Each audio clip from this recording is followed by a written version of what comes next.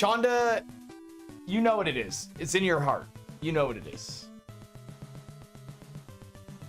It's something special. Like, you feel it in your heart. You know deep down inside what it is. Very low sodium. Welcome back for 13 months at tier 3. Dump chest with the 100 bits. Yo, thank you very much. Can you not what hear are you doing? TTS? Mitch, would you rather poop really, What are you really hard doing? once a day? Huh? Or poop warm and creamy 4 times a day? Or wet like a waterfall 8 times a day? Think carefully. Yeah, let's get the air coming in. Hey, Dump Chest, thank you for 100 bits. Mana Fox, thank you for the 5 gifted. Thank you very much, Mana Fox. Check.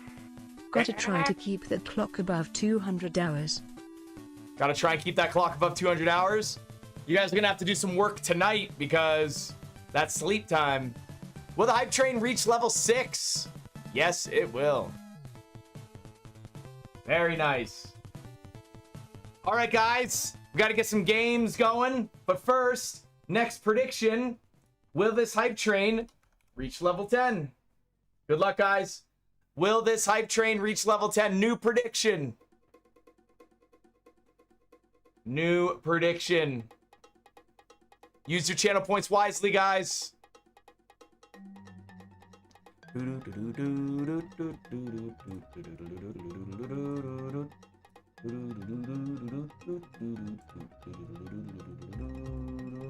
not funny! The hot tub's too hot!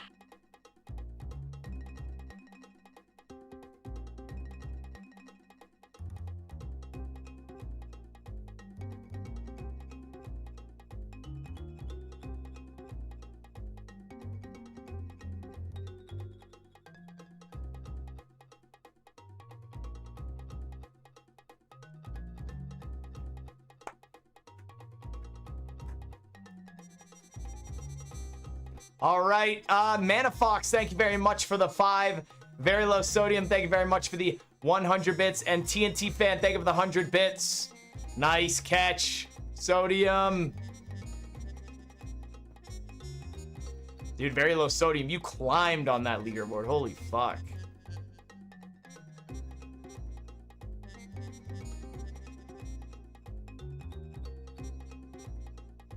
Was he fanning a fart? What are you talking about? Was I fanning a fart?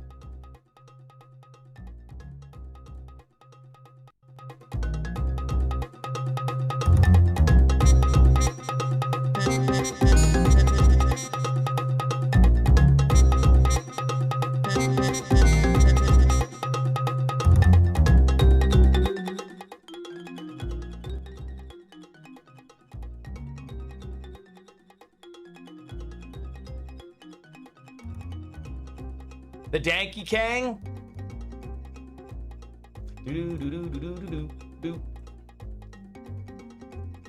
Welcome back. Thank you, Rolls Ferrari. Thank you very much, Rolls Ferrari.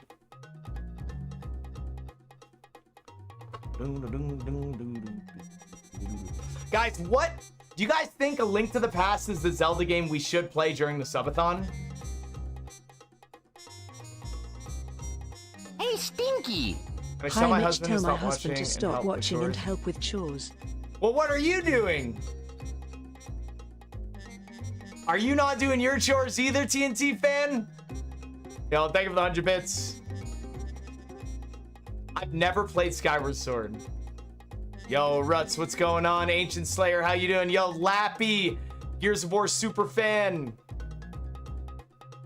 Should I play through the campaign of Gears of War?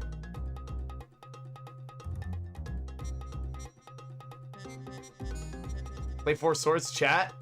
Who here has the game Peak?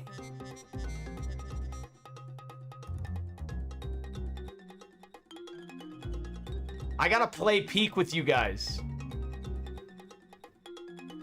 Yeah, I have to play Peak with you guys. All right, 50 seconds and the prediction's done.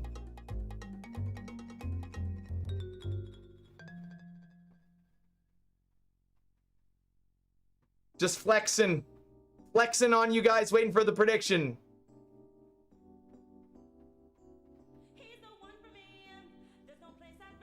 There's no place I'd rather be. Yeah, yeah. He's right on time. Moving to the beat. Yo, Shiru with the 10 gifted. Good choice. Good choice, Shiru with the 10 gifted. It was the muscles that did it, wasn't it? It was the Good muscles choice. that did it. I bet it was.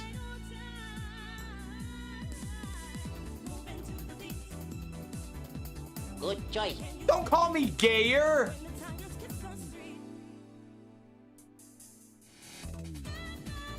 Ridge Racer, a Ridge Racer. Yo, Shiru with another 5.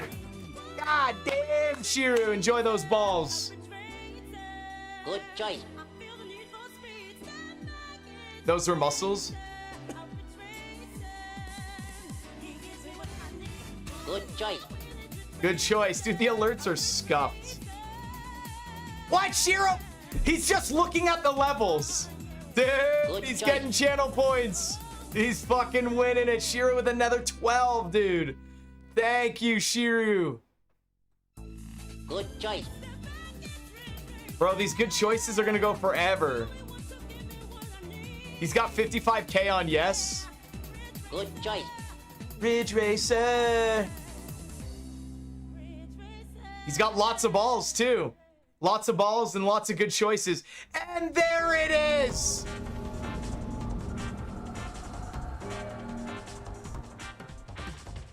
Yo, this music is so good.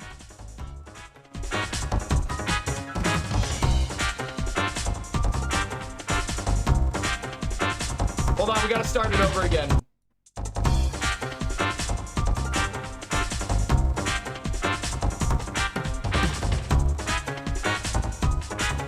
All right, next prediction, guys. All right, go ahead, guys. Get your next prediction in.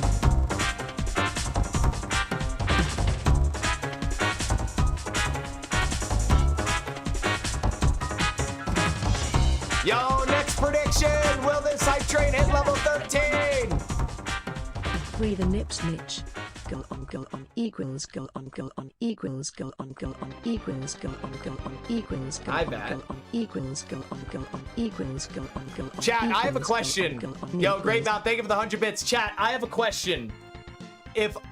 Would you guys get annoyed if for the subathon I played Smash Bros. Melee, like one player trying to get like trophies and hidden characters?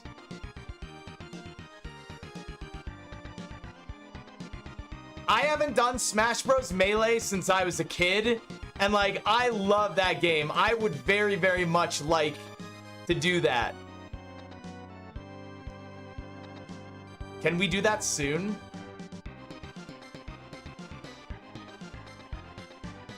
Smash Melee. I'm gonna leave the match. Okay, here's what we're gonna do. You know how to get Mewtwo, right? You have to leave the game. Well, you have to play for like 24 hours straight without powering off or whatever. I can do one of those endless games with the NPCs or whatever, and you guys can gamble on it, and then when we wake up, we can see who has the most.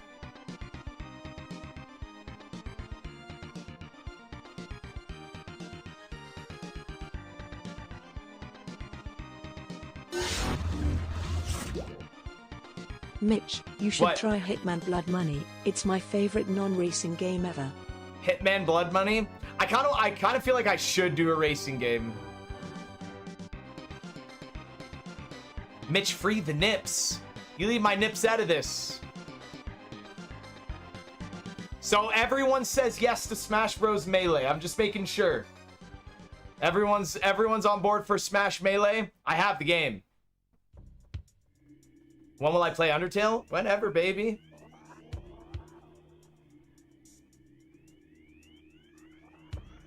Start Melee right now? What about Celeste?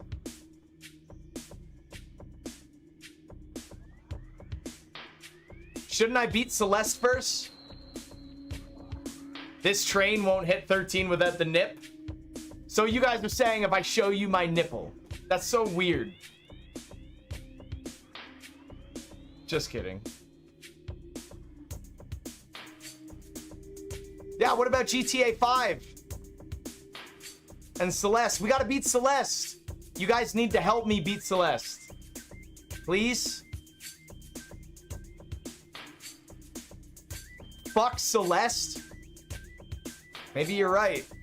Do you guys not want any more Celeste? Not that it cares. I might do it if I want to anyways.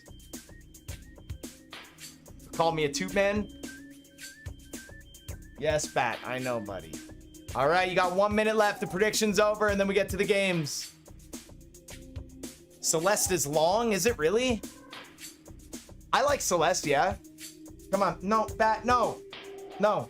Come on. Somewhere else.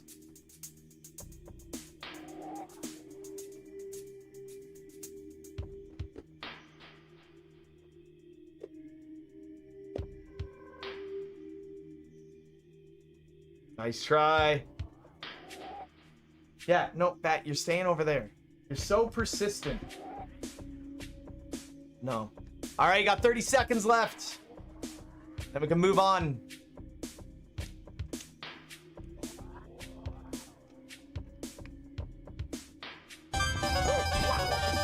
You can't go to bed, Natsuke! Yo, good night, Natsuke.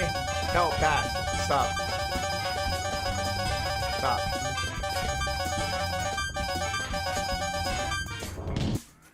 You're such a good boy, Natsuke. You don't sleep to the stream. You go to bed when you should. Yo, good night. All right, believers in shambles. GG, guys. W hype train, guys. W hype train. Matt, you snuck your way over.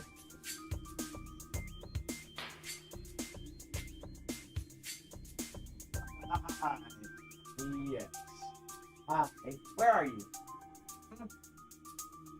Hi. Yeah.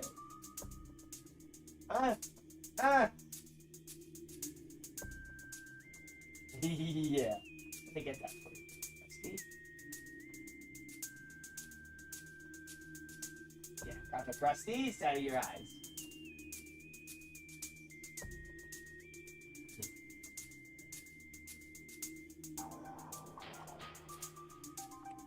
Does your cats fight each other? Yes. Didn't you guys see the other night? The cats were like battling and then they knocked over my light.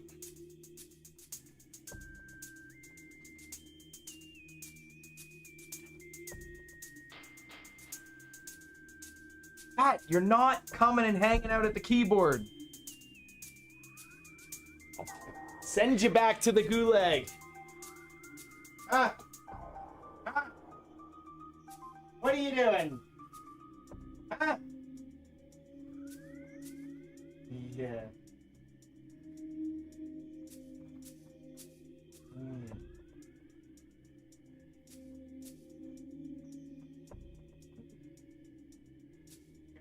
Coming on the desk.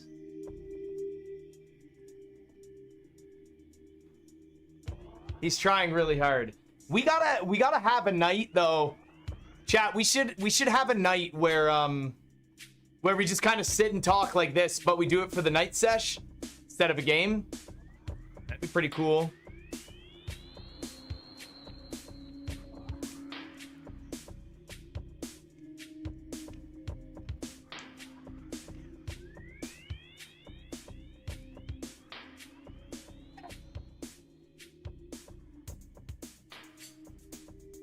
Good boy.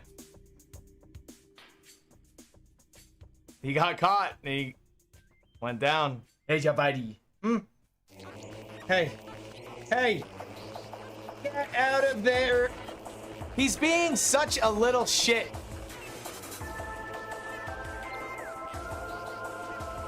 Mitch Def just yelled at Bat, but the mic didn't pick it up because it was too loud. It was pretty high pitched. Yeah, he's being a fussy gussy. Is Celeste actually that long of a game? Hold on, let me see.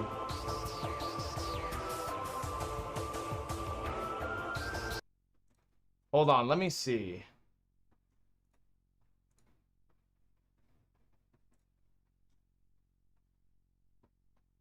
I don't know seems long. I'll show you guys where I'm at in Celeste. I've played 3.2 hours of it so far.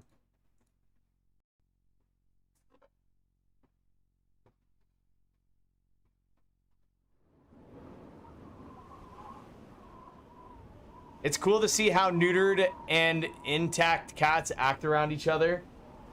Yeah, I feel like if bats smelt like testicles on another cat, he'd be like, what the fuck is this? He'd probably hiss.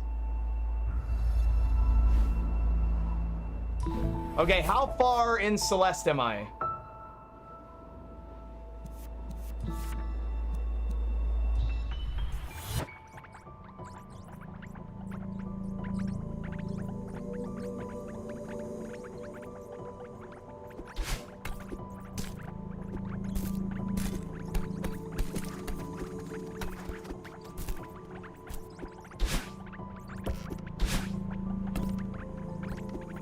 Good luck indeed. Like you're... Fun fact, your cat was climbing on the table because your Super NES controller was there, and he wanted to press L and R.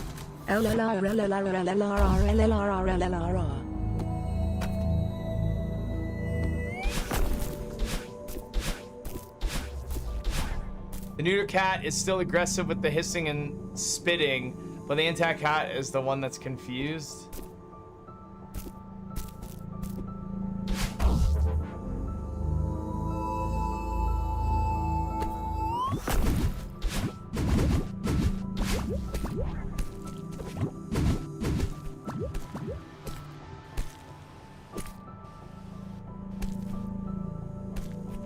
Jesus. Yo, the cheetah man!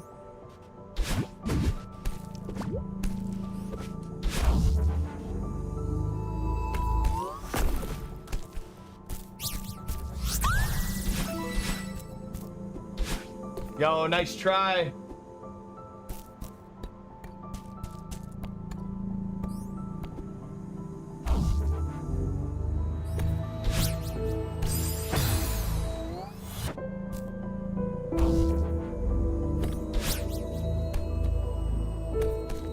What?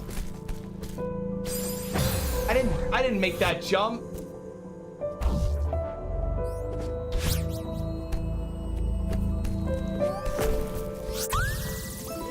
Yo, 69.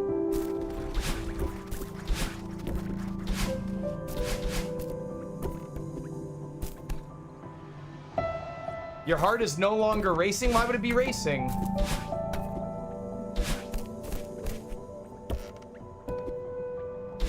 I don't know how to get up there.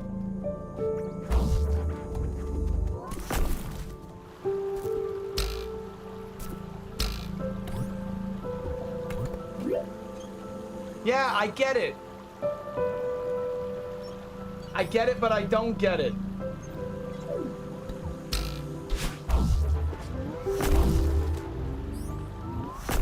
Oh.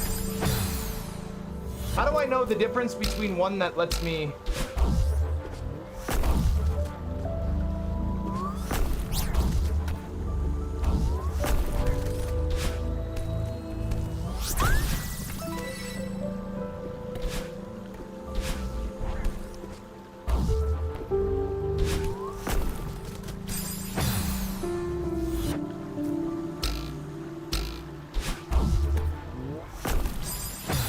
How was the pot roast? Amazing. What did you guys have for dinner? The pot roast was amazing. The marking... Wait, what? Did that just close? Oh, they close when you beat them.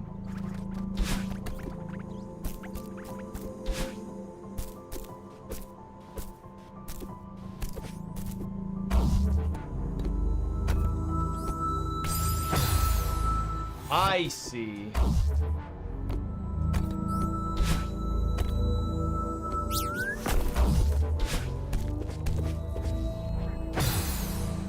There's something weird about that rock, guys.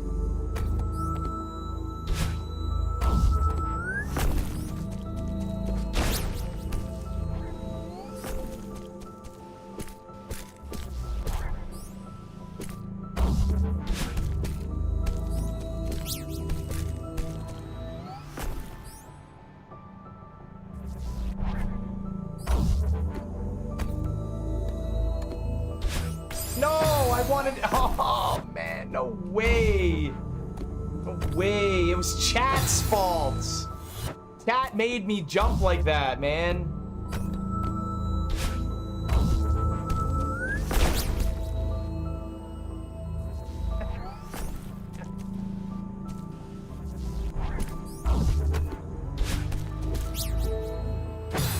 Fuck.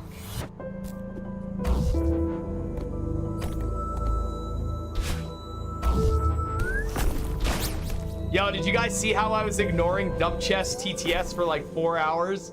He was beginning to think that I couldn't hear the TTS. He thought I couldn't hear the Can you not hear TTS? Get out of Mitch, here! would you rather poop really, really hard once a day? Or poop warm and creamy 4 times a day? Or wet like a waterfall 8 times a day? Think carefully.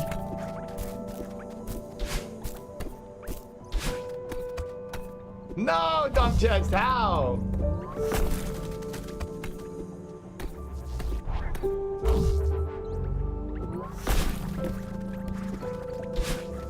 Chat, I am lost. There's nowhere for me to go now.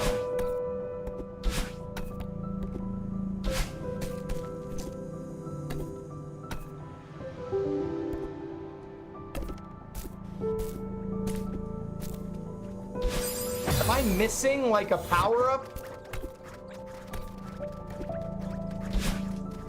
Chat, am I missing a power-up here or something?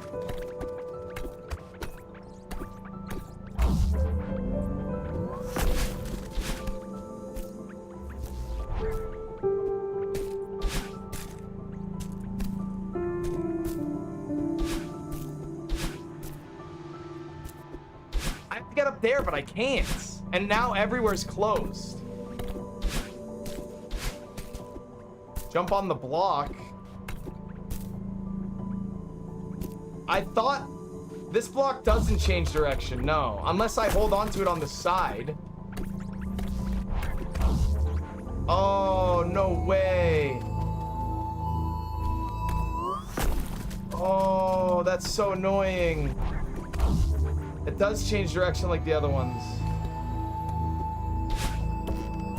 Nice.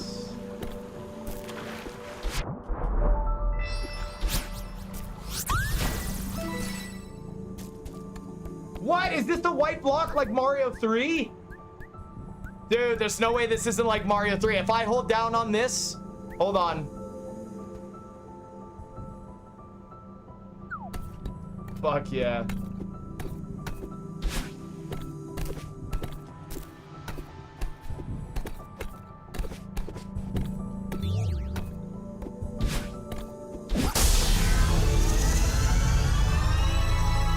Eye of the Storm. What is that?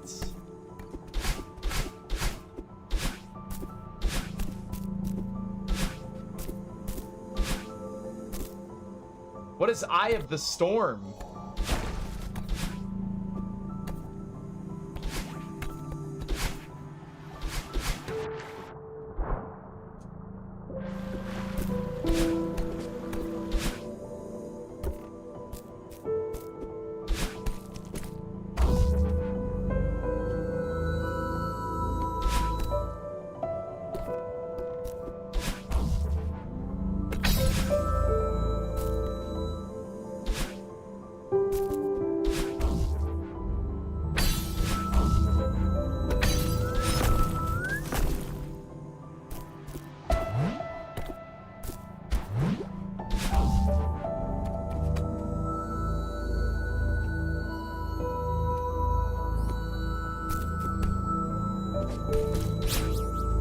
No, so close.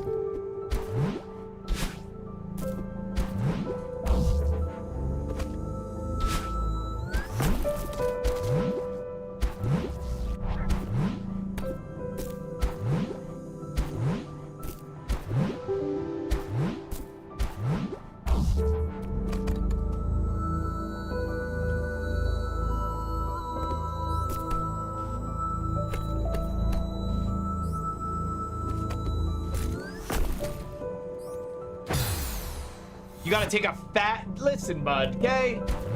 Nobody cares about what you have to do. Your little bathroom break.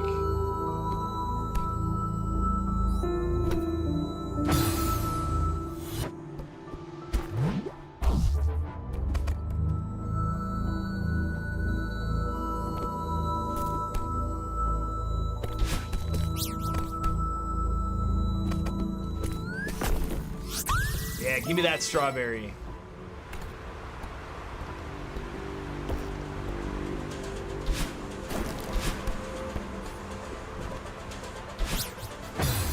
What? What am I looking at?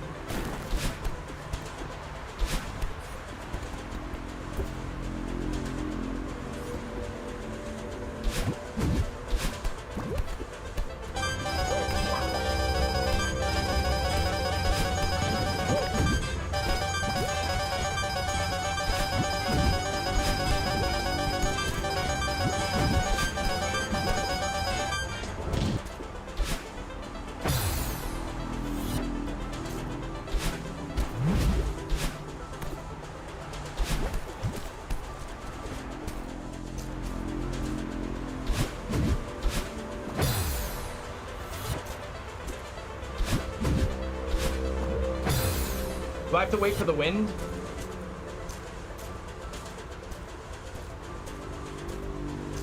Oh.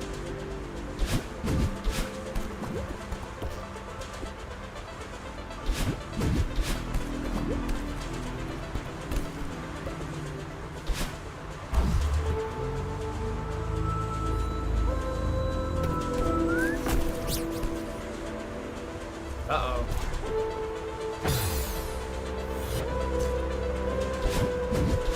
No!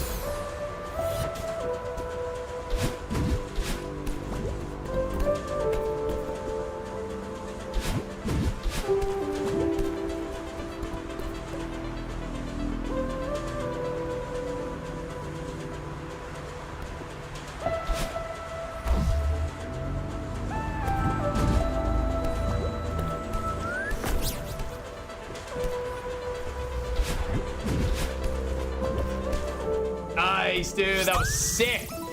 That was sick.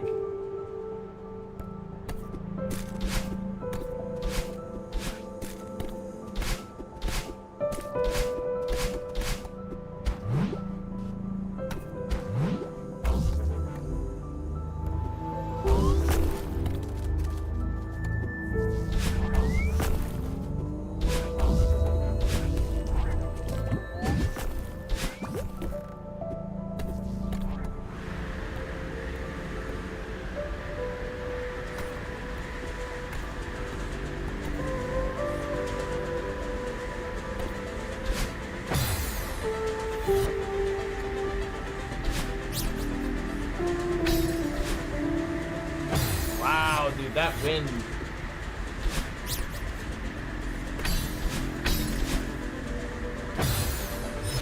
Okay.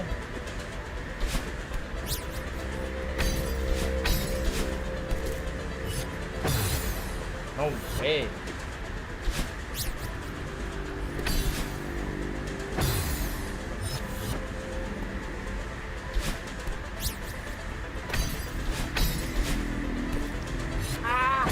I can't make it.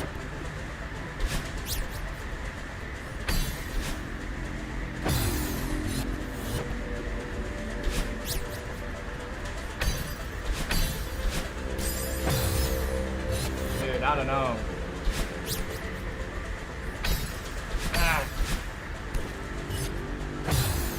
I don't think I grabbed that, to be honest.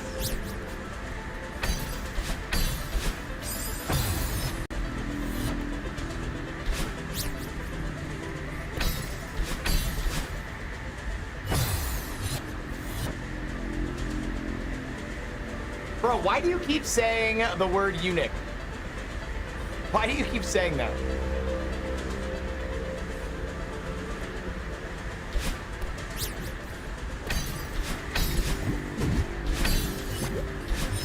I just made it. Oh my god.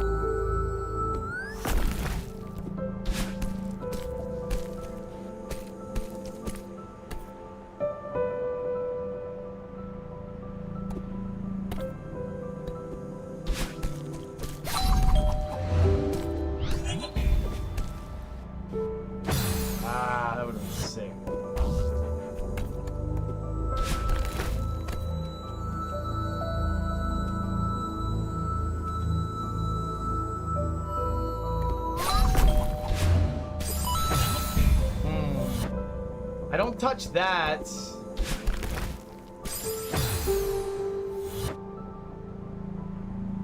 We are number 9 on the bit board? No way.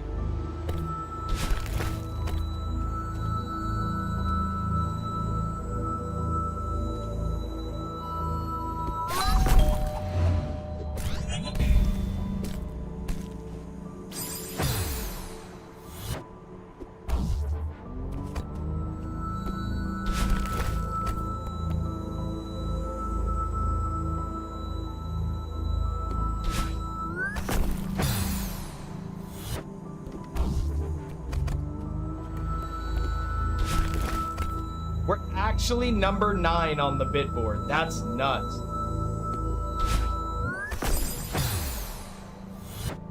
How much more until we get 8? Thank you. That's crazy.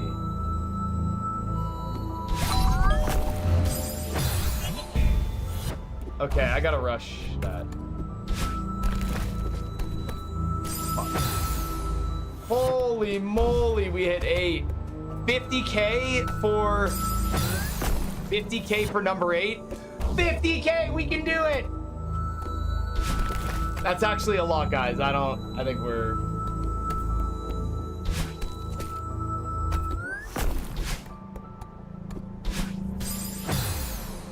I'm very happy with 8.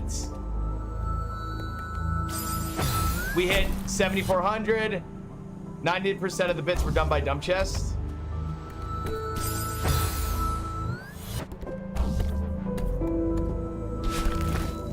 Oh my god, so many weird things.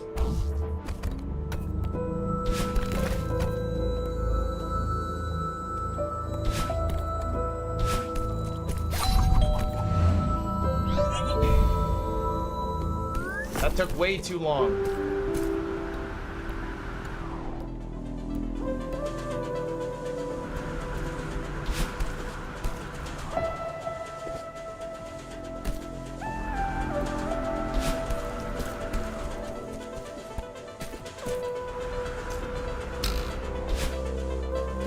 Oh, it's up there, I see.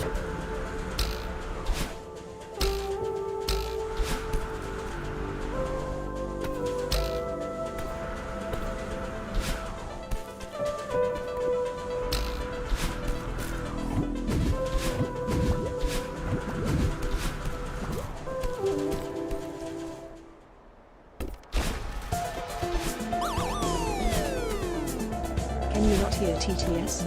Mitch, would you rather poop really, really hard once a day? Or poop warm and creamy 4 times a day? Or wet like a waterfall 8 times a day? Think carefully.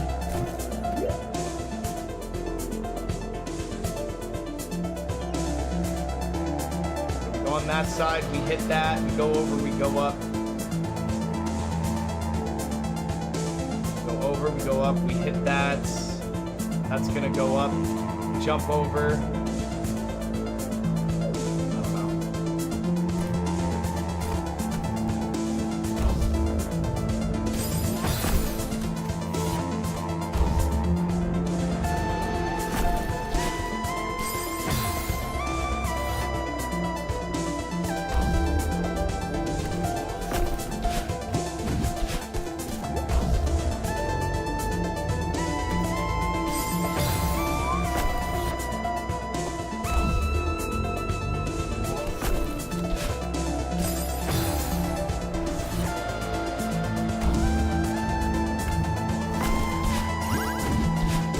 Can you not hear TTS?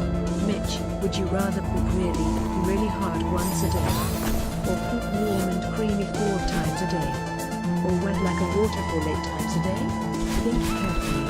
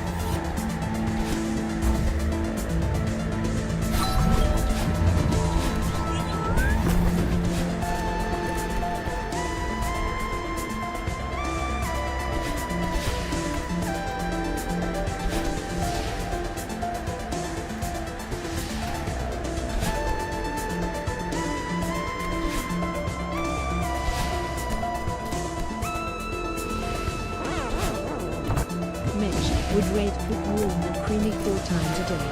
It's from all the Wendy's he eats.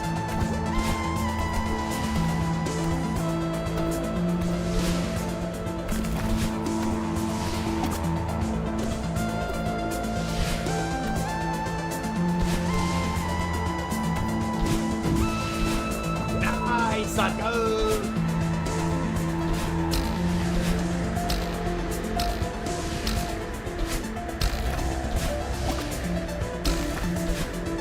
Oh, come on, what?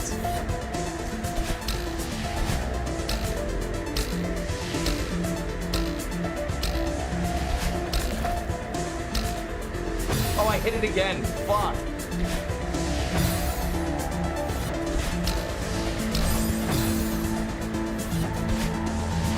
Huh.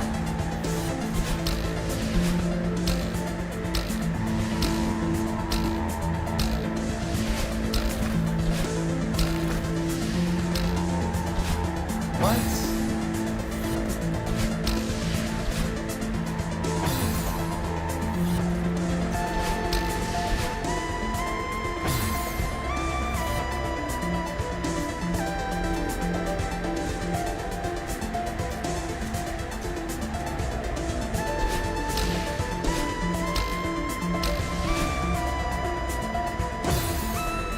Dude, this is hard, man.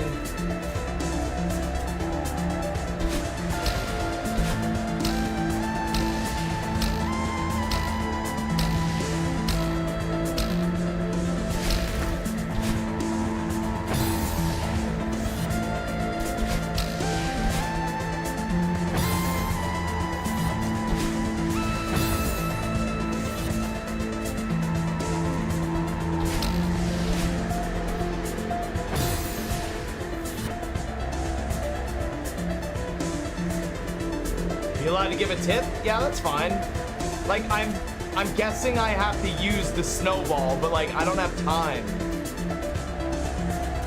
Like, it's still hard.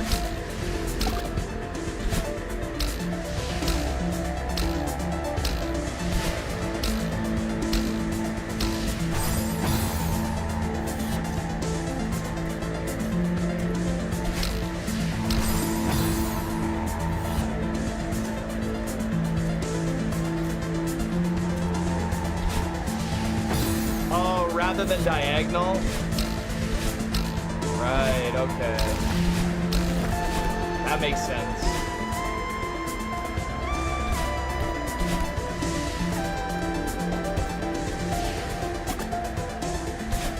Ah.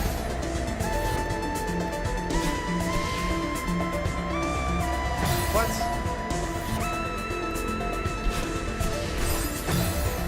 Troll.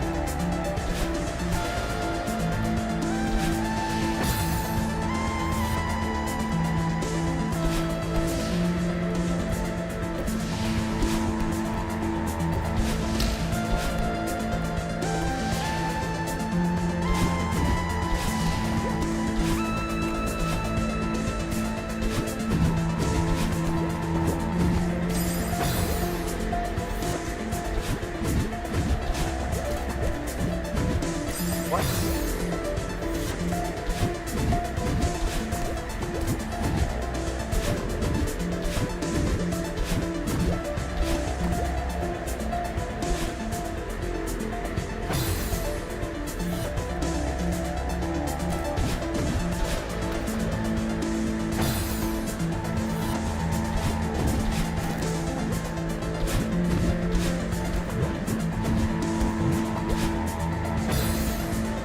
So far, this is the most unfun part.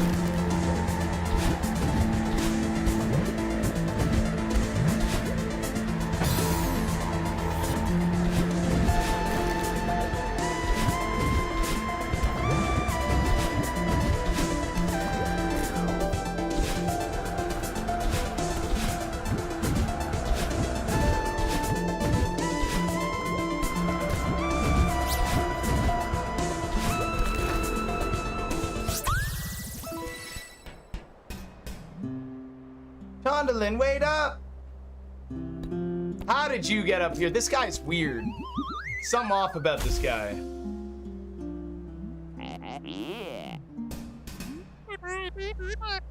Theo, are you alright? Oof, yeah. Chat, type 1 if oof, yeah.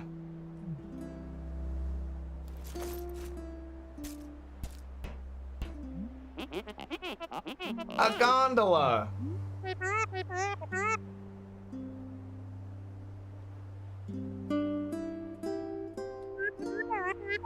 Oh, Celeste. What's up, Ross Nelson?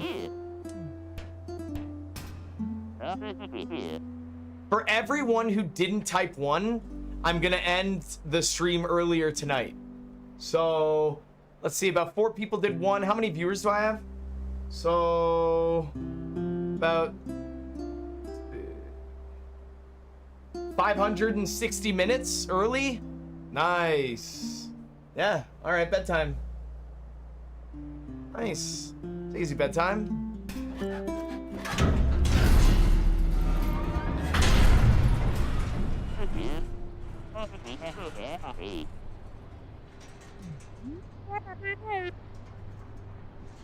Do I think this thing is safe? Sure, it's fine. How'd it shake out with Oshiro? You were right. I shouldn't have tried to help him. I hate to say I told you so, but I fucking a told you so.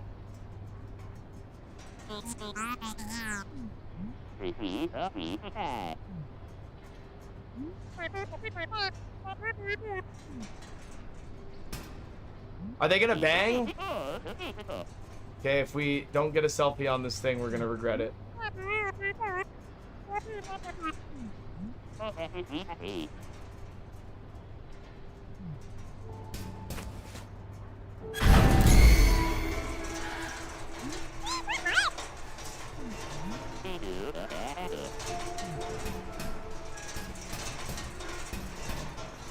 Look who it is.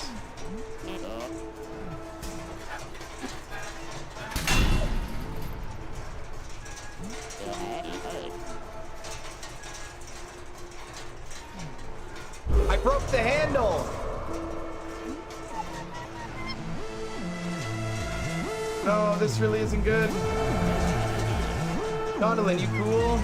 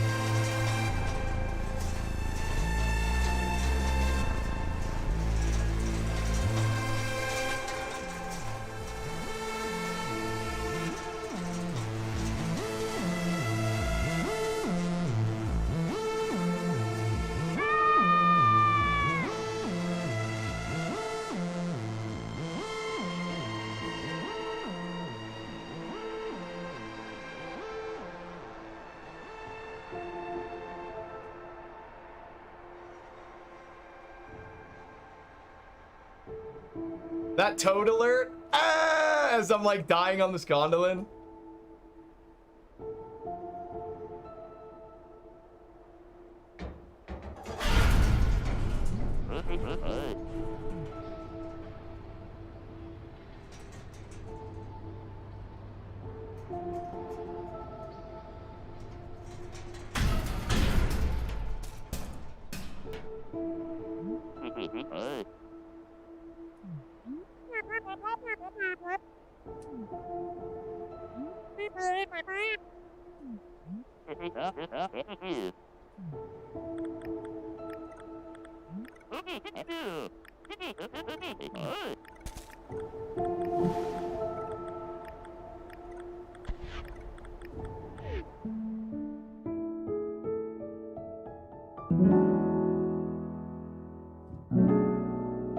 Hey man, I just want to let you know guys that I'm gonna be at the top of this mountain.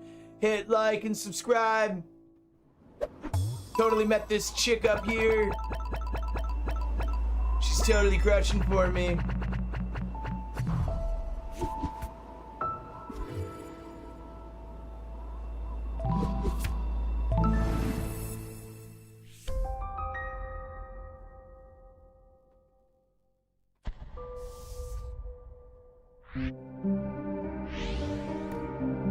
Get me out of the wind.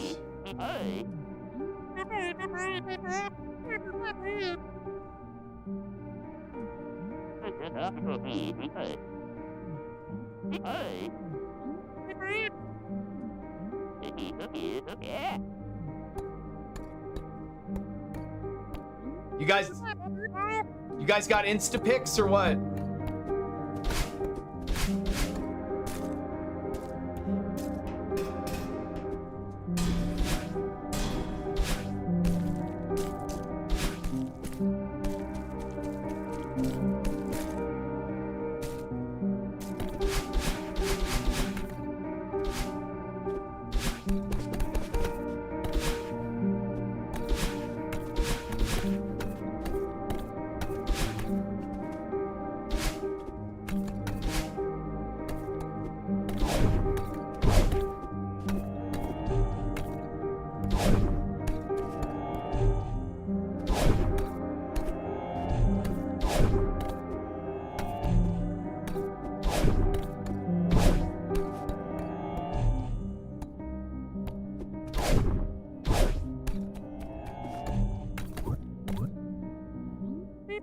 Uh-oh.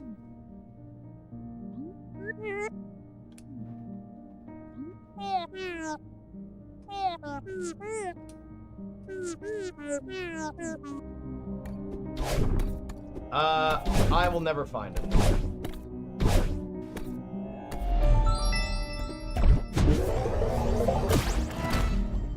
That was sick.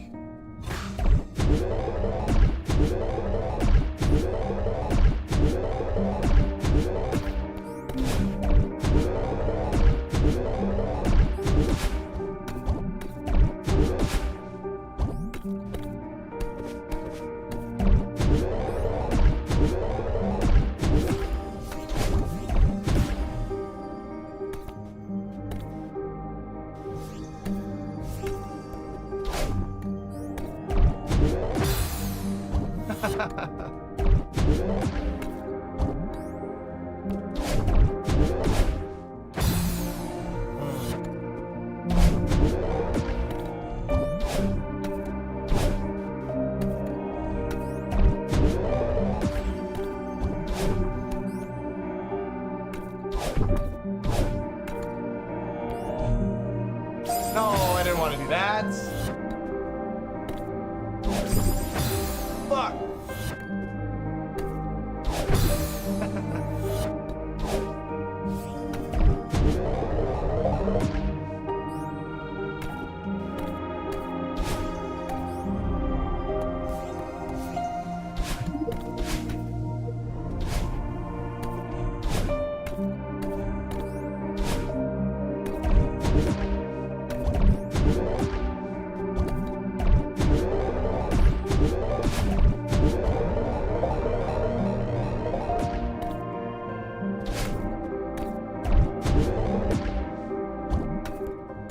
Can I like change direction in these things? Fuck. I gotta be able to.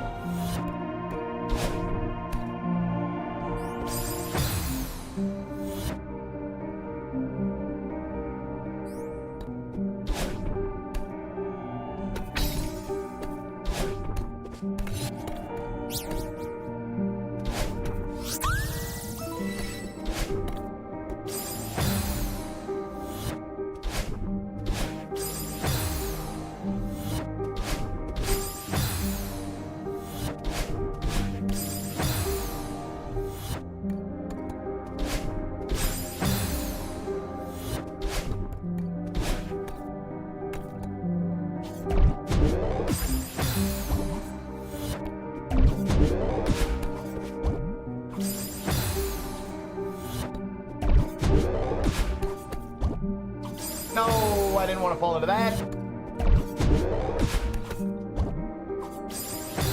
The wavy.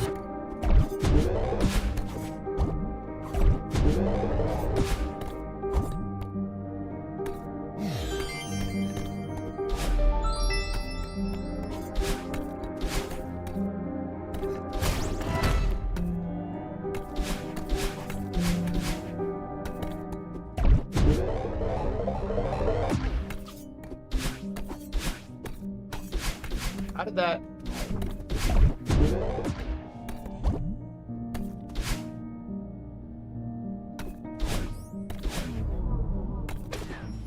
Bam! Oh no.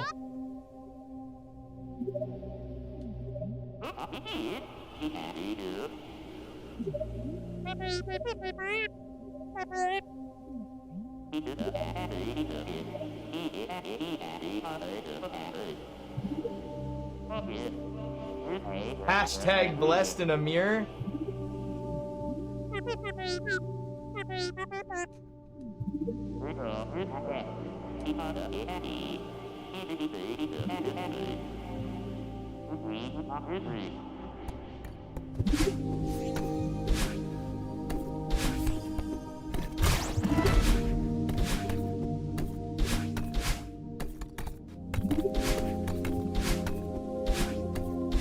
I think there was something over here. Nope.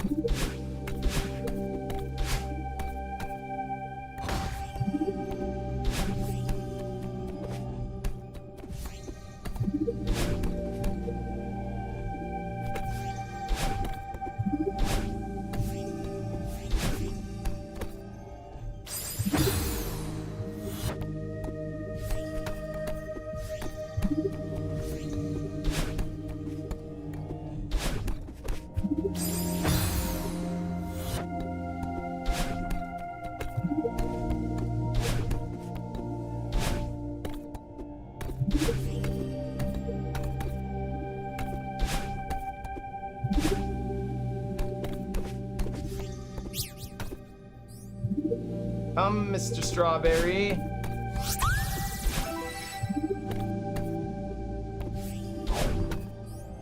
Oh my god.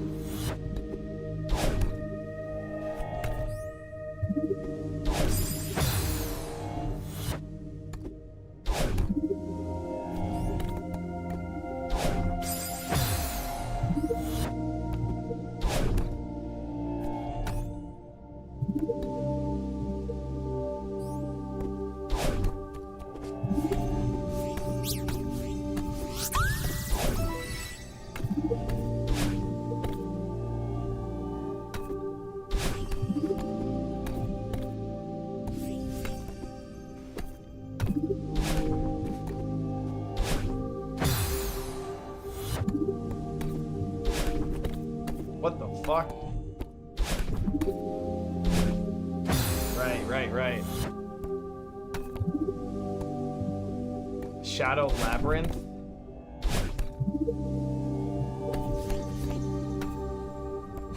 Oh, little Shadow Labyrinth, huh?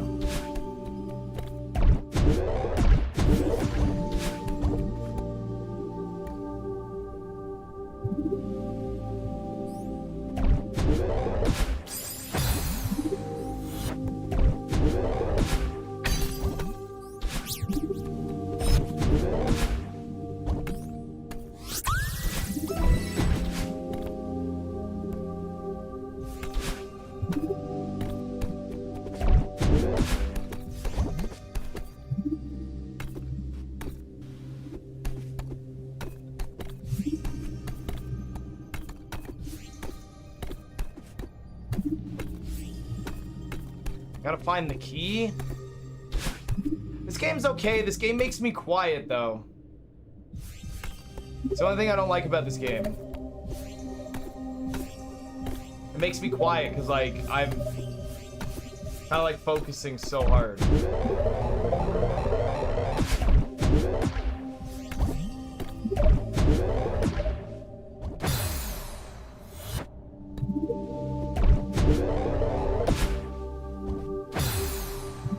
Yeah, I know where the key is.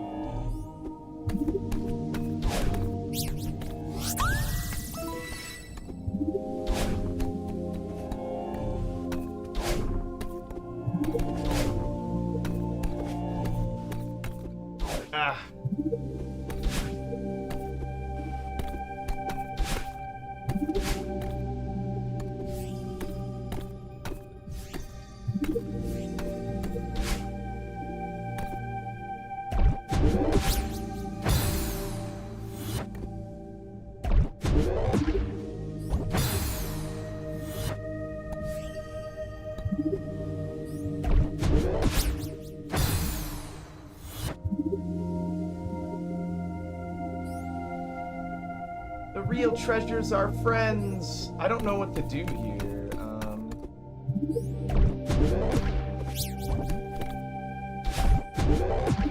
Yes, I do.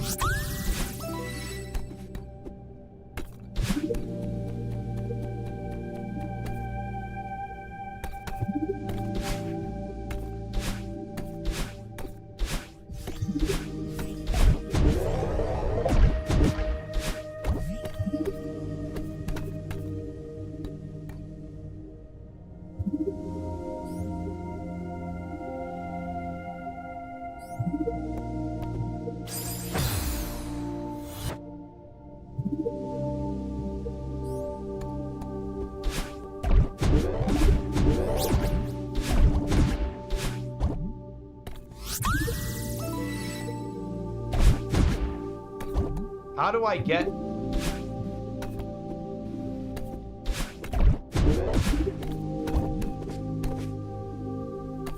How do I get up there?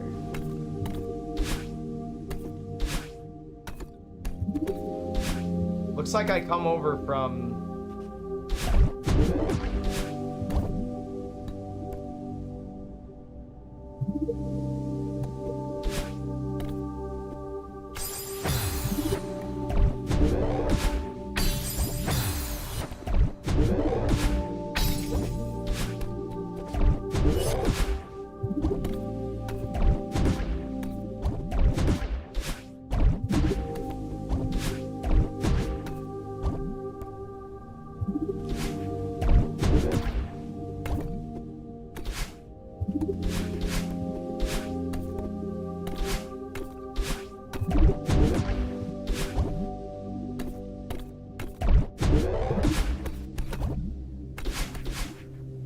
Well, chat, what is it?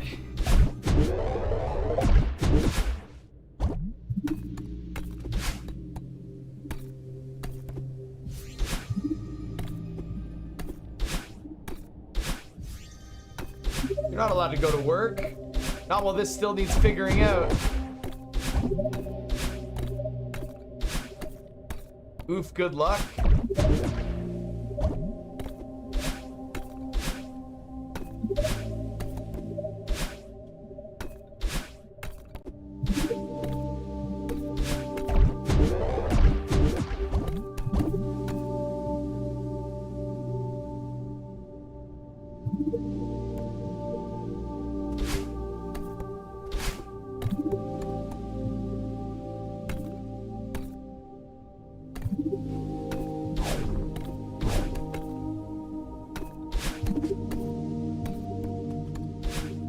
Sucks because I can't frickin' see.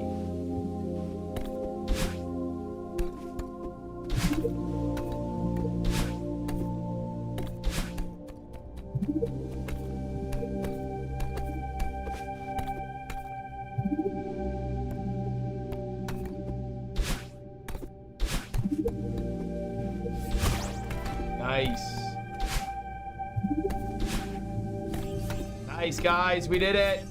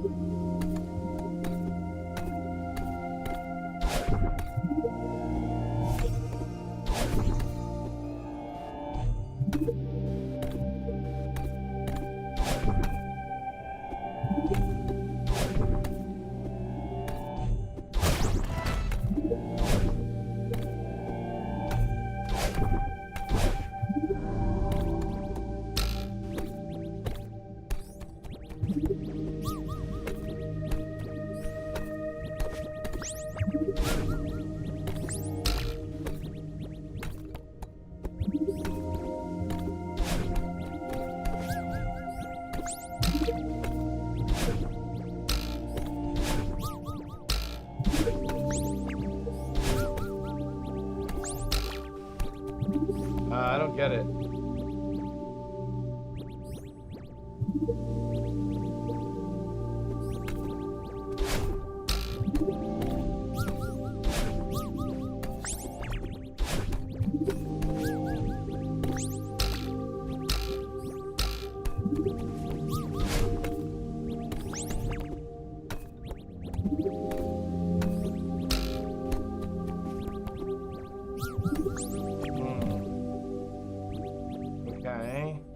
Seems like I can't touch the floor.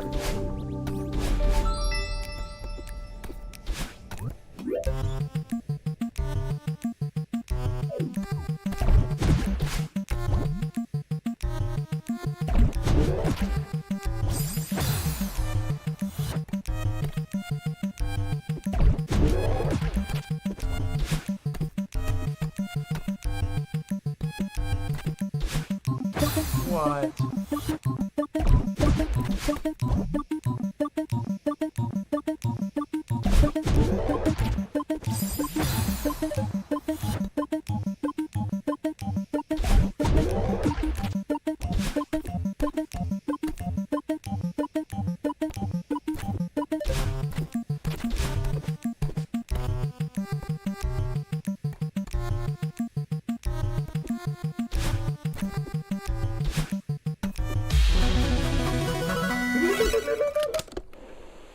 B-side unlocked.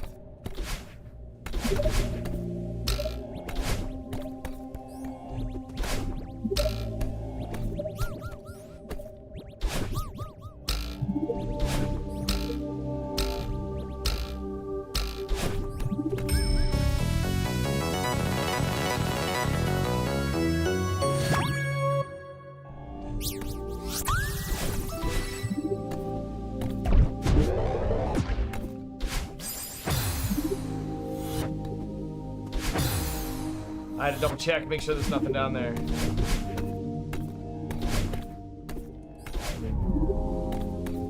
There's no way all of this was for fucking strawberries, man.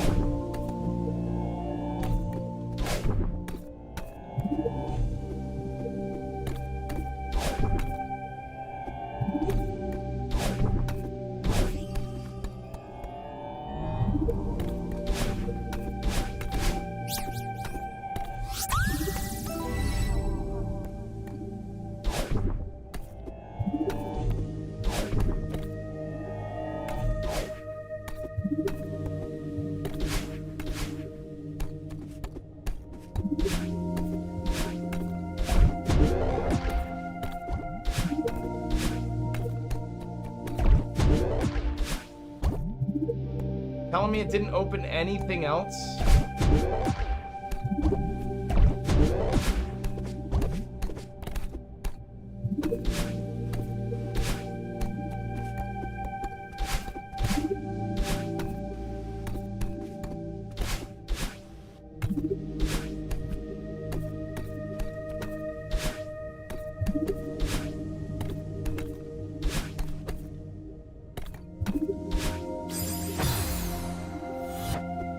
It's nuts.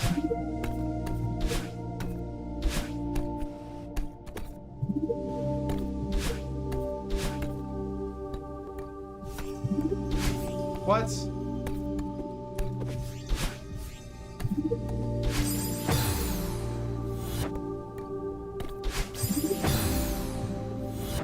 There's no way I didn't do this.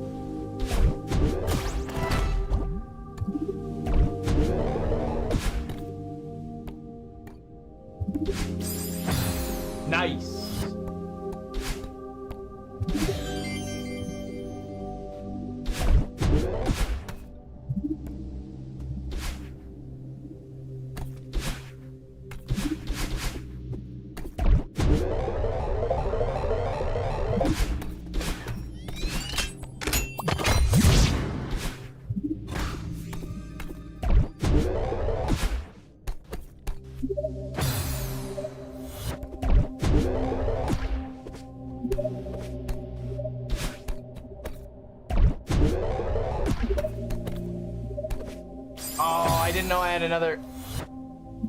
Damn. Okay. Hold on.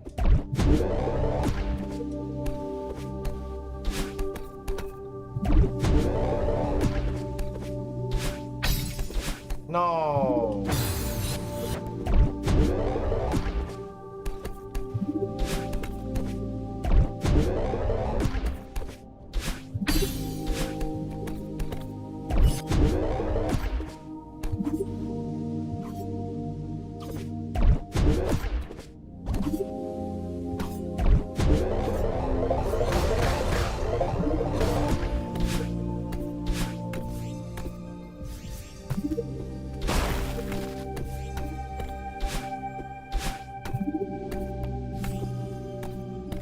Gotta look at every dark place. Heaven forbid you miss the dark thing. Alright, another key.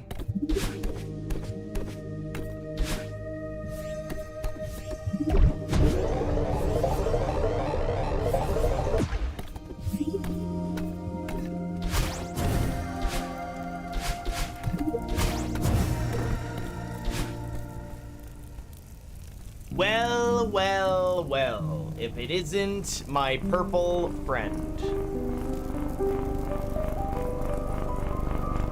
Hey!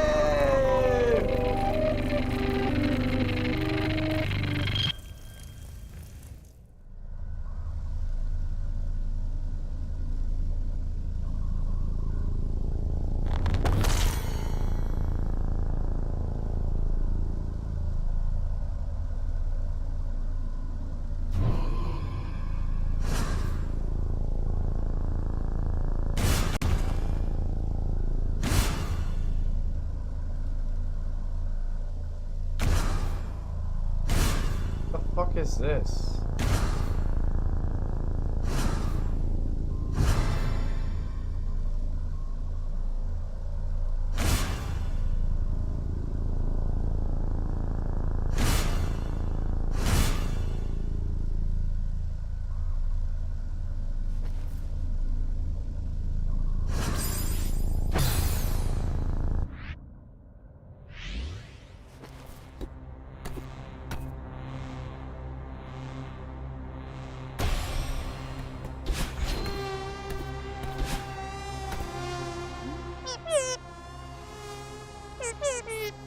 Yeah, what'd you do to Theo?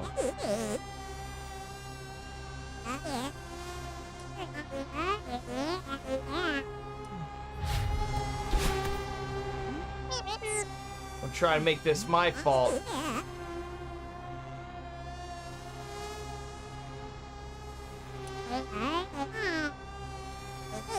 Not my true form, or is it? Gonna.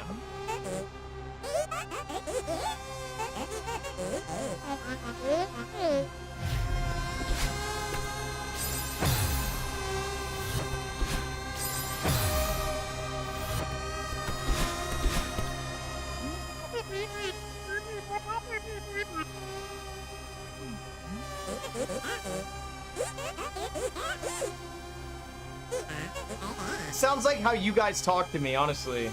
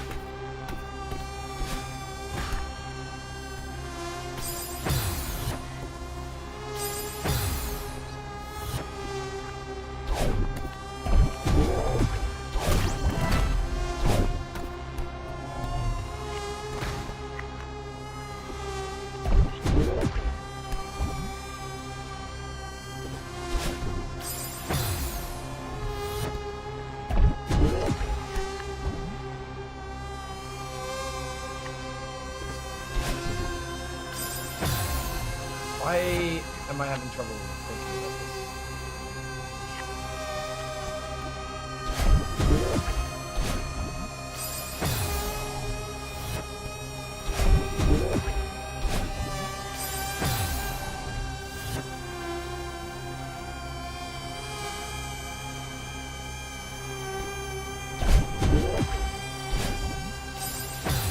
Even if I get on it, that's not gonna help. I have to get over it.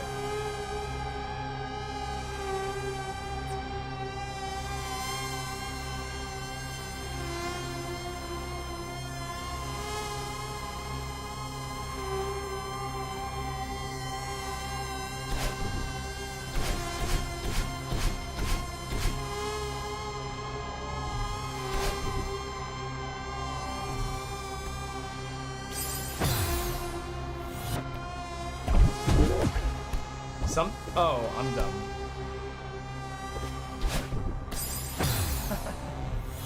See what I mean? Sometimes, like, I can think of, like, a very complicated thing, and then sometimes when it's so basic, I just miss it.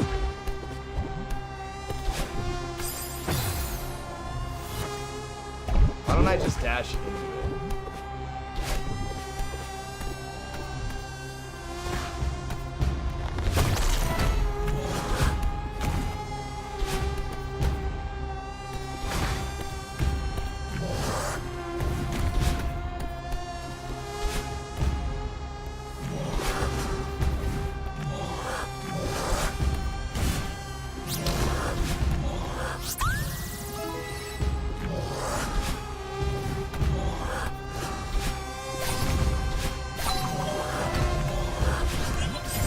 Ding dong.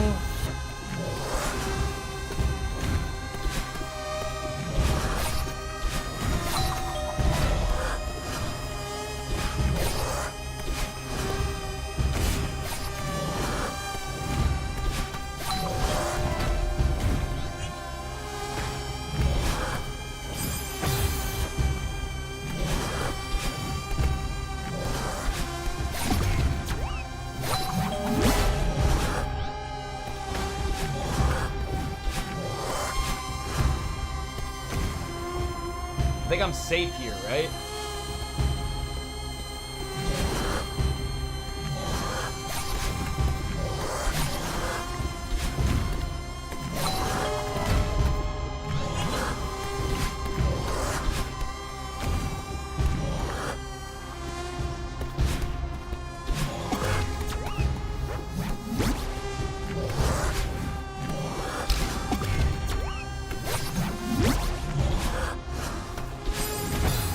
Damn, man, he really just...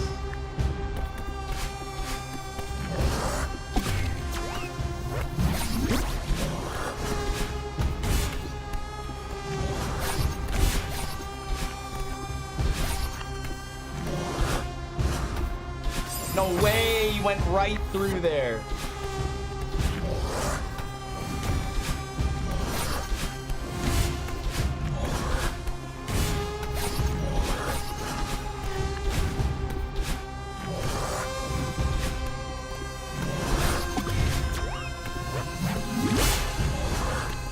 Come on, man.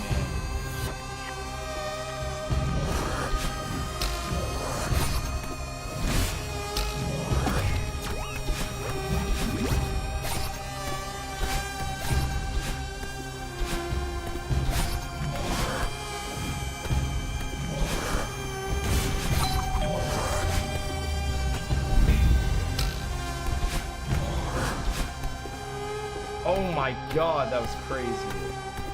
That was crazy.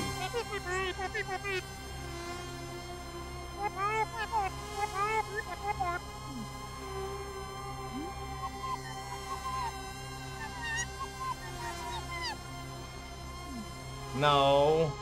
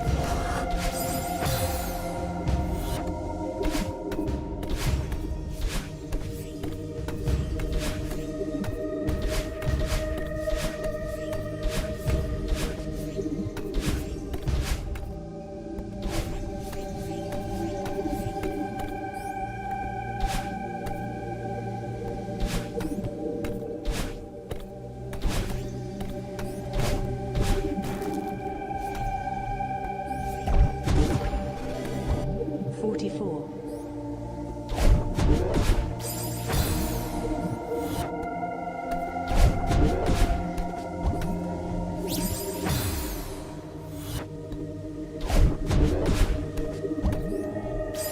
Come on. Cadillac Joe, 44 months. Thank you.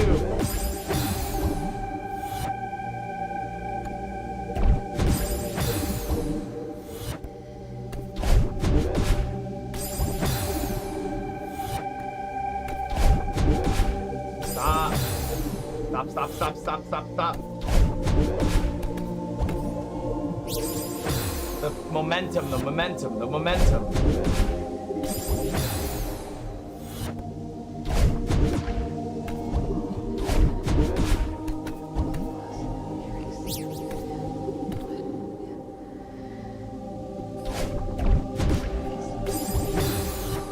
That's just to get back. Oh, I thought this would take me where I needed to go.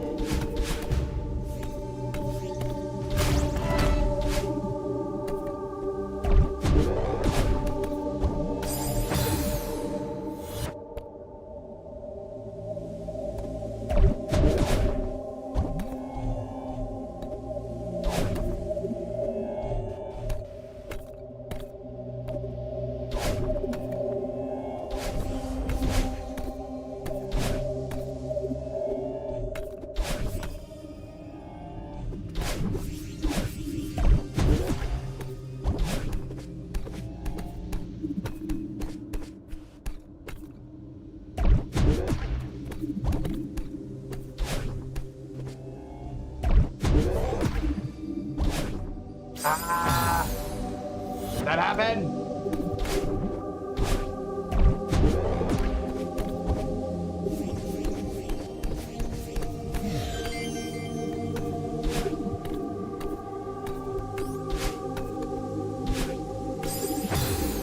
Can't go over there. Is this his first? Yeah, this is my first playthrough.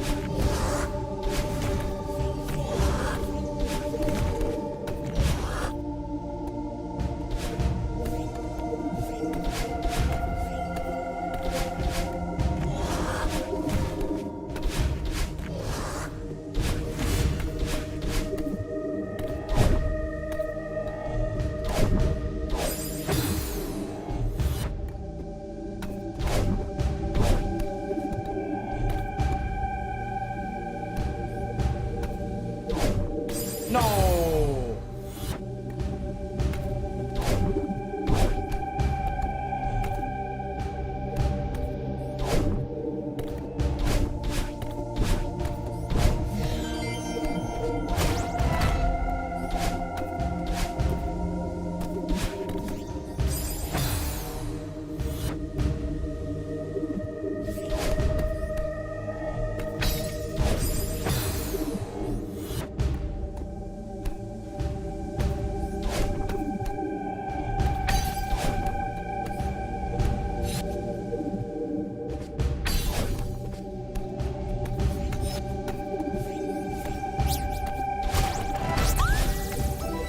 Yeah, this is a lot of fun.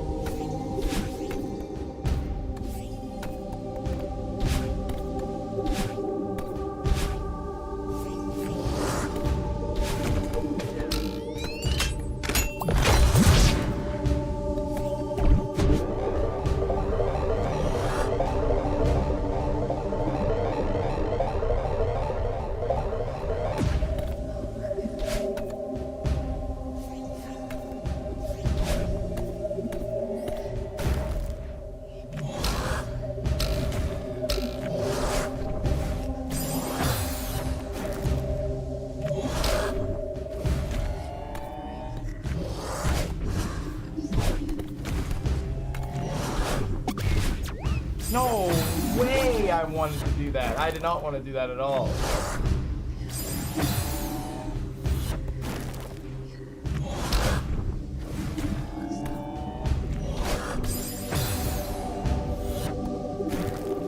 Where you going, Shondalin? Nice. No!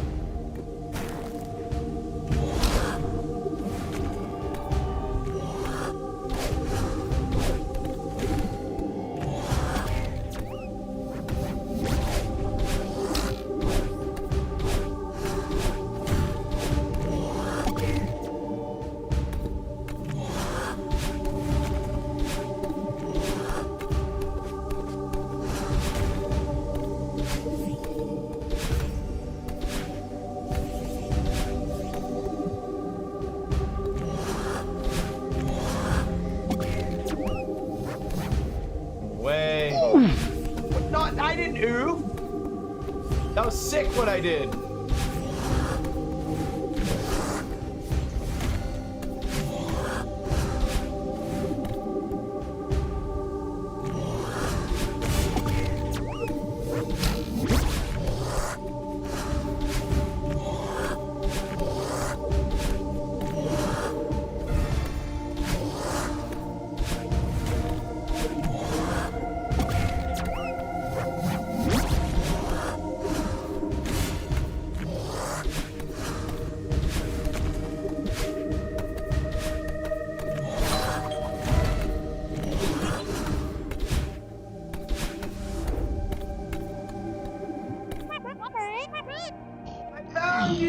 What, he's in a crystal? Mitchie, would you like to not be mean to chat tonight? Anyways, I will have 4 Baconators, 1 Son of the Baconator, 20 Spicy Nugs, 1 large Vanilla Frosty, and 1 large regular Frosty. Say that again, I missed your order. Yo, thank you for the 100 bits.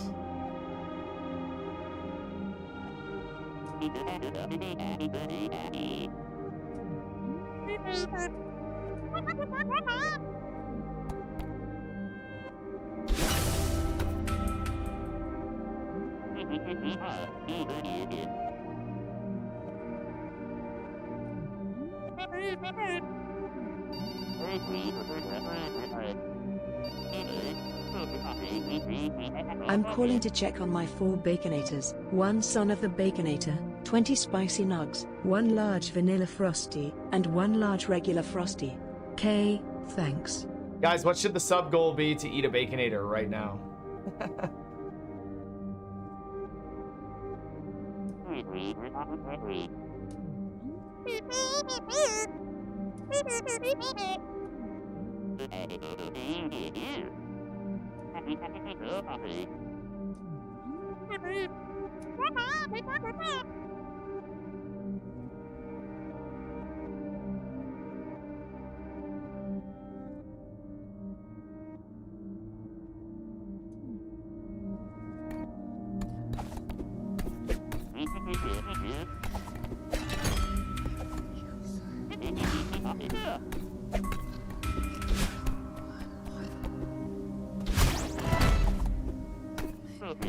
$200 gifted in the next 30 minutes? Yeah, I'd do that. Yeah, I'll do that for a Baconator. I don't think we're gonna be able to find anyone.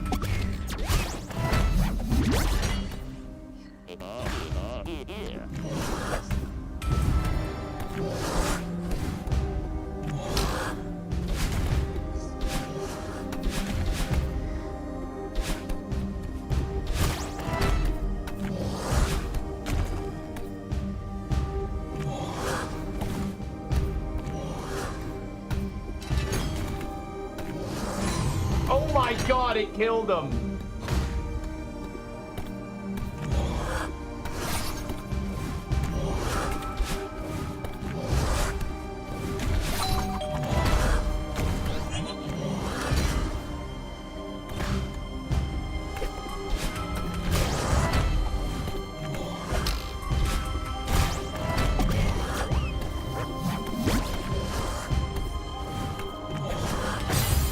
No way.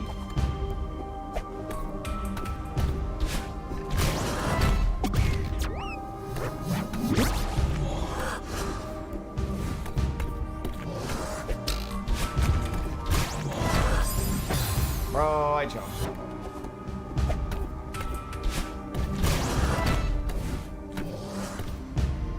What?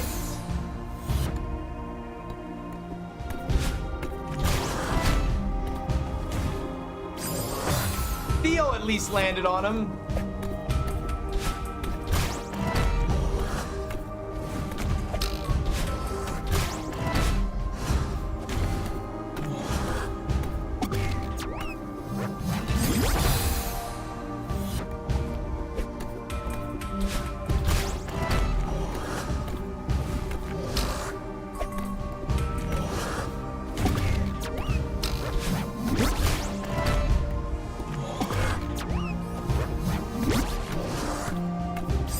Come on, man.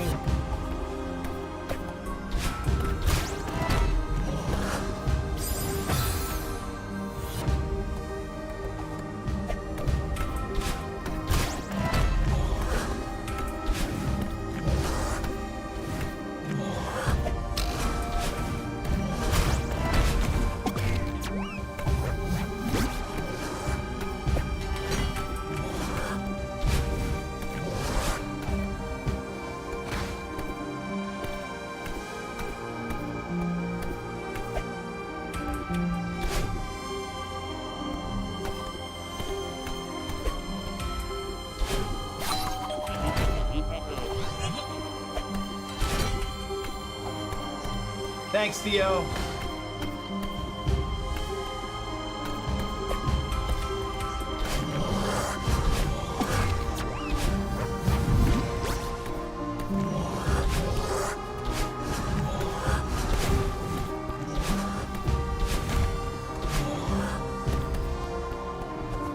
Put that down! You don't have enough scabs! Hi chat. This one's for you. A new shipment of Kek Vegeta just arrived. Type Kek Vegeta to claim your free Kek Vegeta today. Use Kek Vegeta at your own risk.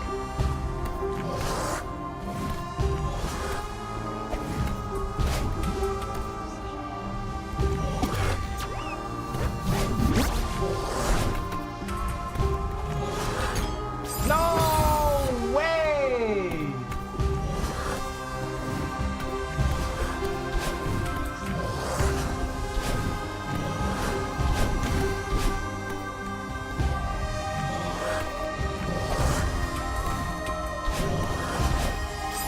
Bro, it's so annoying. Some of the stuff in this game does suck. Ah, man, it's kind of fucking.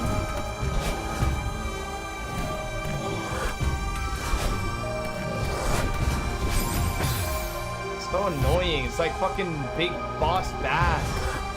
Big Bertha.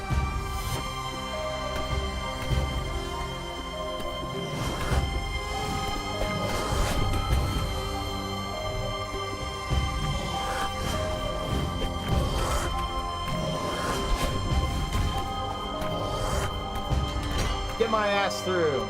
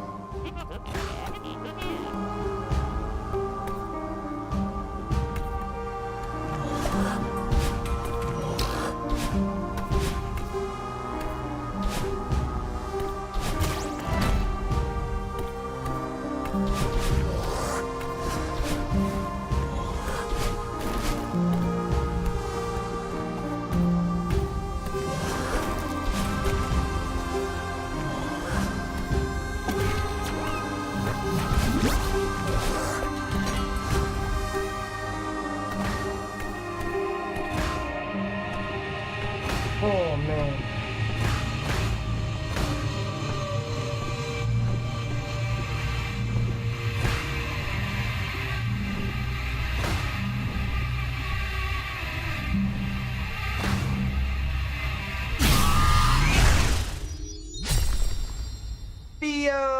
saved you.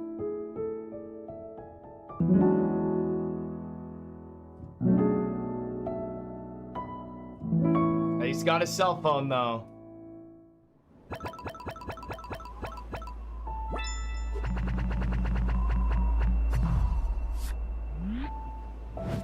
Hey, I got the tape at least.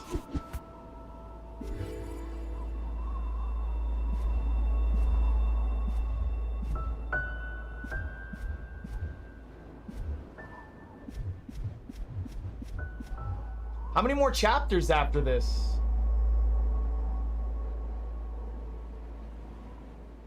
Yeah, fuck those strawberries. It's like, there's like a lot of searching. It's like pretty nuts.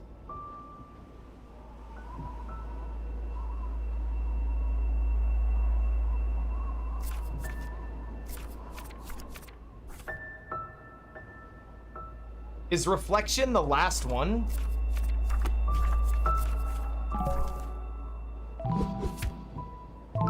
Is this the last chapter?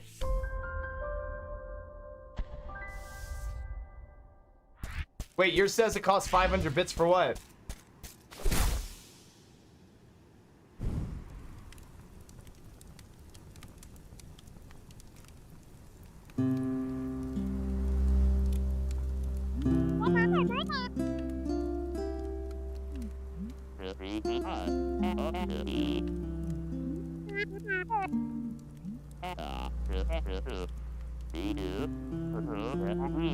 Thanks for getting us out, no problem.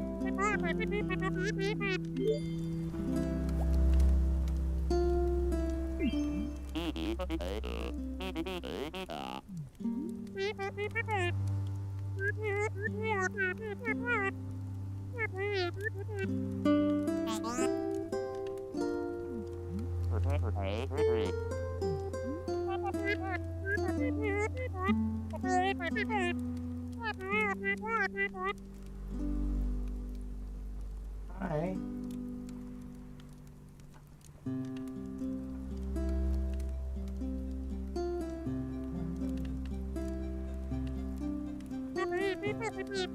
All right, come on up. Come on. Come on. Oh, you gotta go. You gotta go.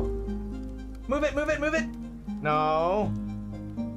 No, this way. Come on, move your butt.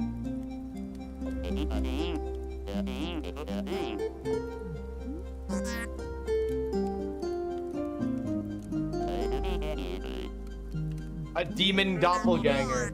Doppeldanger?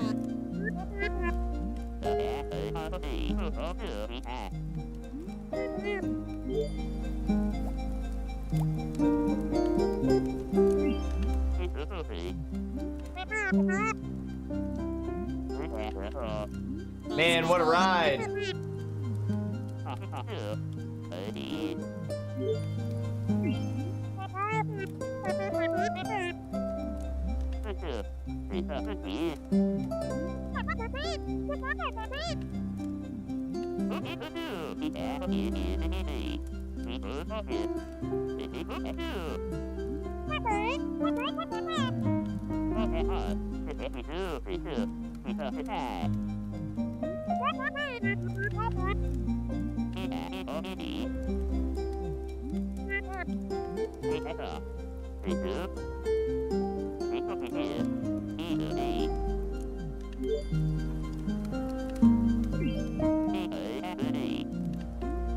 Because, yeah, you're the only chick for miles.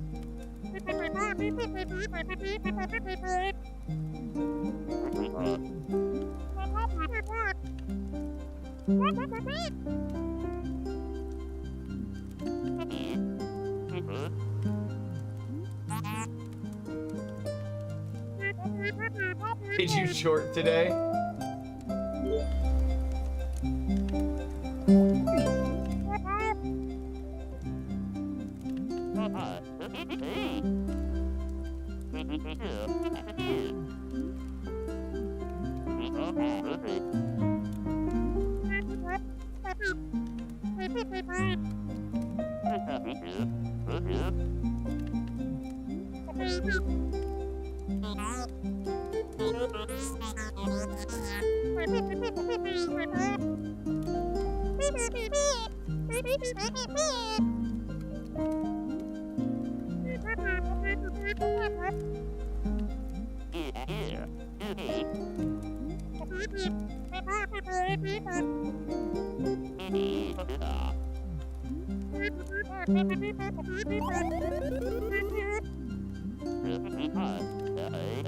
There's the other alert.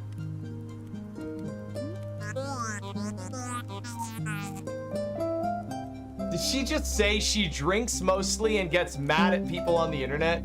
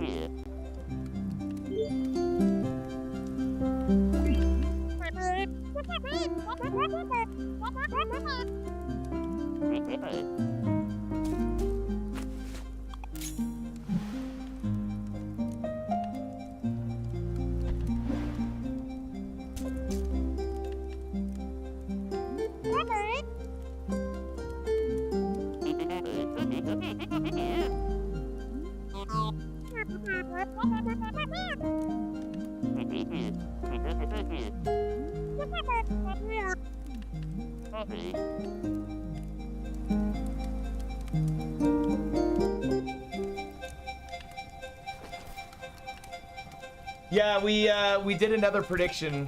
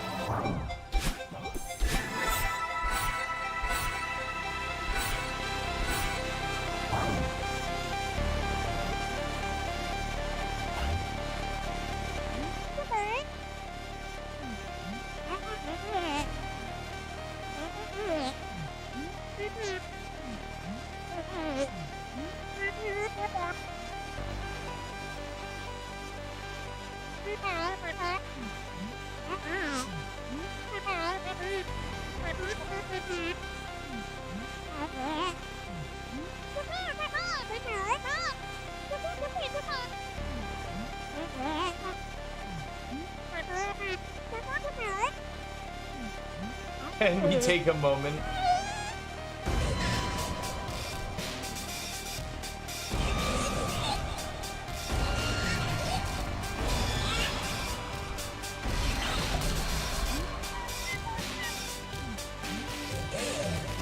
Shut your pipe hole!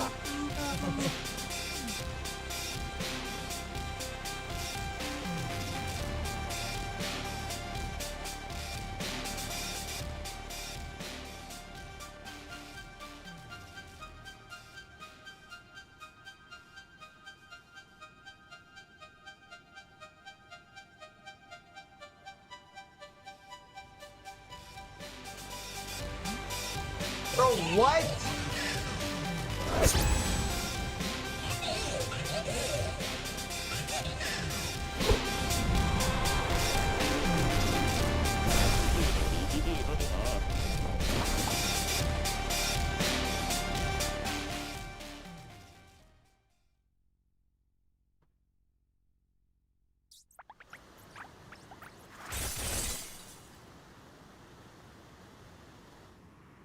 What is this, Dark Souls?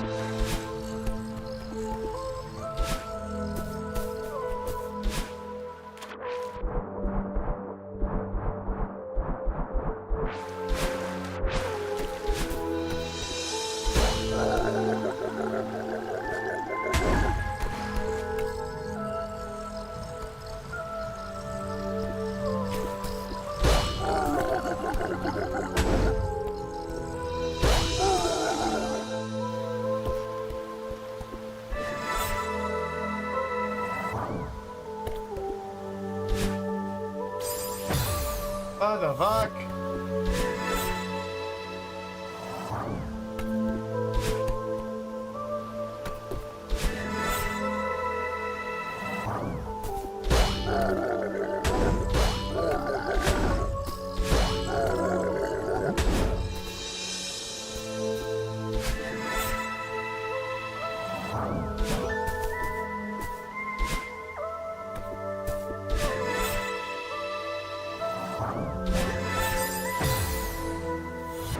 Wait, did I name my character? I named her Chondalyn, didn't I? That's kind of funny.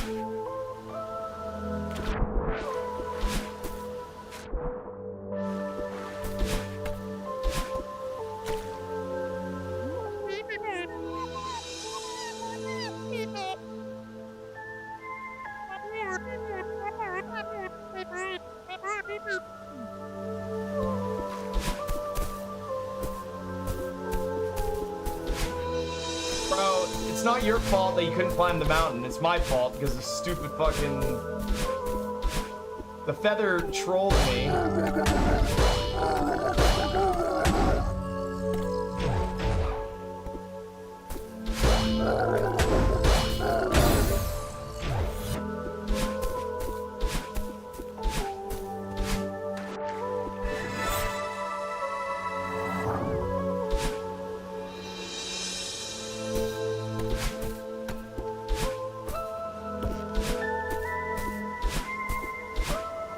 Wait, I get it now. The reflection is chat. That's what I was trying to tell you guys.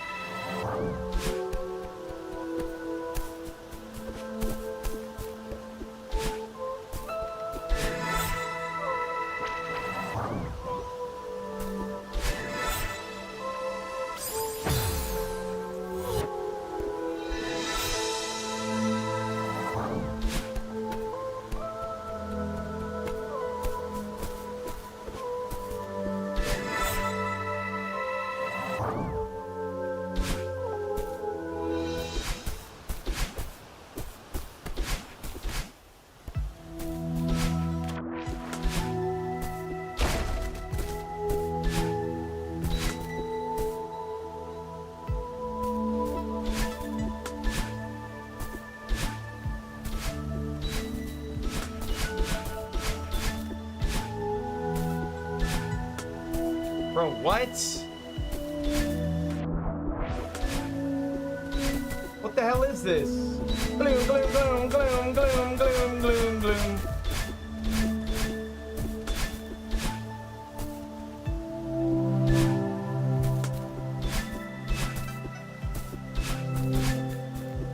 The puzzle? I don't think it is.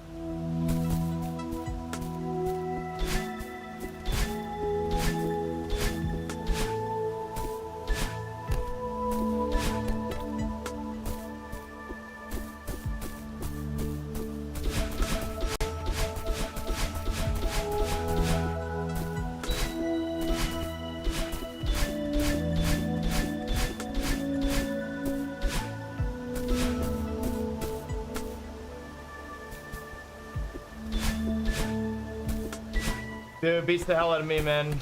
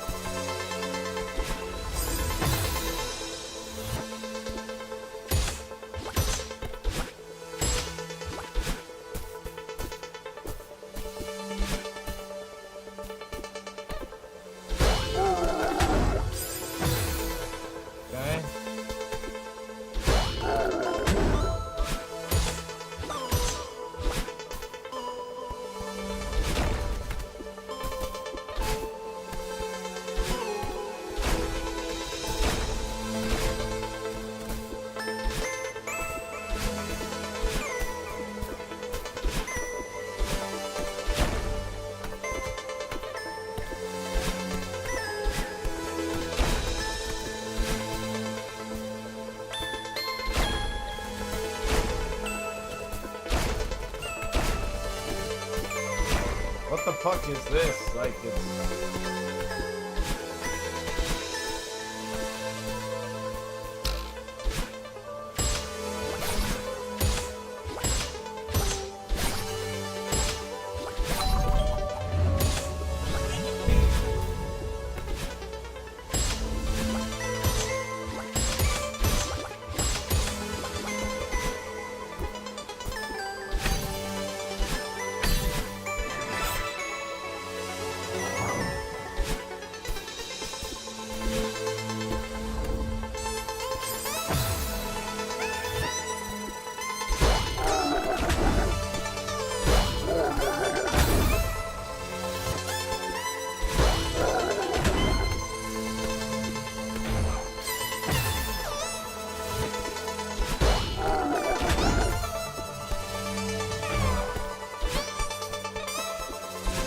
so lost.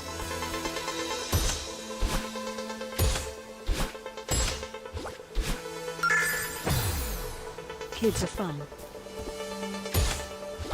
Kids are fun?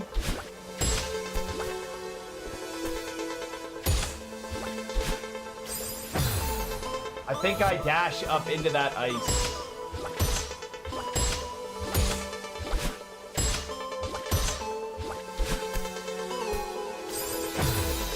No?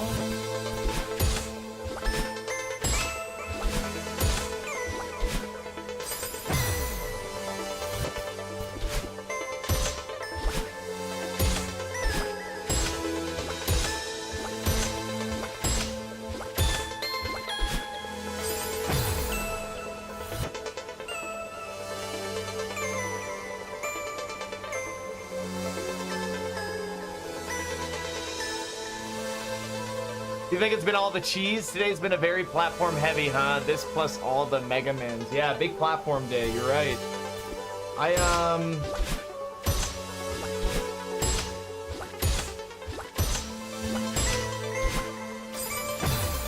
Right.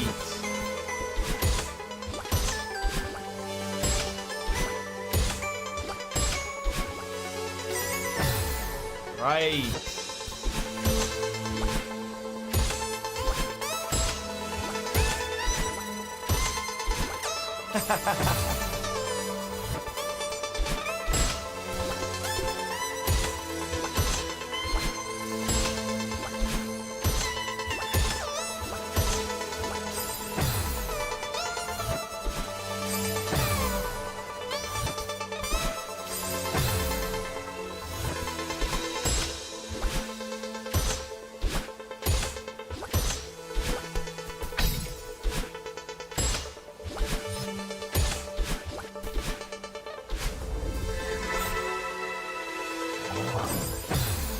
Excuse me? Oh.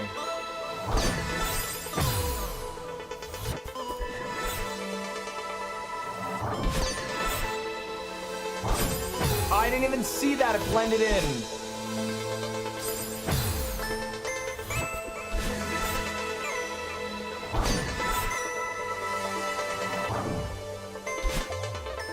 What? And then it gave me that's so weird. It gave me the dash anyways.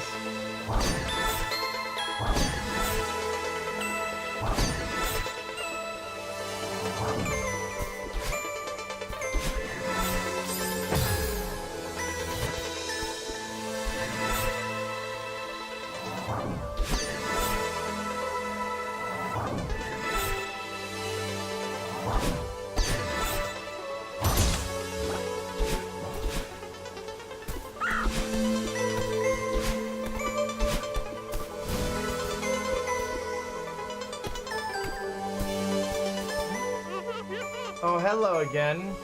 She kind of looks like me a little bit.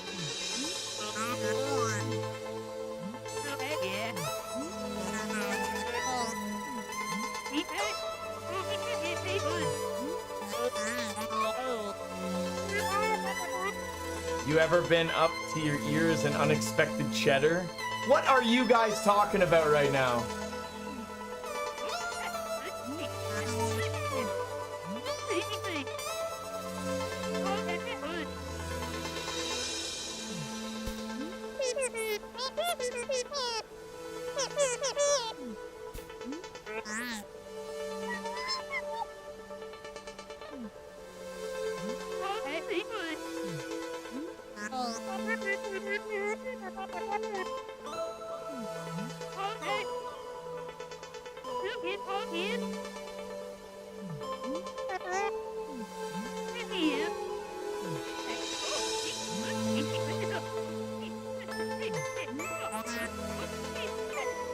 Make cheddar aid? Oh my god.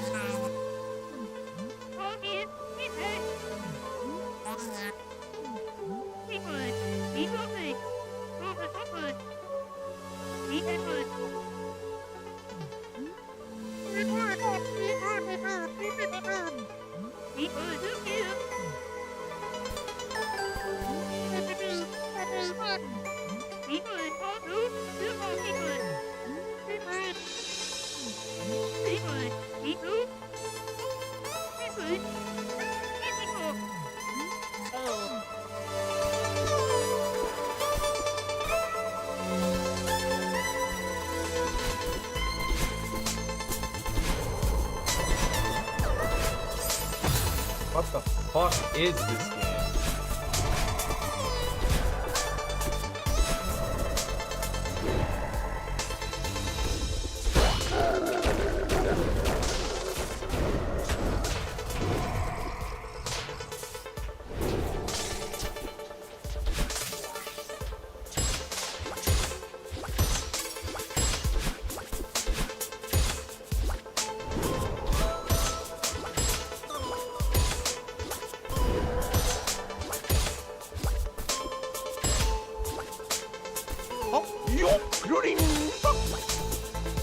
Haven't you ever wanted to curl up by the fireplace with a nice steaming mug of soft melted Velveeta?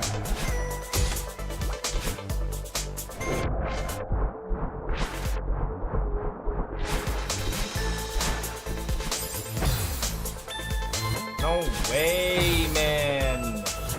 Looks like I can't say.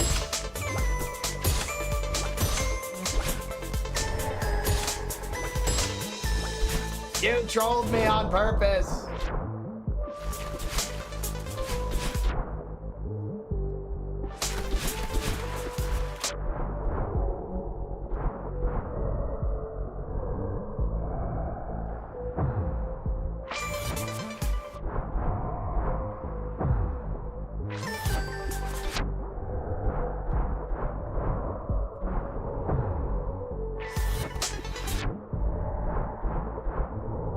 Aren't I supposed to be going up?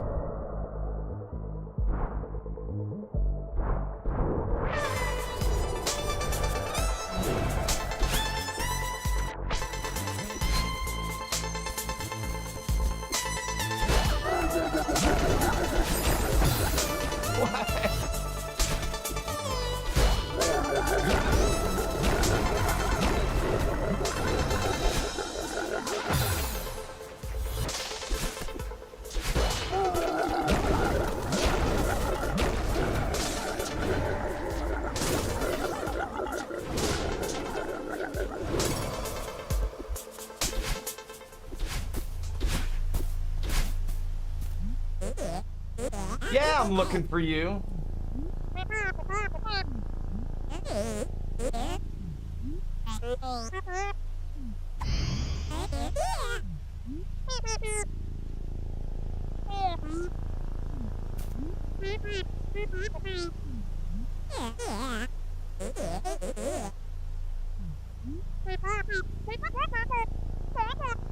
Ooh, the lightning bolt eyes.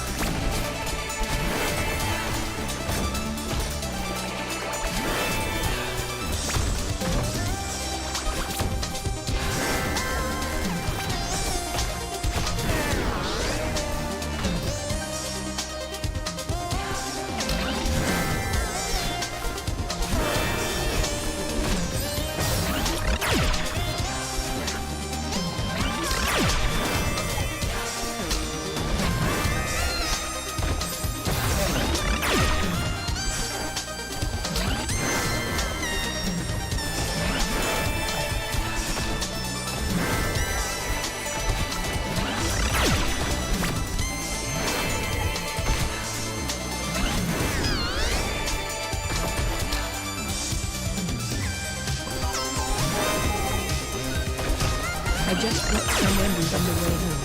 They gave me the MFP discount and gave me extra short sauce for my nuggets.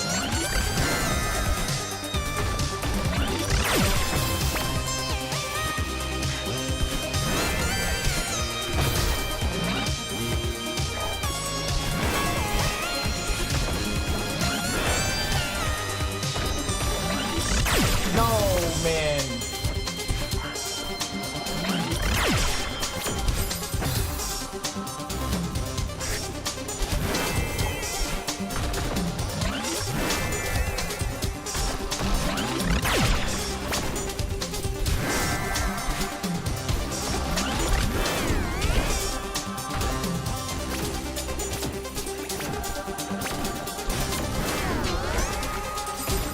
Oh, come on.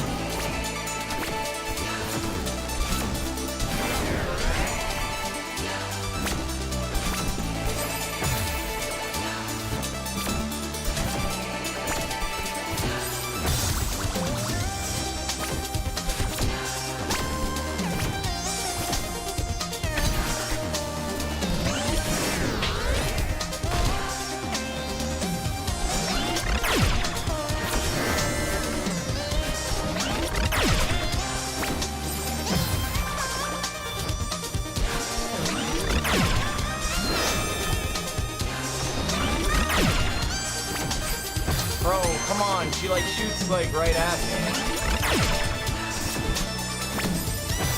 Okay, we'll see, we'll see.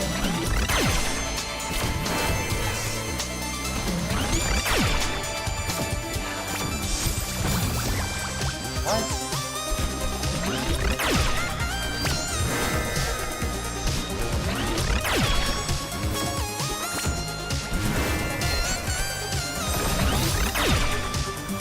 I don't know where the legends are gonna fall.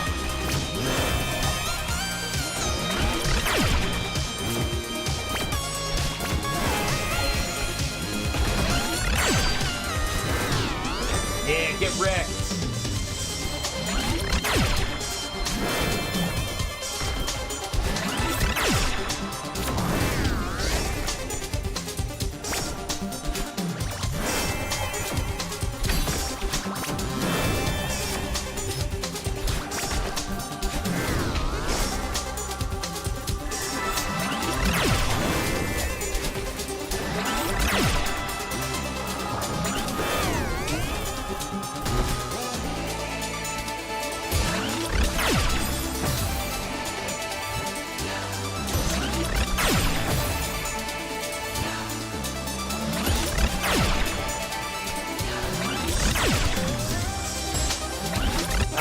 Come on. And jam it all up their ass! Take those to jam beep beep beep beep beep beep beep boomshka boomshka boomshka boomshka beep beep beep beep beep beep beep.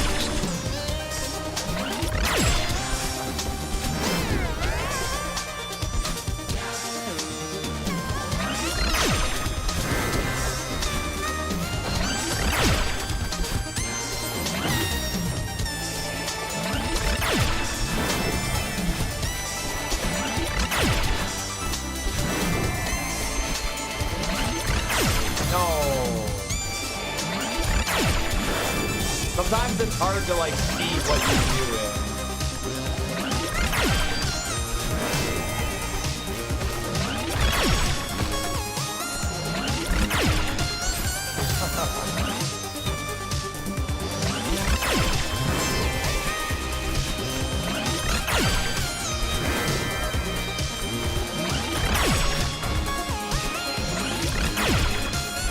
No, that D-pad, I got D-padded.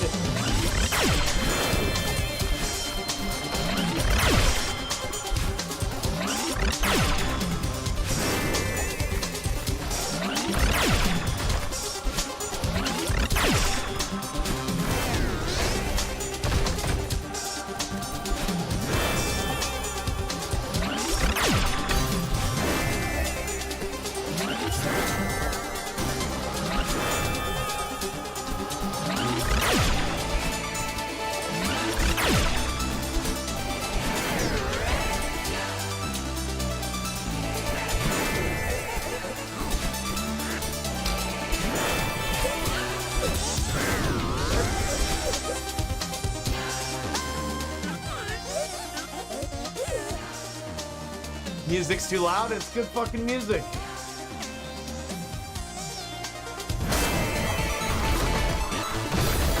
Oh, right.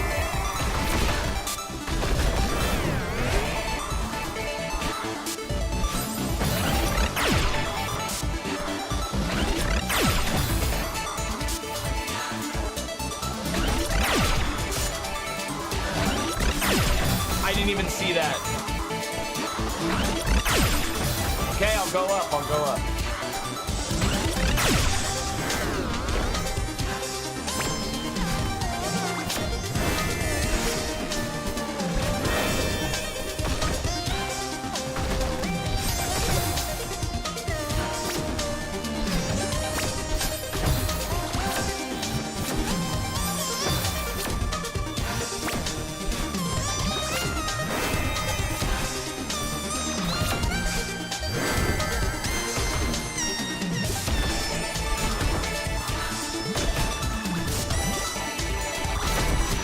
No, man.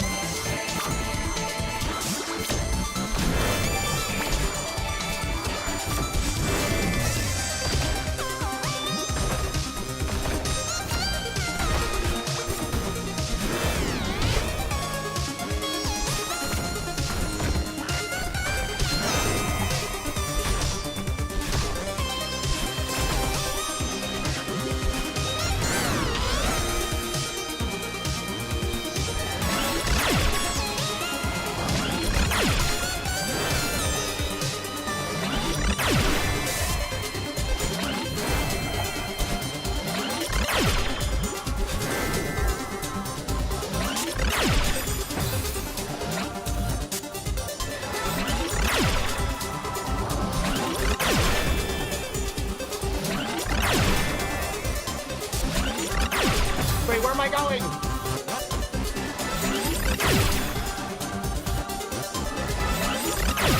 This is stop.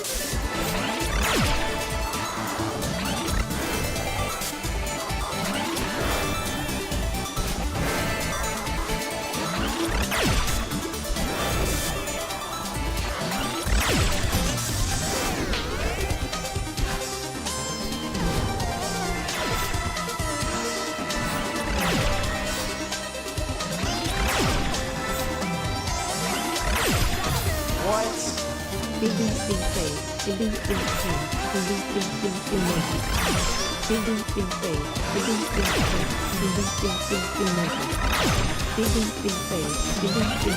No, why did I jump?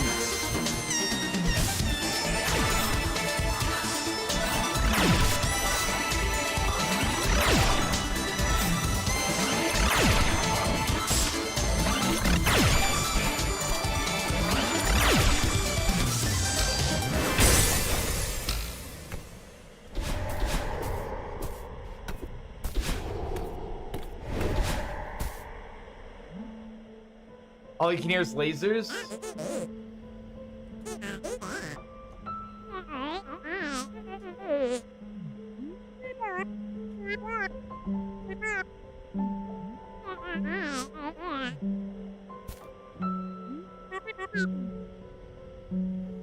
It's okay, don't be scared.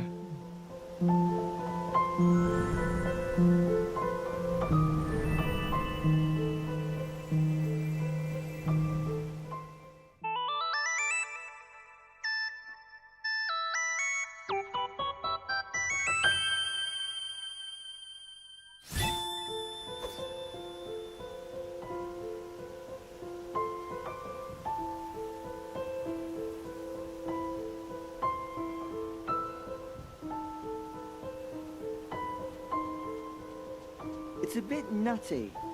BBB kin BBB later. BBB kin Beep, beep, beep, beep, beep, beep, beep. BBB kin BBB. Yo, I have double dash now?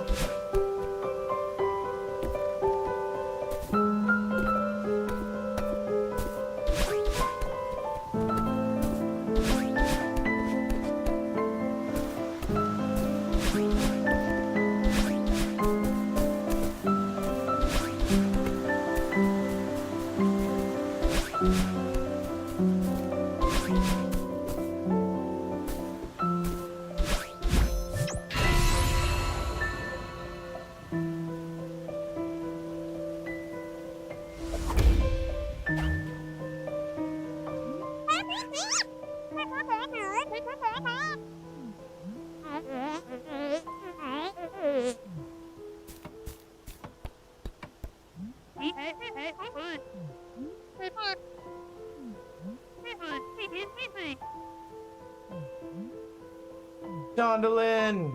There's no way. What?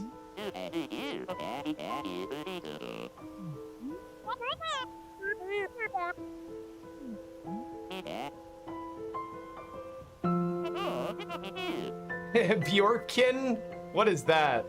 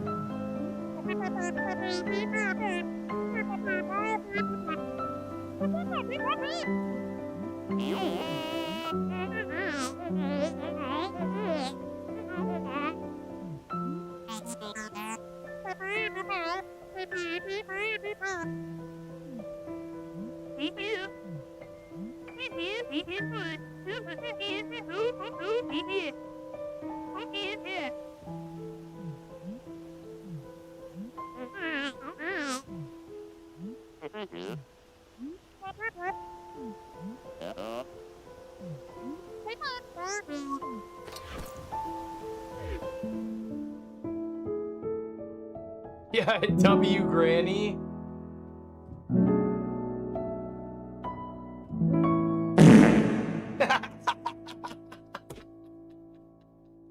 It's like this beautiful moment, and then this is that was perfect.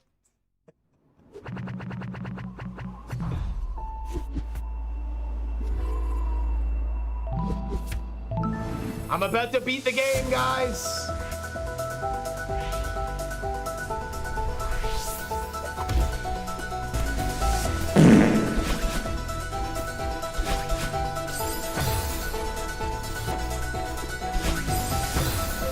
Maybe not.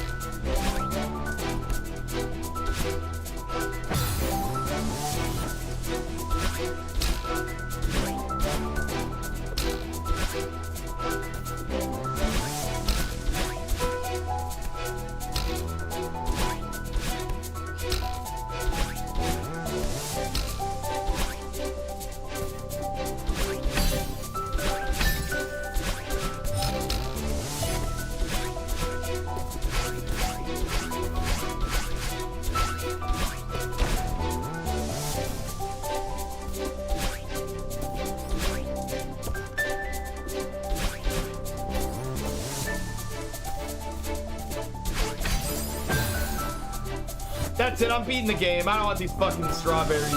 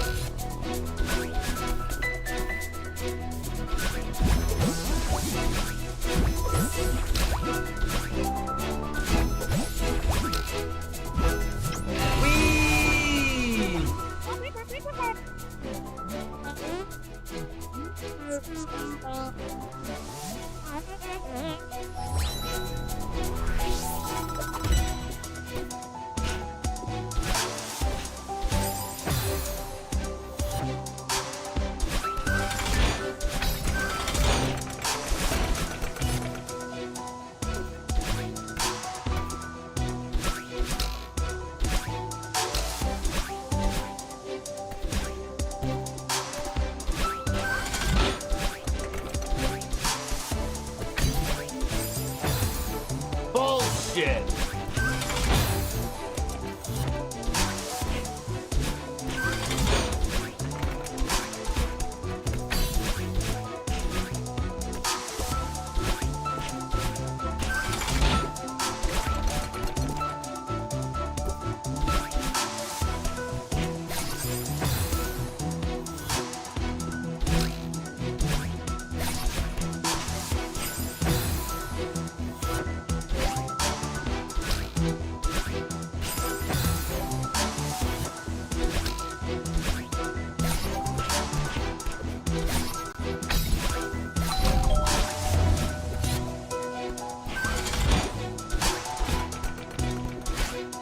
I like that you go back through.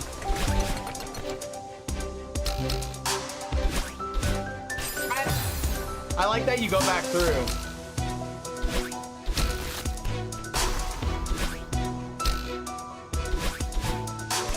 Ah! Oh, look, we fell back at the bottom again.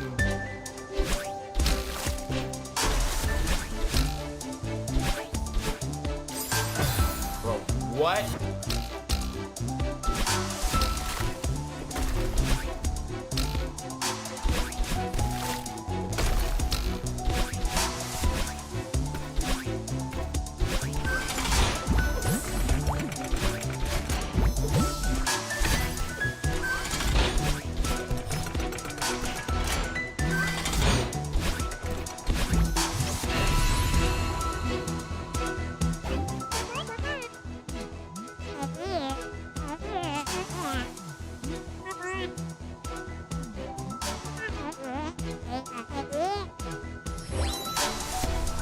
Still looks angry though. What?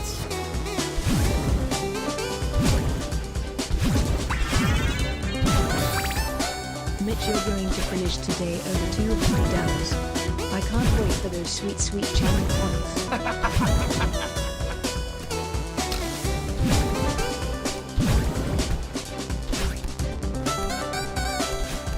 Uh-oh.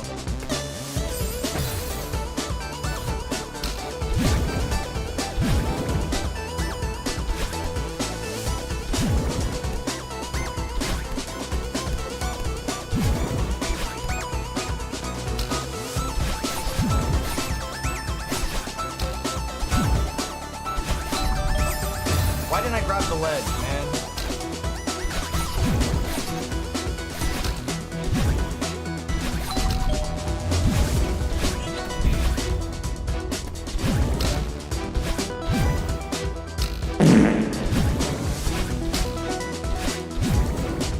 Dude, this is a Wendy's restaurant. I remember seeing the prediction and throwing 50 subsidies. I'm happy to know my generous gift didn't go to waste, and the believers will be rewarded.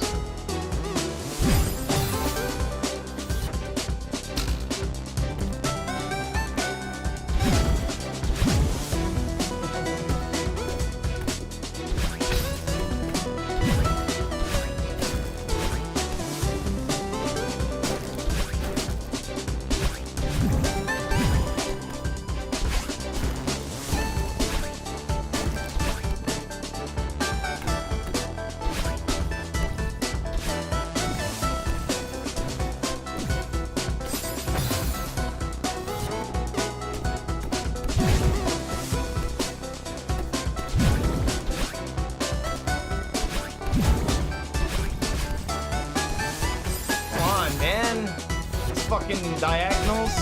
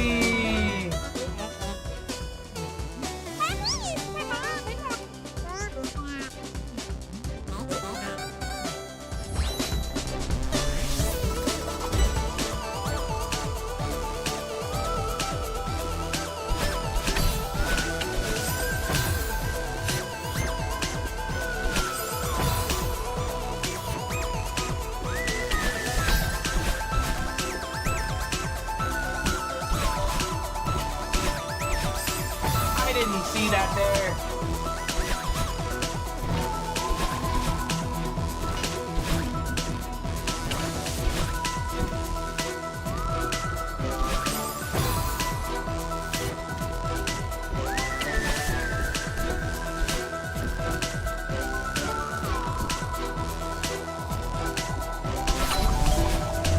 Do we get to see our buddy again?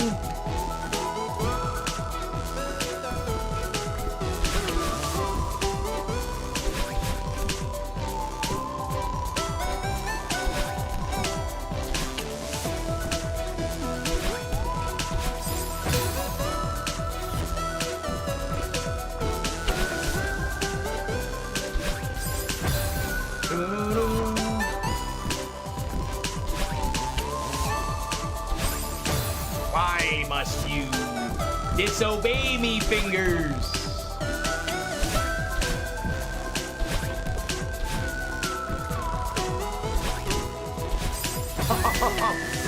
I am dark.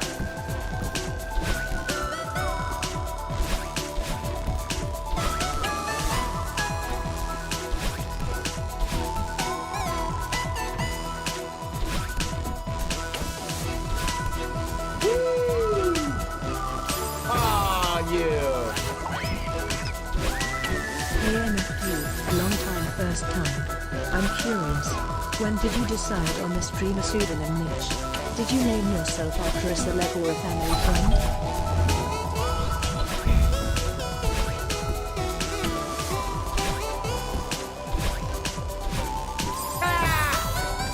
What are you asking me? I don't care.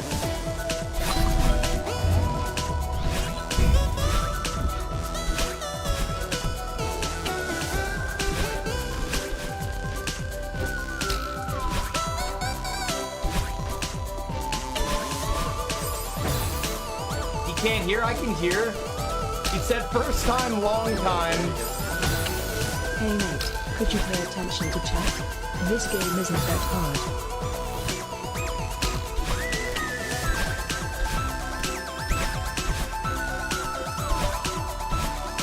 Oh shit, that's...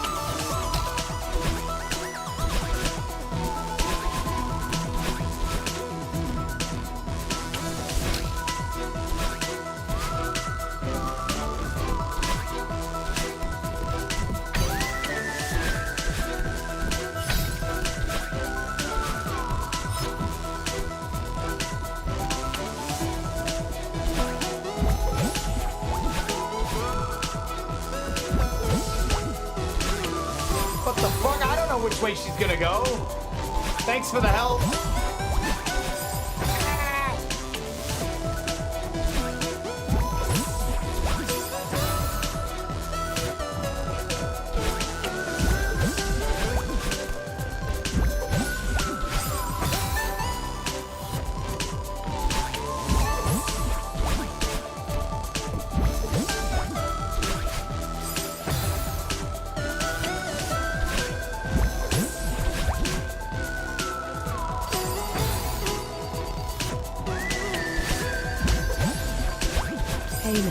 This is DoorDash. I have your Wendy's order.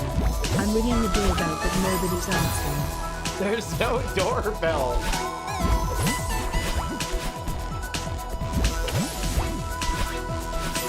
Stop with the fucking angles. You a piece of shit D-pad. Stop. Thank you.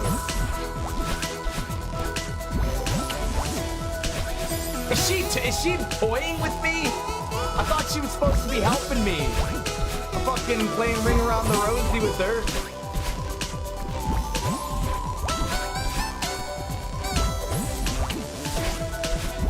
Yeah, get me out of here. He's not okay.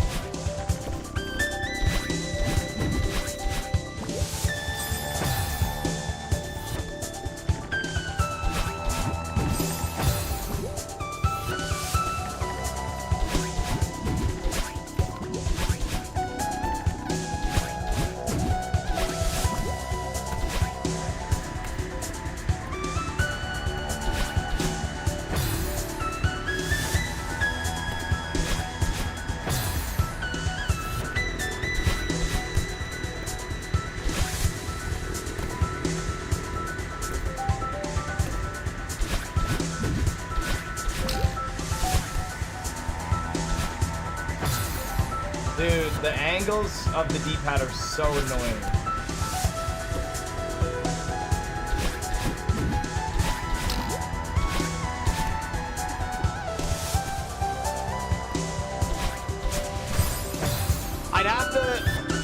I'd have to say the wind part is the worst part of this game.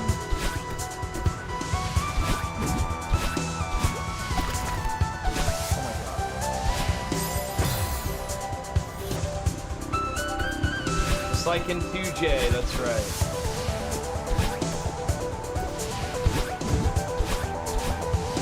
I'm like, look at that. Fucking snowball, that's so annoying.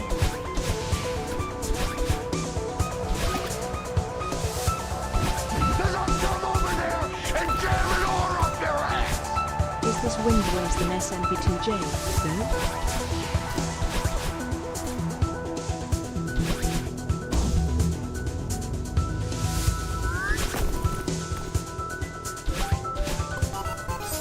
What? Mitch is playing Celeste for badly. If he didn't die, he wouldn't be playing it for badly.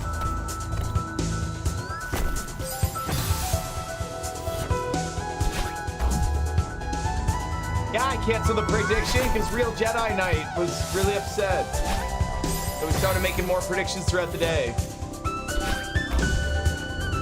And now look.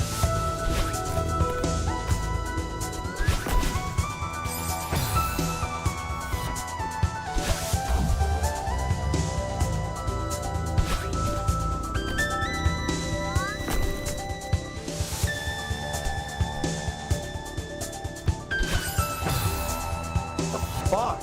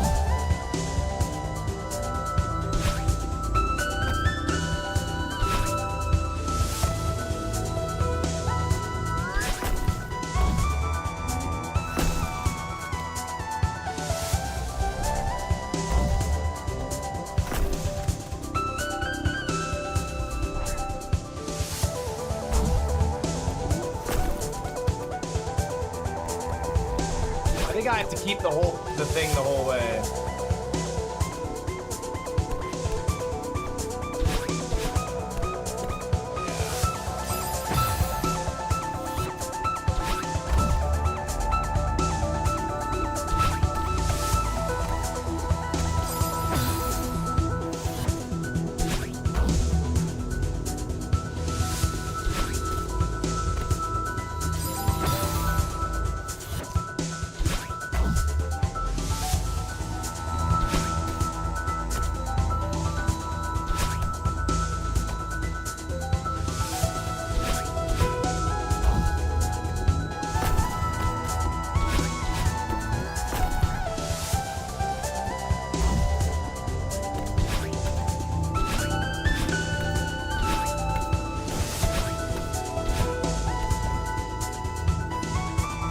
I don't care about your strawberry.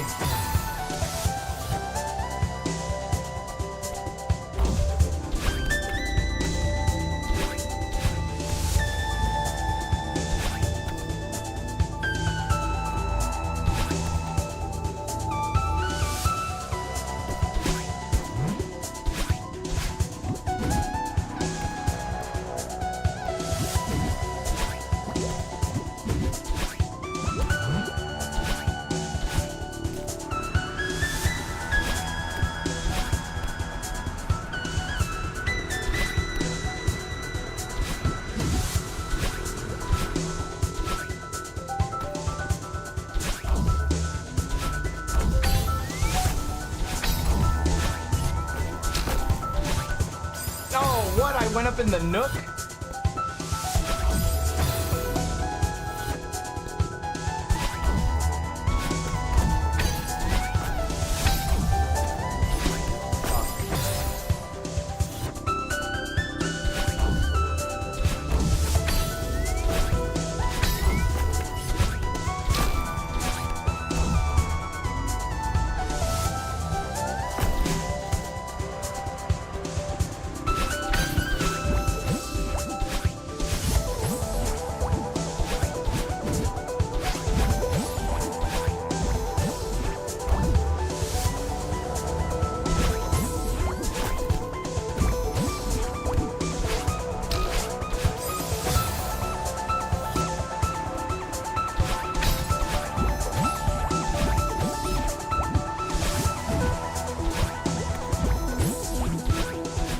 No, you fuck.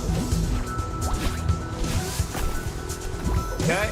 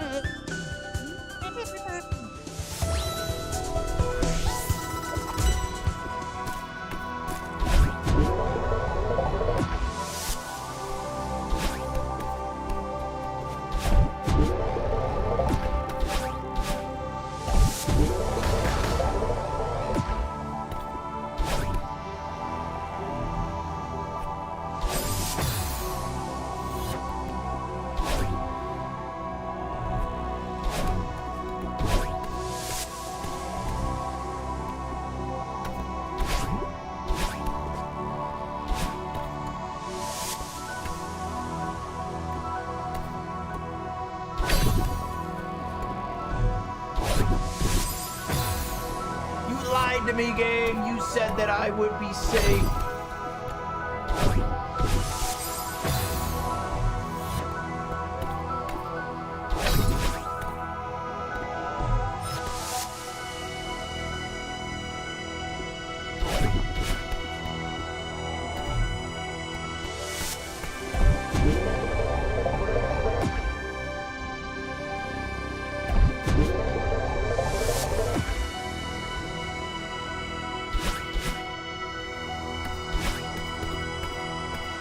What?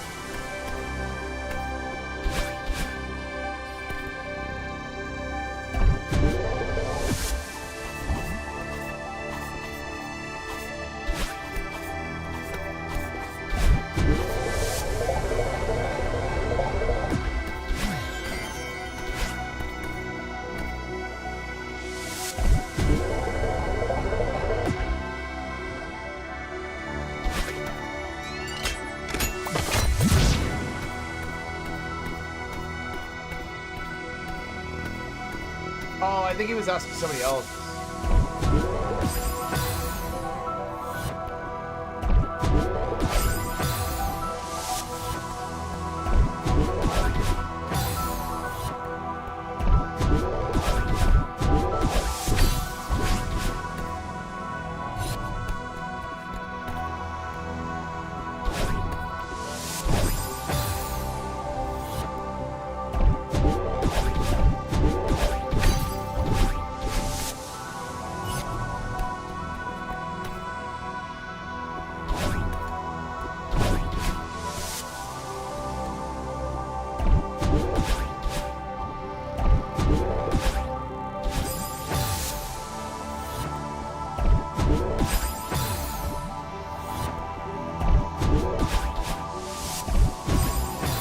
Pressed up.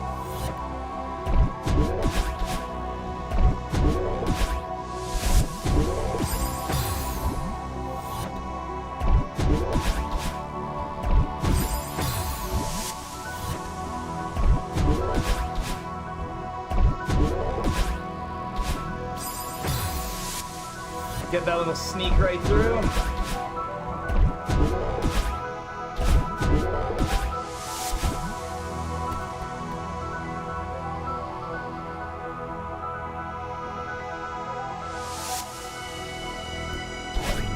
I knew that the spikes were on that side.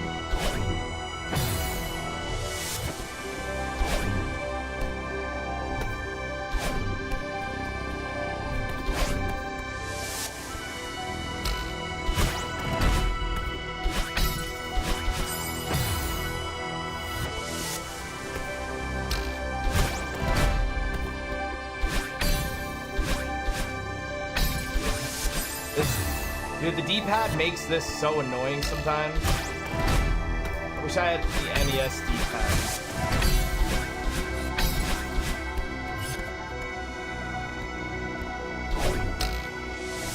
Okay. Couldn't quite see what was going on there, but... Okay.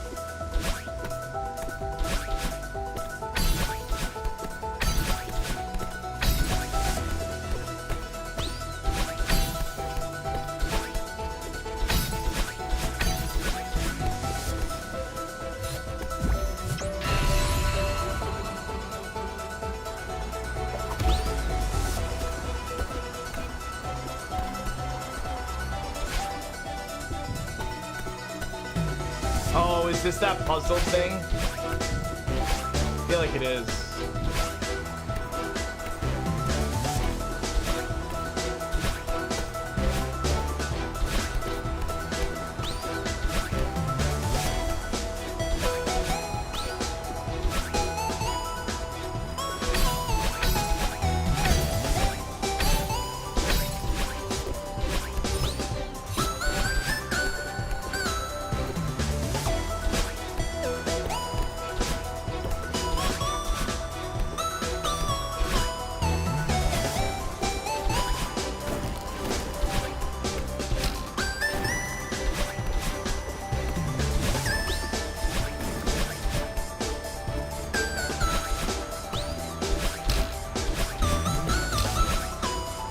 Ah! Fuck that up.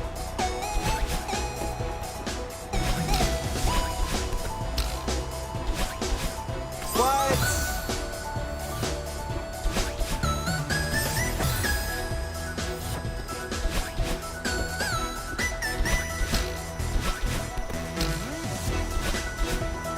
Bro, this fucking D-pad, man.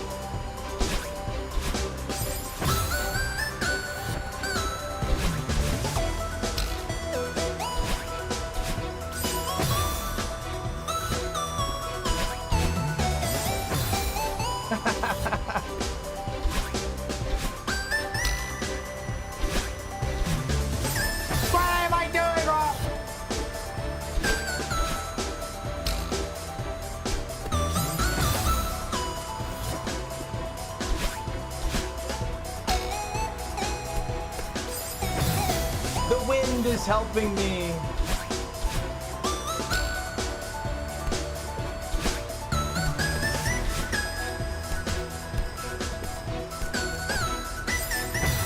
I didn't even see that there, I swear.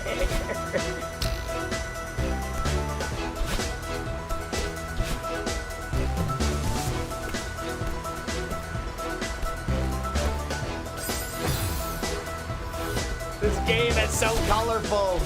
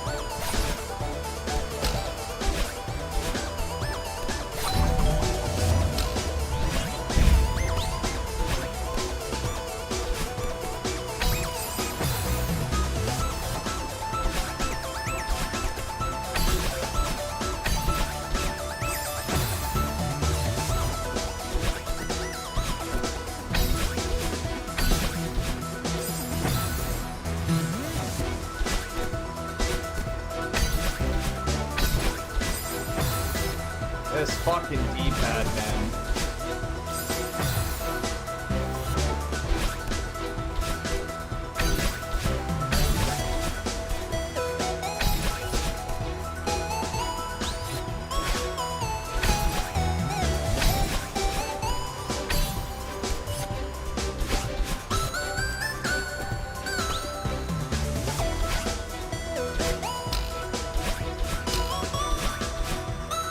Oh, I forgot the wall.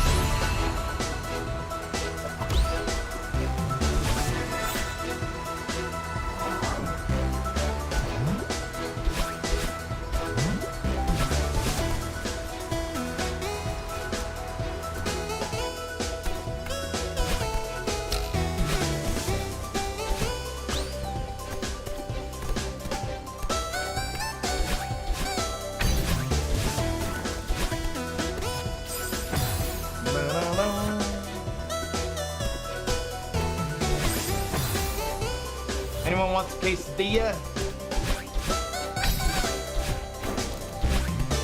Damn it, Napoleon.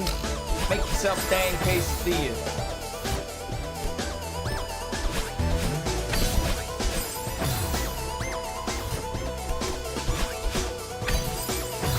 I'm so mad if I do that. I'm not actually mad though.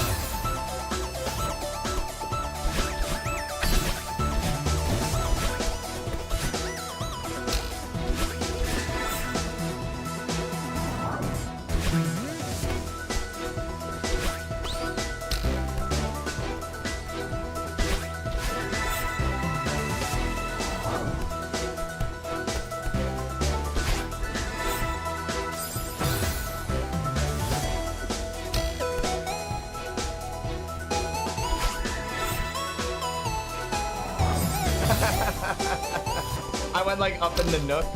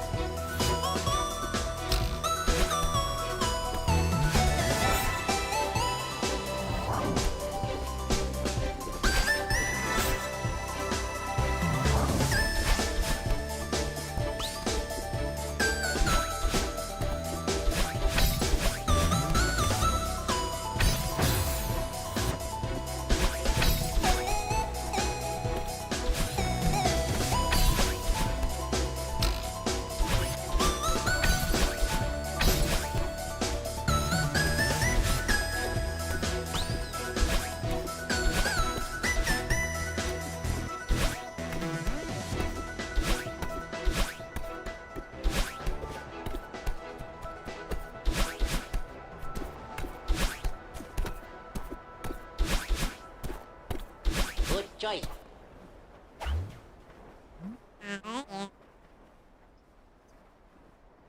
Rev Mario, thank you for the gift sub. Spectre Knight Warlock, thank you for the bits, guys. I couldn't hear them. I could hear them a little bit.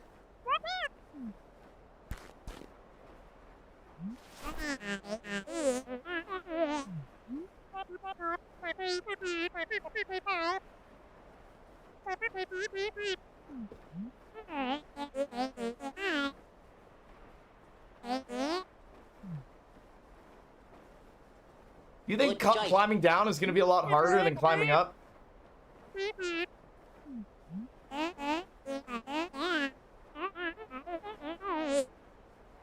hope she doesn't push me off. Yo, thank you, Rev Mario.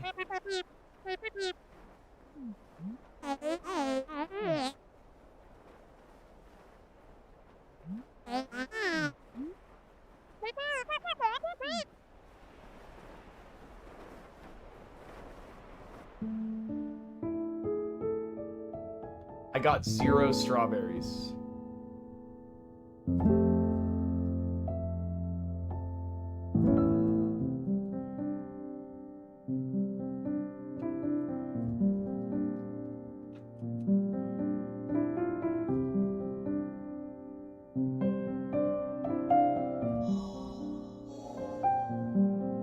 Nice, dude. We beat Celeste.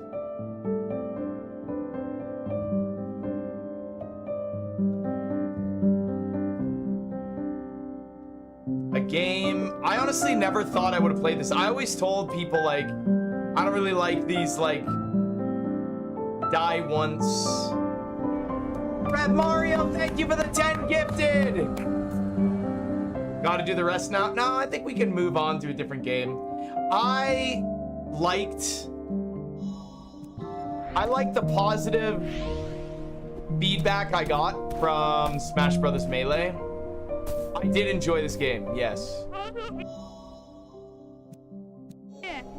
There's like something addictive about the movement. Congratulations, Mitch. You beat Celeste.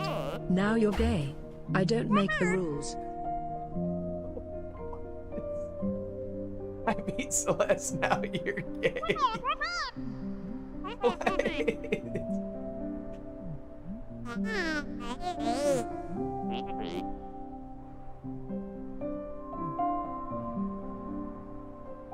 What?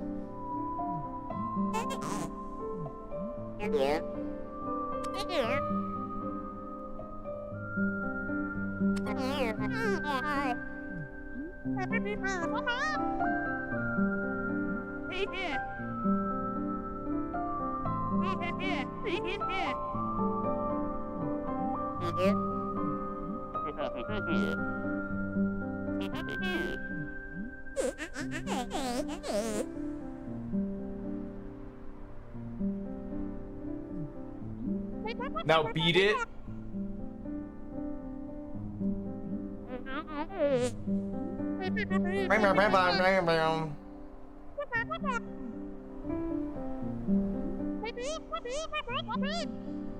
Wow, everyone's puking. Tastes horrible.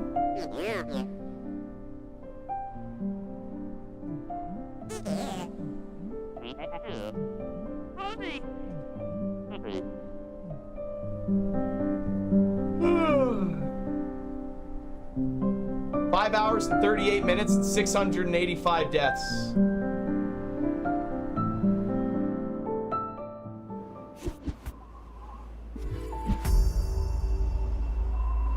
Ooh, I unlocked the new level. choice. Rev Mario, you are popping off right now. Thank you, Rev Mario, for the gifted. That's 13 gift subs from Rev Mario. Spyco 8, the old version.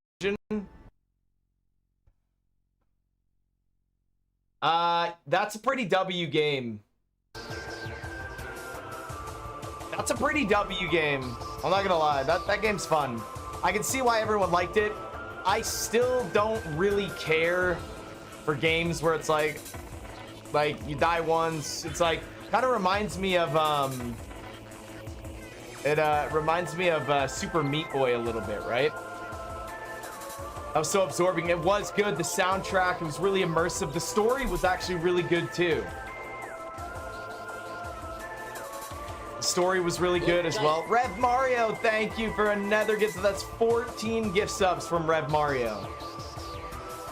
Oh my God, we are 76. Guys, we are 76 away, 75 away from 7,500. 75 away from 7,500. That's nuts.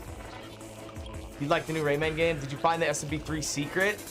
I did, where you go behind the white block. That was the only heart that I got. That was the only heart that I got. I got a lot of the B-sides, though. I got a lot of those.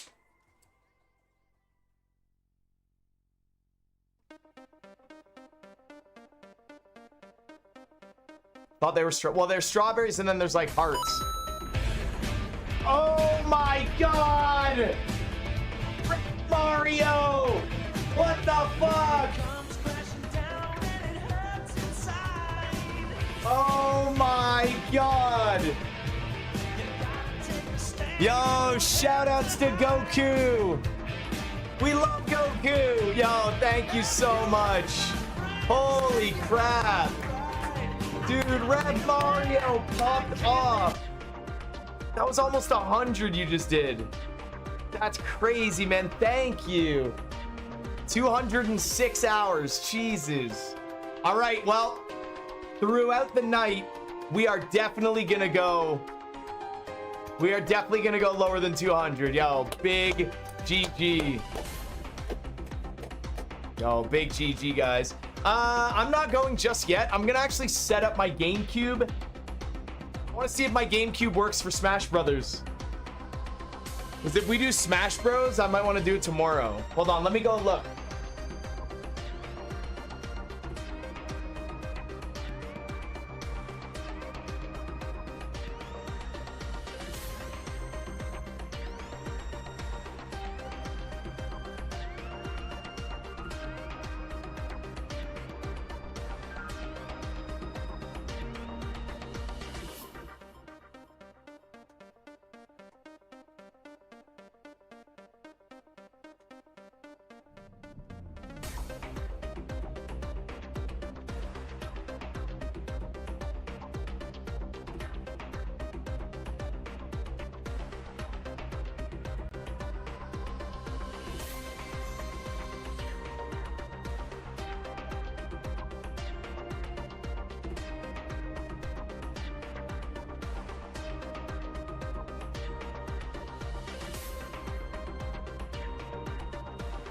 Star Fox Adventures was the last game. Don't forget to use your balls, Rev Mario.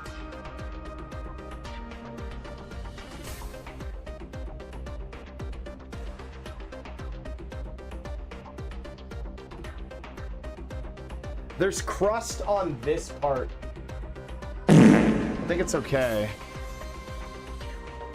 Yeah, I think it'll be fine.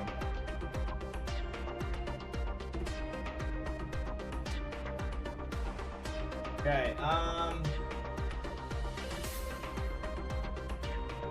so I need the GameCube cords.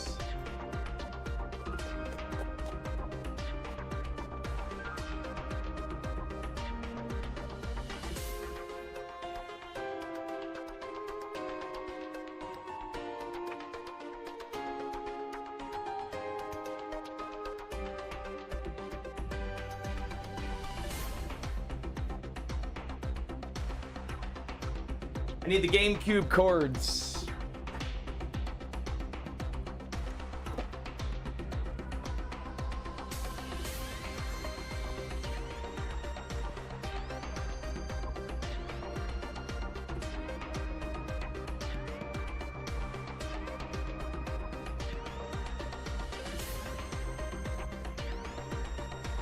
Dude, my cords are a mess right now.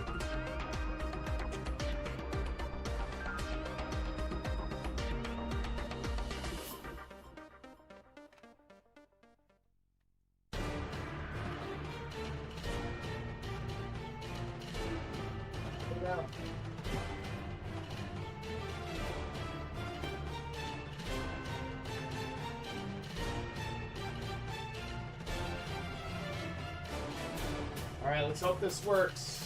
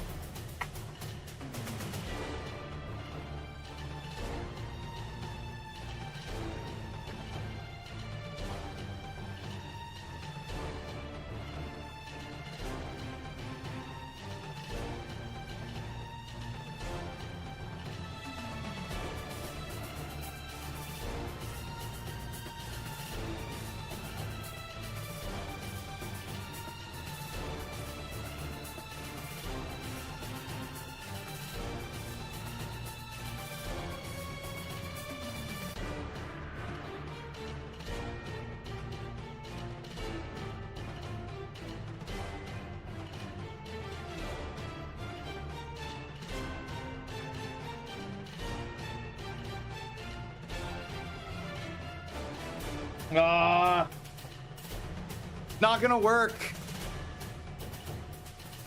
That's so annoying. I think the way this is modded is that it needs composite as well. So even though it has the RGB, like it won't work. That's so annoying.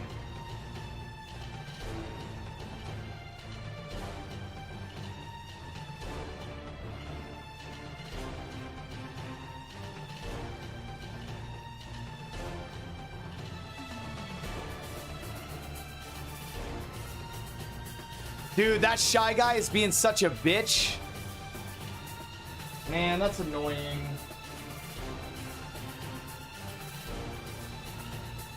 Well, hold on.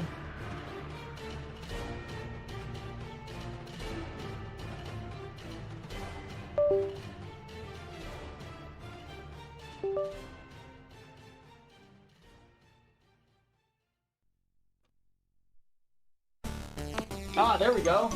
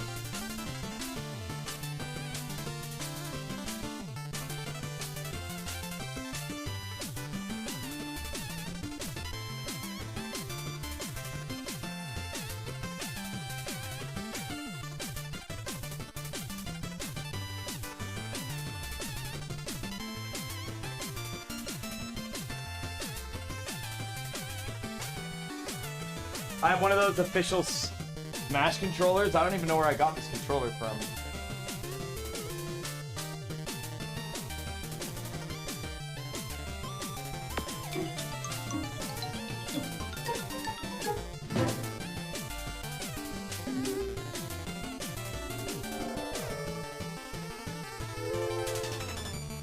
Why do I have to set the calendar? 2060?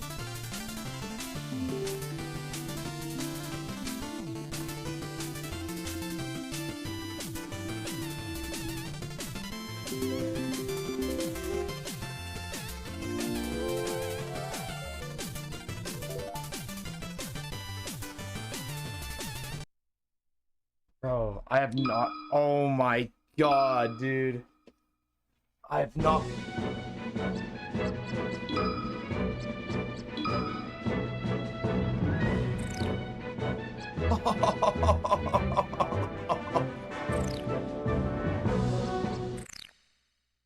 All right, tomorrow, right?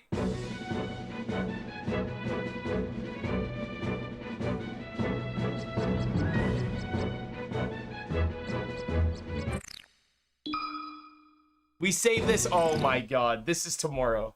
Try one match. May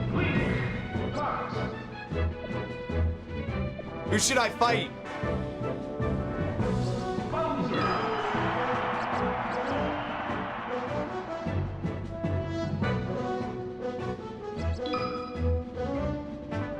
Ready? Go!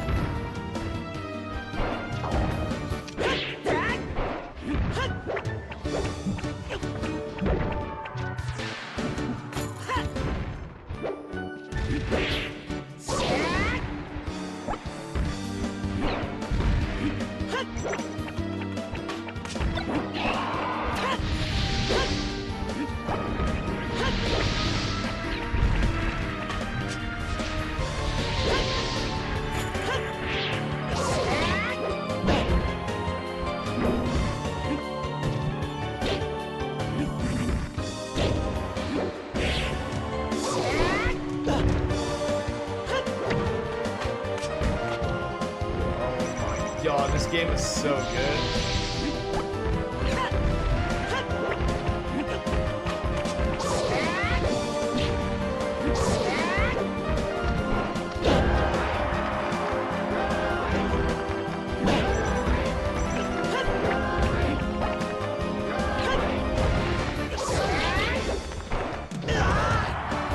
I died against a Bowser.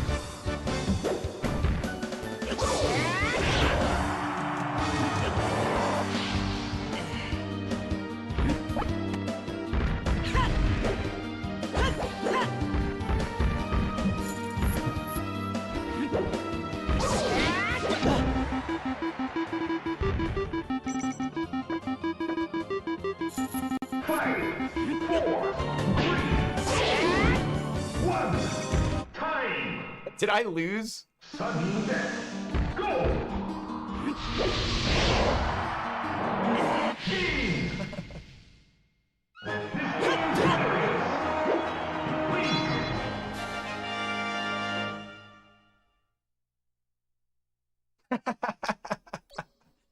Look at those coins I got, though. All right, maybe this isn't a good idea.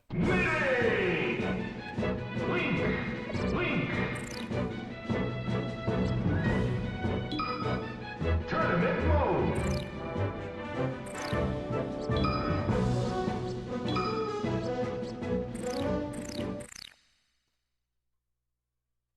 Okay, all right.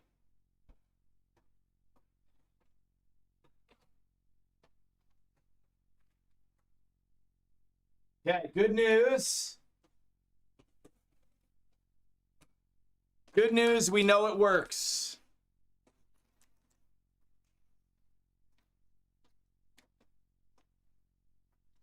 We know it works. That's good news.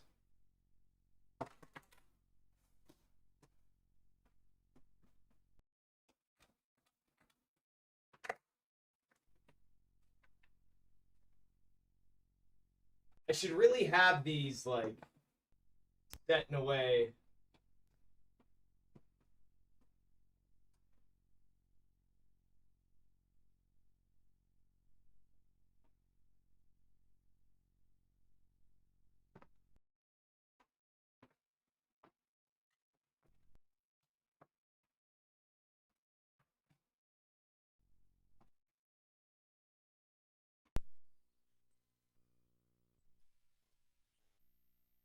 Nice. Okay. Perfect.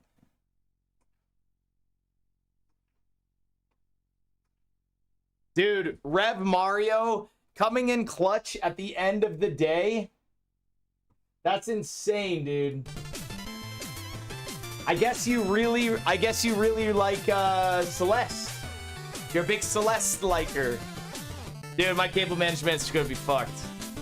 So, all right, we have Smash Bros. Melee set up. We still have Mega Man 9 and 10. And then still Mario 3. I don't think there's any tournament stuff. Yeah, guys trying to look at my nipples. What's tomorrow? The 8th?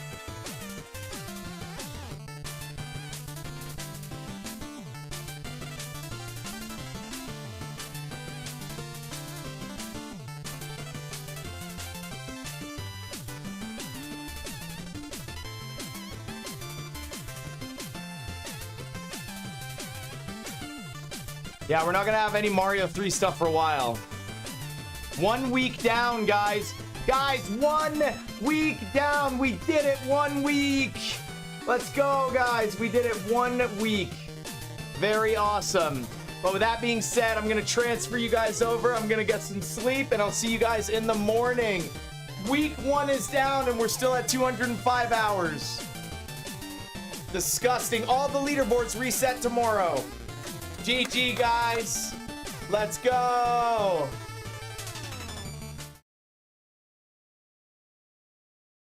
It ejects him to the right. Ceiling glitches had been known in Mega Man 2 for many years, but a tool-assisted speedrunner named Final Fighter was the first to really explore them for their time-saving potential. He discovered several zips all across the run back in 2004, many of which Seth Glass would use in this run 4 years later. Glass's new route through the game, which he borrowed from the TAS, was to start with Flashman, so he could obtain item 3. Then, in Heatman stage, he'd perform the first zip. By placing an item 3 while touching the bottom of the ladder, then re-grabbing the ladder, you can jump back on it while facing right and enter the ceiling. You need to face left to trigger the zip, but moving left causes Mega Man to fall out of the wall. So, Glass did what's called an A trigger. By jumping while stuck in the ceiling, Mega Man quickly lands and cannot move for the next 4 frames. So, if you press left in that 4-frame window, Mega Man zips all the way to the right out of the wall. Seth Glass had a 15th of a second to time it, but was able to skip an enormous chunk of Heatman stage. He then played through Airman and Crashman without any zips, although he used a beautiful new strategy in Airman stage called Fast Air.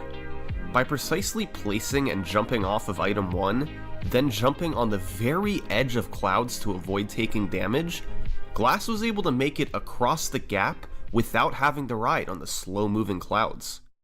He then entered Quickman stage, where he'd place 2 item 1s down so he could jump up and enter the ceiling. To initiate the zip, Glass this time did a B trigger. By placing an item 1 in the wall, Mega Man then has 16 frames where he can't move. Press left during that window, and the zip will begin. B triggers have a window that's 4 times as big as A triggers, but they can't be performed if you're out of item 1 ammo, or if there's already 3 of them on the screen. Triggering these zips isn't free, but it can lead to minutes of time save if utilized across the run. So, that's exactly what Seth Glass did. Glass would go on to perform zips in Metal Man, Bubble Man, Wily 2, and Wily 6. In the cases of Quickman and Wily 6, he had to make sure he didn't soft lock the game. If your zip leads you into a screen transition, you have to stop the zip by pressing left or right just as you get there. If you're too late, you soft lock the game, but if you're too early, you have to wiggle.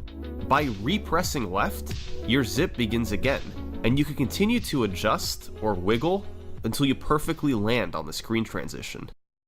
Runners on Speed Demo's archive were thrilled to see a run of the game with zips, but truth be told, there were still moments where it could have been better optimized. Over the next year, multiple faster times would be set, but the timeline of the official world record is problematic. In early 2009, Hoshi would get a couple runs in the high 28 range, but without autofire, they wouldn't have been faster than Glass's run. In April, a runner named Mega Destructor 9 set a time of 28:42, but the video has since been removed from YouTube. But as the months passed, the timeline became a bit clearer, and over the next couple of years, the record would see rapid improvement as players implemented more and more zips. In December 2009, a runner named NOU1 got a 2838 on Rockman 2 without using autofire.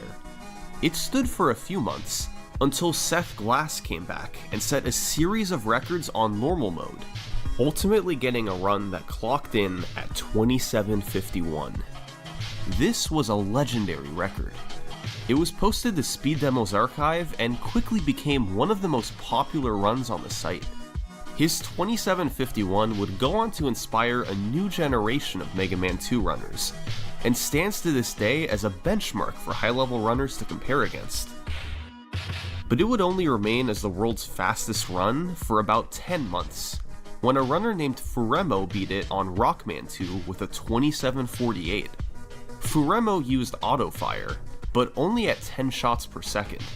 This is well within the rate at which humans can button mash, so it's not thought to have given him any significant advantage. In fact, he actually played at a disadvantage. Furemo played on Wii Virtual Console, which has a slower frame rate than original hardware and loses about 9 seconds over the course of the run. But Furemo would only be on top for about a month and a half, because in March of 2011, all of the new zips and all of the new tricks that had been slowly implemented in the preceding runs came together in a legendary performance by NOU1. This was by far the best run of Rockman 2 ever completed. NOU1 would achieve a time of 27:21, a world record that would stand for years.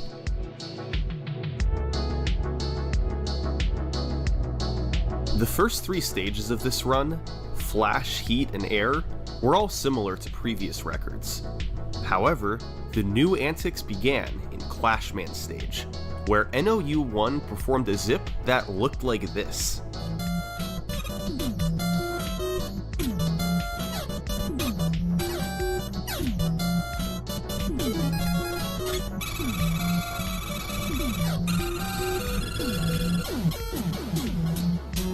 It looks complicated, but behind the scenes it's a bit more straightforward. See, you don't actually need to climb up this ladder to get to the next screen. If you do a horizontal zip, the game will take him there just the same. When you move into the ceiling, you activate a horizontal zip that moves Mega Man forward several screens. When you move to the next screen, the game briefly shows the screen Mega Man is actually on before snapping back to the normal view. This comparison by Biscuit shows what's actually happening. You then simply walk to the right to get through the next few screens, while the game shows you as walking through the ground. Finally, you fall down where there's a ladder, and since it's done when the screen isn't horizontally aligned, it has the same effect as dying by falling in a pit. The game then respawns you much further in the stage, and by releasing an atomic fire shot when you die, the game runs the routine faster. The Clashman zip was first seen in NOU1's 2838 and was executed to perfection in this 2721. Also first seen in the 2838 was a second zip on Quickman stage. After falling at the start, you can place 3 item 1s down, do an A trigger in the ceiling, and zip past a long corridor. Unfortunately, the lights turn off, since the light switch responsible for turning them back on never spawns. And that means you have to do the quick laser section of the stage in the dark. You have to memorize exactly where the ledges are, and exactly when to jump off. It's doable with a lot of practice, but it's one of the most impressive looking parts of the run. It also means you have to do both the later zip and the boss fight in the dark as well. Once again, NOU1 executed this stage beautifully. Next up was Woodman, a stage that was overhauled starting in Seth Glass's 2751 and continuing in Furemo's 2748. First, there was the dog scrolls. By going into the ceiling when the dogs spawn, you can do a B trigger and zip to the end of the screen. This needs to be repeated on each of the next screens, and you must be careful to not overzip, but it allows you to skip past the dogs quickly. Just a screen later, you perform a trick called Good Wood. It looks like a complete mess, but in reality it works just like the Clashman zip in that the screen gets offset with where MegaMan actually is. Visuals from Duckfist show what's really going on. You perform multiple zips, and navigate through the stage while being careful not to fall off. Some of these moves take a large amount of precision, like grabbing an invisible ladder in midair. There's too much going on to concisely explain here, but eventually, you're able to zip and fall to your death late enough in the stage that you respawn at the boss corridor. With so many moving parts, it's an incredibly difficult trick, but it lets you skip over much of the stage. And once again, NOU1 nailed it. And finally, there were the vertical wraps. By getting partially stuck in the wall at the top of the screen, the next screen triggers, but MegaMan stays at the top. This can save you from having to play through a slow screen. It's used at times in the Woodman zip, but is also used in both Wily 1 and the first half of Wily 4. All these tricks, combined with nearly impeccable execution elsewhere, meant NOU1 was able to finish at 27-21. This was a monster world record. Japan had had a vibrant Rockman 2 community for years, and after thousands of attempts from numerous different runners, this run seemed to be the final product. Runners from the Western speedrunning community looked on with awe. Nobody there was close to beating it either. For the next 2 years, this 27-21 was unparalleled at the top. Around the time that NOU1's record was set, a new runner began playing the game. He'd do attempts off and on for the next couple years, improving his skills but still remaining far from the world record. But in August 2013, after returning from a break, he decided to attempt what no runner had done in the past 2.5 years. Make a push for the world record. His name was Cypher. Cypher's idea was to implement several high-risk, high-reward strategies from the tasks that could save him time. This was a risky move. Although these tricks had the potential to be faster, Cypher knew he would lose a lot of runs going for them. The biggest one was the Task Clash zip.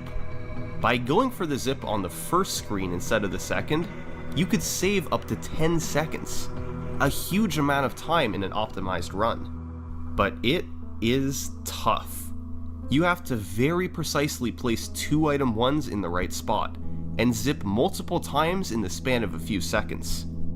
There's practically no margin for error, but even with a low level of consistency, Cypher felt the time save was worth it. Other new tricks included a short zip in Metal Man, and a zip with item 2 in Bubble Man. Combined, these could save up to about 4 seconds. And in Wily 4, he went for a trick called the Extended Ceiling Zip, where you wait out MegaMan's stuck state from item 3 and press down on the next screen to clip high into the ceiling and zip further than normal. A trick found by a runner named Ello. These were really difficult strategies, but Cypher was committed to going for them.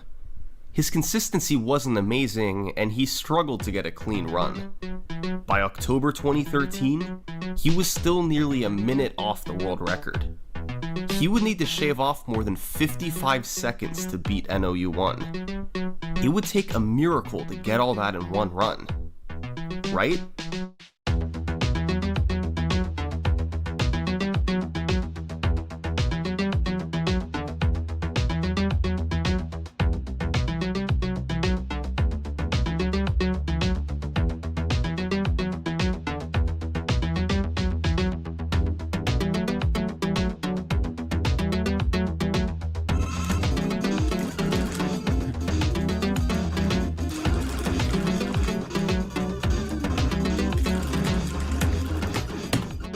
Yes! Oh! Yes! Cypher had just cut a full minute off his personal best. It had taken months of grinding, but he was the new Rockman 2 record holder. This run wasn't without its mistakes, however. Some of his zip setups were slow, particularly in Metal Man and Woodman. And in Wily 1, he had missed a vertical wrap altogether. But the time save from Task Clash made up for all that, and it was still a record by multiple seconds. Now, NOU1's record had stood for more than 2.5 years. How long would Cypher's record be on top? Well, how about 6 weeks? Meet Shoka.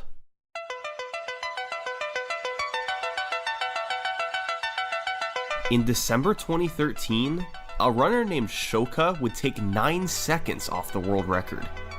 It was once again performed on Rockman 2. By this point, virtually all top-level competition was on Rockman 2 rather than MegaMan 2, a trend that has continued to this day.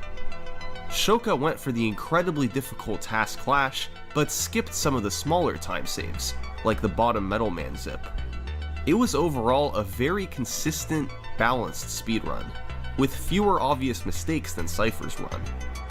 Shoka once again used 10Hz auto-fire as permitted in Japanese communities at the time, but just as before, it's not thought to have given him any significant advantage. The record was starting to get close to a big barrier, a sub 27. To get there, someone would have to save 9 seconds over Shoka's run. Was that possible? Well, there were a few seconds to save from a cleaner Clash zip, and a few in Metal from the extra zip and a cleaner stage. But the largest time save potential came from the boss fights. Specifically, we're gonna look at Heatman, the biggest potential RNG swing in the game. After every shot you hit him with, Heatman can do one of 3 random delays: 31 frames, 62 frames, or 93 frames. They're commonly rounded to 30, 60, and 90 frames. Each delay has a roughly equal chance to occur. In speedruns, players buffer jumps so they don't have to react to the delay. 1 jump means a 30 delay, 2 means a 60, and 3 means a 90. In Rockman 2, Heatman takes 14 Mega Buster shots to kill, meaning there are 13 rolls of the dice for what delay you'll get. An average pattern has the same number of 30 delays as 90 delays, something like 4 30s, 5 60s, and 4 90s. Shoka's 2708 got great RNG, 7 30s, 3 60s, and 3 90s. That leads to an obvious question. What's the best fight anyone's ever gotten? That honor goes to a guy named the Big Boy, who got this unbelievable fight.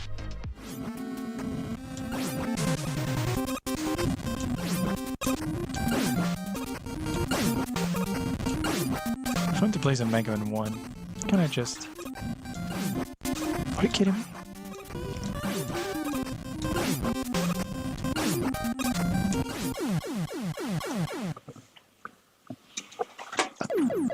"12 out of 13 delays were 30s, odds of 1 in 50,000. In theory, you could get 13 out of 13, but it may never happen. The odds of it are nearly 1 in 1.6 million. The potential for better RNG, combined with some mistakes Shoka made, meant Cypher had a few seconds to save here. Added together with time saves elsewhere, and that left enough room for a sub 27. But the road for Cypher would be long. His personal best was still 27:17, meaning he was 18 seconds away. Surely, he wouldn't be able to get there all in one go again, right? On July 9th, 2014, Cypher entered the last stage on a remarkable run, putting him on pace for a 27:01. But there was a little bit of time to save on Wily 6.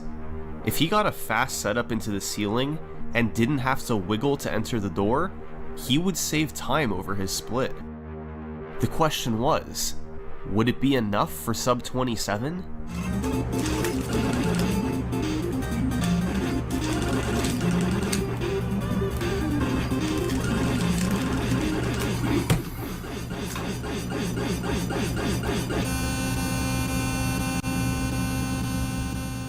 The run would be retimed to 27:01, leaving Cypher just 2 seconds from his goal. As you can tell, Cypher had mixed reactions to this. On the one hand, he'd gotten a world record by 7 seconds, but on the other hand, he had just missed his goal time. Where had it gone wrong? Well, he got a mediocre pattern on Heatman, so he didn't gain any time there. He also lost a bit of time in Wily 2 from some unlucky drops.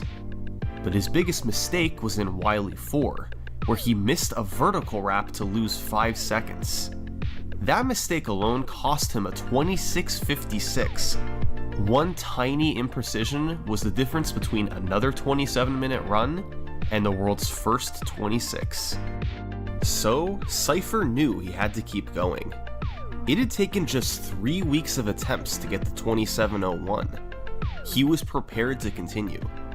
A run with just one fewer mistake, with just a bit better luck, could be enough to get to 26.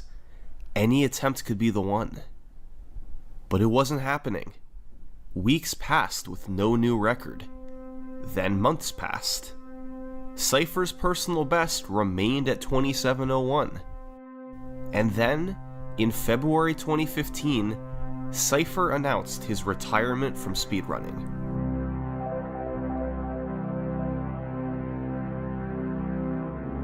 He felt that it was taking up too much time, and wanted to focus his attention elsewhere.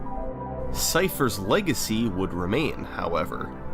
Over the years, Cypher entertained thousands with his runs, and together with Shoka, took the record down right to the limits of the 27-minute mark. But he didn't quite achieve his goal. The Cypher era of Rockman 2 had come to an end, without his sub-27.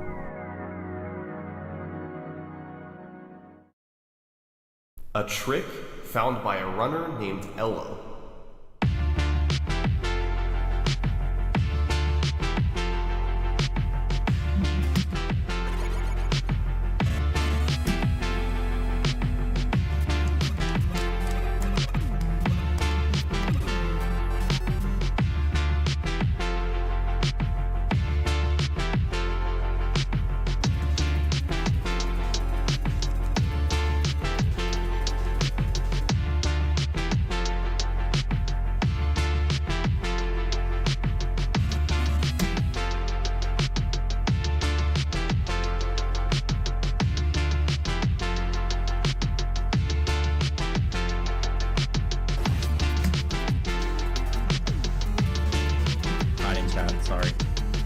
This was quite a situation Elo found himself in.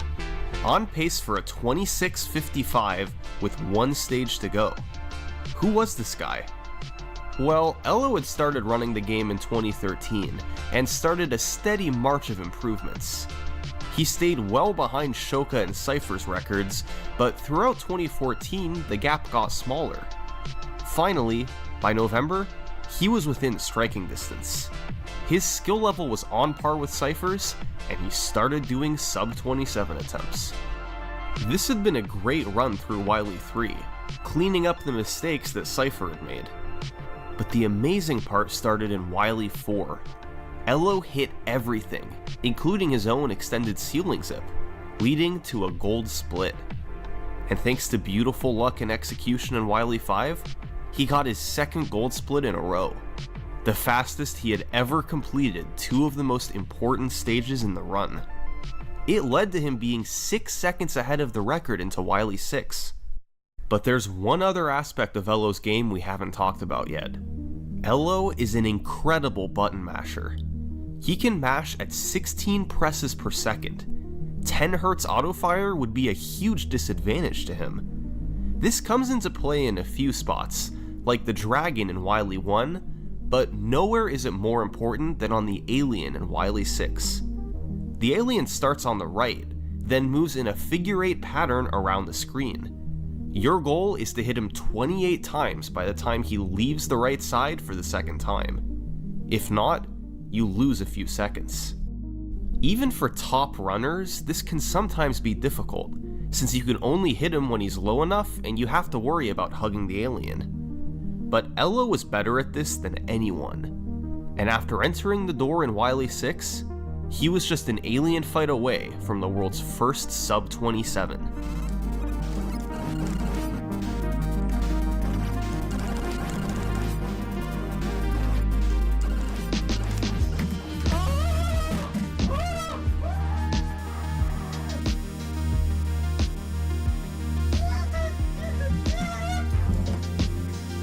For the first time ever, Rockman 2 had been beaten in under 27 minutes. As celebration poured in across the community, Elo seemed to be in a state of shock. He'd snap out of it quickly though, and spent the next several months working on other speedrunning projects. All the while, his 2657 remained the only run under the 27-minute barrier. He had no challengers for his record, and it remained on top well into 2015. But was it a perfect run? Of course not. There were a couple zips where he stopped short and had to do a lot of wiggling. And on QuickMan, he got a bad pattern and had to waste several seconds waiting for an extra clash bomb to explode. Part of the problem with the run was Task Clash, the hardest trick in the game. Elo successfully hit it in the 2657, but a majority of his runs that made it there failed the trick and had to be reset. That meant the overall quality of his runs suffered. There was a choke point 4 stages into the run, so a lot of potentially good speedruns never saw the light of day. But Task Clash saved 10 seconds. You couldn't just skip it if you wanted record. Enter the Big Boy. Back in 2012, the Big Boy found an alternate version of Task Clash where you went to the right at the start to place item 1, instead of climbing up right away. It wasn't paid much attention to at the time, but it was actually a significantly easier method of doing the trick, since it reduced the precision of your inputs overall. It did lose a second and a half, but that would easily be worth not having to reset as often. The trick would go on to be nicknamed Biggie, in honor of its creator. So, when Elo came back to runs in August 2015, he did Biggie instead of Task Clash. For a few months, it didn't necessarily seem to be paying off. No records and many runs dying to the last Wily stages. But on October 22nd, Elo had a fantastic heat fight. 830s, 460s, and just 190. That put him 3.5 seconds ahead of the record, so even when he lost time going for Biggie, he was still easily on pace. With a clean QuickMan stage and faster vertical wraps on Wily 1, he was nearly 6 seconds ahead. But that lead would erode over his strong final 4 splits. He lost a bit in Wily 3 from bad luck, and had slow, quick, and clash fights in Wily 5. But a slight lead still remained, and after some incredible mashing on the alien, it was enough to take the record 1 second lower. 1 year to lower the record 1 second. That's how tough Rockman 2 runs were becoming. It took months for even the best player in the world to get a record improvement. Who could say how long the next record would take?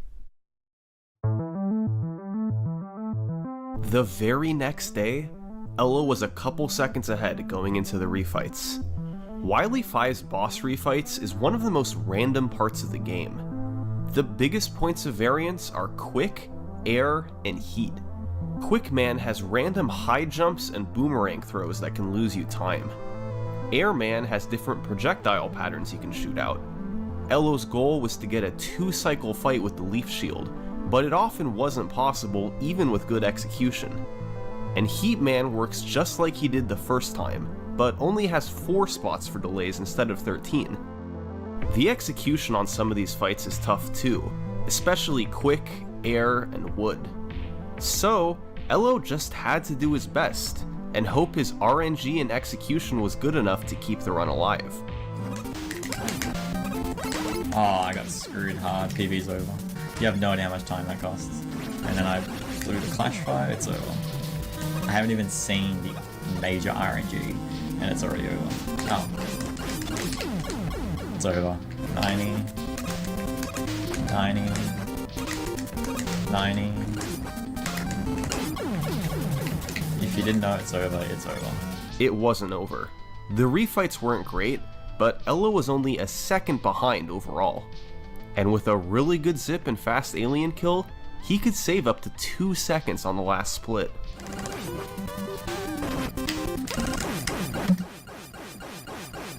I saw 55, so that's actually a big one. Elo's second record in 2 days. He was now 6 seconds ahead of Cypher, and had held the world record for a full year. But Elo still wasn't satisfied. He had aspirations for something bigger. He continued grinding the game off and on for a few months, but was unable to lower the record any further. The 26:55 was a pretty clean run. Maybe he had reached his ultimate goal.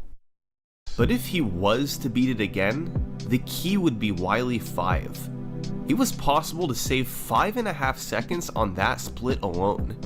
So, if he could at least keep it close through Wily 4, then he could save a few seconds in Wily 5 to put him back in front. He just needed to be within striking distance going into the refights.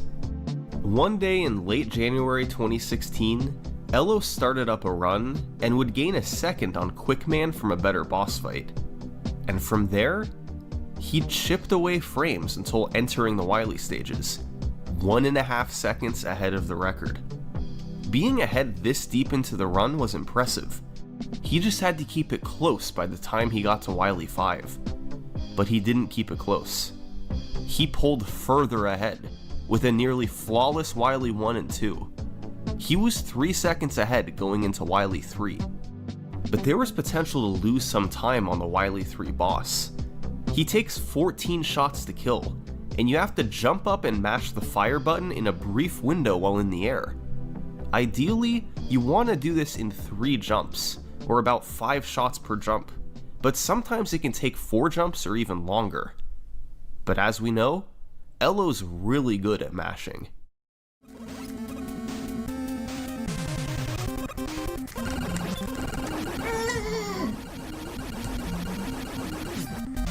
This was the first 2-jump kill in Rockman 2 history. 7 hits per jump. It had been theorized and done in practice, but never before had someone hit it in a speedrun. Elo just needed to be close going into Wily 5. Instead, he was 3.8 seconds ahead. And sure enough, he picked up some more time on the refights, gaining 3 seconds to put him 6.8 seconds ahead going into the last stage. This was the chance of a lifetime for Elo, if he could just close it out.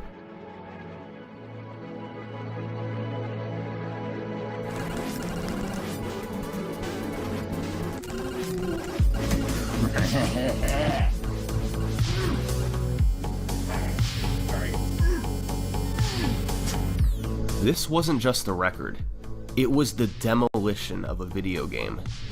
After becoming the first runner to get a sub 27, Elo had now become the first and only to get a sub 2650 as well. This wasn't just the best run of Rockman 2 ever performed, it was one of the strongest world records of any game. Elo himself said that he was done. The community was in awe of what he had accomplished, and nobody would even try beating it. As 2016 continued, the game entered a period of dormancy at the top. People were still running the game, but Elo's skill level was far above the rest. Only 2 runners had a sub 27, and nobody was within 10 seconds of the record. 2017 came around. Still nothing. By this point, Elo's record had stood for over a year. There was just nobody good enough to beat it.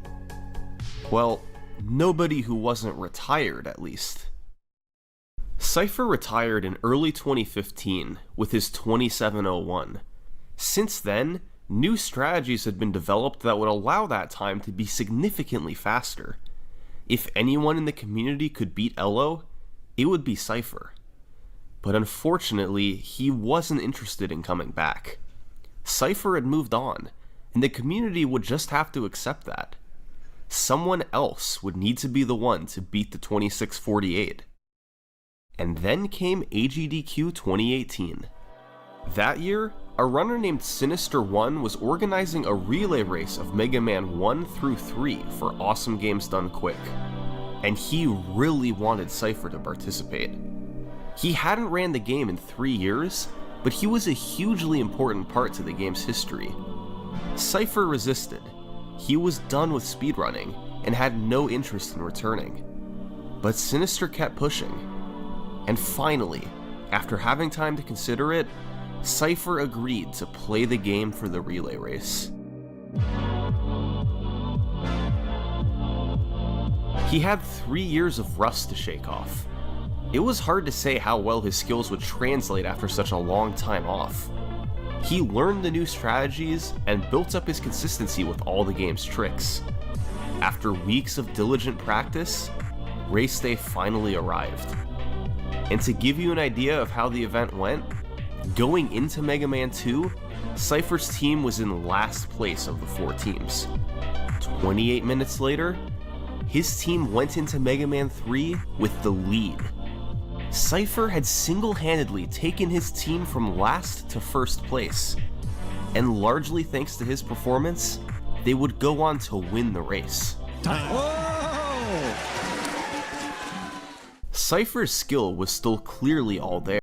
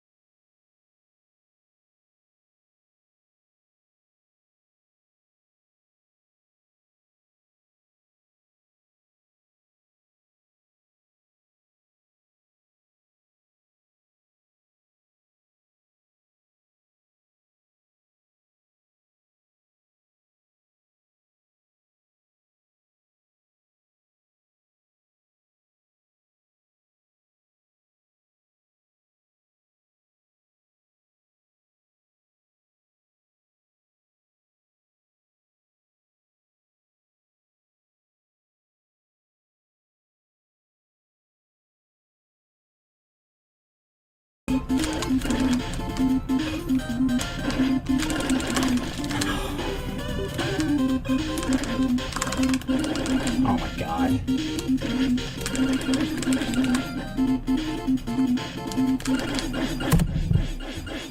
I can't believe I threw it away at the alien. The alien fight had gone horribly wrong. He took damage too early and got turned around multiple times while trying to mash. It cost him the record, but he still did get a decent PB out of it. But that's okay. He had already gotten a record-paced run to the last stage. World record was right around the corner. Cypher continued doing attempts, now just 5 seconds away from the record. But strangely, despite being right there, he found himself unable to take the remaining time off his personal best. He was getting runs deep, but the combination of Wily 4, 5, and 6 were able to shut it down every time. Even though Cypher could get on record pace through Wily 3, closing it out through the last 3 stages is really tough.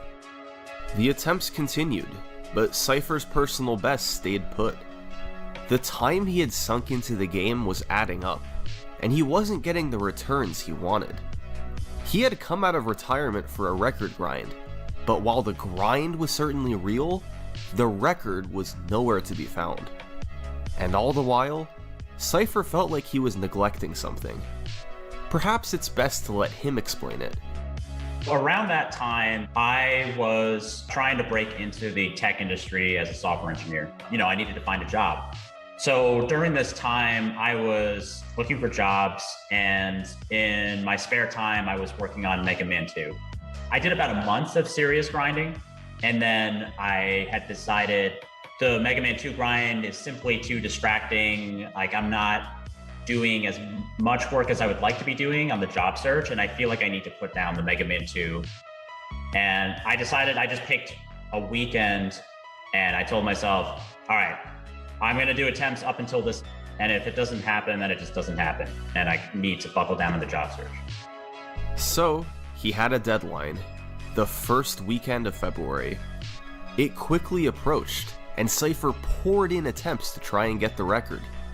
I think I had a 9-hour stream and then an 11-hour stream on Saturday and Sunday.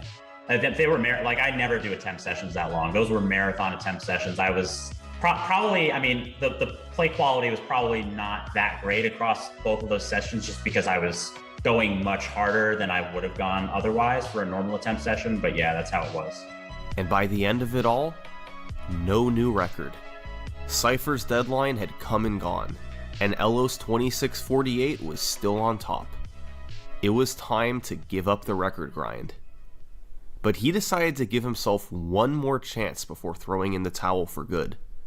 On that Monday, he decided to participate in one last speedrunning event. One that was organized by Sinister One, the same guy who initially got Cypher back into the grind with the AGDQ relay race.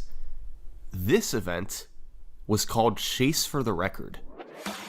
Hello and welcome everybody. This is Chase for the Record Rockman 2, and we have quite a show for you today. So Chase for the Record is an online competition where you'll take typically the best 4 players in a game that is highly competitive at a moment in time, and get all of them to play at the same time, to do attempts at the same time, and then you can kind of show like who's actually on a good pace and hopefully see a world record during the attempts, which is generally about a 3-hour window.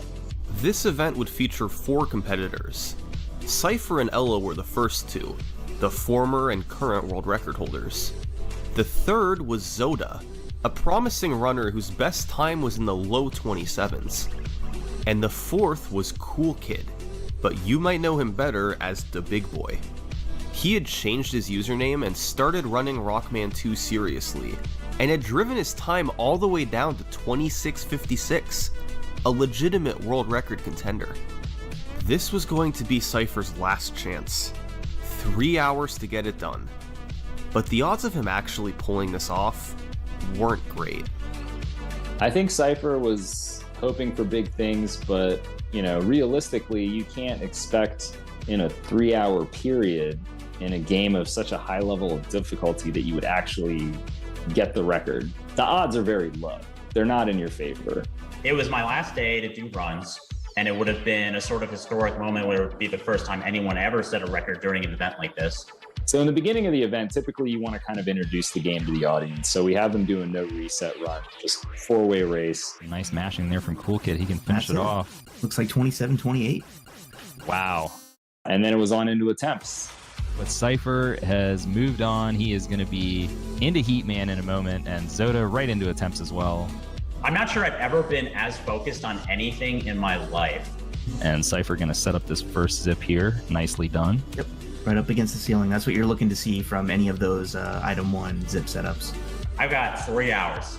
I'm going to try my best to make it happen, and whatever happens, happens. And he gets the 1 blade. That's probably the most favorable pattern. Pretty quickly, I got a run deep in the game, and I got a run to Wily too. That was on good pace. I'm pretty sure it was on record pace. He's in. Oh no! He didn't go far enough to the right. No, that's rough. Ah, man, he was like 1 pixel away, and he stopped. I was a little disappointed, but I was like, you know what? It's just 1 run. We immediately into another run. I was very accepting of the probable outcome that I wouldn't set the record on that show.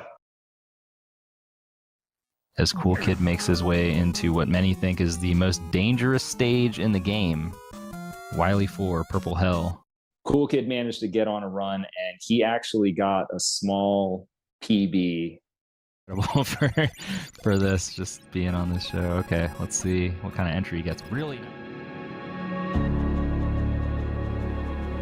I was just not paying attention to anything else happening in the event. I was not listening to the commentary. All right, come on, Cool Kid. Nice 1 shot there. Okay. Get mashing. And he finishes it off. 26:56. I'm not sure I even knew that Cool Kid got a PB. Someone may have mentioned it in my chat. Cypher is on into Heatman stage here. He's the only player that's got something going so far, but of course still early game. I got past the early game gauntlet of air and clash. I got past the Biggie special. Once you get past the Biggie special at the start of clash, then you have a real run. Yeah, he's in good shape here. Yet again, gonna be moving on. And then I realized I got another run to the Wily stages within half an hour after losing that Wily 2 pace. Like I'm just playing out of my mind. He's got to be thinking about what happened last time in Wily 2 here, so hopefully he's able to get this zip set up. Yeah, I'm always worried about the overcorrection. Okay, that one is good. That one was definitely good. The pace. Wily 4. This has been the bane of Cypher's lately. This is it. So the difficulty of Wily 4 is that you really have to draw on all the disciplines that you have in Rockman 2. You have horizontal zips, you have vertical zips, you have item 3 drops, you have a door crash that you have to do. Everything has to come together in this one stage where it's very high pressure. And I kept just playing well and not losing it anywhere. And Wily 4 happened, went well. To maintain his pace, but that's a 45, so he is on world record pace going into refights.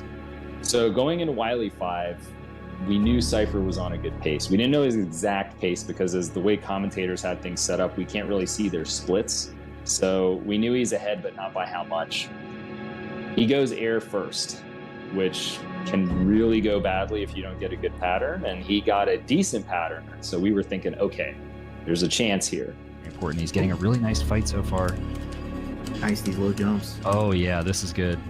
Once he got past Quickman, we were kind of like, this is probably going to be it. This could be world record right here, right now, on Chase for the record. I just need to do this zip, and I need to mash down the alien, and then I'll be able to achieve this thing that I would just be a massive, massive moment and accomplishment for me. Oh, that's good. That's good. He's in there. We're in there. Let's go. All right, he just has to mash.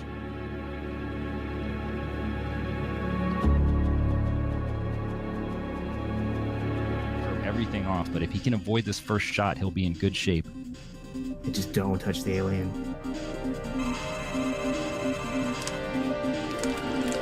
All right, first phase good. Oh my god.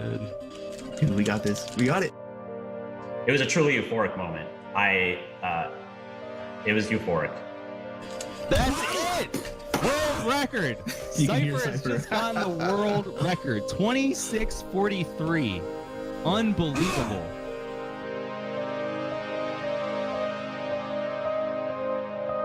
I was just overwhelmed with emotion. I can't describe it any other way.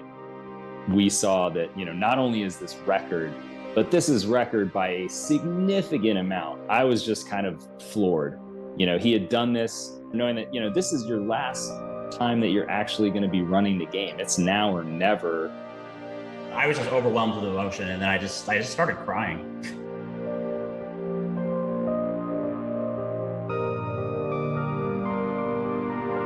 The run would be retimed as a 26:42, beating Elo by 6 seconds. And Cypher could finally take his well-deserved break. But at the end of the day, you just can't keep Cypher from Rockman 2. He'd spend the next few weeks on other tasks, but Rockman 2 was still calling his name. And sure enough, by March, he was back to doing record attempts. But this time, he wasn't alone. Cool Kid had driven his PB all the way down to 26:47, good for second place. And he was coming for the top spot. Cypher and Cool Kid were in a race for the next world record. They'd have new strategies to help. A high-level runner named Prizzy had developed a couple. First, there was the Clashman manip.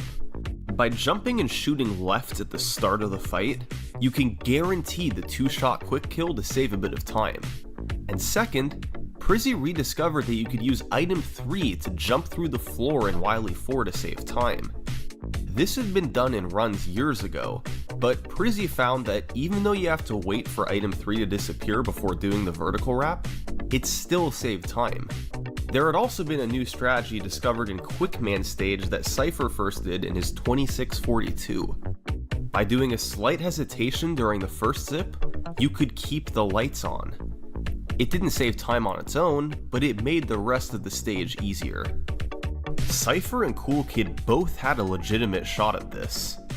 But on March 16th, Cypher found himself 6.5 ahead into Wily 5, a chance to crush the category. Unfortunately, despite getting a great airman pattern, he misexecuted and lost 5 seconds. He'd finished it off as a 26:41, still a small world record, but Cypher couldn't help but feel disappointed. This run wasn't what it could have been. It had the potential for a 26:3x time, a time that would have seemingly put the record out of reach. A time that he had theorized with Elo years prior for the absolute limits of the category. But one mistake in Wily 5 prevented it all. This is it. This is it. I just need, I need a decent refights.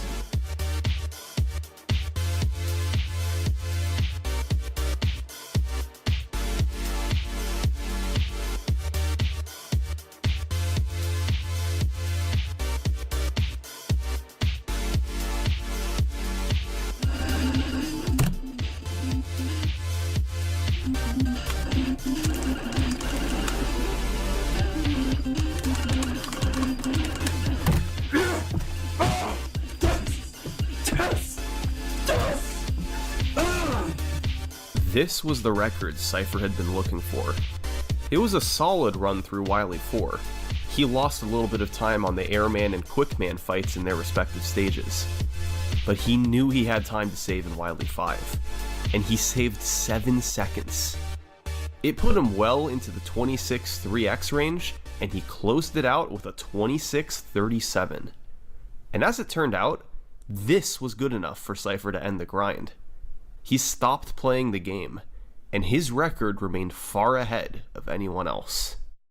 Well, at least for a little while, because just a few weeks later, Cool Kid was on his way. His time was down to 26:43, still 6 seconds from Cypher, but he was closing in quickly. See, Cool Kid wasn't just any speedrunner. He was also the MegaMan 1 record holder, a title he had held off and on for more than 3 years. It made sense that he would one day hold the MegaMan 2 record as well, but he had a really tough world record to beat in 26:37. On May 7th, Cool Kid got on a run that had a below average Heatman pattern, meaning he'd have some time to make up. He'd save a bit from a faster air fight, then saved a couple in quick from a frame perfect zip. By triggering it on the first frame possible, MegaMan only gets pushed up 1 tile instead of 2, meaning you can quickly zip through the boss corridor as well. Just about the only substantial mistake through the 8 robots was missing the initial item 1 placement on the Woodman zip. Going into Wily 6, he was about a second behind the record. If he could perfectly crash the door on the zip, he might just barely be able to get this.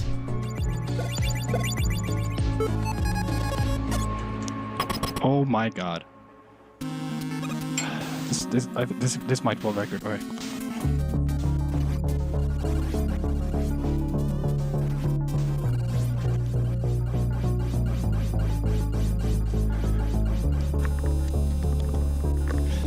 Oh my god. The run would be retimed to a 26:37.00, beating the record by 10 frames. Cypher's massive world record had only been standing for about 4 weeks, and more than 6 years after his initial Biggie discovery, Cool Kid had become the record holder. And then, everything went silent. For the first time in months, there was no active competition for Rockman 2's world record. Cypher had moved on. Cool Kid had moved on. And nobody else was within striking distance. And so, the record stood. And it stood for years. Through the rest of 2018, all of 2019, and all of 2020, Cool Kid's 2637 stayed put as the world record. There were no rivals, no contenders. Nobody could beat the pair of 2637s in the top spots.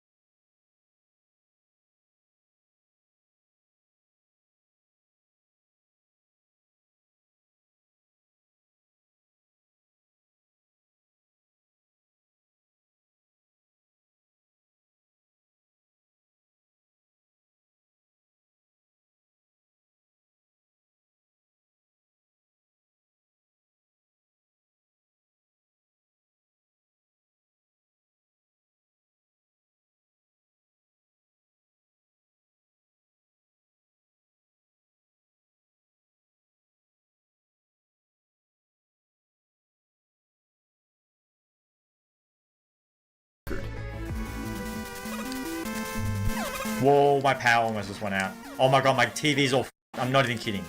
What the My power just massively flickered and my TV looks completely I'm not even kidding. All the colors just went Am I still whoa, it did it again, did it again, did it again. And my power went out. Are you serious? Elo would continue doing runs for a few weeks, but he'd never take his personal best under 2642. To this day, that's where his best time stands.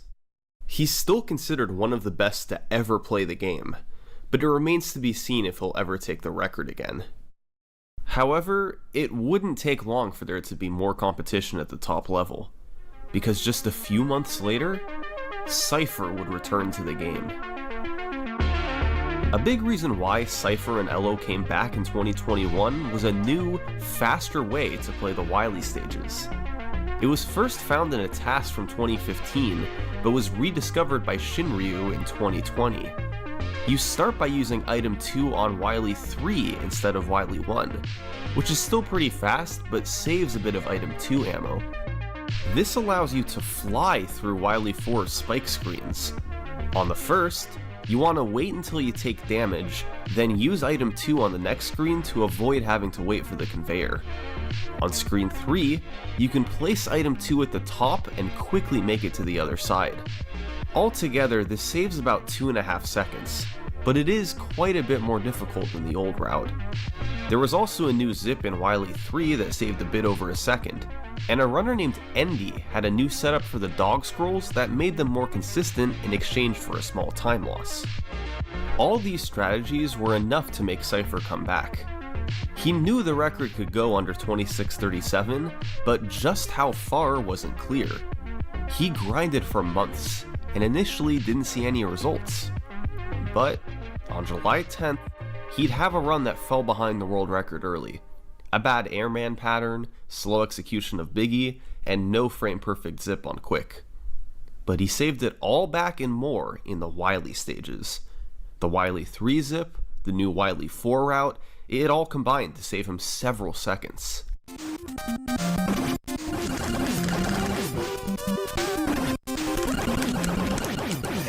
Now I did it! Ah!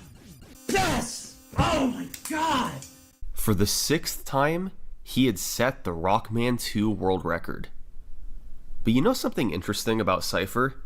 Despite being one of the best to ever play the game, the longest any of his previous 5 records ever stood was 4 months. He was often the first to break a long-lasting record, but for each and every world record he set, someone else would beat him shortly after. This 26:34 was a nice improvement, but it wasn't perfect. He did lose a lot of time early on. There was only one way for Cypher to guarantee he wouldn't be beaten. Get a perfect run.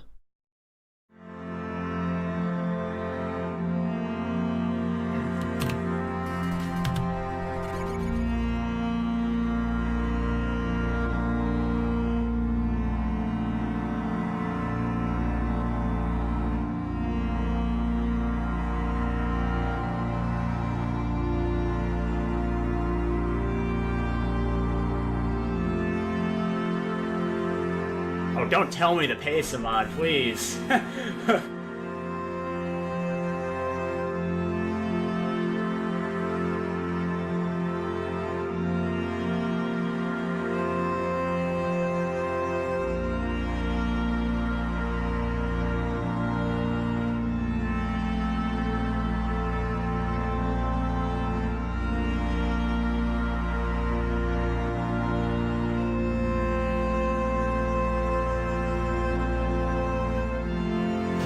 Alright, this is it.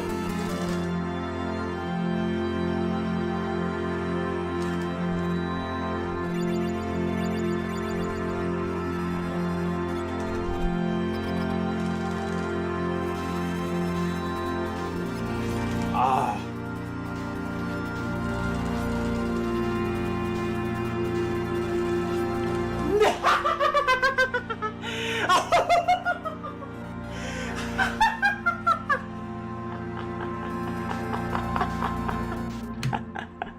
Yo, that's hilarious.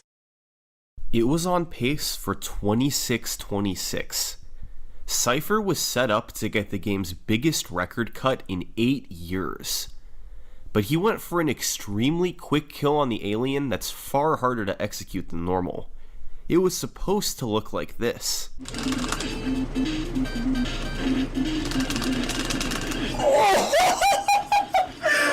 first time I ever did it! It would have been his ultimate run.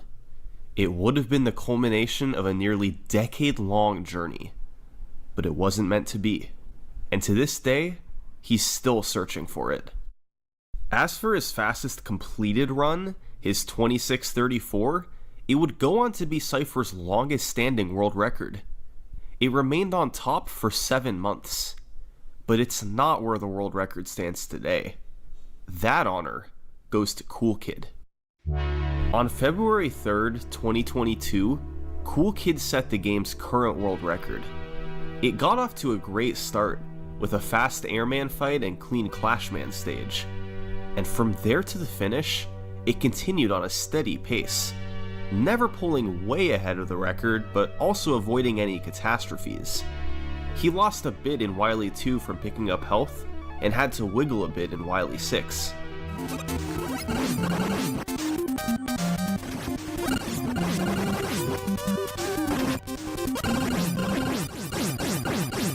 I don't know if he's fast enough. It was fast enough, Cool Kid. And to this day, this run remains as the world record. As far as this game has come, its future is still wide open.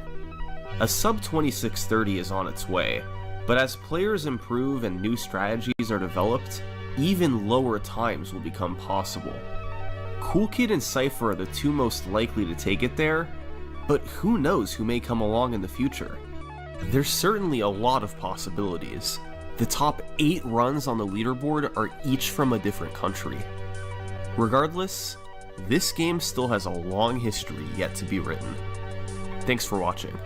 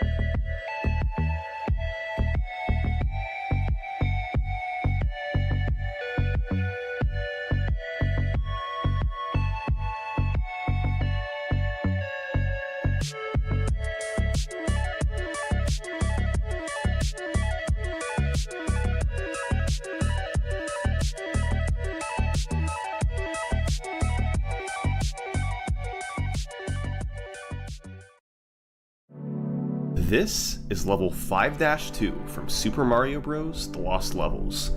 It's a game known for its difficulty, and 5-2 was designed to be no exception. Brutally difficult, but completable with experience and practice. When speedrunners began playing this game, they expected 5-2 to be just another level they had to conquer. But as they tore it apart, they found that 5-2 was anything but ordinary. This level has challenged speedrunners like none other. Hundreds of hours have gone into breaking it down. But it's a puzzle that keeps gaining new layers. Glitches not seen anywhere else. Strategies unique to this level. Mario games are known for their speedrunning tricks. But there's no level with the history of 5-2.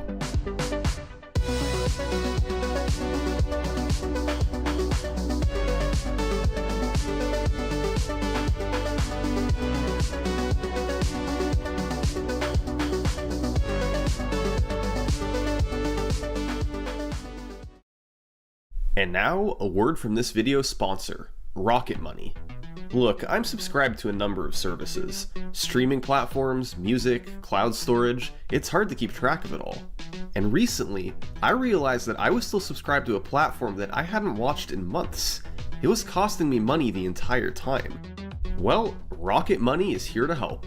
Rocket Money is an all-in-one finance platform that helps you save more and spend less. It's a personal finance app that allows you to manage subscriptions, lower bills, build a custom budget, and grow your savings, all in one place. I think it's a great tool to help you save money. Rocket Money safely and securely identifies recurring charges and cancels unwanted subscriptions for you. They also automatically monitor your spending by category, give notifications when you've exceeded them, and visualize your spend to earn ratio by month, quarter, or year. To save more and spend less, join the 3.4 million members using Rocket Money today. Go to rocketmoney.com/summoningsalt or click the link in the description to get started for free. You can also unlock even more features with Premium. That's rocketmoney.com/summoningsalt to get started for free.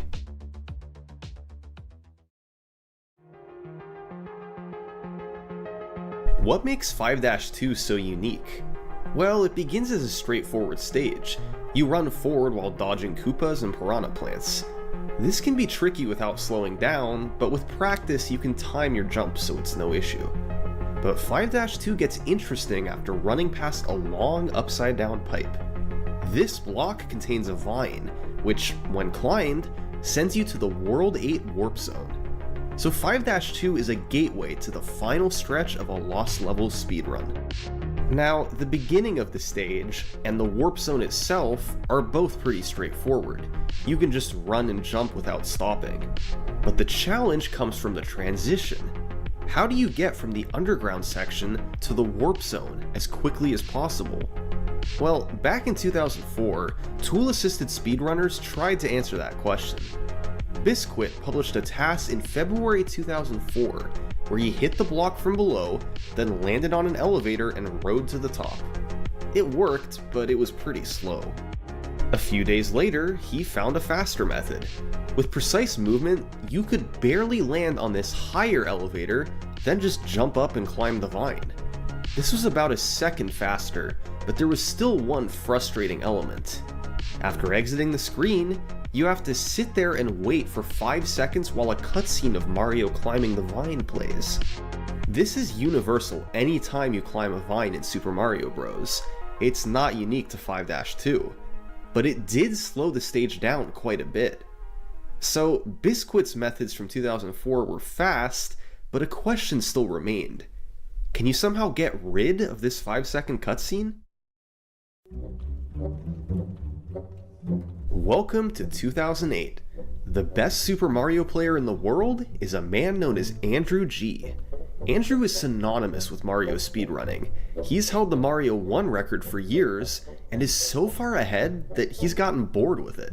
So now, he's playing its sequel, The Lost Levels. Andrew began running the game in mid-2008, and initially played 5-2 like others did. But then, Andrew decided to try something new.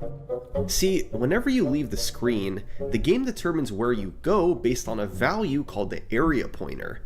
In 5-2, once you pass the right lip of this pipe, the area pointer changes to the warp zone, which is why the vine takes you there. But the game doesn't care how you leave the screen. You can either climb a vine or go down a pipe, and you'll be taken to the same place.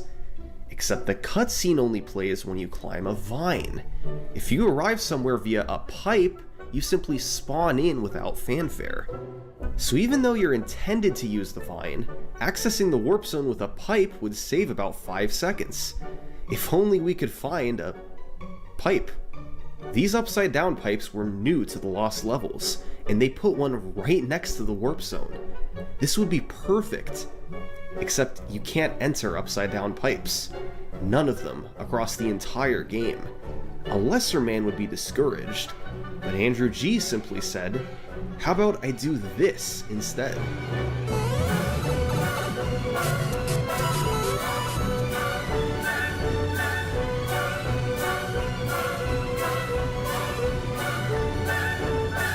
This is a normal pipe. You enter from the top. This is an upside down pipe.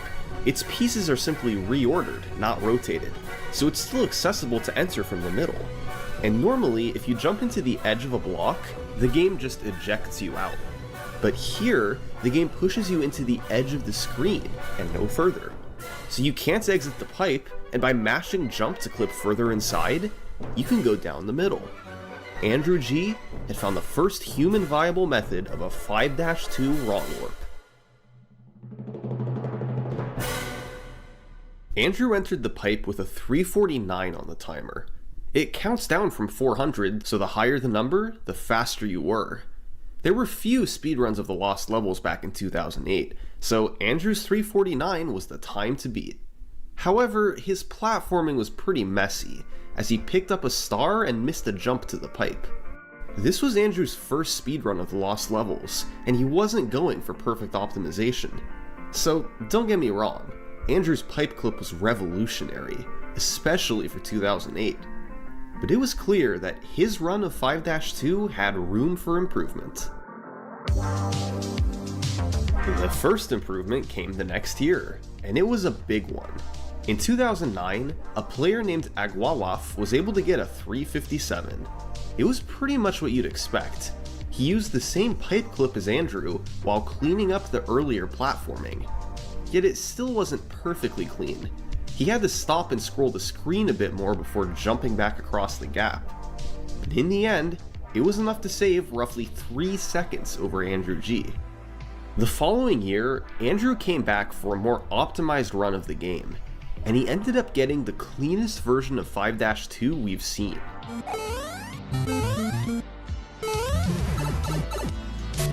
In addition to a smooth ending, he also skipped doing a backwards bump. It's easier to set up the pipe clip if you do a backwards bump early in the level. This changes Mario's position on the screen, so there's more wiggle room when jumping back across the gap. This was the first iteration of 5-2 that skipped the backwards bump, and he ended up getting a 360 on the timer. It saved 3 in-game increments, or about 1 second. For the next few years, this was the strat, a wrong warp without bumping. It was risky, but it was the fastest strategy around. But after 4 years, in 2014, the world record changed hands. Blubbler took the top spot, and with it came a minor update to 5-2.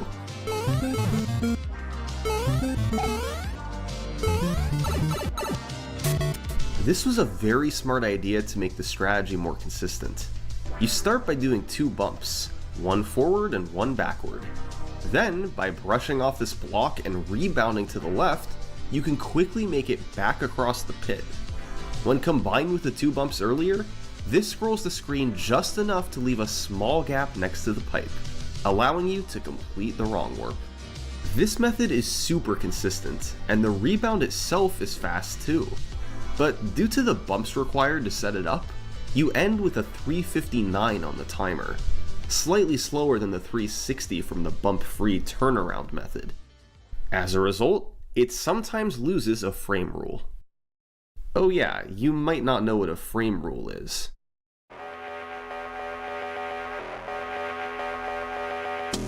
Now, I know, a lot of you already know what frame rules are. So, we're gonna shake things up and see if we can set a speedrun explained world record. At the end of each level, the game only checks for completion every 21 frames. Essentially, this means you can only gain or lose time in increments of 0.35 seconds for every level. The best analogy of this was created several years ago by Darbian. It's as if at the end of every level, a bus arrives every 21 frames to take you to the next level. Even if you miss the bus by 1 frame, you'll have to wait 20 frames to catch the next one.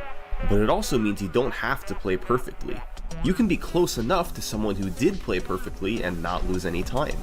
A frame rule lasts about 1/3 of a second, and an in-game increment lasts about 1/3 of a second too. So generally for each full increment gained, you save 1 frame rule. There it is, new world record. Bismuth's got nothing on me.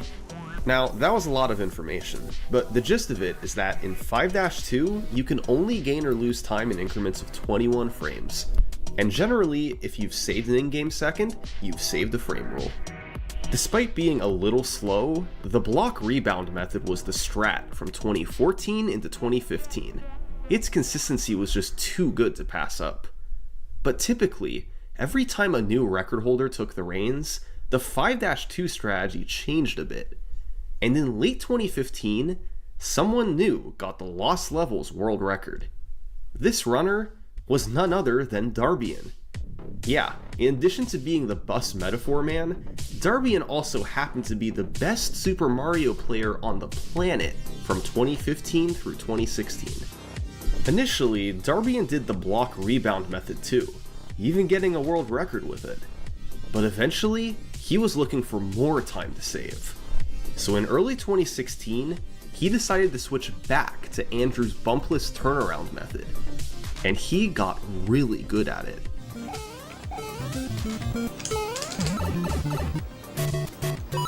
This got a 361 on the timer, and saved 2 frame rules over the rebound method.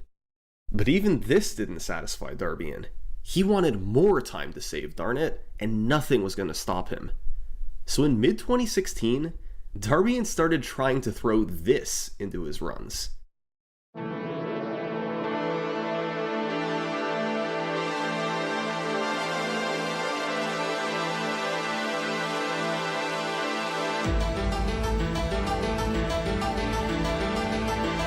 This is a wall jump, and it's one of the hardest mechanics in Super Mario Bros. If Mario runs into a block, he'll usually stand inside of it for 1 frame before being ejected out. If he's in the top 4 pixels of a block when he collides, and you press jump on the 1 frame he's inside, Mario will perform a wall jump. That's a frame-perfect trick within a 4-pixel window. It's not easy. Wall jumps are used at times in full game speedruns, but typically only when it saves big time or when the alternative is more difficult. Essentially, the risk-reward has to be worth it. And in 5-2, the downside is it's a frame-perfect trick that kills half your runs. The upside is that it sometimes saves 1 frame rule. Yeah, as awesome as it looks, the 5-2 wall jump never really caught on. The risk simply wasn't worth it. So, for the rest of 2016, 5-2 remained the same. After all that evolution, after all those modifications, they were back to a variation of Andrew G's 2008 strategy. It was the method that best balanced safety with speed, so it was what stuck with top runners. Speedrunning is funny. Sometimes your original ideas can't be beaten. And other times, you have no idea when something's about to come along and crush it. At AGDQ 2017, Darbian, Andrew G, and Cosmic raced the Lost Levels. In 5-2, they all went for the turnaround strat, same as always. It was a fun race, and everything was standard. But a few days after this run, while the 3 of them were still at the event, they got a Discord message from somebody named Eden. Eden said that he didn't understand why they were doing such a slow method of 5-2. Well, it was the fastest strategy the three runners knew, other than the wall jump. Eden linked them to a Japanese Mario technique list, a website from 2004, and on that page was something that blew their minds.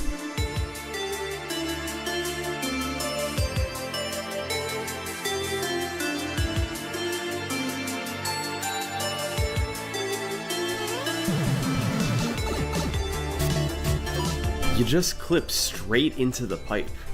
No need to scroll the screen extra. No need to jump back across the gap. Devil's Spell is a mechanic that Japanese ROM hackers found back in the early 2000s. As with the other wall clip method, when you jump into a block, the game tries to eject you out. However, by pressing right while in the air, the game actually pulls you into the pipe, and it's only when you land that it ejects you out. So, by repeatedly jumping to stay in the air and holding right to get pulled in, you can eventually work your way into the middle of the pipe. This trick was right there in the open. It had been on Mana's technique list for nearly 15 years, but speedrunners never found it. Once Eden showed it to them, Cosmic, Andrew G, and Darbian spent the rest of AGDQ 2017 practicing the trick together. Nice. They knew Devil's Spell was huge, but the first question was how much time did it actually save? With the old turnaround strategy, an optimal time was 361 remaining, but at AGDQ with Devil's Spell, they were regularly getting 363 to 364, a save of 2 to 3 frame rolls. And as they went home and began implementing it in their runs, it got even better. With a really clean clip, runners were able to get a high 365 in their runs, saving 5 frame rolls over the turnaround. This was huge, the biggest 5-2 time save in nearly a decade. And they had an idea to make it even faster. There are 2 sides of the pipe, and Devil's Spell is possible on both. The left side would be faster, but in order for it to take you to the warp zone, the screen has to scroll enough. And to get it to keep scrolling, you have to start running once you're in the pipe. It's harder than the right side, and by having to make the screen scroll, it ends up not really saving time. But even right side Devil's Spell was tricky. In fact, it was harder than all previous 5-2 strategies, save for the wall jump. But the beauty of Devil's Spell was it didn't need to be done flawlessly. While a high 365 provided the optimal frame rule, that required perfect timing with your jumps, and immediately getting sucked into the middle. Times of 363 to 364 were more common, but that still saved time over the old strategies. Devil's Spell became an iconic trick in not just 5-2, but Lost Levels speedrunning as a whole. It looked so bizarre, and was a highlight of most runs. Darbian first set a world record with it in January 2017, just weeks after its discovery. And it would become a staple of the Lost Levels for years. World record after world record was set, each one containing an example of the Devil's Spell. Some runs struggled with it. Others were unbelievably smooth. Are we fast? But Devil's Spell was always there. As the years passed and runners began to master the trick, they started to look beyond Devil's Spell. The game's best players had gotten much stronger over the years. They could perform tricks that would have been far too risky in 2010. And while Devil's Spell was a difficult trick, even that had started to become trivial. So, was there anything left on the table in 5-2? Well, there was one option. Recall that way back in 2004, Biscuit did a TAS of 5-2 that didn't use the wrong warp. Now remember, tool-assisted speedruns are different from real-time runs. They're able to go frame by frame and re-record, in addition to using other tools, to create a theoretical perfect speedrun. Well, in 2006, thanks to Mr. Swede finding that you can enter upside-down pipes, legendary tassers Phil and Janisto discovered the 5-2 wrong warp. And their tool-assisted strategy, way back in 2006, was faster than anything that real-time runners had come up with in the years since. The issue was that it was way too hard. Harder than Andrew G's turnaround method, harder than Devil's Spell, even much harder than the wall jump strategy. But now, nearly 15 years later, maybe people had improved enough to try it. This is the 5-2 task strategy.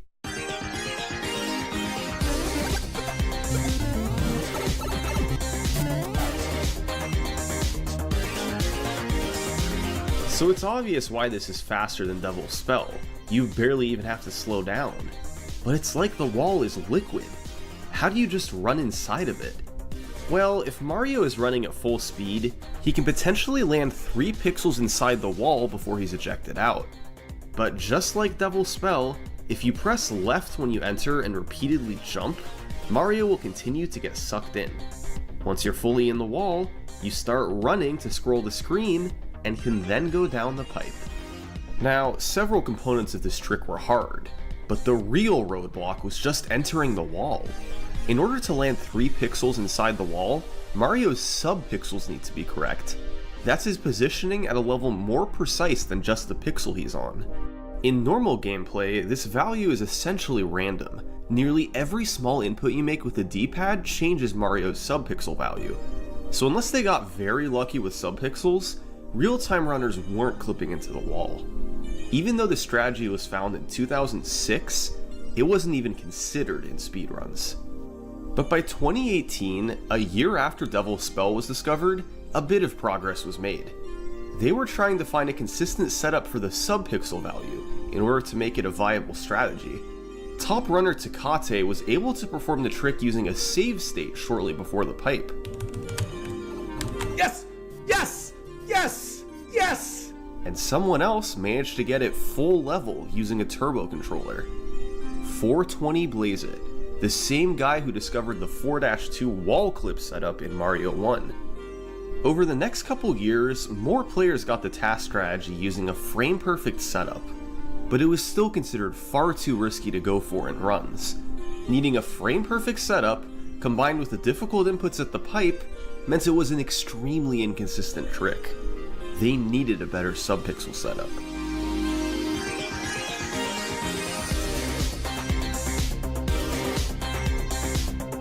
In December 2020, HitsCrits found an amazing setup. By running off a ledge with down and right, and doing a full jump on any of the 2nd through 5th frames after you land, your sub-pixels will always be set up for the clip.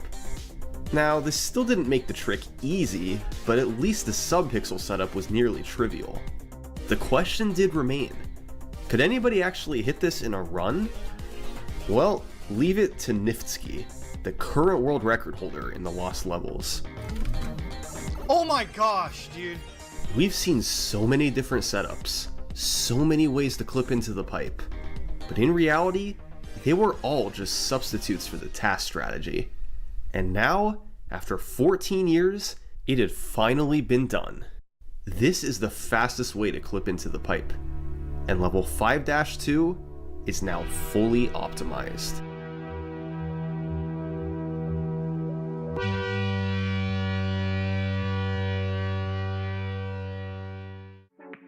So here's the thing. While this is indeed the task strategy, the task itself executes this faster. See, when Niftsky, HitsCrits, and the rest did the pipe clip, they ended with a 367 on the timer. The task gets a 368. There's actually one more frame rule to save in 5-2, and it just so happens to be the hardest frame rule to save in the entire game. These are the inputs needed to save the extra frame rule. All of the following must be perfect, with just 1 frame of wiggle room. You begin with an underground fast acceleration just after you land. By pressing right, left, A, and right on subsequent frames, Mario will do a backwards jump and get up to full speed 1 frame faster. Later, you must manipulate Mario's sub-pixels with a down plus right press. Once you get to the pipe, you have to do a frame-perfect jump with frame-perfect height and mash A at precisely 15 presses per second to get 3 jumps. Exactly 3 frames after the last jump, you do a frame-perfect down plus right press, which gives Mario a tiny amount of speed. When combined with the earlier down plus right, it's enough speed to let the screen scroll early and you can quickly go down the pipe. Finally, in the warp zone itself, you start with another frame-perfect fast acceleration and later perform good warp zone movement. And if you do all that within 1 frame of perfect, you can save the TAS 5-2 frame rule. Cosmic saw the time save initially, but King of Johnny Boy is the one that found this setup in June 2021. For the next 6 months after this was posted, nobody even bothered trying. Mario runners are incredible, but this was just a little too much to ask. The amount of frame-perfect inputs required in a small span, not even worth going for. But by early 2022, the frame rule did start to pique the interest of somebody. And once again, it was Niftsky.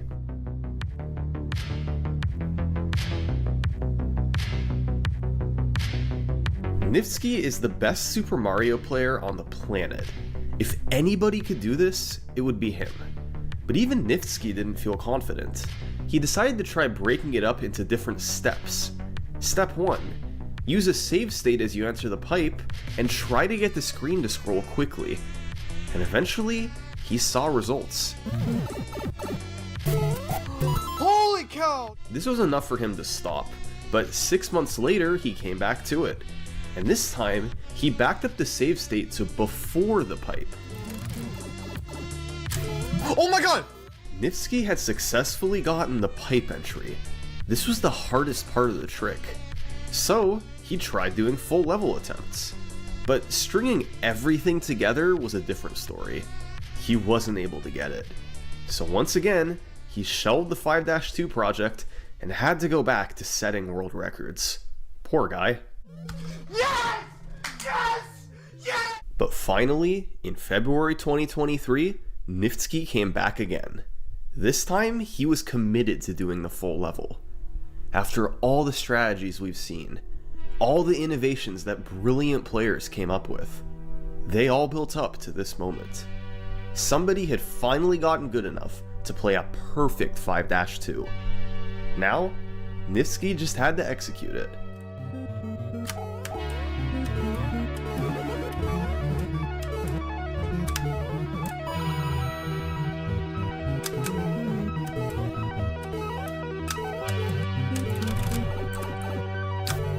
Oh my god!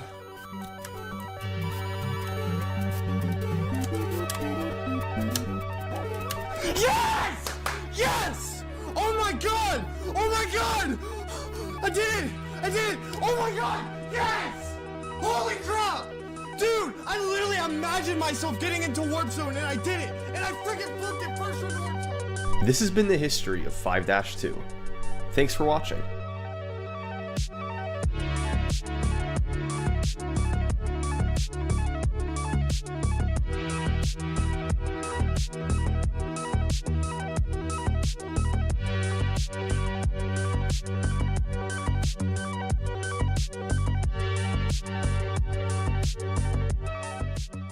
Welcome everyone, we have a new ROM hack today, Super Flying Again. It was made by Blue Finch, and he has already made, I think, a flying ROM hack. You're allowed to like fly infinitely or something. I can't remember. I'm not a huge fan of the flying in Mario 3 because it's all slow and jank, but I think he managed to make it in a fun way.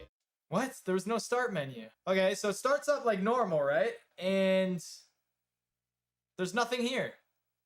I can't even press select. Pressing select doesn't do anything. I got nothing in my inventory. I start with flying Mario. Apparently there's a boom boom at the bottom, shifting back and forth. I have no idea what's that about. Let's go to the fortress. Oh, hi dogs. The king left his crown here again, so we are gonna bury it.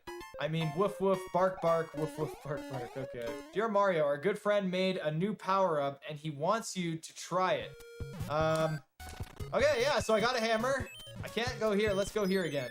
What's in this door? Hey, you found me! Thanks to Koopa, Orange Expo, Joe Smo, Michael, and the whole of SMB3 Prime for playtesting. Get your ass back here, Toad! Oh, look at that! Full inventory. Okay, there was another door here, though. What's in this door? What? Alright, so I gotta leave. Whoa! Oh yeah, this is the flying. And I can turn into a statue. Yo, that's sick. Alright, here we go. Orange Expos everywhere, man. Okay, didn't want to do that. Is this like some kind of secret level? What?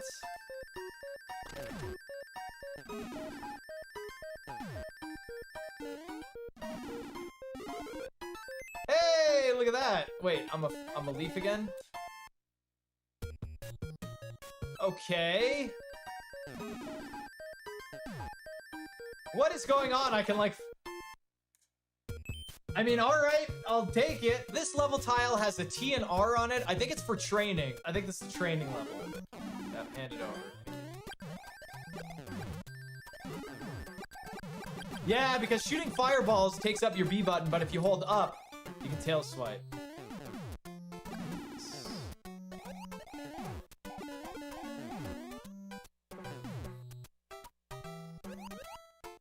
Okay, I can't tail swipe underwater.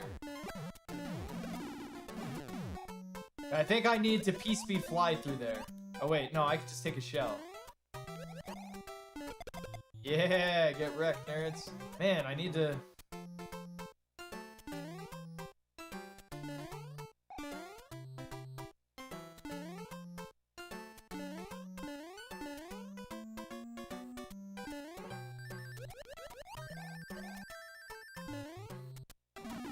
Damn! How the hell do I do that?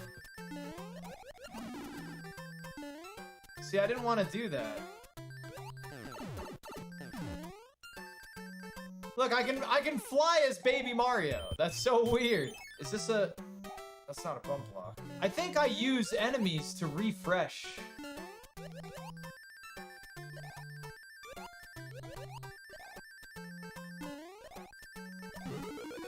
Alright, so you can use enemies to refresh your flying. Perfect. Now, if that's the training level... Dude, I don't know. I don't want to know what's not the training level. Alright, what do we got here? Shoot him.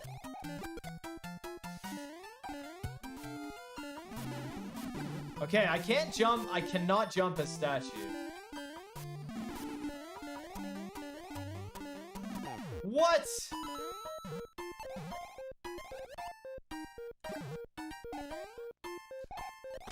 I can get that.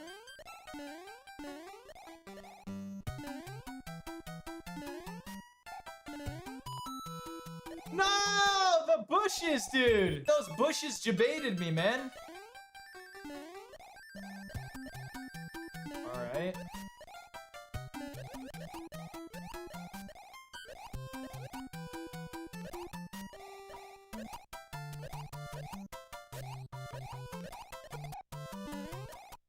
Oh, that's so troll! How the fuck did that get me, dude? Wait, is there a secret here? No. Oh.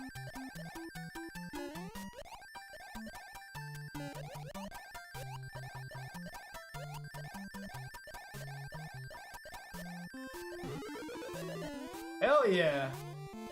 All right, so that the tail swipe at the end is for like a check. All right, level 2.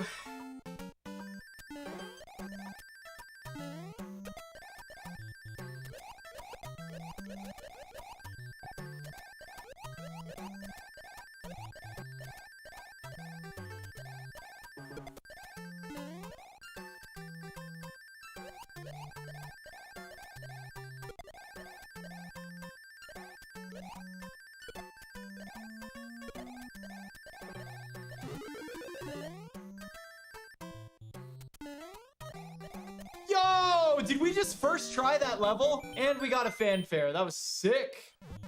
Why can't I go to that fortress? What the heck? Wait, what? I got lucky with a hand stage? Yo, don't act like I don't see that. Okay. I didn't see it. Oh, what? I got jebaited by save states! And a hand!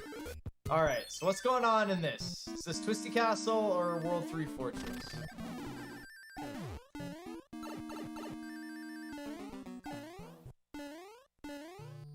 Okay.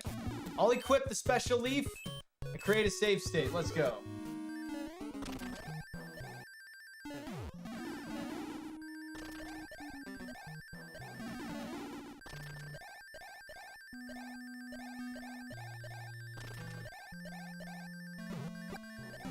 Whoa, look at the fireballs go. What the hell?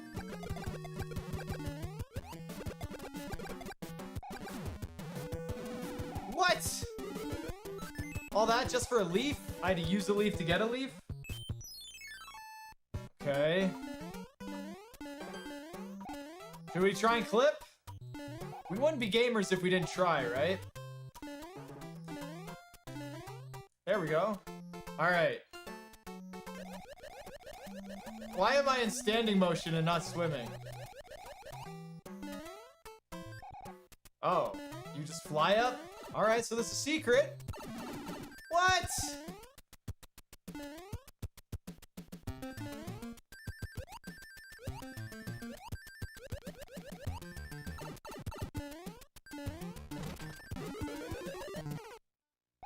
Where the hell am I supposed to go? Wait, what? Oh, very funny.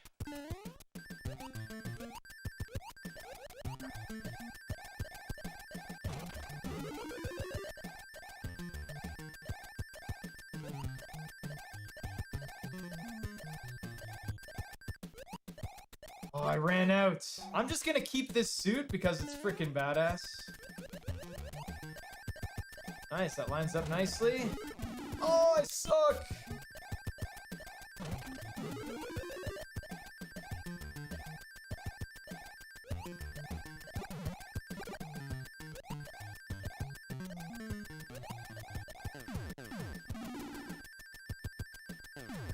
That's bullshit.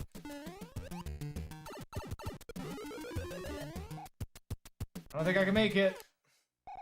God, these are getting insane, man.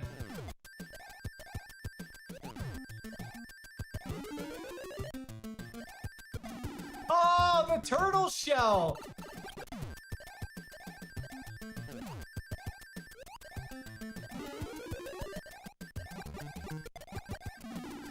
What? How did that plant hit me? What is that? What is that piranha plant doing? Dude, I should have this level. I have it.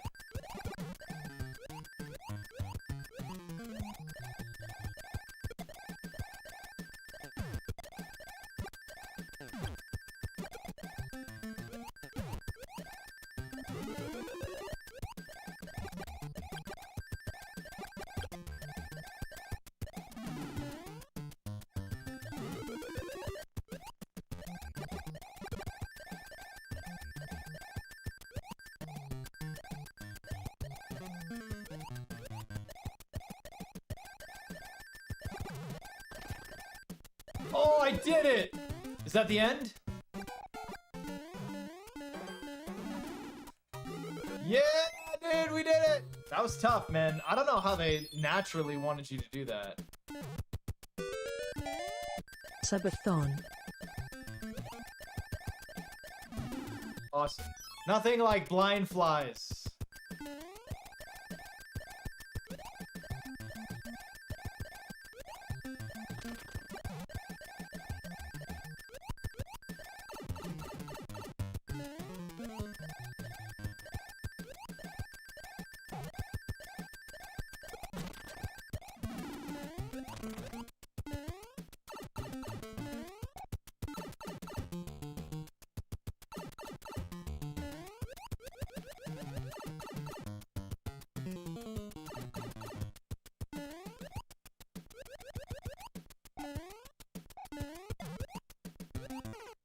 Dude, if I made it, oh my god. Is that cheesable? I don't even know.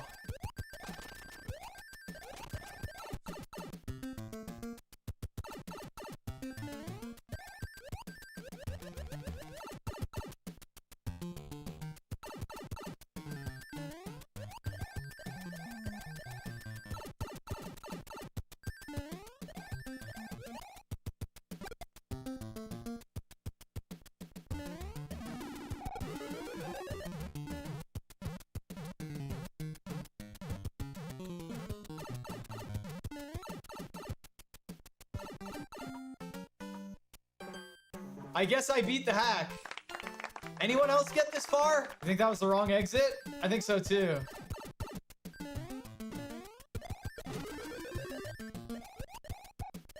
What?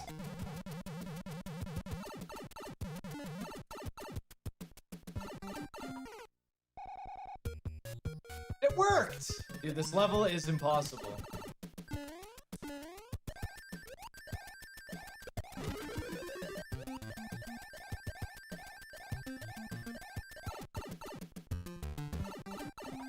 Yes, dude, I needed one flutter. I made it, Dad! All right, let's go. What do we got? What?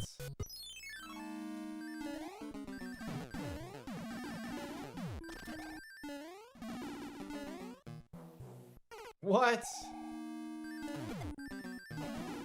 Like, okay, I guess. It lines up so great. Look at this. Yeah, that's great. All right, I think this is so far the shittiest level start.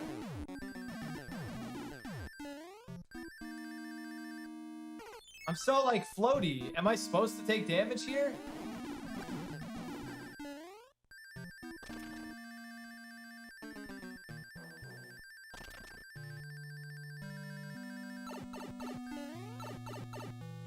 What is this?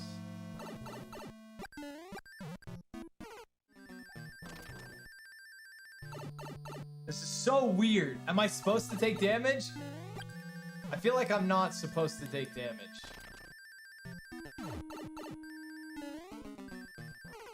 I mean, I could have survived there. Is this right or wrong?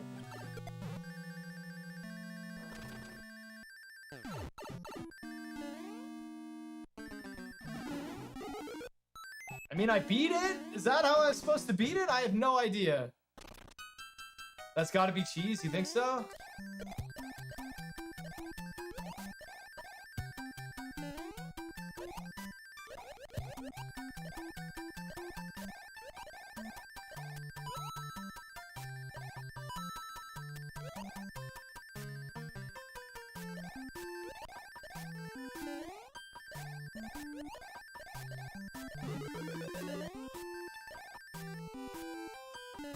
Hey, we did it! Some levels I can just scream right through, and then other levels are like impossible. I can get fire flowers and mushrooms, really? 20 bucks of mushrooms? Alright, what's this?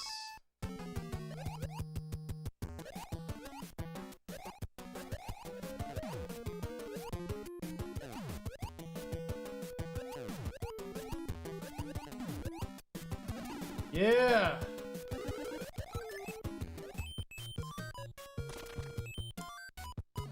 What's the Tanooks all about? Let's see what this is all about. What? Right after I equip it, man. What is that?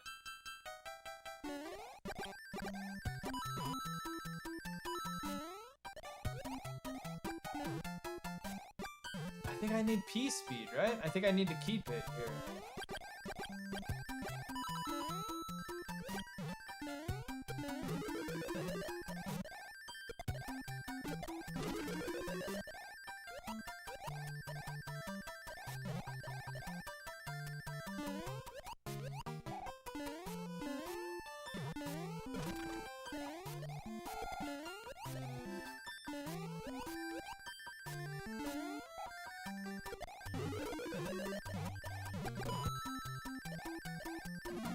That's so bullshit, dude.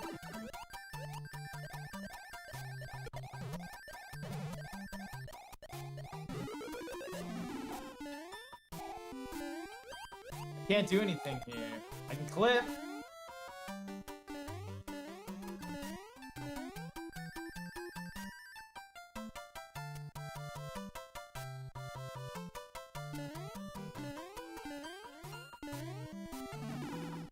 Yeah, dude!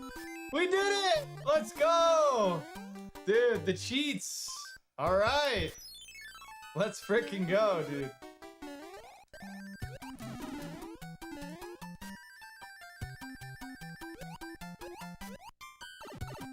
What?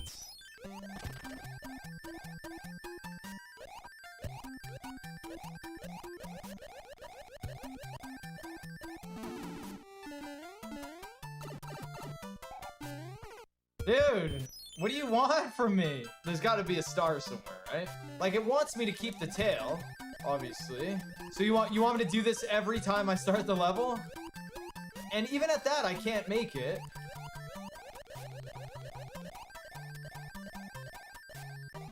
Oh, barely, dude.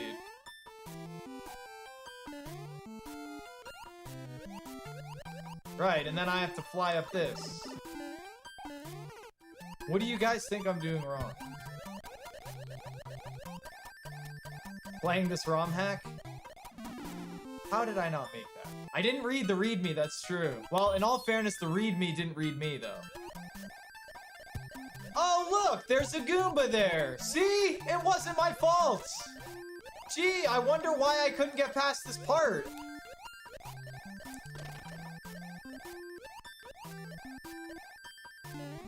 Awesome.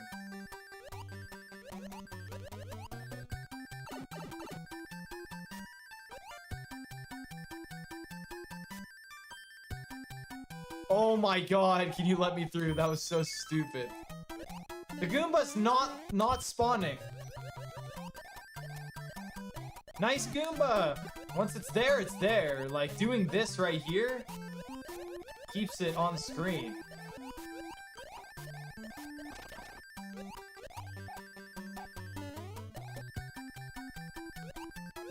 You gotta be fucking kidding me that Koopa just did that. Thank you!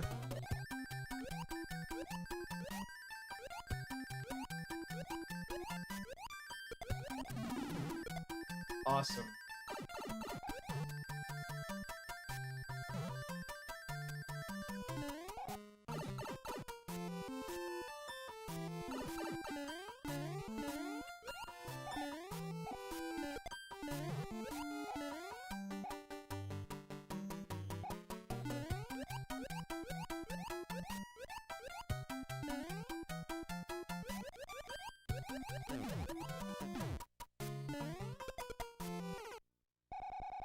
That looks pretty damn long.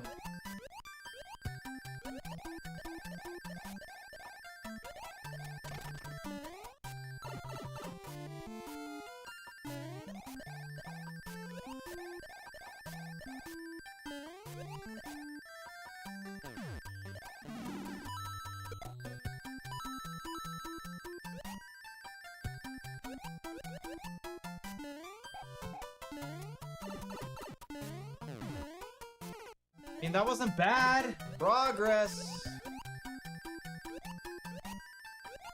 Another fucking despawn, dude. I wouldn't keep doing it if I wasn't having fun. That's always a good point, right?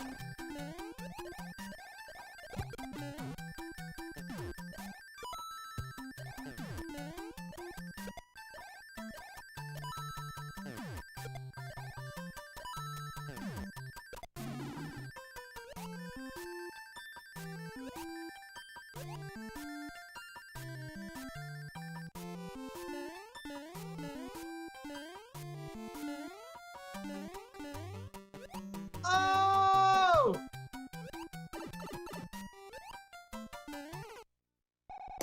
Damn it!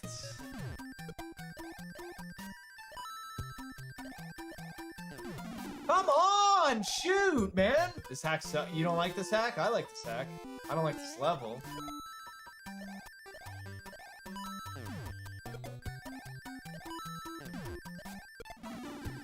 Like, what is that, dude?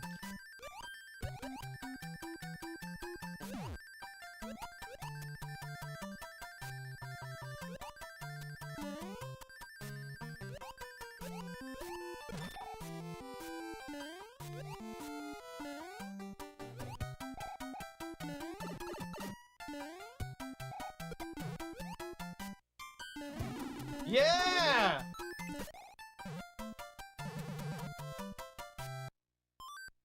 Yeah! I guess I did it. God, this hack's nutty. Yeah, you want me to have the Tanooks, huh? Okay. GG's.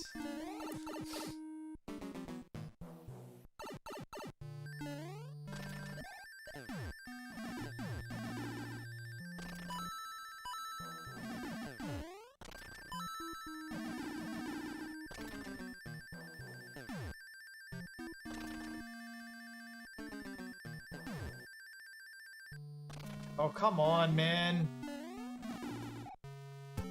Line drop. Oh my god, that delayed time, dude. That fucked me up so bad. Killed by Boom Boom. Don't you tell anyone.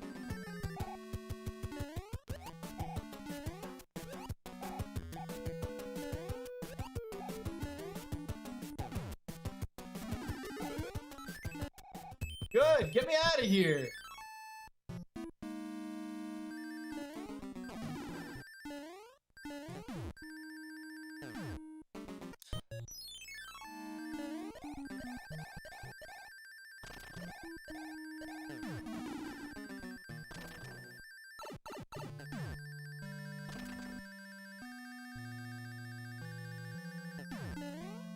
I needed that. I needed him.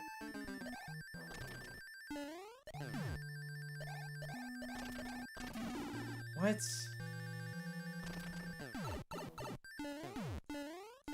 Like, what?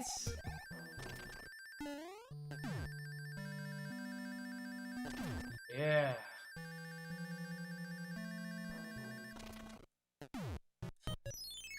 Duck flying did not help me that much. I am a mad lad for having to do this. Like, bro, I have to land on him right there? Like, what a bad place to land on something.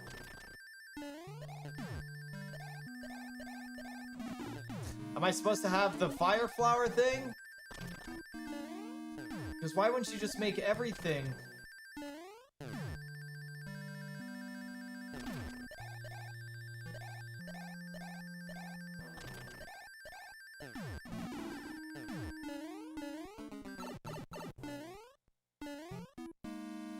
What? What?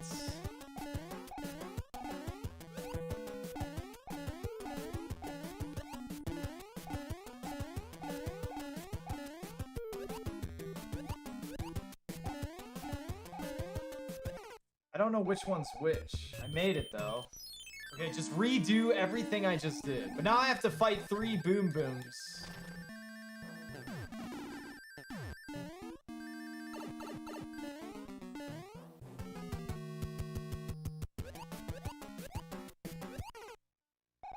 Okay.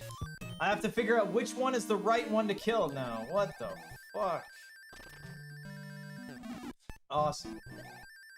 Awesome. Yeah, I know if I use the gold leaf, but the point is to not use the gold leaf because I shouldn't have to. I don't know why they would force you to use the golden leaf for the last level.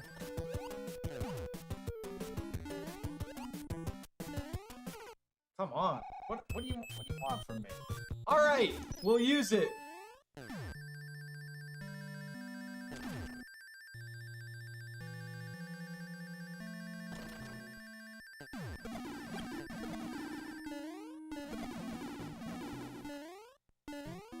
All right, we got one big. I don't think stomping on the Boom Booms kills them though.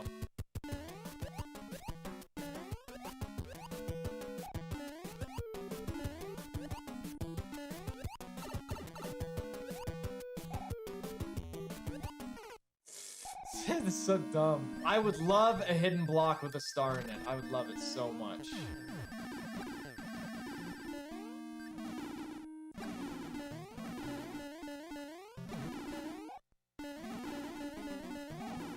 Oh!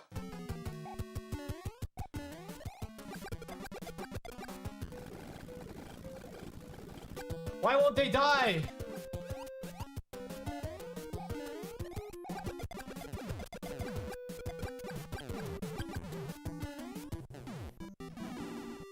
Bullshit! What the fuck? That's trash, dude! Come on, man! I killed them! Save state right before the boss? I can't. It's cheating.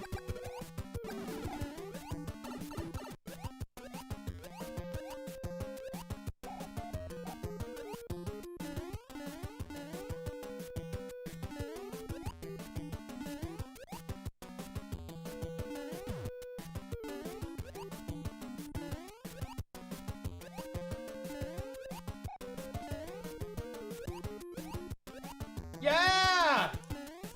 Yeah! I didn't even need to fireball them. Yeah, we saved her. What happened to my tail? I thought this was about the tails. Oh, this ROM hack. Well, there you go, guys. Super fly again. And I'm gonna take this copy of Mario and fly it into the garbage can. Thank you very much, Bluefinch, for your ROM hack. It's actually not so bad. It's just because it's a whole bunch of like new weird mechanics, it seems kind of awkward, but other than that, I mean, it's not so bad. So hope you guys enjoyed it, and yeah, see you later, YouTube. Bye. In 1869, German-American painter Albert Bierstadt, known for his landscapes of the American frontier, completed one of his most famous works. He called it Emigrants Crossing the Plains, but most people refer to it as the Oregon Trail. And he painted a lot of pictures of the Rocky Mountains, which in those days, there was no photography or not much. So it was best for an artist to go out and paint pictures of what he saw. And he brought those back to the East Coast, and it created an interest in people moving out west. You see the beautiful sunsets, you see the idyllic setting of the cows eating the grass under the trees. Artists are often the leaders in new ideas and new ways of thinking about things. So in some sense, I guess Paul and Don and I were artists drawing a picture of what could be in the educational computer software. In 1971, 3 student teachers in Minneapolis, Minnesota created an educational simulation game about traveling the Oregon Trail. Multiple generations of children played the game at school, thanks to the rise of the personal computer and its incorporation into classrooms. More than 50 years later, the Oregon Trail series has sold more than 65 million copies and has been inducted into the World Video Game Hall of Fame. The game is now a permanent fixture in pop culture. But for the original creators, the game's success did not translate to financial wealth. They made the game for themselves, and, more importantly, to help teach their students. We were not creating the program to be, entrepreneurs. We were just trying to do good teaching. We're certainly enjoying the fame that we've gotten since then, and it's nice to tell our story. And, the fact that I don't own some island somewhere, it's not a big deal.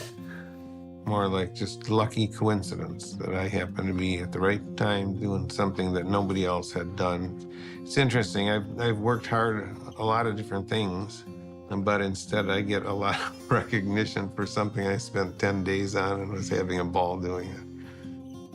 This is the story of how a little computer game about westward expansion in the United States made learning fun, and how it changed the software industry, computers, and education, and the lives of millions of students.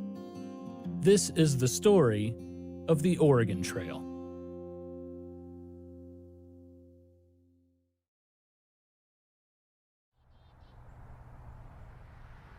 "40 miles south of Minneapolis, on the banks of the Cannon River, is the town of Northfield, Minnesota, home to Carleton College. It's a small, private, liberal arts college, often considered one of the top schools in the Midwest.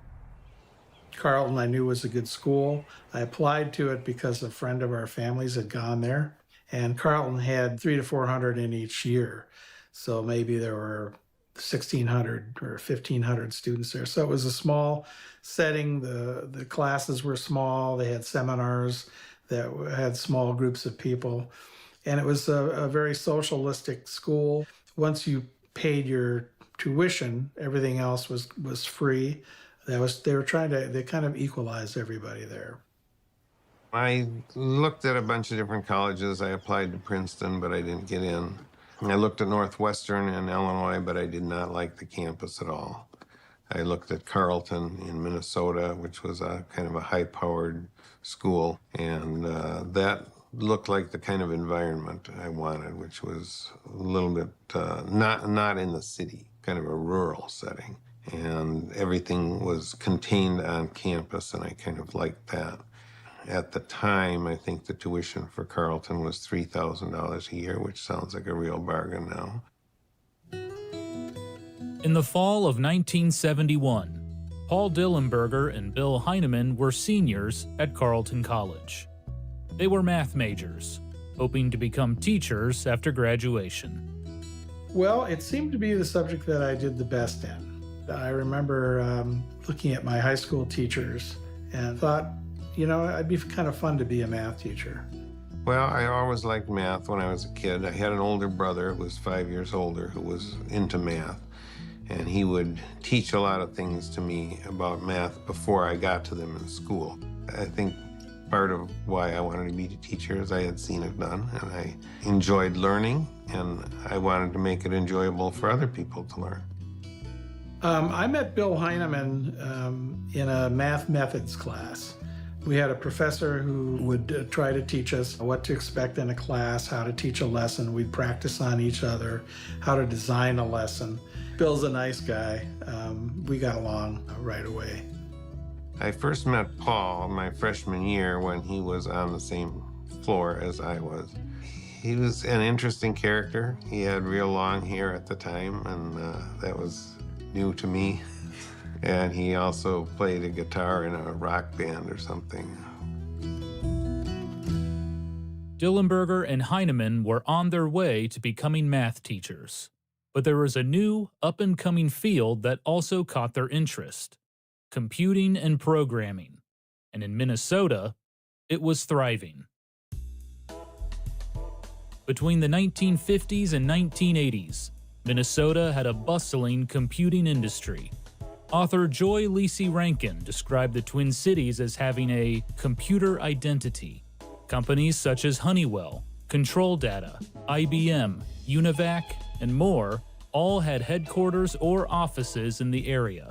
Some companies partnered with the University of Minnesota and made the state a central hub for research and manufacturing. So back in the early 70s, computers were quite different than how we think of them today. There were no personal computers. A typical computer might cost $1 million. It would be huge, it would be taller than a person, it would occupy a big room, often in the basement of the building. It would have a whole team of people attending to its needs. So quite a different thing. Despite the high cost, the possibilities of computing seemed endless. People were finding new ways to integrate computers into their everyday lives, and soon it made its way into education. Organizations popped up around the state to incorporate computers into the classroom. In 1967, 18 Minnesota school districts formed a new organization called Total Information for Educational Systems, or TIES. Their goal was to get students and teachers familiar with computing. Administrators could input schedules or process payroll. Teachers could incorporate programs and games into their lessons. Students could use the computer to keep track of sports scores and statistics. Carleton College also caught the computer bug that was going around Minnesota. Students used computers to keep track of batting averages in the softball league.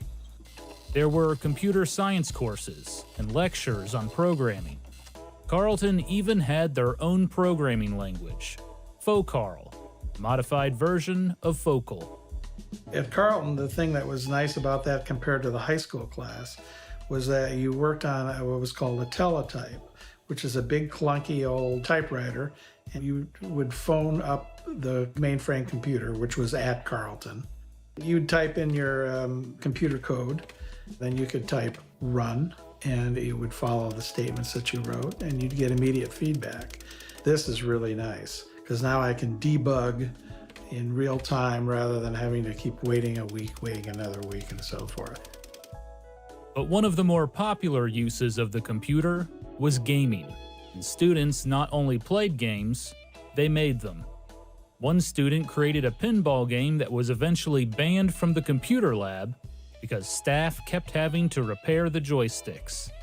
And that was kind of a neat interactive game. That was probably the best game that was on the computer lab. I don't know, one of the other Carleton students wrote that, I guess. And then there was another program that captured my imagination. It was a program called Eliza. It would try to initiate a conversation with the person at the computer. It really wasn't very intelligent, but it gave me the possibility that, hey, you could do things with computers that aren't just numbers. You can do things with sentences, interacting with the person. You can ask them a question, they can answer, you can pick up that answer, you can do something with that answer. For Bill Heineman, computers were a revelation. And I spent a lot of time in the computer lab because having a computer at your fingertips to do your bidding, whatever you tell it to do, it does it, and it's like you have your own servant to do things, and you can command it to do whatever you want it to do. They had only a 5-week programming course, and I took that. And I really enjoyed that and thought that was one of the easiest classes I had at Carleton. So this logic and computing was where my talents were.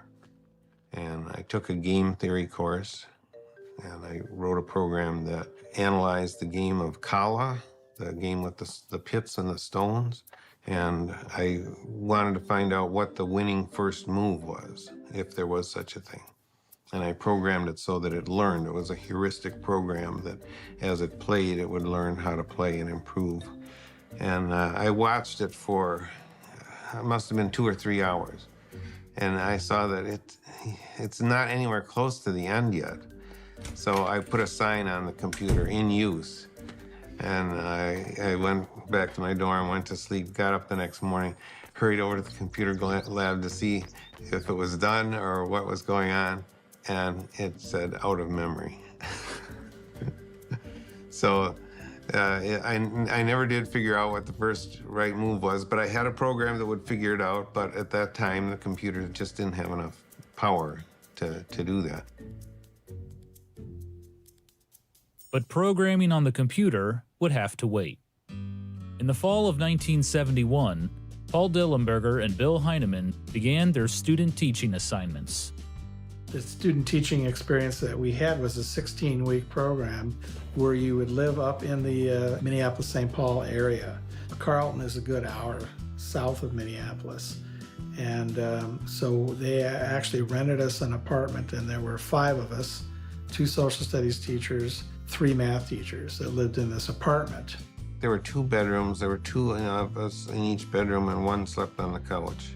We did our own cooking and kind of took turns.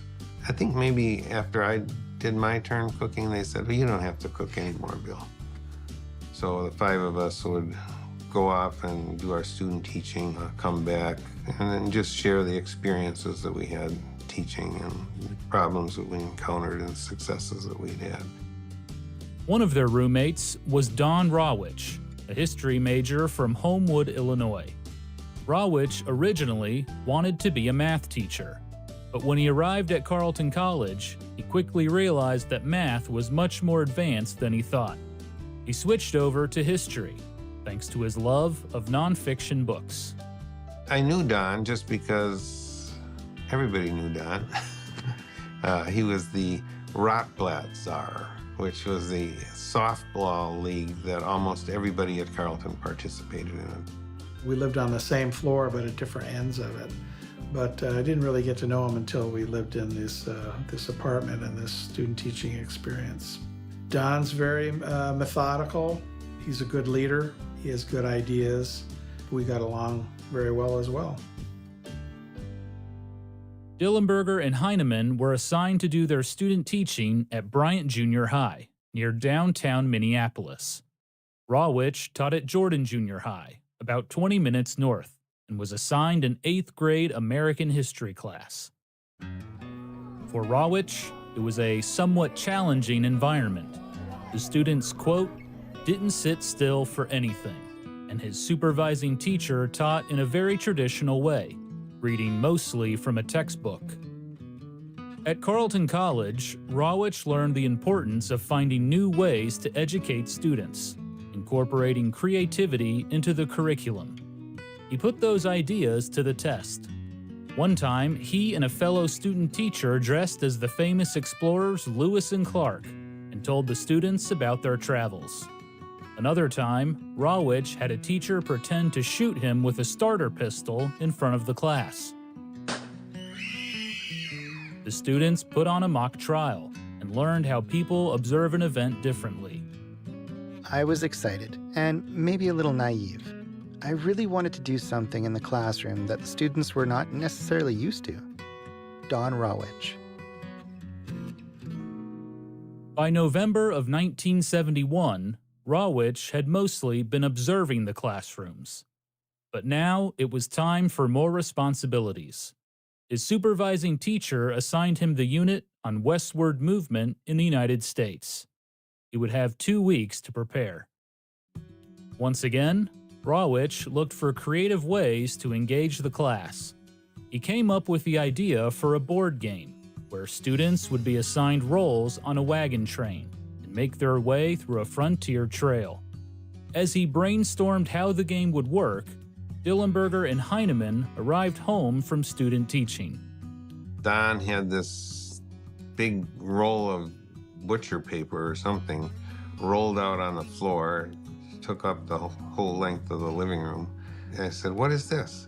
And he said, "Well, it's a game. I'm teaching a unit on the westward expansion, and I want the kids to play this game." He had lots of cards, I remember, that had different things that could happen to you along the trip. And he described a little bit more of what the game was like, and he was going to have the kids shake dice. I thought, this is actually a perfect application for a computer program. And Don was like, "What in the world are you talking about?" And I said, no. I could have the computer keep track of what supplies you have, and instead of shaking dice to see how fast you go, it could be dependent upon how much you spent on your wagon. The more you spend, the faster, the better wagon you have, the faster it goes. The more you spend on your oxen, the faster it goes. I could have it figure out how much stuff you had in your wagon and how much weight that was. The lighter the wagon, the faster it went. We could have you eat, and when you eat, you could decide if you want to just eat a little bit to try to just barely stay alive, or do you want to eat a little bit more substantial meal? And depending on how well you ate, it would consume your resources, your food faster, but you would have a better chance of staying healthy. So all these ideas came flooding into me, and he said, "Well, sounds great, Bill, but I need this by next Friday." And I thought for a little bit and said, "Yeah, I can have something working by Friday. Can't we, Paul?" I looked at him and I looked at Don and said, "Yeah, I think we could do that." I don't know if he understood what my question was.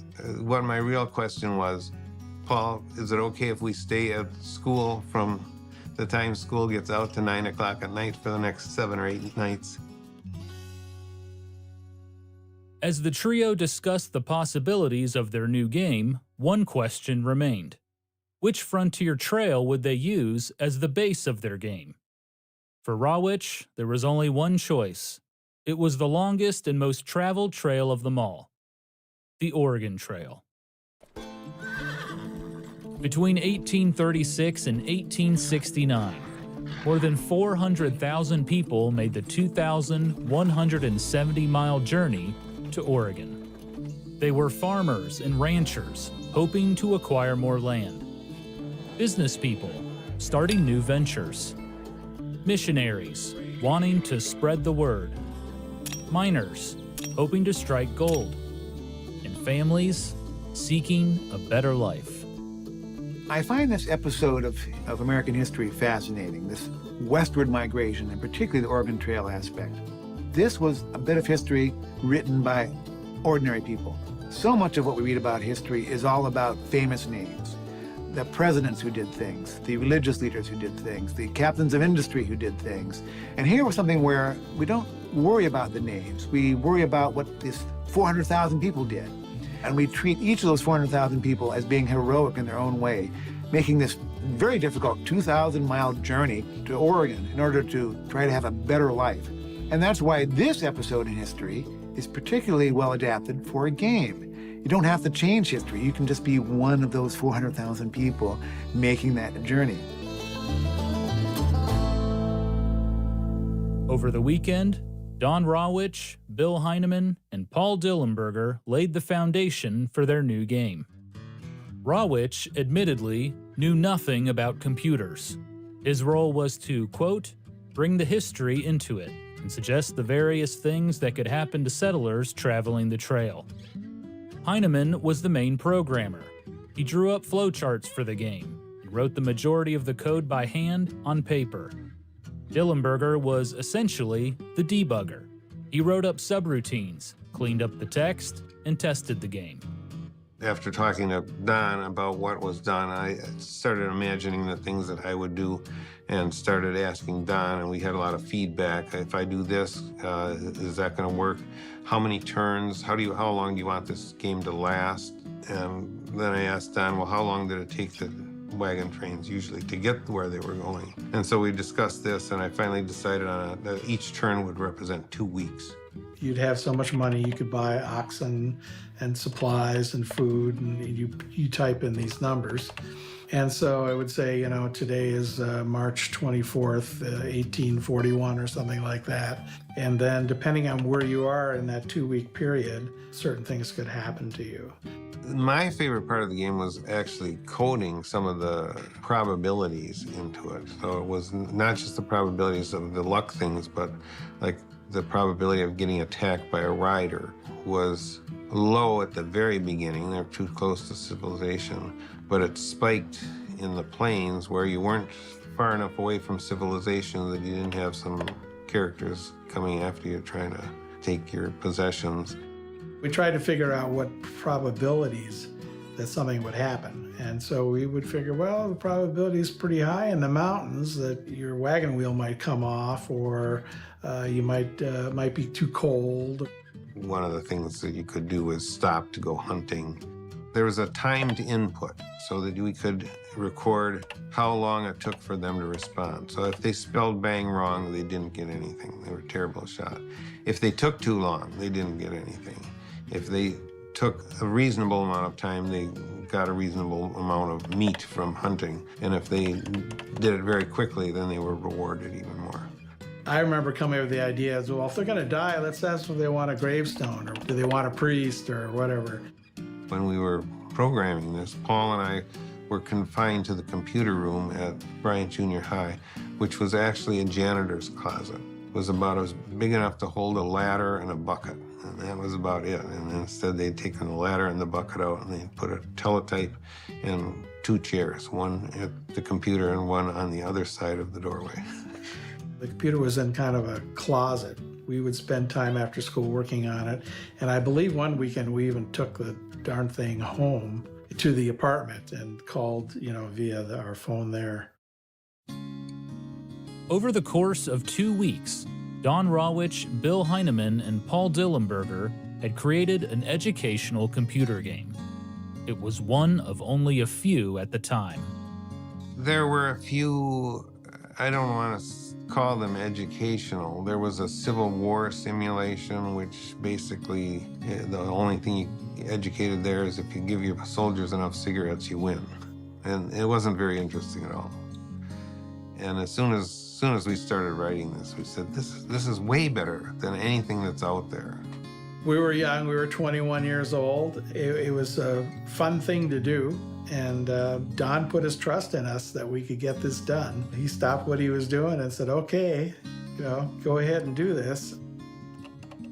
With the programming complete, Heineman and Dillenberger did what any good game developer would do. They put their game to the test. We put it on the Bryant account first, and we named it Oregon. Bill and I tried it out with our kids before Don's class tried it. The first time we had students play the program, they got really into it. There'd be one kid at the keyboard, and there'd maybe be 3 or 4 kids standing behind that person watching and reading what's going on. The words quickly spread through the school that there was this cool program. You could play Oregon Trail, and so kids were bringing their friends, and pretty soon there was a long lineup before school, after school, lunch. the computer was constantly busy for the rest of the time we were there. I figured out that one of the students that was there at the time was Prince. And I remember one of the teachers saying, there's a kid in the school here who has his own business. He's a musician, and he writes his own songs. And I figured out later who that was. We knew there was something to this game because of the way the kids were attracted to it. Both students and faculty were enamored with the game. But some staff members had concerns. I remember that when we first put it up there, the people from Bryant Junior High came over to us and said, you can't say that somebody was tomahawked. There was an Indian population in that area, and I thought, well, they're right. You want the Indian kids to enjoy playing this game too. You don't want them to always be fighting against themselves and portrayed as the bad guy. We would say things like, Indians ahead, they look hostile. We changed it to riders ahead, they look hostile. You know, I grew up in the 1950s and 60s, and I watched, Westerns.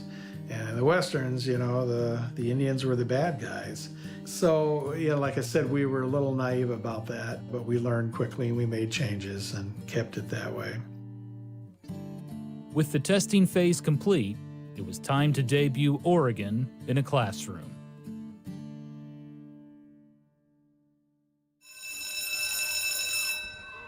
On Friday, December 3rd, 1971, at Jordan Junior High in Minneapolis, Minnesota, Don Rawich introduced his lesson plan on westward movement in the United States. He split the classroom into groups of 5 and had them rotate through various activities, including textbook readings and worksheets. One of those activities was the Oregon game. For the majority of the students, it was their first experience using a computer. He would have the kids in groups and he'd assign each person a different role. So they would kind of go as a team and make decisions as a team. Depending on what the computer decided, each run ended up being different, which was, I think, kind of nice about it. I think one of the things that the program was successful is because there were so many different things that could happen at different places along the trail. So it wouldn't always work out the same way every time.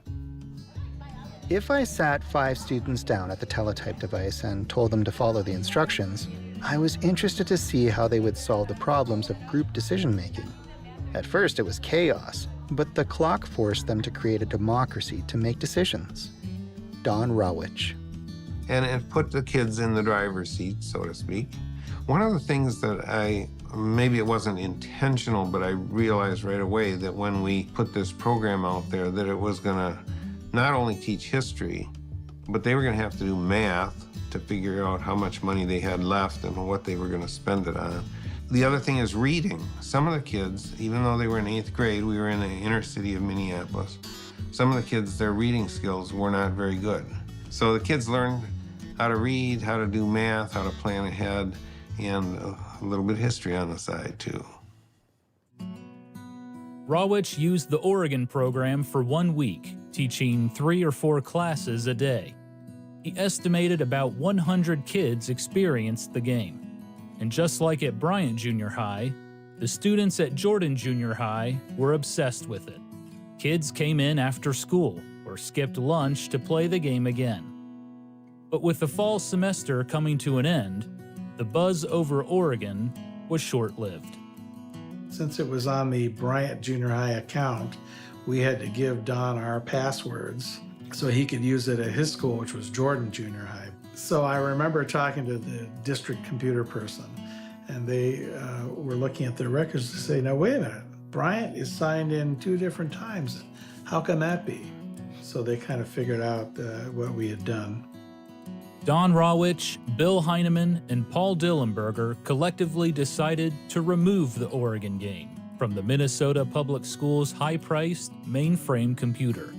They printed off copies of the game's code, then deleted the program. They jokingly referred to their pages of programming as sacred scrolls.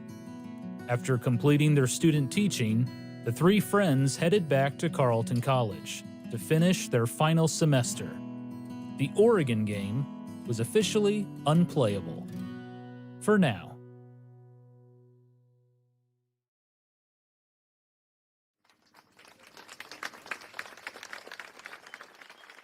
In the spring of 1972, Don Rawich, Bill Heineman, and Paul Dillenberger were preparing to graduate from Carleton College. But the feeling was not all sunshine and rainbows. A war loomed over their heads.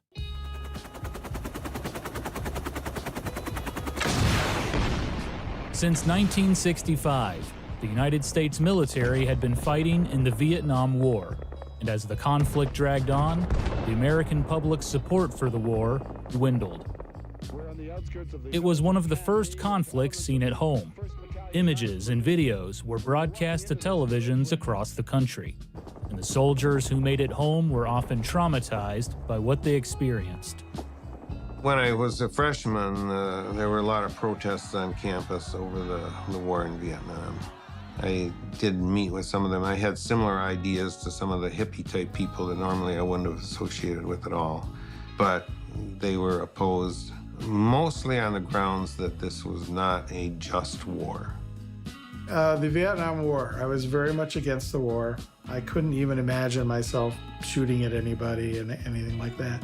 My situation, they had a draft lottery where you got numbers from 1 to 365, depending on your birthday. And my number, I remember sitting there watching them pulling the numbers, and my number was 33, which was pretty low out of 365. And I was sure to go, and I was on a student deferment. That fall that we wrote the program, I went home for the holidays at wintertime, and my mother said to me, you know, you might be interested in this newspaper article. So I started reading it, and evidently the Selective Service System expired that year. And so they got a temporary law in to extend it to March 31. And they said, well, if you declare yourself 1A, like fit to go, before December 31, and since the year is extended to March 31, if they don't call you by March 31, then you go into the next category, which is 1H, which means that they have to go through all 365 numbers before they would even think about getting to you. I knew that if I didn't do that, I would get drafted in June. I was my senior year, no more student deferment. I dropped my 2S, my student deferment. I sweated it out, January, February, March, and April 1 came, and I got my 1H card, and I didn't have to go. So, thank you to my mother. We were kind of listening to the radio all night long, and they would announce a few numbers at a time. And we thought, oh boy, it's getting up there. We haven't been called. We're going to be one of the last ones to go. And it got up to around 340, but it turned out that I was around 345 or something, and my roommate was 365. So we never got called. Don Rawich was also against the Vietnam War. As a freshman, he assumed the war would end by the time he graduated from Carleton College. But now, Rawich faced a harsh reality. His number had been called in the draft lottery. So Rawich declared himself a conscientious objector. He laid out his reasons for opposing the war and collected letters of support from fellow students and friends back home. The local draft board accepted his proposal. As an alternative to serving in the military, Rawich had to find a job that was in the public interest. Through a connection from a Carleton College professor, Rawich met with a man named Dale LaFrenz. LaFrenz had a background as a math teacher, but he was also on the ground floor of the computer revolution in Minnesota education. He helped launch and grow the Minnesota Ties computer project and worked with Honeywell to implement instructional time-sharing systems in schools. But now, LaFrenz was doing consulting work. The Minneapolis public school system was conducting a research project, studying different models of instruction through various local schools. LaFrenz met with Rawich to see if he would be a good fit for the project. He found the young man bright, energetic, smart. He was a nerd before the word was around. So, LaFrenz hired Rawich to collect data, write up reports, and help analyze outcomes. The research project lasted 2 years, ending in June of 1974. By then, the United States' involvement in the Vietnam War was over. With his public service requirement fulfilled, Rawich looked for teaching jobs. Unfortunately, he couldn't find any. He went back to his old boss, Dale LaFrenz, to see if he had any suggestions. Rawich was in luck. A few years earlier, Minnesota Governor Harold Levander noted that the state's computing expenses were out of control. In order to bring costs down and increase efficiency, 5 agencies, including the University of Minnesota and the State Department of Education, came together to form the Minnesota Educational Computing Consortium, also known as MEC. According to LaFrenz, MEC had only one thing to do in life, and that was computing services for education. Basically, it was a state-funded program so that computing wouldn't just happen in the cities, but would happen in the rural areas of Minnesota or little towns and so forth. They wanted computing to be accessible to all of Minnesota. LaFrenz had been hired as the assistant director of this new organization and was looking for help. So in October of 1974, Don Rawich got a job with MEC. According to Rawich, it was an exciting time. He said, "We were the first wave of people working in the educational computing business.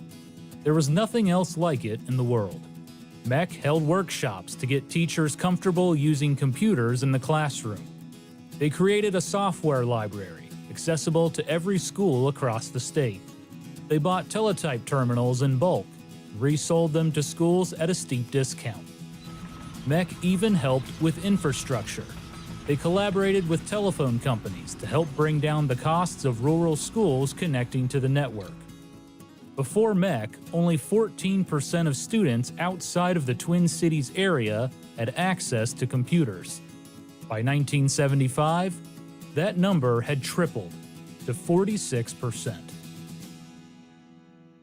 When Rawich first arrived, co-workers showed him the collection of educational computer programs available to schools.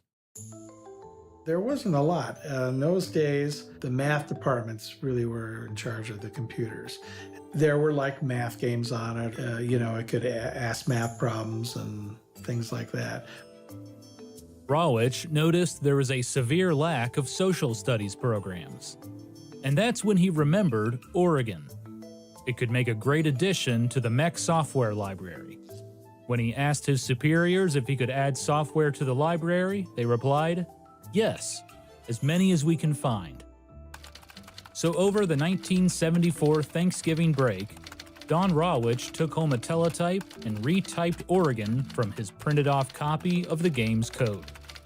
But he didn't stop there. He also made updates to the game.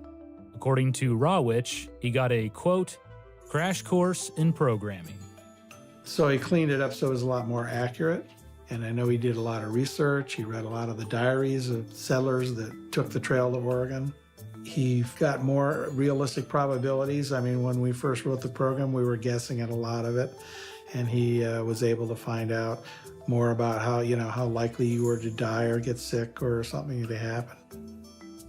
But some changes required some additional programming expertise.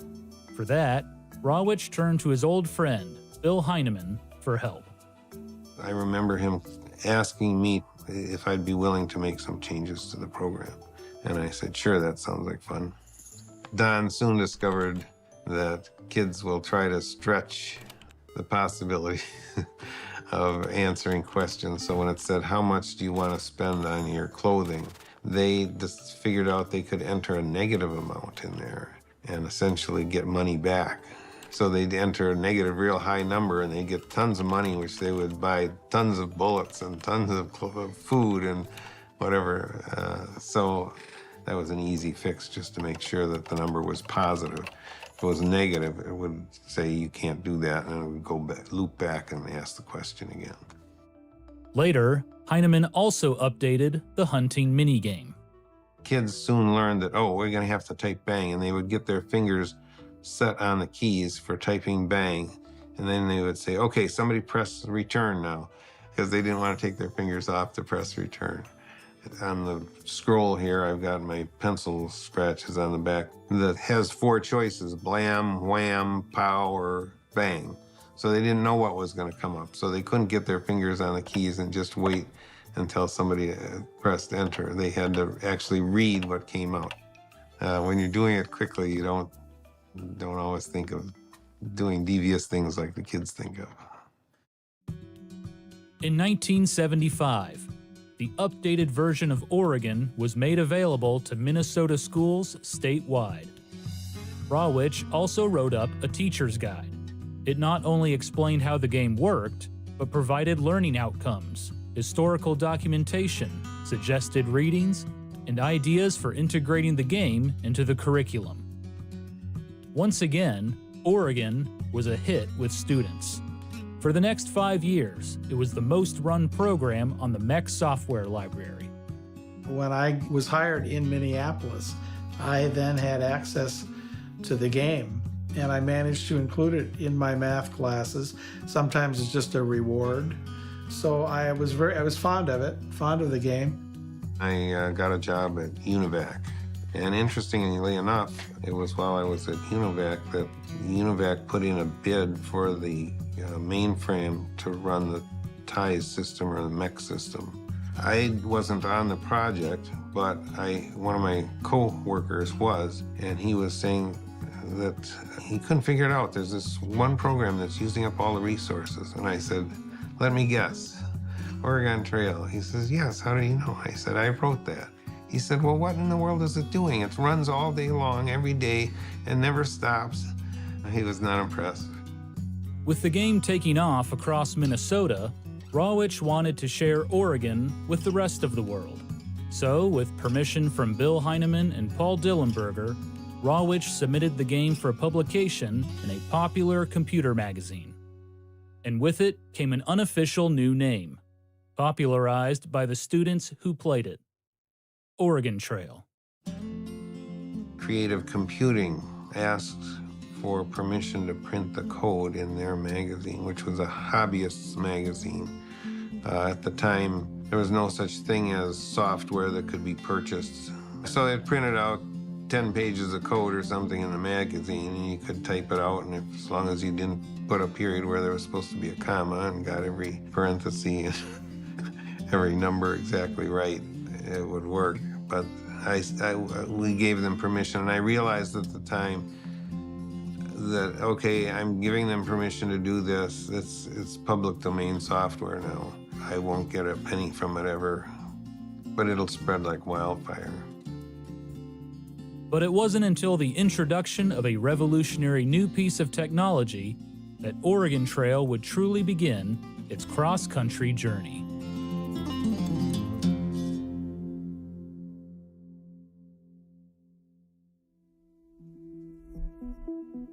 One of MEC's instructional coordinators went to California and came back saying, you know, I went out to this conference in California and I saw a little thing about so big, about the size of a small box, that does everything that huge computer out there on the floor does, except it does it in color. He was talking about the Apple II microcomputer. Dale LaFrenz. In 1977, Apple introduced a new personal computer, often called microcomputers. It was aimed at the everyday consumer. They called it the Apple II. For around $1,200, a user could have a computer that fit on a desk in their very own home. And Apple wasn't alone. That same year, Commodore released the PET, while Tandy Radio Shack offered the TRS-80. It was the beginning of a new era in the computer industry. MEC quickly took notice. They recognized that the affordability and power of a microcomputer would make it a great addition to the classroom and would allow them to slowly phase out their large, expensive telecommunication network. MEC decided to set up a statewide purchasing contract for one particular microcomputer brand. So they solicited bids from multiple hardware vendors. but Apple had the winning offer. Between 1978 and 1979, MEC sold more than 500 Apple II computers to Minnesota schools and became one of Apple's largest hardware dealers. Other states followed MEC's lead and acquired Apple II computers for their own schools. The microcomputer industry boomed. Steve Jobs, founder of Apple, would later claim that one of the things that built Apple IIs was schools buying Apple IIs. The rise of personal computers was also good news for MEC, thanks to their growing educational software library. As schools in other states acquired computers, they turned to MEC for educational software. So, the organization converted their software library, written in BASIC, to Apple II BASIC, and sold the games on discs. Oregon Trail, their most popular title, was one of the first games they converted. So this original Apple II version was primarily a port of the original text-only game, but it was no longer 100% text. It was mostly text, but the main difference from the original was that the shooting activity had been put into a graphical context. So if you were hunting for food, a little deer slowly moved across the screen and you could press spacebar to shoot at it. You could be attacked by wolves in this game, or you could be attacked by bandits, or you could be attacked by what they called hostile riders. And you could shoot at any of these too. Otherwise, the game was pretty much a direct port from the original time-to version that Don Rawich and his colleagues had created, with a few small tweaks here and there that were important. MEC's conversion team worked their way through the back catalog of software and began offering software compilations to schools. Oregon Trail became one of 5 titles in the Elementary Volume 6 Social Studies collection. MEC sold these discs to schools around the country. They even offered them for sale to consumers through magazines like Creative Computing. But after MEC started producing these Apple II discs, there was a potential for them being used outside the state. We started getting inquiries from other places, particularly from Iowa. Iowa wanted to be able just to license all of the MEC discs at once for the Apple II. This led to a new business model where MEC was no longer relying entirely on state funding, but was getting an income stream by selling the product outside of the state to other individual school districts or entire states as a site license. For a school or a district that got a site license, they would pay an annual fee, and they could make unlimited copies of MEC software for its own use during those 12 months. Thanks to software licensing and sales, MEC made a lot of money. So much so, in fact, that the higher-ups at MEC made a proposition to the state. MEC proposed that they would turn themselves into a company, wholly owned by the state of Minnesota. This would remove all government subsidies, but allow MEC to hire more staff without strict government regulations. They could offer bonuses, commissions, higher salaries, and more. In addition, MEC would still provide hardware and software at a steep discount to Minnesota schools. All of these changes would help MEC compete in the fast-growing software business.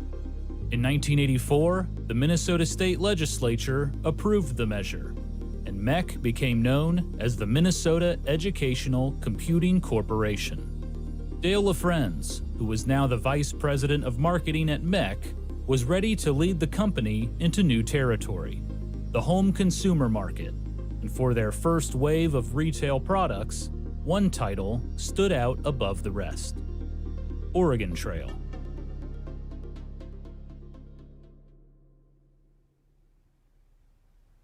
There were 2 primary reasons that MEC decided finally in 1984 to create a new version of the Oregon Trail. The first reason was that the product was now out of date. The world had really changed a lot in 4 years. The products that were appearing on the market in 1984 looked so much better than the ones in 1980. They were also being created by teams of professional programmers, teams of professional artists, teams of professional educational designers. But MEC had a second reason that was even more motivating for the management. MEC was one of the biggest players in the school market, but had yet to have any real success in the home market. And they figured that Oregon Trail was their best opportunity, but it would have to be a brand new version of the Oregon Trail. It couldn't be the old one. So that was my mandate. In October of 1984, MEC tasked Philip Bouchard, a full-time programmer on staff, to create an updated version of Oregon Trail for the home market. Bouchard had been at MEC since May of 1981. During his first few years on the job, he witnessed the meteoric rise of the software industry. When I first started at MEC, the microcomputer group was really tiny. We had about 5 full-time people in that group. As MEC grew, the microcomputer software group got bigger and bigger, and we started working for more different kinds of computers, not just Apple IIs, but a variety of other ones like the Ataris and Commodores and so on. The rest of the company started shrinking and shrinking. The timeshare system was shut down. Pretty soon, MEC was all about creating educational computer software. Now, Bouchard was in charge of updating MEC's most popular game. Upper management was mostly hands-off on the project, but they did have 3 requirements for the new game. First, Bouchard had to preserve what made the original game so popular. I was aware of Oregon before I even got to MEC. I didn't get to play the game, though, until I arrived in Minnesota. I thought they were exciting, I thought they were innovative, but I also saw opportunities for improvement and opportunities for growth. And I thought, there's more we can do here. Second, the game had to appeal to the home market. Now, I was told not to worry about the school market. I did. I decided I want to create a product that can go both ways. Let's look for the ideas that have the most potential for being both entertaining and educational. And let's emphasize those ideas. And finally, the game had to be built for the Apple II computer. So that was a big challenge. The Apple II has got this tiny little 64K RAM. It's got these tiny little floppy disks that hold 128K or something. How do we get it to all fit? With those objectives, Bouchard assembled his team. There were 5 of us at first. So I was the team leader and lead designer. Shirley Karen was an experienced teacher. She also ended up writing all the manuals. John Krenz was named the lead programmer. Sherilyn Kaplinger was the lead graphic designer. That meant she did virtually all of the artwork that appears in the product. And then finally, we had Bob Granvin. He assisted with programming, and he created the first prototype that we did for the hunting game. So at the time that our team first got started on the Oregon Trail, I was very interested in speaking with Don Rawich. He was still on staff, so I went over to his office and spoke with him. I wanted to get his take on, well, what did he think about this? What were his thoughts as to where it might go? Would he like to be involved in weekly meetings? He kind of demurred. He said, you know, he wanted to really respect the boundaries between the different divisions of MEC. And since he wasn't in the software division, he was just going to stand back and let us take it over. But he said, you know, I think you've got a good team. I think you're going to do a great job. So I'm not worried.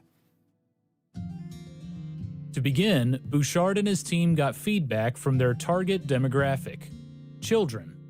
They wanted to know what made Oregon Trail so special.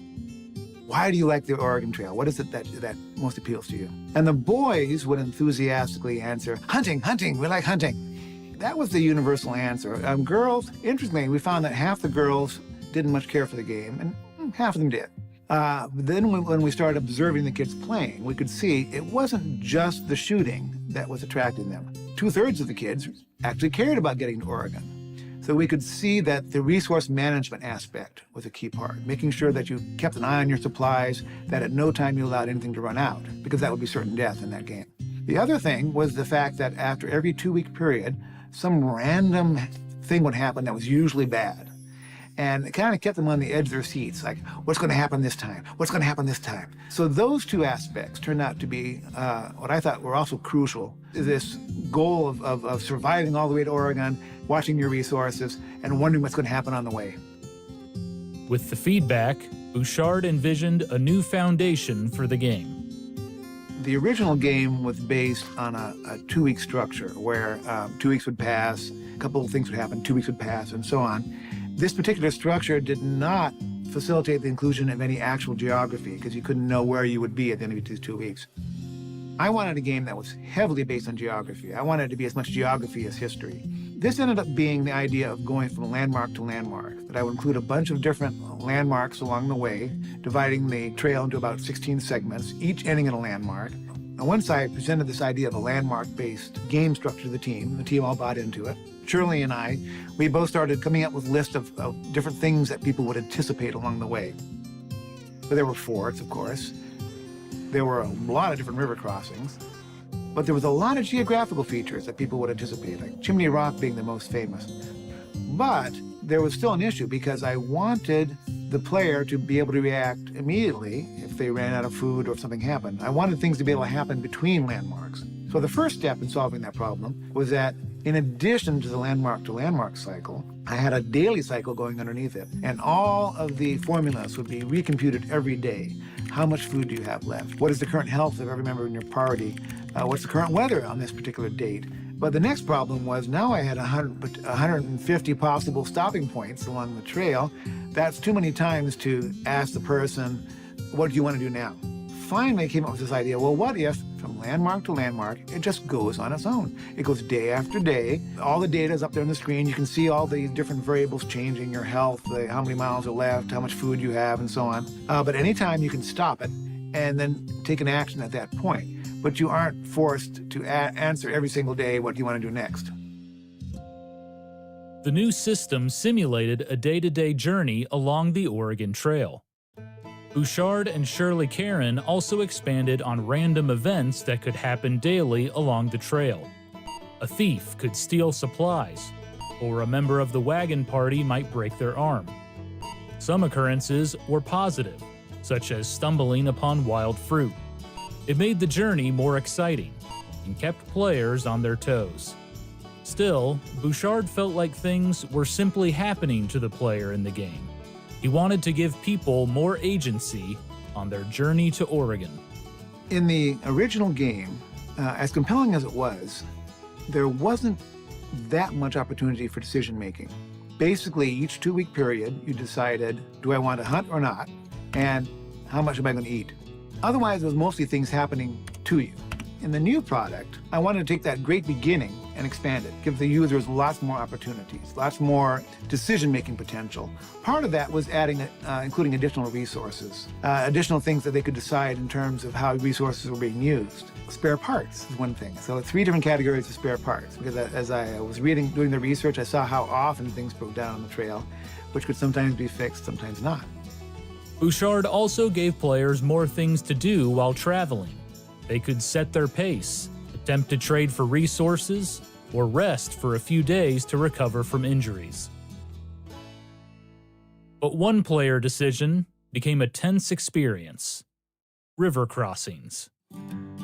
River crossings didn't occur in the original product at all. These are based on actual rivers you had to cross, and these rivers differed in their conditions. They differed in how wide they were, and what was the average depth, and during the course of a year, a river could change its depth of water in it. Some had ferries available, some did not. Some had helpful Native Americans who could, for a fee, help you across. Some didn't have that. So there were a lot of variables that you could incorporate into this. What a wonderful opportunity. Let's include this in the game where you have to decide how you're going to cross. The kids really loved it. But once we put in the animations, it became a nail-biting experience. You can see you've made your decision, you're starting across the river, and now you're waiting. Am I going to make it? Am I going to make it? And then halfway across, the wagon turns over, or it gets all the way across to the far shore. So it's a very exciting aspect of the game, as well as being an important historical, educational opportunity. But for many kids, the most exciting part of Oregon Trail was still the hunting. Bouchard wanted to ensure they got it right. In the original, the shooting activities were very popular, and that included not just hunting for food, but also shooting at attacking animals like wolves, shooting at attacking people, quite a bit of shooting in the original game. For the new game, I decided to narrow that down just to the hunting, in part because from my research, I couldn't find any evidence of actual attacks by wild animals on the trail, and nor frontal attacks by bandits or Native Americans, anything that occurred with any frequency whatsoever. Then I wanted to make this game similar to a genuine arcade-style game, like you might find on Apple II if you bought an arcade-style game, or if you went to an actual arcade and played an arcade game. I wanted it to feel a lot like that. I worked with John Krenz and Bob Granvin, 2 of my teammates. The 3 of us got together and brainstormed hunting idea games. Bob created a little prototype that illustrated our concepts.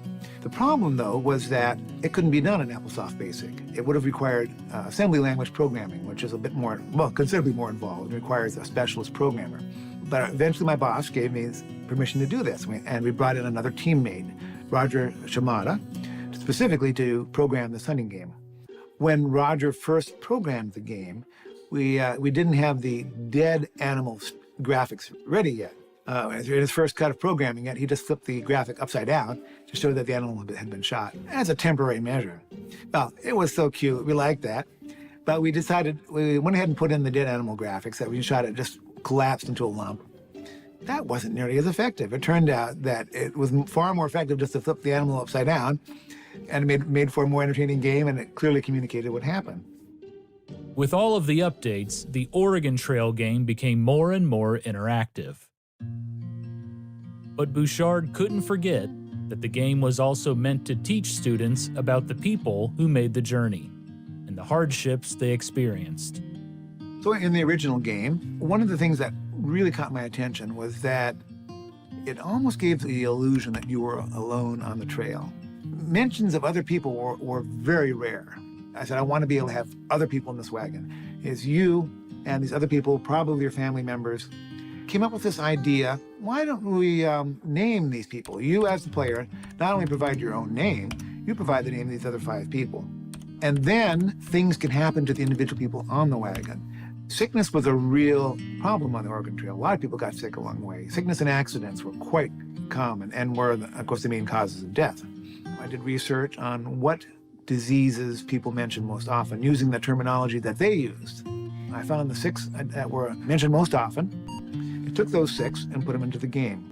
All 6 are equally probable. I didn't make one more probable than the other. This worked exceedingly well. We could watch the kids. They would almost always, first time they played, put in the names of their siblings, their family members, and now they were in charge of the wagon. It became very personal for a lot of them, and really motivated them to try harder the next time. But I wanted to have the opportunity to meet other people along the way too. Some of these people would be other immigrants who were maybe in different wagons, or they could be soldiers or traders or trappers who were at a particular fort or other landmark. It could be Native Americans who lived in the area or had come to the area to do trading. This varied humanity, I wanted you to be able to interact with them and hear their stories. If players managed to make it to the last part of the journey at the Dolls Landmark, they were in for one more surprise. A choice on which route to take. One was to raft down the Columbia River, and the other one was to take the Barlow Toll Road, which was a very rugged toll road through the mountains. And this was the reality. This is the actual reality that the travelers on the trail faced. And I wanted the game to have kind of a big finale. So to make this a big finale, I wanted to have a rafting game where you raft down the river and had to survive. And to take the Barlow Toll Road, I was envisioning some other game. If I want to meet the needs of different students with different game-playing styles, I'd have a puzzle game. So how about a puzzle game in which you are trying to get your wagon up a big mountain and down the other side, which is absolutely true on the Barlow Toll Road, using ropes, levers, pulleys, again, absolutely true. And this would be a fantastic opportunity here. But due to time and technical constraints, both games had to be modified or removed altogether. So I got permission finally to do a really simple stripped-down version of the rafting game, much simpler than before. But at least I got in. But the Barlow Toll Road, it operated in the same way as the rest of the game. We never got in the puzzle game with the ropes, levers, and pulleys. If players managed to survive the rafting or the toll road, they made it to Oregon, beating the game. But then when the player got that far, all of a sudden we revealed that there was a scoring system underneath this that had been hidden until they arrived. And they could see that they had made a high score list and that there were other names already on that list higher than them. So now all of a sudden there was a new motivating factor. Because I was creating this product for the home market, and I needed to have all kinds of different ways to get people to keep playing it again, I wanted to go a step farther still and give you 3 different difficulty levels. It's so much easier to play when you can start with a lot of money.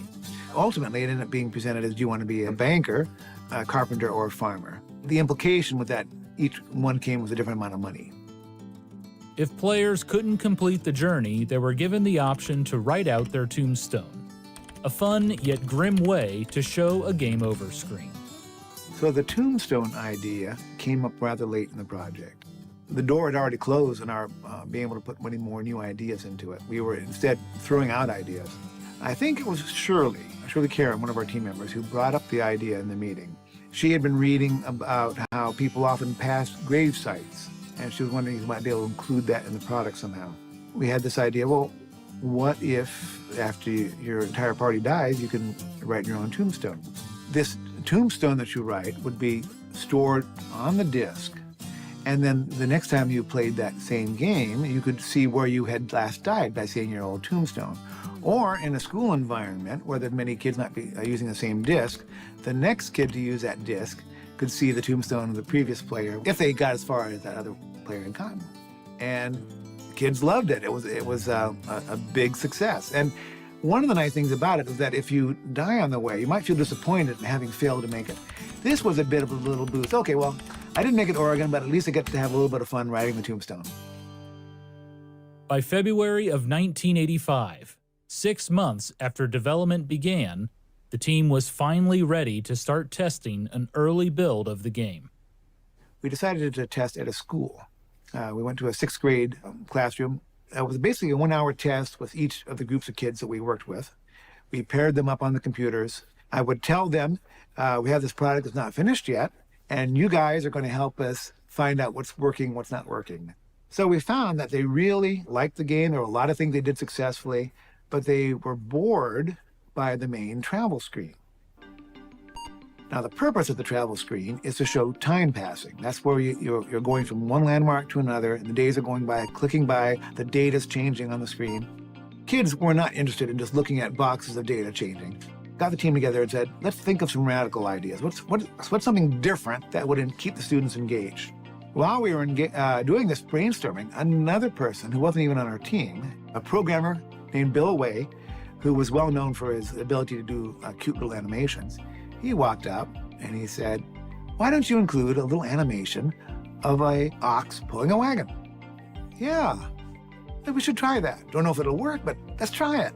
Let's try building a whole screen around this. So we used that as the centerpiece of the screen and built a whole new travel screen around it. It was great. It worked very well. They paid a lot of attention to that screen. Now, they paid more attention to the animation than to the numbers, but they paid some attention to the numbers, and they were very engaged. And interestingly, that became the most famous screen of the product. So thanks, Bill, for giving us that idea. Thanks to their testing, the development team also found a potential major problem with the tombstones. As Bill Heineman had learned from the original game, during development, sometimes you don't think about the devious things kids will do. We sent out these beta copies of the product to various schools in Minnesota for them to try out and let us know what they liked, what they didn't like, what were the issues, what worked well. And one teacher wrote back and said, oh my goodness, your disc has got profanity on it. One of your QA testers must have put profanity on the tombstone. Uh-oh. So we quickly checked all the copies of the discs. No, there was no profanity. There wasn't even a tombstone. So I reported back to her and said, I'm afraid it was your own students that did the profanity on the tombstones. She said, no way, my students would never do that. But regardless, I realized that we had a problem now because it probably was going to happen in other classrooms as well. Yeah. So finally, okay, we are going to add another part to the teacher interface. There's a hidden teacher face on there in which you can reset the high score list. We'll allow them to reset the tombstone too. So you can just blow the tombstones away, and any that had profanity then of course will go away. A final bug check, which included a company-wide contest to find the best issues in exchange for cash prizes, solidified everything. 10 months after development started, the game was finally ready. In July of 1985, MEC released their new version of Oregon Trail for the Apple II. On this 2,000-mile, 6-month journey to the west, there was no golf service stations, Holiday Inns, or Dairy Queens. All that travelers had to anticipate were landmarks. 102 miles to the Kansas River crossing, 83 miles to the Big Blue River crossing, 119 miles to Fort Kearney, 250 miles to Chimney Rock. Carcasses of dead oxen and mules, discarded belongings, shallow graves, and the ruts of previous wagon wheels marked the way. That's the setting for the Oregon Trail, a simulation discovery game for Apple II computers from the Minnesota Educational Computing Corporation. It's my favorite type of educational game. While playing it, I got so wrapped up in the events that it began to feel as if I were really making the trip. Ross and Stovall. Oregon Trail was an absolute hit, with students, parents, and teachers. But among all the praise and fanfare, there was a controversy. MEC chose not to include the new version of Oregon Trail in their site licensing package for schools.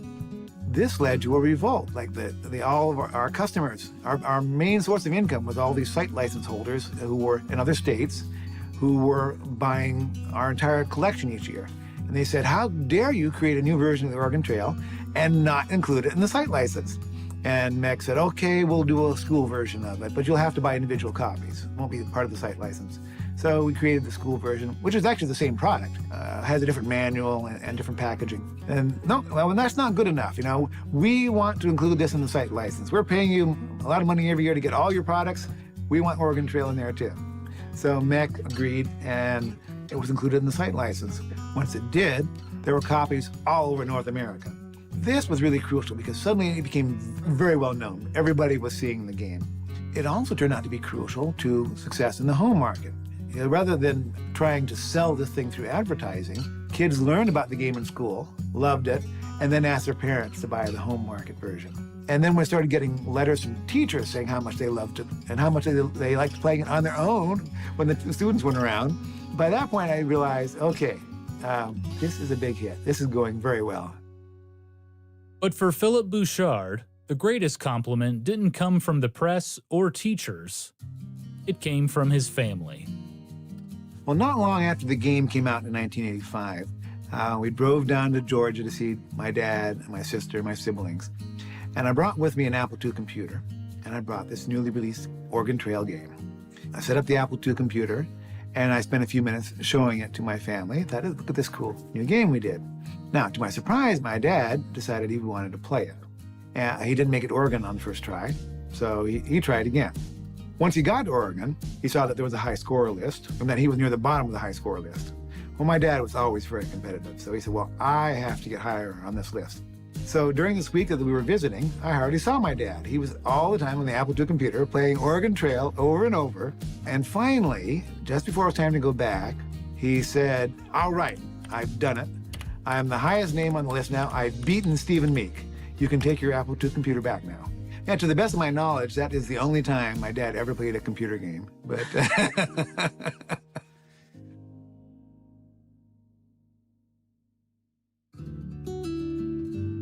With the overwhelming success of Oregon Trail, MEC continued to release new products on the Apple II, including Number Munchers and Word Munchers. But among the more than 300 software titles MEC released, Oregon Trail was always their bestseller. The game was so popular, the Shingakusha Summit Software Company took a chance and licensed the game for a Japanese release. In the United States, Oregon Trail became a cultural phenomenon, thanks in no small part to its daily use in classrooms across the country. Anyone who grew up in the 80s and 90s most likely played some version of the game in school.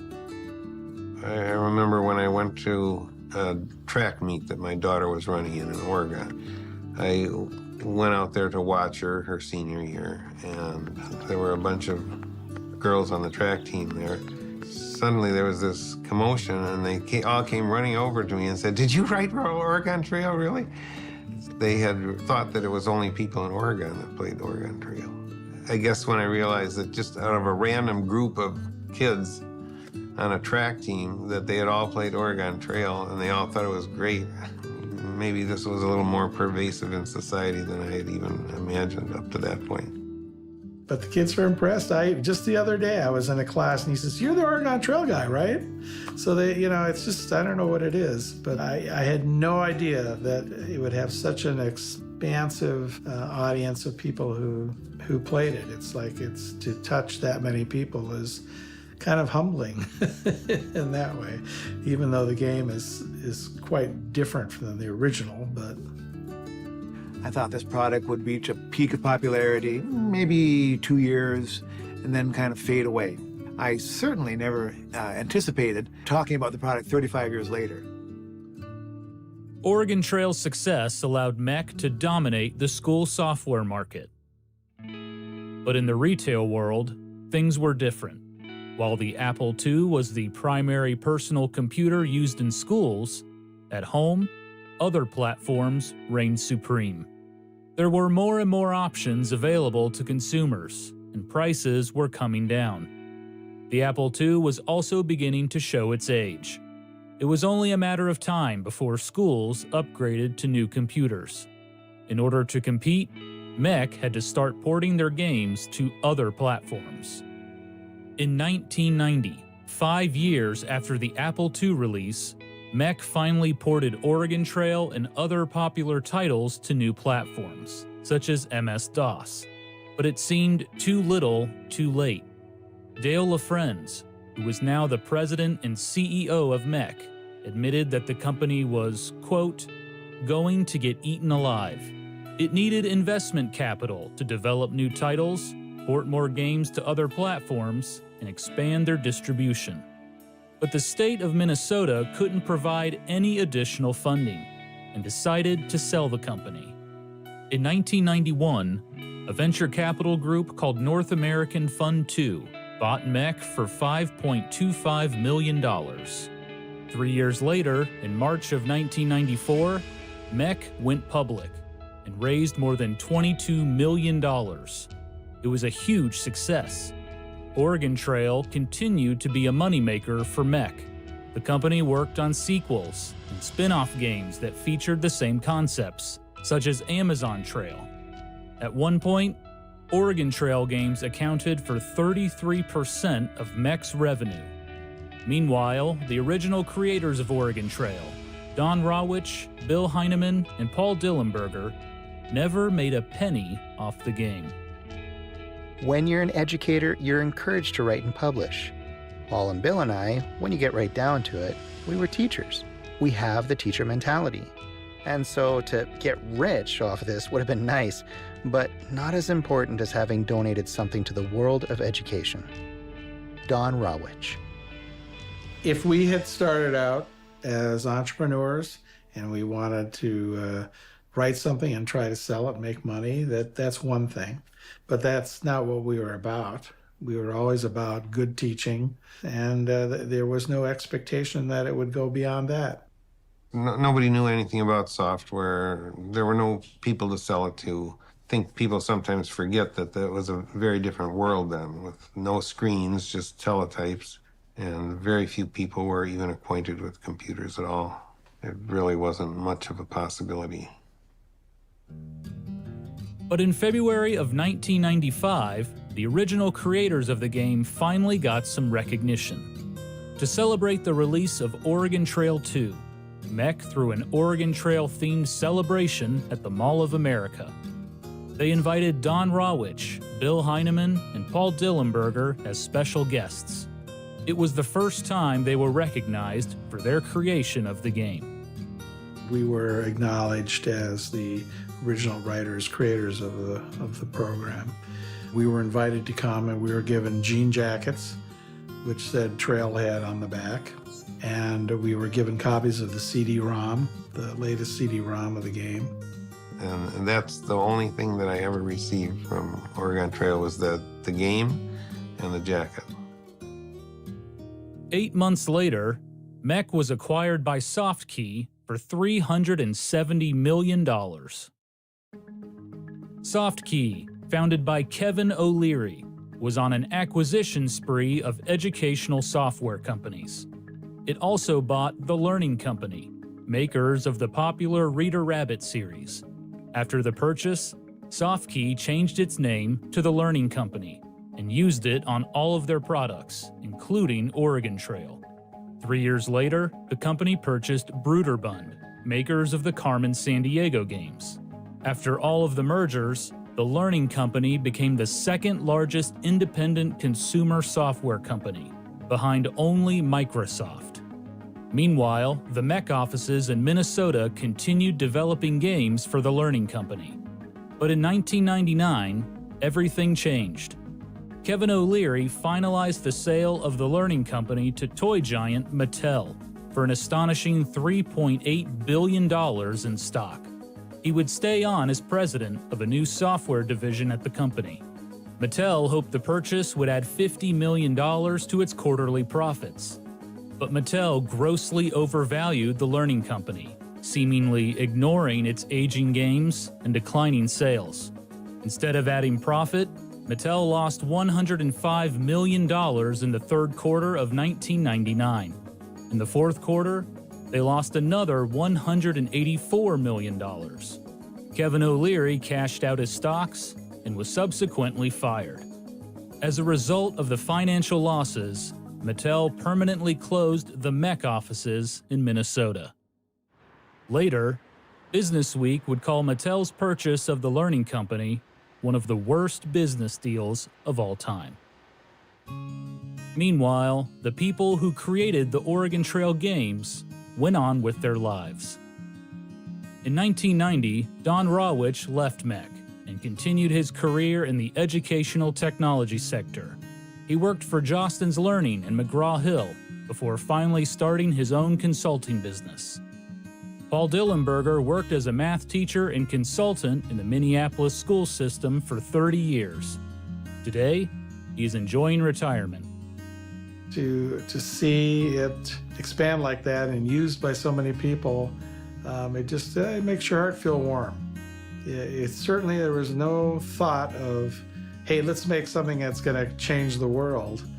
I guess that's kind of the thing. It's a lot of things happen because they happen rather than being planned. Bill Heineman followed his passion and worked in Minnesota's bustling computing industry before retiring. And in his spare time, he continues to try to make learning fun.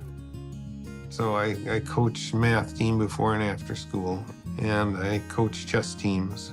You learn so much from playing games. You know, I learned how to figure out 10% when I was little when I landed on income tax and Monopoly. But you play a game and you got to learn those things. So I tried to make learning fun then, in 1971. I'm still trying to do that today. After completing work on Number Munchers in 1986, Philip Bouchard left MEC and did some freelance work before joining Bruderbund. After Mattel's disastrous acquisition of the Learning Company and the subsequent collapse of the educational software industry, Bouchard switched gears and worked with FedEx and Morgan Stanley on web apps. Did that for another 14 years, and then I retired. Since then, I've been able to do things that I've always wanted to do, like write books, like science books, or do more traveling, do nature photography, things like this. So I'm still busy, still doing creative things, but now they're more, I don't have to worry about the income, I just worry about doing the things I want to get out there. Today, the Oregon Trail's journey goes on. New versions of the game continue to come out, and thanks to its prevalence in classrooms across the country, it has become a nostalgic memory for millions, enshrining itself as a permanent fixture in pop culture. There is Oregon Trail merchandise, card games, books, parody games, a musical, and more. Over and over again, you see t-shirts or other memes on the internet that say, "You have died of dysentery." The interesting thing, though, is that phrase, "you have died of dysentery," doesn't actually appear in the product. Instead, it will say, "Sarah has dysentery." And then a little bit later on, you may see another message that says, "Sarah has died." Furthermore, it never says you. Even if you, as the team leader, die, it gives you by your name. So if you're the team leader as Philip, then it says Philip has died. So never does it say you have died of dysentery, but that meme does capture the essence of what's happening in the game. So it's a good meme in that regard. In 2016, the Strong National Museum of Play recognized the importance of the Oregon Trail and inducted it into the World Video Game Hall of Fame. It was the first game inducted that was created for educational purposes. We were very proud of the fact that we're up there with Zelda and Pong and Space Invaders and all those games, and here's the one that was a little different. I have so many people that when they find out that I helped create the Oregon Trail computer program, oh, that was the highlight of my junior high experience. If it weren't for Oregon Trail, I would have hated school, but there was always that to look forward to in history class. For more than 50 years, the Oregon Trail has taught students about the perilous journey people made in the 1800s for a better life. It's given educators new ways to teach children by incorporating games and technology into the classroom. It helped bring about a whole new software industry, edutainment games. But above all, it taught us that learning could be fun.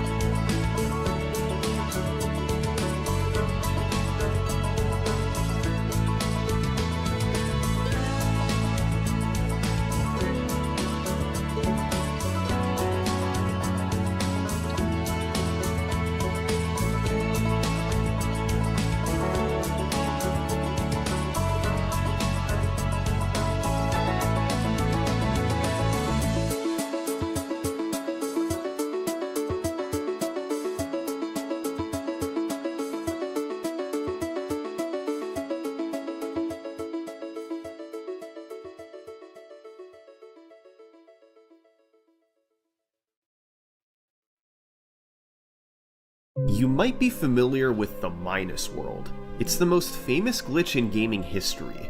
In the original Super Mario Bros., if you clip into the wall at the end of 1-2, you can enter a warp pipe before it's properly loaded in. Instead of taking you to World 4 like normal, you're taken to World -1. It's an underwater stage that resembles level 7-2 from the main game. Now, the Minus World itself isn't the most exciting level, just your standard water stage, and when you get to the end, you're sent right back to the start. It loops forever, with no actual end. The Minus World appears in nearly all re-releases of Super Mario Bros. And is identical in most of them. But there's one huge exception. In 1986, a year after the game's release, it was ported to Nintendo's new add-on in Japan, the Famicom Disk System. And while the Minus World is present, it is totally different. There's not just -1, but also -2 and -3, glitched out levels that actually have ends. And in addition to being way cooler, it makes for an amazing speedrun. Players have competed with each other to get to the end of -3 as quickly as possible. They've found some brilliant strategies to do so, and it's led to one of the most optimized speedruns of all time. Let's take a look at how we got there. This is the crazy history of Minus World ending speedruns.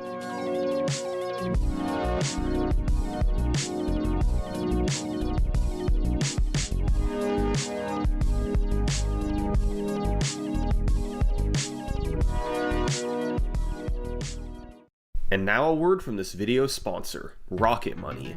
Earlier this year, I signed up for a streaming service just to watch one show.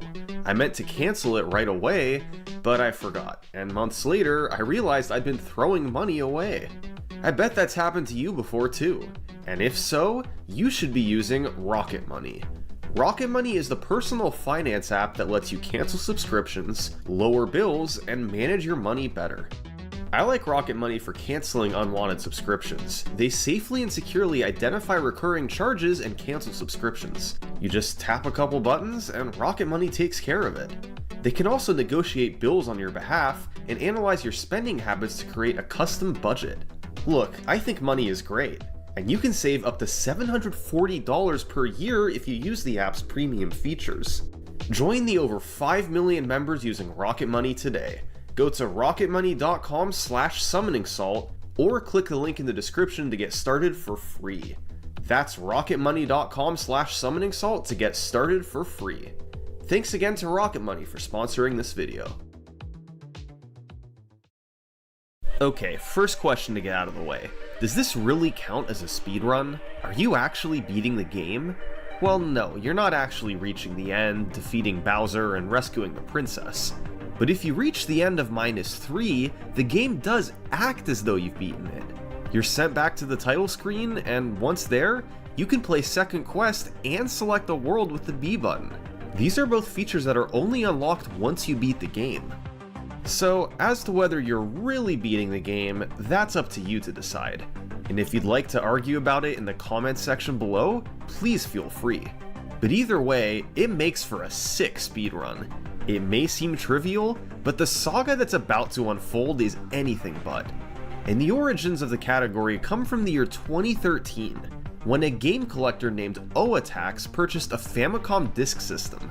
He had seen tool-assisted speedruns of Minus World Ending from players named Phil and Happy Lee, and decided it would be fun to try it in real time. So on September 9th, 2013, Oatax performed the first ever speedrun of Minus World Ending, clocking in at 2 minutes and 45 seconds. There are only 5 levels in this speedrun: 1-1, 1-2, -1, -2, and finally -3. So you have 5 levels to optimize as much as you possibly can. Here's how Oatax went about doing that. In 1-1, he ran ahead and picked up a mushroom. This was so he could do the Minus World clip later, which is only possible with Big Mario. He quickly finished the level and entered 1-2, where he picked up a fire flower. This let him clear enemies out of his way so he could make it through the stage while barely hesitating. Finally, it was time to go to the Minus World. He came to a stop on top of the pipe, then carefully crouch jumped into the corner. For details on why this works and why the Minus World even exists, check out this video from Cosmic. But basically, Mario lands on a specific part of this block where he can stand. After that, he's able to run right through the wall. Oatax did that, killed the Piranha Plant, and then was off to the Minus World. Level -1 is pretty strange. It's like level 1-3, except underwater with enemies from a castle level, complete with Princess Toadstool and Bowser. It makes for a convoluted looking stage, but the speedrun is pretty straightforward here. Oatax simply dodged enemies and swam to the end, reaching the underwater flagpole. Next up is -2, a stage identical to 7-3 from the main game. Oatax had to run across the bridges while being careful to avoid flying Cheep Cheeps and Koopas. Sometimes Cheep Cheeps can get in the way, but Oatax handled it beautifully and beat the level while barely hesitating. And now for level -3. This one is really weird. It's an underground version of the 4-4 castle level with underwater enemies like bloopers. Now normally, 4-4 is a maze where you have to take the correct path. If you take one of the top paths, you loop back to the start. But in -3, that pattern isn't active, and the top paths instead lead to a wall. There's no getting through that. So, Oatax had to navigate his way to the bottom, then he was home free to run to the end and touch the axe. That's all it took. 5 levels, and O-Attacks was done in 2 minutes and 45 seconds. For the first world record of a category, this was already looking pretty optimized. He barely slowed down anywhere, never got hit by anything, and that's why it still stands as the record today.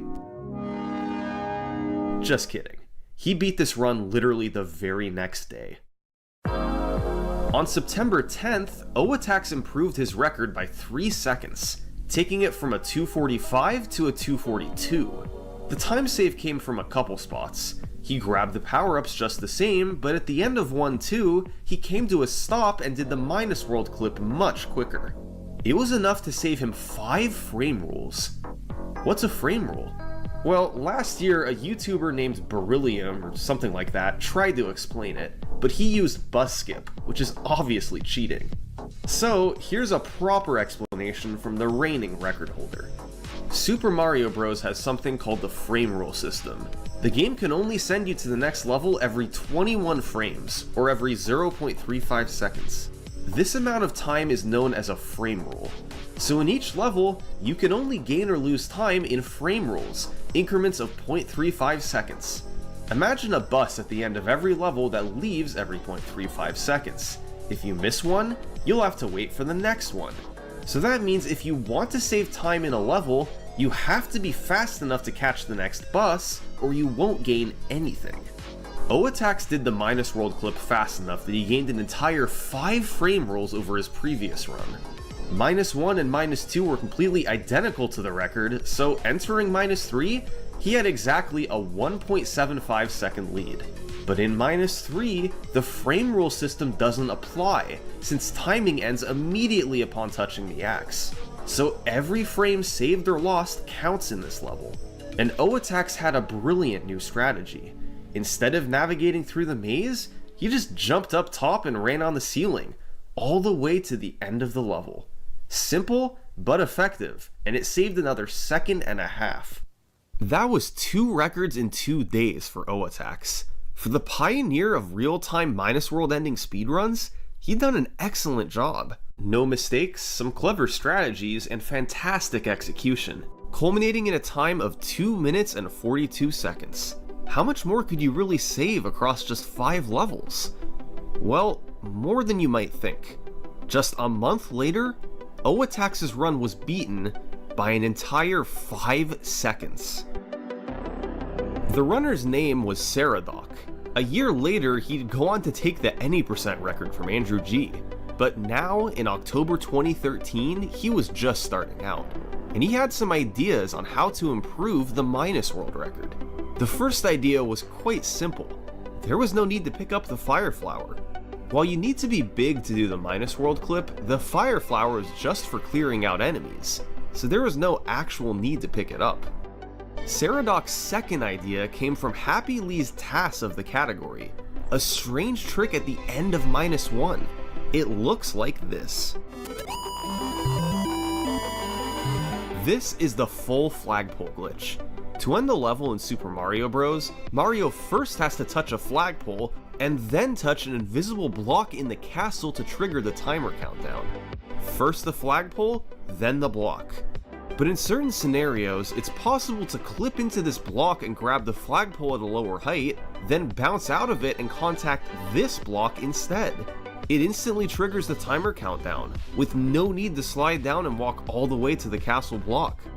Now, you can't just jump and grab the flagpole this slow. You need very specific conditions for this to work. The most famous example is in 8-2, where you can bounce off a bullet bill just low enough to grab the flagpole in the block. Here, it's commonly referred to as the bullet bill glitch. But as it turns out, it also works with swimming physics. By doing a frame-perfect A-press on the way to the pole, you'll clip into the block and perform the full flagpole glitch. And the full flagpole glitch saves 8 frame rules. This was too good to pass up. Saradoc began implementing it in his runs, and on October 21st, he had a run to -1 that nailed it. But then... this is the one problem with the full flagpole glitch. You have to land immediately next to the flagpole and swim, or else the timer ticks over to a 3 and you get 3 fireworks to waste a second. Ceradoc landed just a tiny bit too far left and it cost him a second, but it still netted him time overall, and when combined with the fire flower skip, he achieved a huge new world record of 2:37. A few days later, Ceradoc came back and played the same run but skipped the fireworks in -1. The final time was 2:35.99. Then, the category settled down for several months as most players focused on the bigger name categories Any% and Warpless. But in 2015, Ceradoc came back to minus world ending. He managed to squeeze out one more frame roll in 1-2 and did a clip in -3 to get to the ceiling faster. These tricks saved about 0.7 seconds combined, and his final time was 2:35.27. By the time 2016 came around, minus world ending had essentially been the same for years. Ceradoc was still the record holder, and there was no obvious time save remaining. Yet, while that category had been stagnant, the rest of the game had been undergoing a transformation. A player came along and began laying waste to Super Mario Bros. Records, achieving times in all categories that were previously thought impossible. This player's name was Darbian. We're all just young boys on Twitch. That April, he set a legendary world record in Any%. Oh my gosh! A few months later, he got the Warpless record too. Yes! Eventually, he set records in the All-Stars version as well. Done. In 2016, Darbian was the premier player of Super Mario Bros. By that November, he had 4 out of 5 main category records. The only one he was missing was the minus world ending, still held by Ceradoc. Darbian didn't particularly care about this record, but he was also so close to a leaderboard sweep. If he could beat the minus world record, then he would hold all 5 world records. We have Any%, we did it. Congrats. Warpless, we did it. Congrats. Any% All-Stars, we did it. Congrats. Warpless All-Stars, we did it. Congrats. So, Darbian began practicing. Only problem was there wasn't much time to save over Ceradoc's record. He hadn't left anything on the table, and there were no obvious mistakes. But Darbian eventually identified one spot where he could save time, on the axe grab at the end of -3. Ceradoc grabbed it 1 frame too far forward, meaning timing stopped a frame later than necessary. If Darbian landed on the first frame of the axe, he could beat the world record by 1 frame. It wasn't much, but it would be enough to get the leaderboard sweep, and that's all Darbian wanted. On November 30th, he had a run with a fast clip in 1-2. Then in -1, he got the full flagpole glitch. Got it. After finishing -2, Darbian was tied with the record, just 1 more level to go. If he could get the wall clip and then get a better axe grab, he might be able to get the record here. We tied it.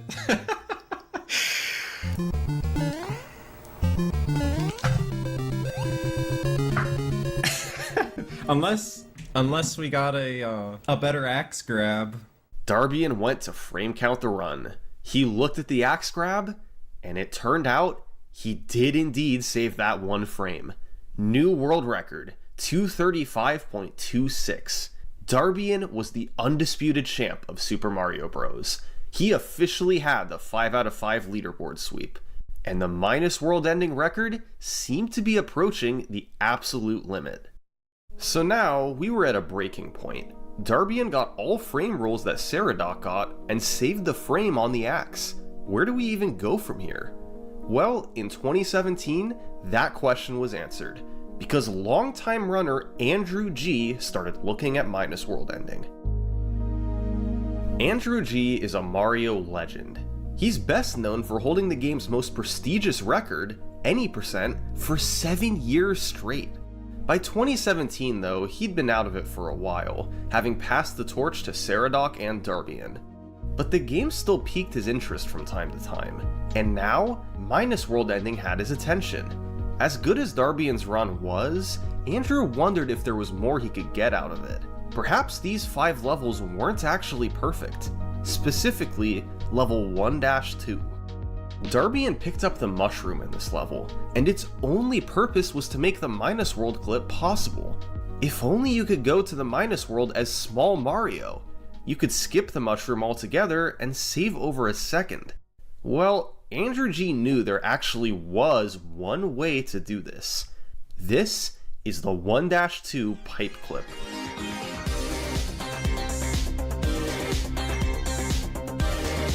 This was first used in a 2004 task by Mana. It skips the mushroom and is the fastest way to get to the Minus World.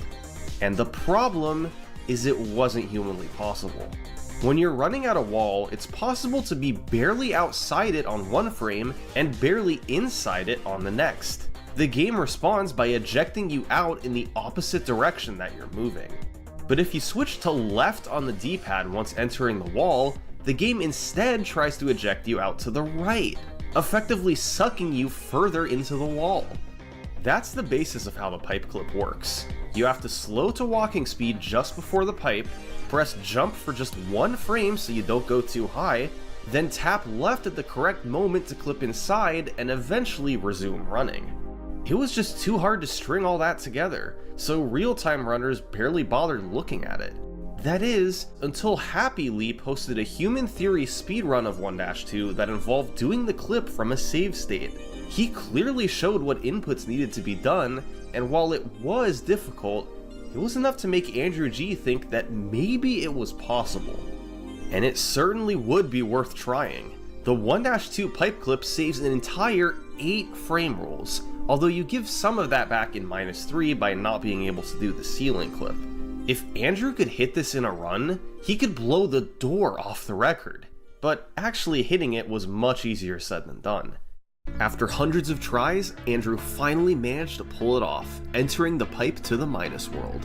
He was now nearly 3 seconds ahead of the record. With a lead this big, Andrew could afford to play the rest of the run super safe. So in -1, he set up the full flagpole glitch very carefully by walking up to the pole. It cost a second, but he was still ahead overall. And in -3, he lost another second by having to navigate the maze normally. That still left him with a small lead. I don't know. World record? Yes, Andrew, a world record. 234.80. This is exactly what Andrew was looking for. He built a big lead with the pipe clip, then bled just enough time to still beat Darbian. There was a decent amount of time save possible in -1 and -3, but just getting the 1-2 pipe clip in a run was hard enough. And Andrew decided he was done for now. He moved on, and the Minus World record stayed put at 234. A few months passed with nobody trying to challenge Andrew's record. The main reason was the pipe clip. Even though it was only a minute into the run, it was still out of reach for most players. Few could do what Andrew G could do. But if someone else could pull it off, then improving the rest of the run wouldn't be too hard. It all came down to one question: who else could get the pipe clip? Well, in August 2017, 4 months after Andrew G's 234, a couple new contenders emerged. They weren't record holders like Andrew, but they were very good players in their own right. And most importantly, after much practice, they were able to build a little bit of consistency with the pipe clip. Their names were Merrick and Solo Q. Merrick was a runner who specialized in side categories, like Beat Stage 5-4 and All Coin Heavens. Solo Q was a top 10 any percent runner, with a respectable personal best of 457. Neither one had Andrew's speedrunning resume, yet they both felt like they could take his Minus World ending record. Their plan was to match Andrew's run, but with the faster full flagpole glitch. If either of them could pull this off, they would get the first ever 233 in Minus World ending history. By mid-August, Solo Q had moved into second and Merrick was in third. Both were making progress. The world record was within reach. On August 20th, Merrick had a run that lost a frame rule in 1-1, then had a slow 1-2 clip to lose another frame rule. Still, when he got the fast full flagpole glitch, he gained 3 frame rolls. He was now ahead of Andrew. This was a guaranteed world record as long as he didn't do anything dumb in -3.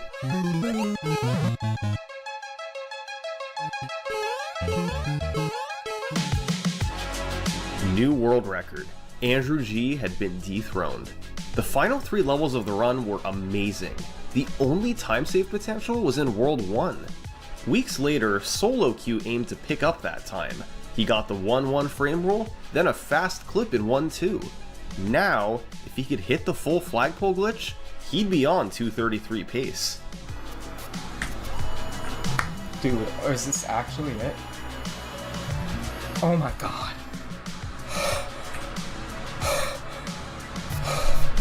-2 went well, and although he lost a few frames in -3, Solo Q still closed out the run strongly.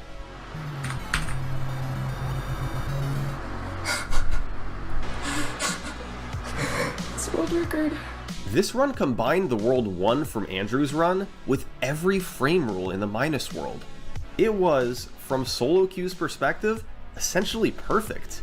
The only mistake he made was a few frames lost in the turnaround of -3.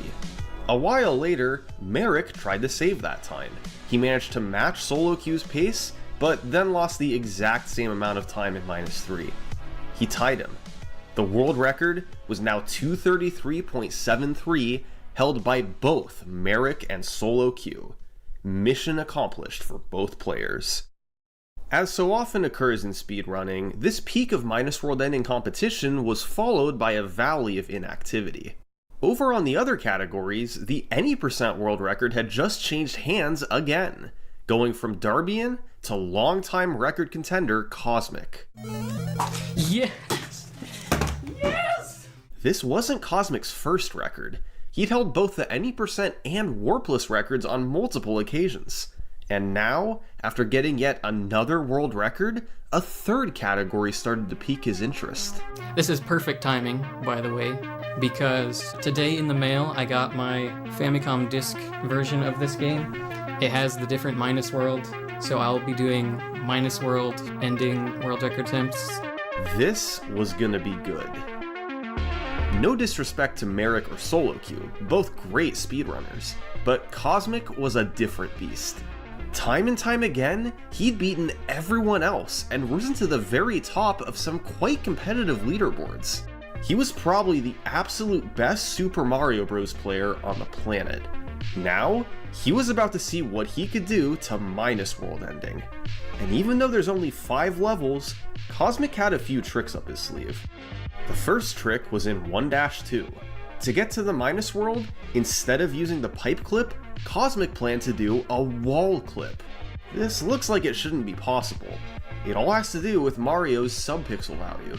Mario visually moves in pixels, but his positioning updates more often than that. Depending on Mario's subpixel value, his exact position slightly changes, and it alters how much he can clip into walls.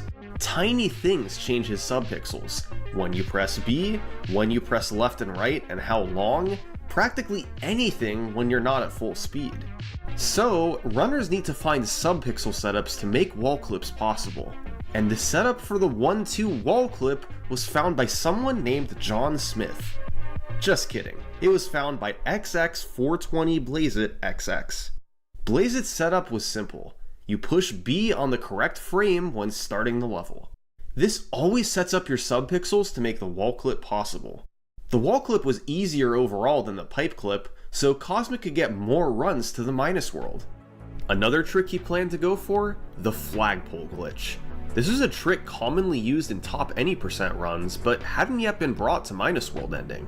By doing a precise setup discovered by Sockfolder, you can clip into the base of the flagpole and grab the pole lower than normal. This triggers a condition in the game where the flag doesn't come down. You save 1 frame rule by skipping that animation. The flagpole glitch can be used in 1-1 and -2. It's similar to -1's full flagpole glitch, but is harder and doesn't save as much time. Speaking of the full flagpole glitch, Cosmic had a small improvement there too. He switched to holding down and right while approaching the flagpole. This made him slow down less when touching the ground, giving him a bigger window to land and still avoid fireworks. That's 3 new tricks Cosmic could use: down plus right on the -1 flagpole, the 1-2 wall clip, and the flagpole glitch in 1-1 and -2. This all had major implications on the run. Here's a visual history of the world ending record up to now.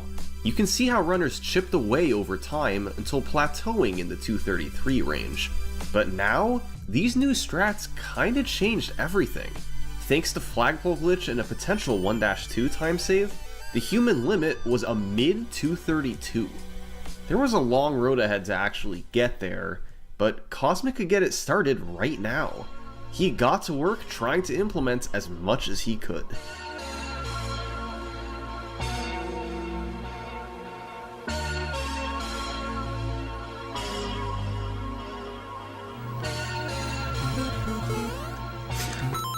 No way that just happened.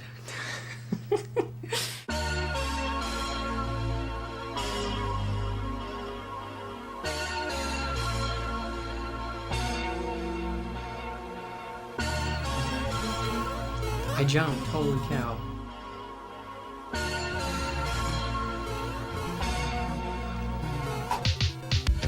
Good enough.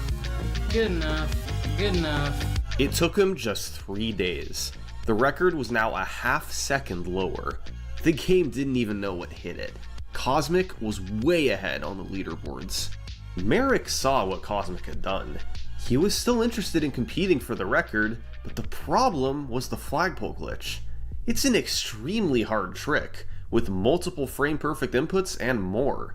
Cosmic had years of experience going for it in any percent runs, so it wasn't too hard for him to implement in world ending. But Merrick struggled with it. Although he could match Cosmic everywhere else, the flagpole glitch was different.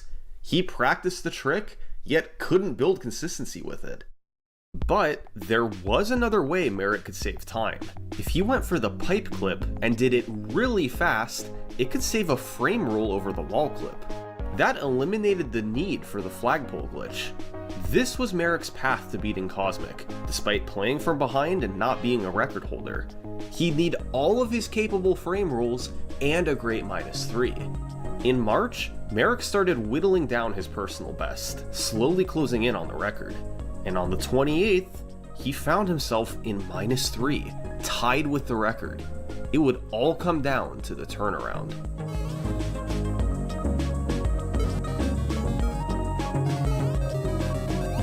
That was just about perfect. It saved 4 frames and was a new world record. Cosmic himself was quite impressed. He'd flat out been beaten. But Cosmic knew he could still improve it with flagpole glitch. If he went for it in 1-1 and -2, he could even afford to lose the 1-2 frame roll. That August, that's the type of run Cosmic went for. First, he tied Merrick to the frame, then he got a very low 233 before finally getting the world's first 232. Yes. Perfect.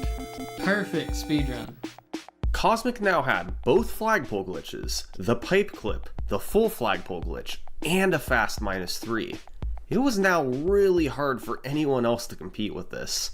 Only someone with a main category world record could pull off a 232 in world ending. Cosmic was just flat out the best Super Mario Bros. Player, and as long as that stayed true, the world ending record was all his.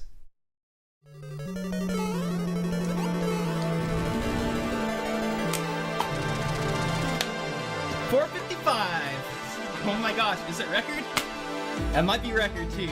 This is Sumwes, and on October 22nd, 2018, he took Cosmic's any percent record. Sumwes was a gamer. He'd been battling for this record for months now, finally pulling ahead and cementing the top spot on the leaderboard. He had all the skills Cosmic had, and now, after taking his any percent record, he was ready to go after Cosmic's world ending record too. Now, here's the thing. The only difference between the record and the human limit was one more frame rule in 1-2. Cosmic played the pipe clip safe by slowing to walking speed early. If Sumwes went faster, he'd save 0.35 seconds. And that was it. The record got all other frame rules and a perfect turnaround in -3. It was really quite simple for SumWes. There was only one improvement to make. His perfect run would be a 232.48. Wes started playing for the record, and quickly he got himself a 233.5, with time losses in 1-1, 1-2, and -3. Still, not a bad result for one day of work. He kept going, and minutes later, he got on another run.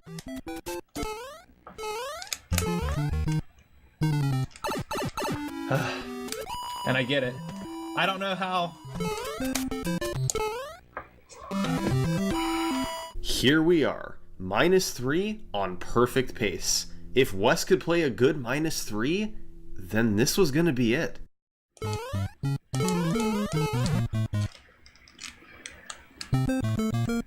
Is this it?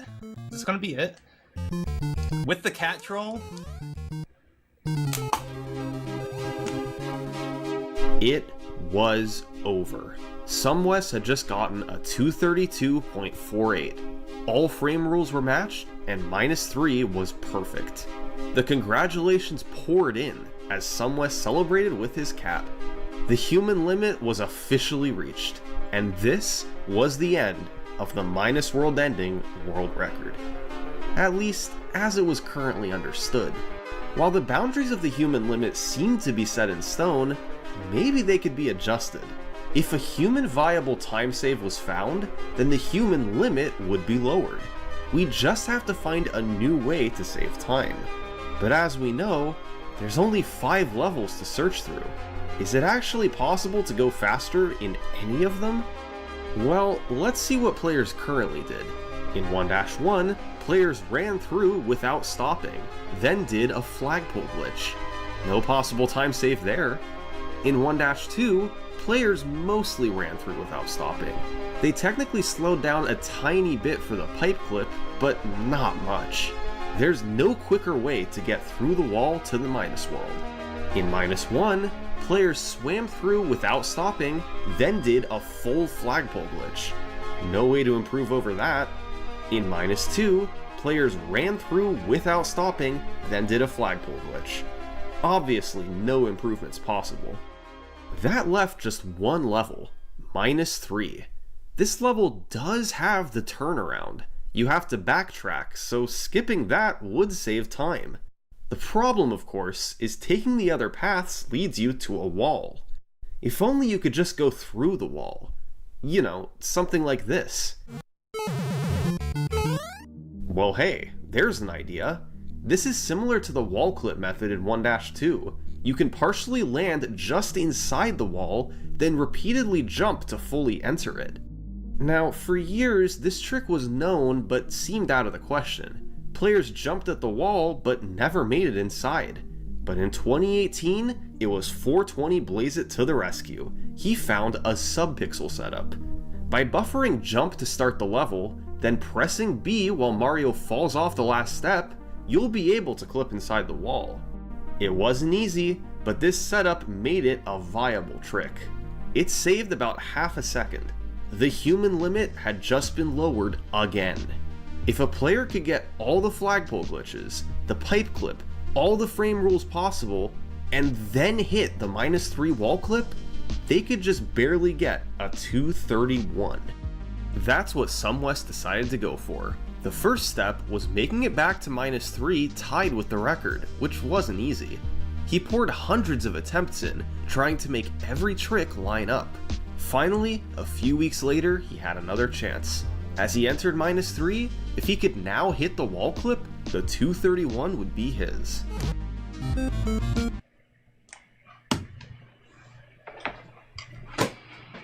His game crashed. -3 is pure evil. But he couldn't stop now. He'd come so close. SumWes kept trying, and his attempt counter really started to pile up. A couple weeks later, he did finally get the wall clip on a run that lost the frame rule in 1-1, for a small record. But a few hundred attempts later, SumWes had another golden chance. He picked up the 1-1 frame rule, then maintained his pace over the next 3 levels. Another chance at the 231, if he could hit the wall clip. Yes, dude! 231! That was it. Sumwest had done it again. As soon as there was a chance to match the human limit, he was all over it. A run with all frame rules and the wall clip. Now, there is a tiny gap between this run and the human limit, and that's because -3 doesn't operate on the frame rule system. Every frame counts in this level, and while Sumwest got a fast wall clip, it was technically possible to save a few more frames here. Depending on how you jump and the way you mash, it's possible for the wall to suck you in a bit smoother. So technically Wes's run was marginally improvable. The run was roughly perfect, not literally perfect. Over the next several months, while there was a lot of Minus World ending activity, nobody could compete with Sumwest. By early 2019, 3 runners had tied Cosmic's second place run: GTAV, Royalty, and the former record holder Merrick. The main difference with these 4 runs is that they didn't go for the -3 wall clip, except for Merrick, who, as we know, didn't do flagpole glitches. Unless these guys were willing to implement a hard trick at the very end of the run, they wouldn't be able to catch Sumwest. Who would have the guts to go for it? Then all of a sudden in January, the competition picked up again, and someone decided they wanted to shave off those last few frames. Here we go. This made sense. Cosmic had competed with Wes before, maybe he could do it again. And over the past couple years, he'd gotten even better at flagpole glitches. This time, he'd have to go for the perfect pipe clip and then an even faster wall clip in -3. It was tough, but doable for a player of his caliber. Alright, Cosmic, let's see what you can do.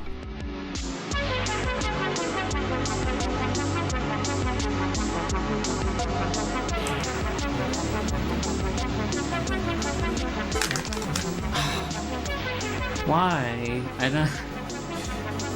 don't know the problem.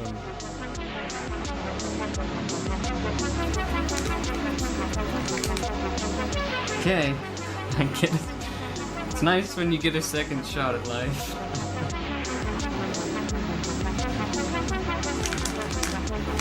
No. It was so close. It was so close. He just didn't get running speed. This would have been it, but he couldn't build running speed before jumping out of the wall. It ended up costing him the record. Shortly after this, 420 Blaze It came back and made yet another huge discovery. It was a faster subpixel setup for the wall clip. You do a full jump off the last 2 frames of the block, then let go of B in the air and repress it the frame after landing. It was harder than the old setup, but saved an entire 8 frames. This pushed the human limit to the 231.8 range, and raised the stakes for competition. Then, another of the tied runners decided to try making a move: GTAV. GTAV had never held the any percent record, but he still had a pretty incredible track record, being the former warpless world record holder. After setting a personal best only 3 frames off Sumwest's record, he managed to hit the faster subpixel setup in a run. Now, if he could get a good clip, this would be a new record.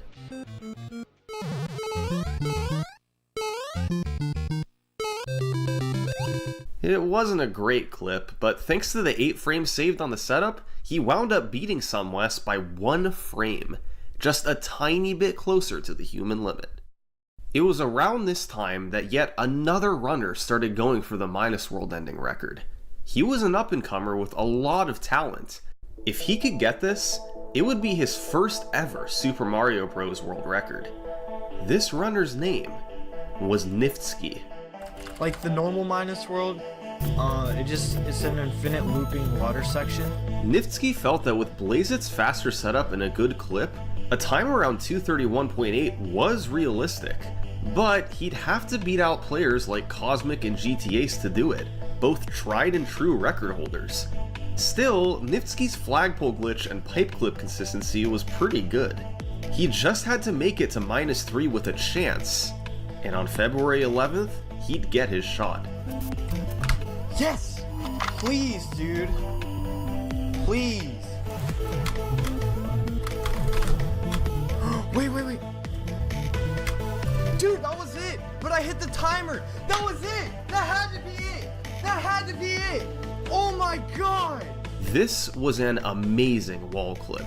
When combined with the faster setup, it was a big cut off the record. Although he stopped his timer early, the run was quickly retimed as a 231.80, once again roughly matching the human limit. And Nifsky didn't stop there. Later, Blazeit found yet another faster subpixel setup that shaved 4 frames off the human limit. Guess what Nifsky did next?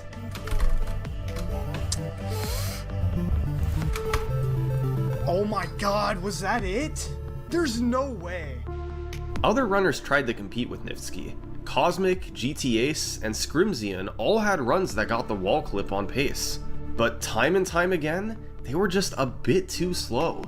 And instead, it was Nifsky finding faster setups and getting the wall clips. Oh my god! Yes! Yes! Oh my god!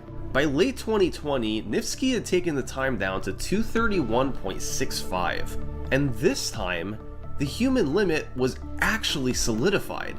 It had been slightly lowered recently because of faster setups, but now, Nifsky was doing a fast acceleration to start the level and a fast wall clip. You couldn't go any quicker.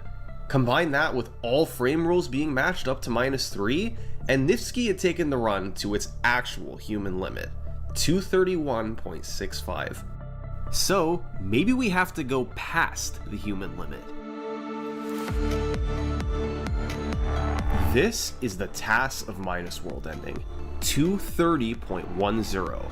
It represents a theoretical perfect speedrun. A TAS is created by using save states, slowdown, even frame by frame, letting you do the exact moves you want through the whole game. A TAS lets you do tricks that are too hard for humans to perform in real time. The difference between Nifsky's record and the TAS is just over a second and a half. Where on earth can you save that much time? Well, it's all from 2 levels, -2 and -3. The TAS saves a few frames in -3 from a perfect clip and fast accelerations, and in -2, it saves an entire 4 frame rules. How? Well, by doing this.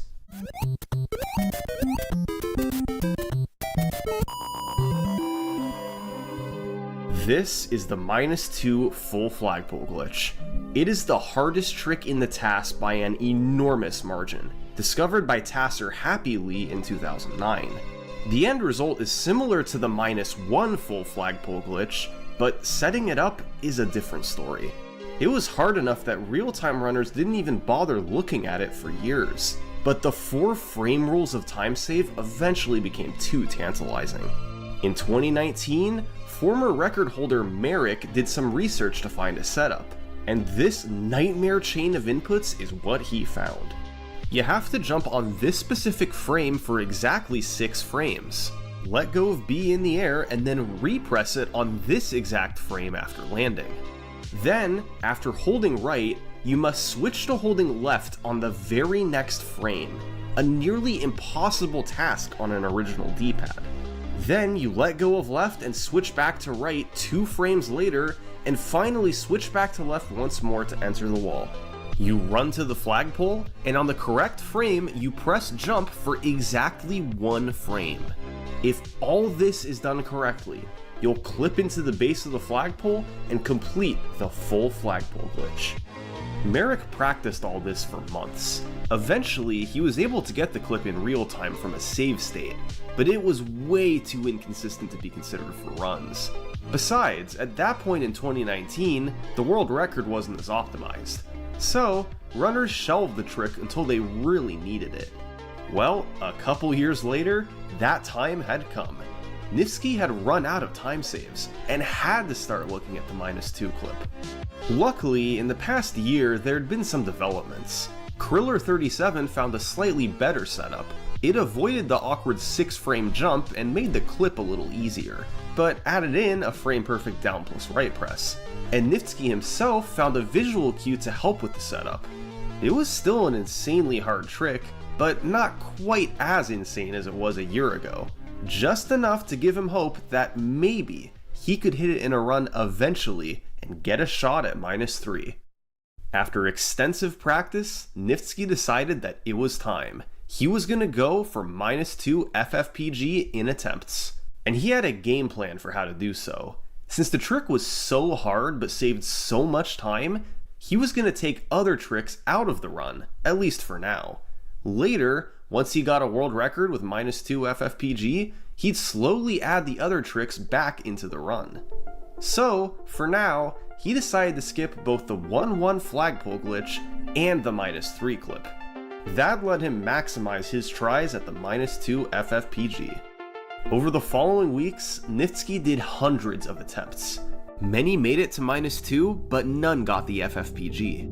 If he could land it once, he'd be home free in -3. But even that was too much to ask. The trick was just too hard.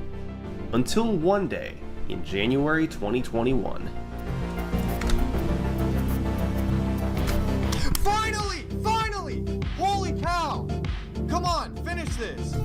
Don't choke. This is the only part we don't have to choke, and this is record. Yes! Grab the axe. Let's go! 231.4! Yes! At long last, Niftsky had hit the -2 FFPG. The record was taken to a place once considered completely out of the question. This is what speedrunners do. They make the impossible possible, and the term human limit becomes meaningless. Now, Niftsky had a new task in front of him. Add back in the other tricks, and make the world record literally perfect. And with artificial limitations out of the way, there was nothing stopping him.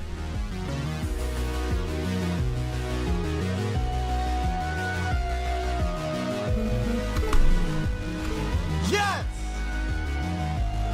Yes! Let's go!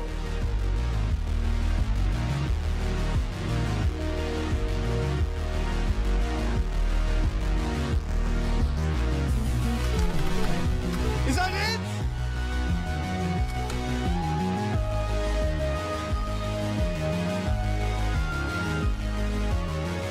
Yes! Yes! Yes! Yes! Yes!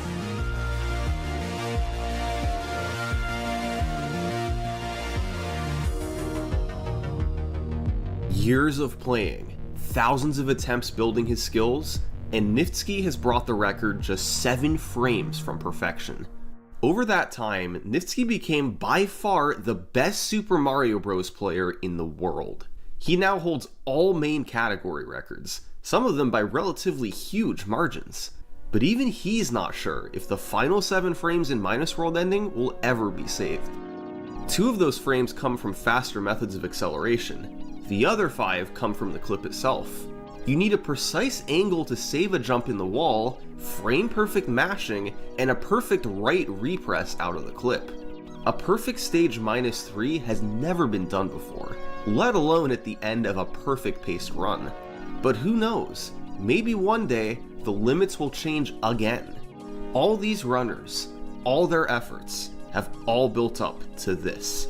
The story of how speedrunners completely mastered a category, and their chase for a never-ending human limit.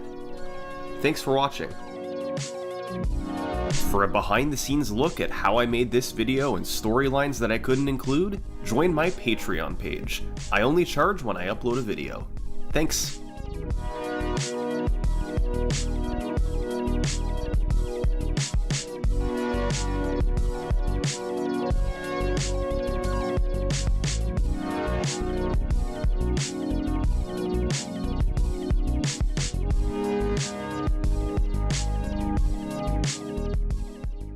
So this is a new Mario 3 ROM hack. The person who made the hack, I think their name is Neb. That's all I know about them. Does it say Neb on the title screen? Any Nebs? A Neb hack. Let's see what this has to offer. What the? What? Okay, this is literally the first ROM hack I've ever played in my life. that starts me in a level. Okay. What? Is this the right... Am I playing the right hack? Okay, well, I haven't died yet. What? Hello, M. May you have good fortune on your journey ahead. You can press select to self-destruct at any time.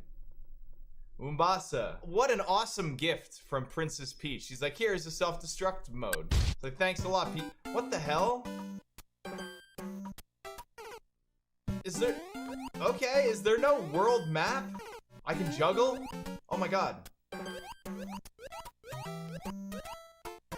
Okay, that's sick. Okay. Okay. Oh no, he falls off.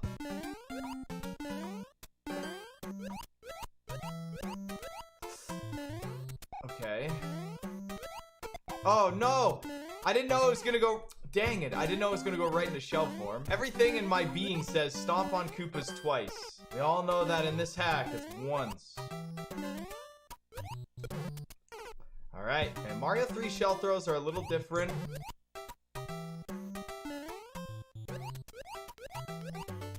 Made it. Uh-oh. Leave me alone! Easy. Easy. No, I got scared.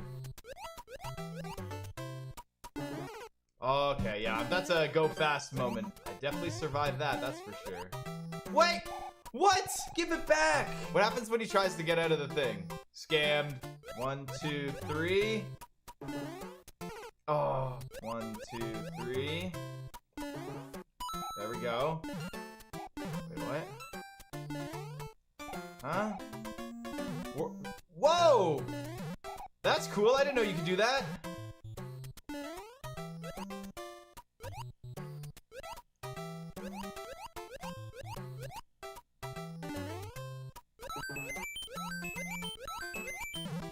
No! 1, 2, 3. 3 seems to be a nice golden rule. Dang it. The quick death happens so fast. Whenever I die, I don't have, like, time to do anything.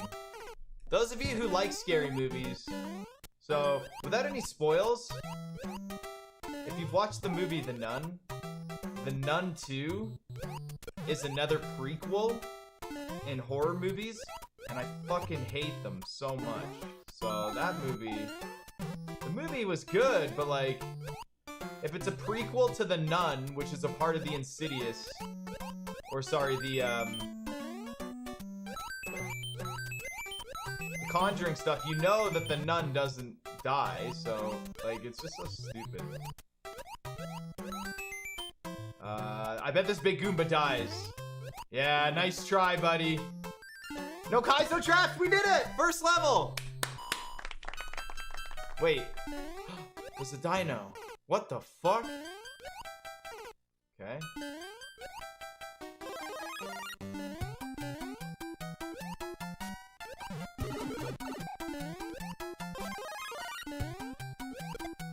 What the? Stop killing them! I see what's going on here, though. This is cool.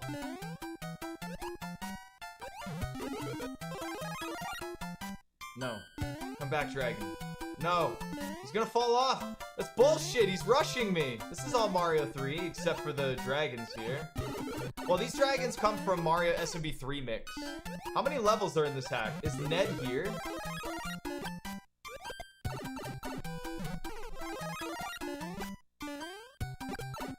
Fuck. No, I gotta not stomp on that guy. Wall jump. Yo, I like this level a lot.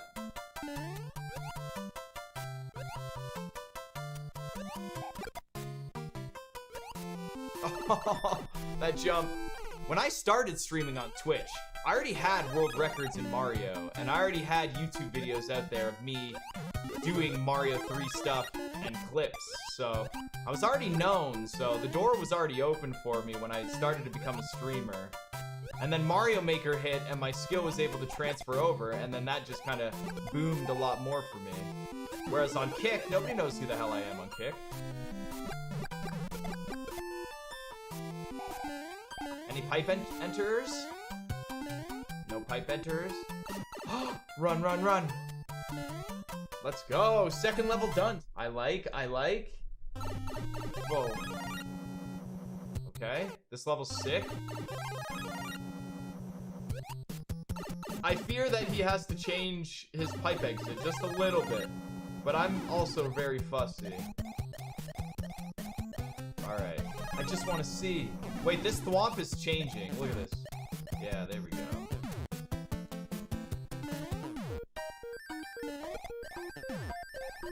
No, I can't go anywhere. Wait, I press select, I can self-destruct myself. That's right. My power is to kill myself, as bad as that sounds. Okay, game. All those fucking spores or whatever. Damn you. Oh.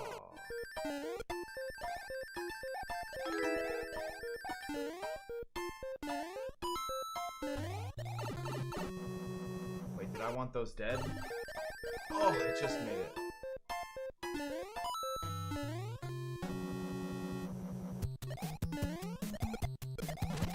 No. Oh. All right, we're in there, right? Wait, what? Do I have to hold down here? Am I on a white block? I don't think so. Oh, I'm an idiot! No! This is a bullet bill launcher. I'm stuck. I didn't know. Yeah. Oh, wall jump. Hello. All right. Let's try again. I thought I had it. I thought I had it, but I secretly, non-secretly didn't.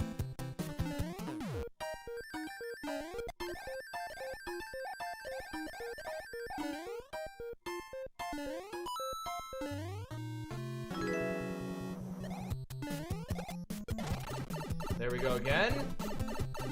Oh, that's right. I can just go. I forgot. Okay, what's going on here?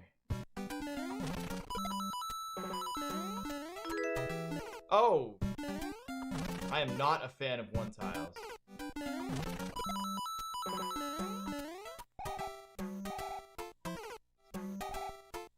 There we go.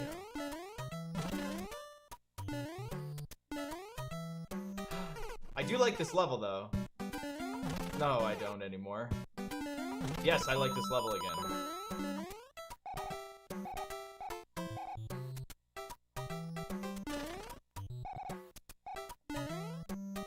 This level is actually really cool with clouds. No! You restart so fast! Oh, fuck you, little fire bitch. Alright, check this out. Yeah. Oh, no! I can get P-speed there. How about that? Yeah?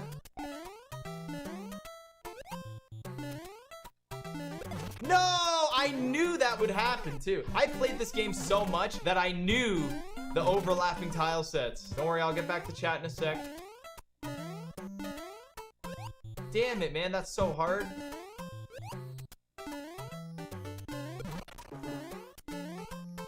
Okay, we made it. P. Okay, I think he wants me to use P speed.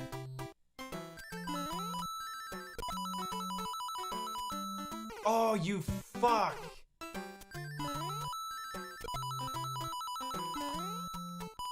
Ah!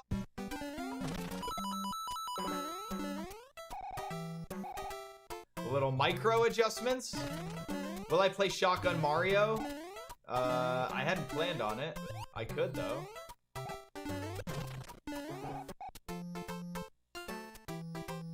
Alright, here we go. This is it. This is it. Oh shit, don't troll me. Don't troll. What? What? No. What? Is this the next level? Fuck! Oh, it is! Wait, what? How? Is it fake? Where am I? Help! Oh, I get it. Oh, don't kill this guy. Well, it's kind of hard not to.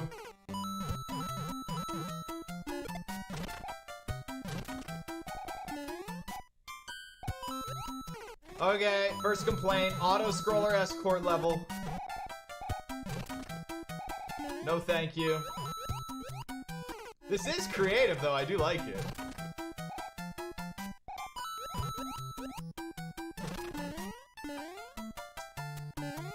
Move your ass, Mario, come on. This level actually does flow kind of nice, I'm not gonna lie. No, it's too icy. 1, 2, up, throw, grab, throw. Don't slide too much. Drop, break, bounce, bounce, throw. Jump high enough, hit the P switch. Break, block, jump.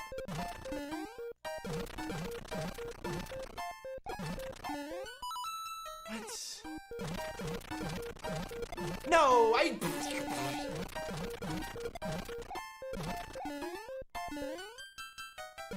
I waited too long again! Dude, Neb, you got me, man. You got me twice, dude. I like it. I like that it's a struggle. If it was too easy, it'd be too easy, right?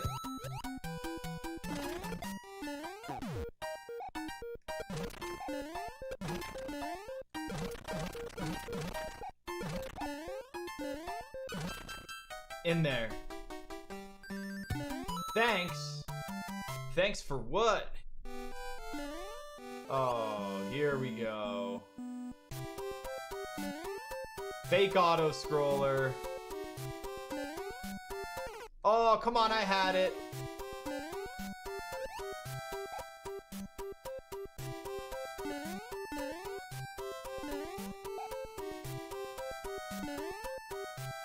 Whoa.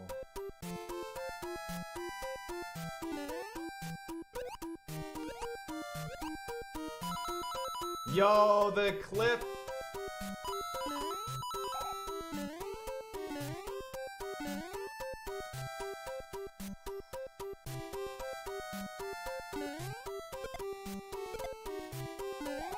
What? You knew I would do that! Look, you put that muncher there! Fudge, man! Yeah, nice try. I'm not getting a fanfare, you crazy? Bro, what's your... Wait. Okay. Okay. Okay. Okay.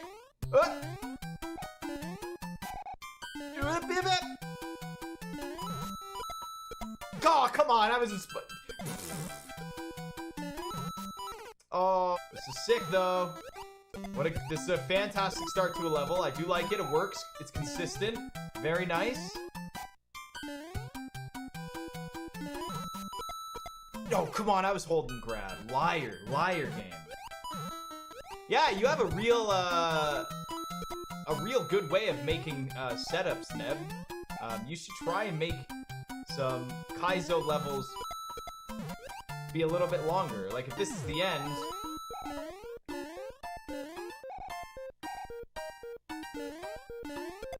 Oh, I'm so dumb. He'll come back, though. They always come back. You better not have patched this! Please come back?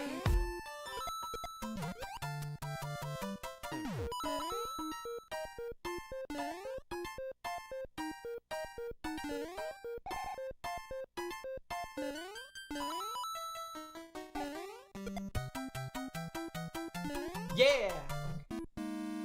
Oh, I thought the wall extended. Crazy.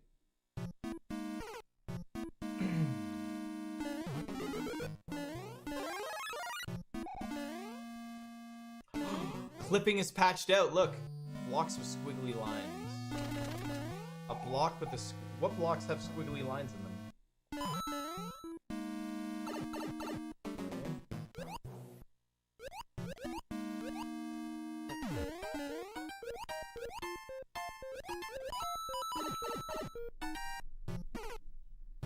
Yo, checkpoint?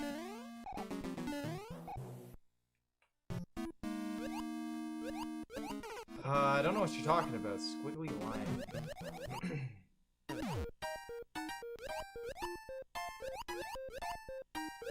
Oh, that little trickster, man! Yo, oh, come on, what? That piranha plant still got me? That one poor piranha plant never gets to shoot. Thank you.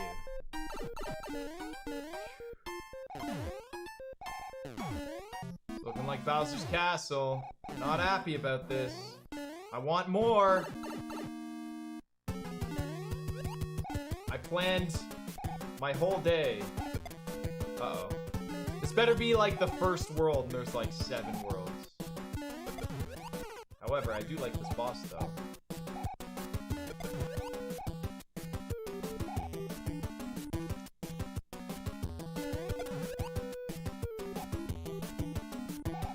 Okay, they cross through each other. Double kill? Double kill? Yeah! Oh, I got a chest! Oh no. Oh no.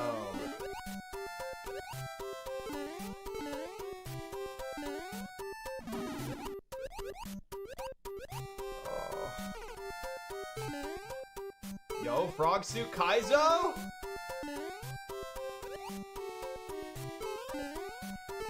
Oh, too fast though. Oh, Frog Suit jumps so high. Jesus. Oh, that's bullshit, and you know it. You think that I can't outmash that?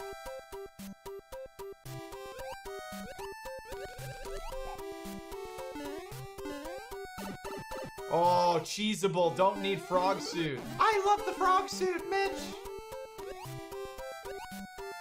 Loved it as a kid, hated it as an adult.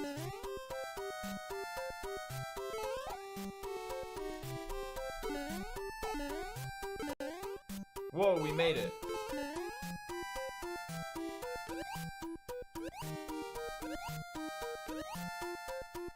Look, I can't fucking go anywhere. That's why I hate them. That was impossible to proceed. Listen, I love this ROM hack, but why do people keep using flying Cheep Cheeps in their ROM hacks? Here we go again. Do I get lucky? Oh look, I got lucky. There's not even fish there. Whee!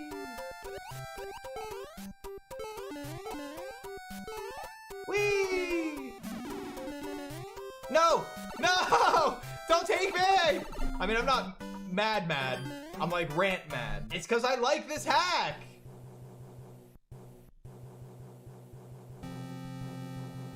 Yo, GG's, baby. Oh. Oh, Mitch is mad. Oh, shit. Go, go, go. Wait, I don't go down there. What the fuck? I didn't know Mitch swore. My freaking ears. Oh, goody. Fresh turtles for lunch.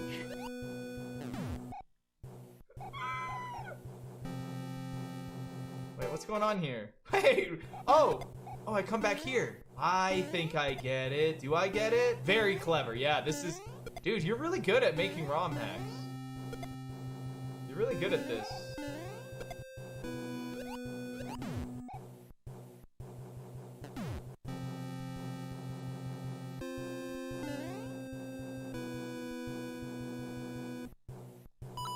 No!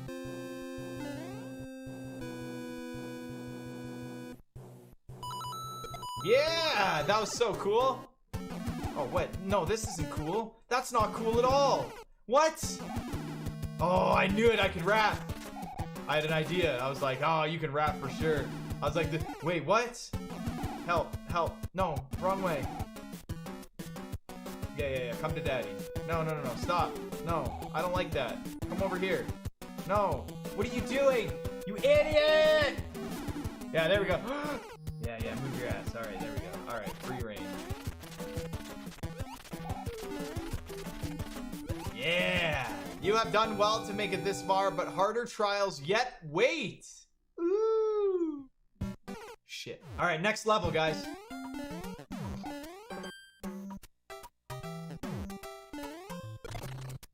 Wowie zowie! Okay.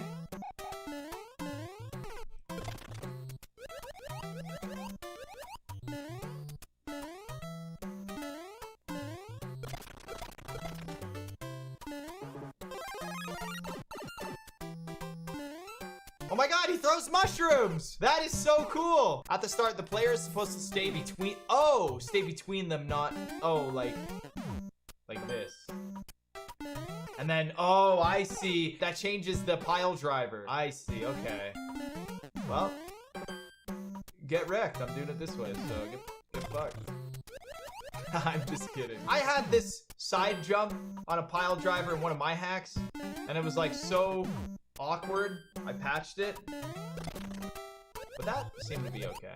Oh, hold on. It's my sister's birthday. I have to text her. Remind me, guys, after this death to text my sister, okay?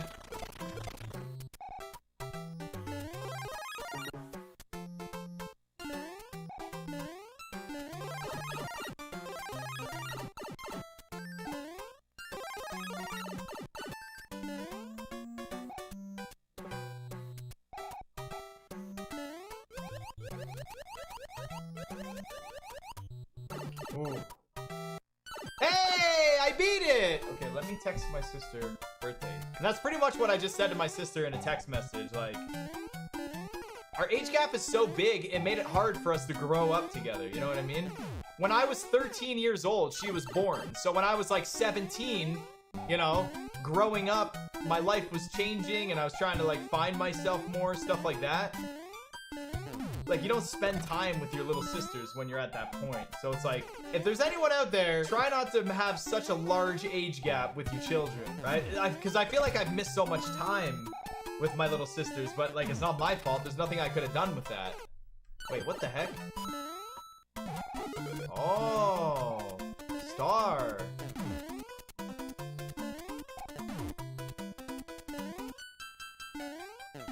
Oh, I see. I was like, I don't want to pay for Restream IO. What the fuck is that? Yo, check that out. You liar. Because I know Streamlabs is just good. Oh, hold on. Check this out, guys. Oh, yeah. Yo, the cheese? Should I try the cheese again? Oh, I like this here. Oh.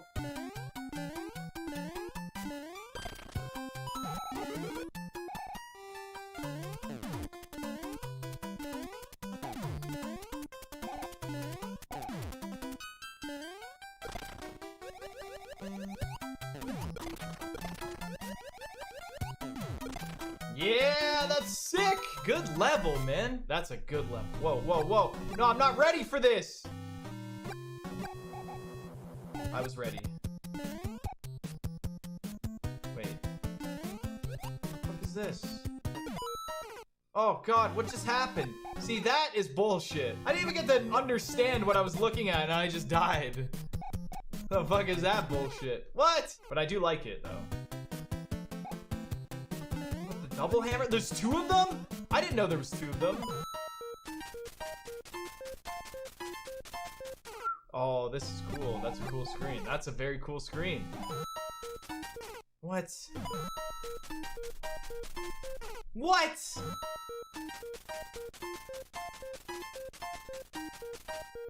Oh, good RNG? No. You jumped? Oh my god, that was so scary. Get out of there! Wait, what? Wait, what? There's gotta be a Kaiser block there. Where is it? What's going on here? What?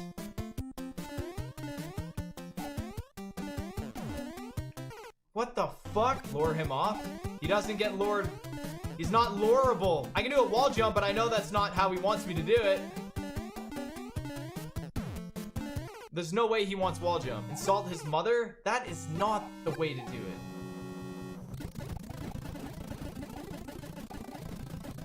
What? Hidden power up somewhere? Right. I mean, I'm searching everywhere. I think it is P-Speed.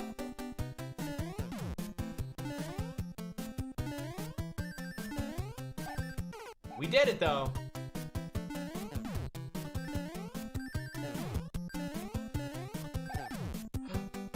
No! Dedge. Secret. Okay, okay, come on. No. What? Why is he dropping hammers?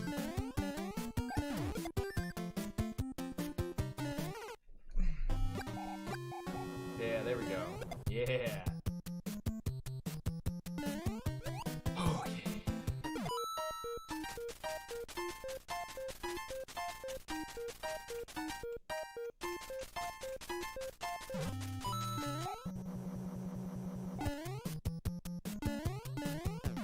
What? I jumped. A new Kaizo hack? Enter constant Mitch expletives lol MFPGL bro.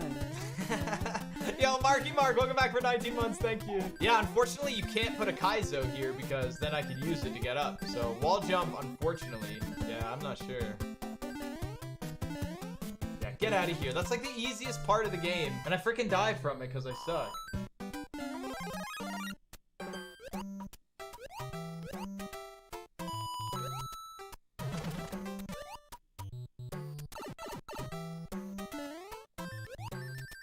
The hell is that?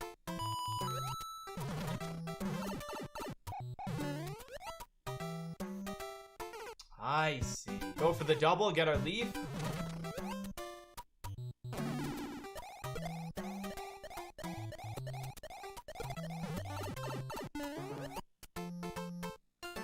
Yup, can't fool me there, Mr. Neb. Played enough Kaizos in my day.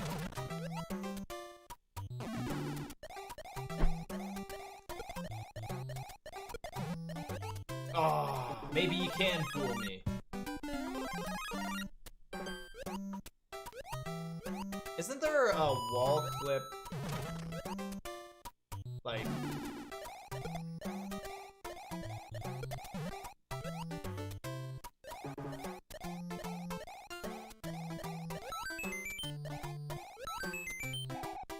Did I make it? No, get out of here, tornado.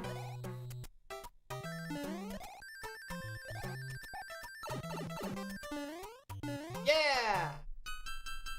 Whoa, what's happening?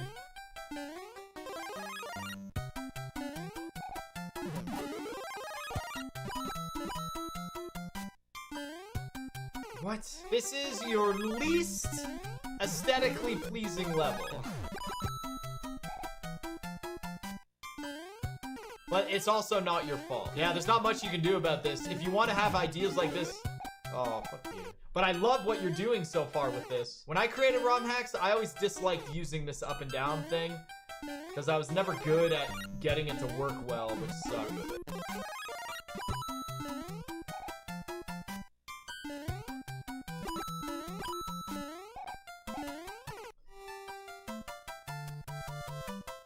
I'm a little confused here.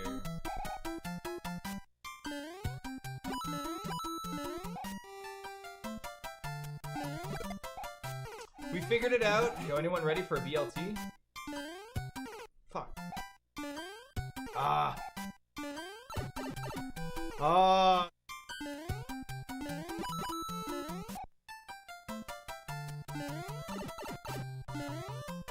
Information. Oh my god, that was crazy. That was sick. Bro, I ducked like after. Like, if you want to stream variety games and modern games, you're gonna need more of an expensive setup because you probably want like a good graphics card and stuff like that.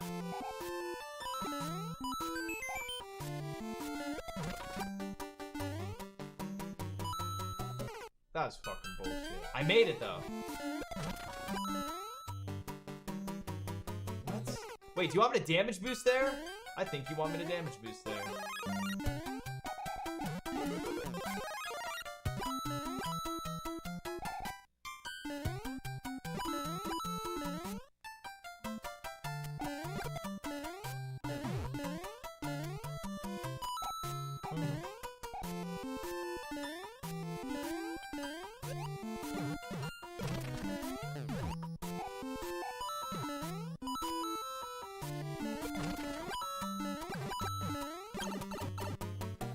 Yeah! Don't kill me, don't kill me, don't kill me. Nice. We did it. Wait, what the hell?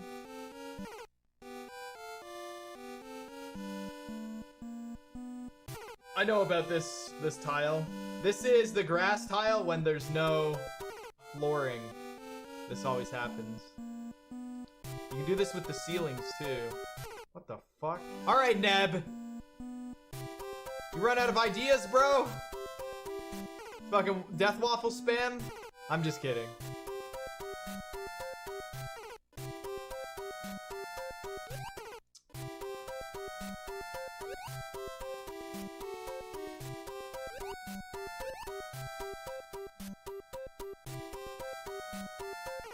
The fuck? It's like zombies, man. I don't understand what the fuck I'm doing with this red Koopa. Ah, I see. So like a weird side jump.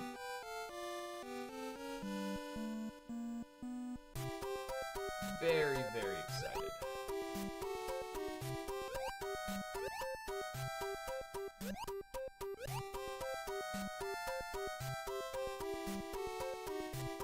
Oh! We made it. Okay, what's going on here? Any day now.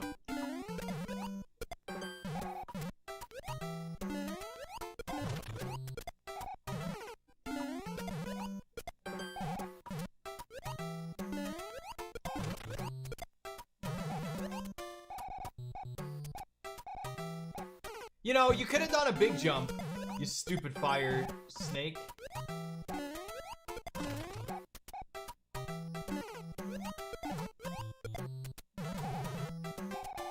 There he goes, of course. Oh, nice, thank you.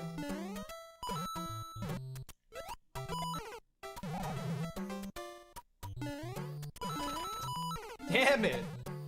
Come on, big jump. Big jump! Big jump! Okay, I survived. Didn't think I would.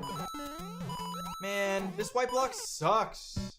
Did my internet die? I saw that chat had to reload or something. What's for lunch? A BLT. A blitz. A blitz is for lunch. Yeah, we did it! Don't kill me, don't kill me! Nice.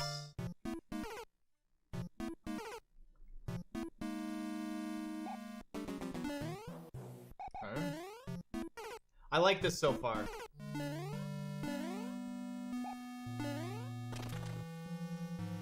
That was cool. What? 20 years since you played Mario 3? You should dust it off. Good game. How many people here actually play ROM hacks though? Sub love, baby. Yo, Devin with the 101 months. What the fuck? Drum streams for the most part is a lot of practice for me. Okay, which one's a pile driver? Okay, what's going on here? Awesome. On paper, this trick is very easy. In my mind, I suck.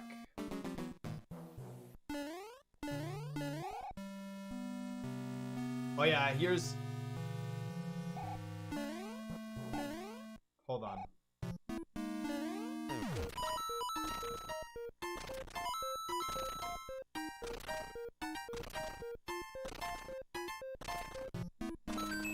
Made it. Let's go. What? Oh god, this is gonna be ridiculous.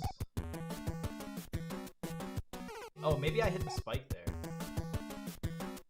Yo, I'm Resi right now.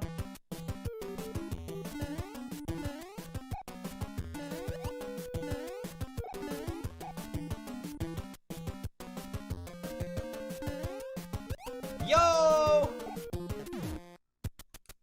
Let's go. That's pretty cool. Wait, can I land on this guy? Oh, snap. Wait, am I supposed to...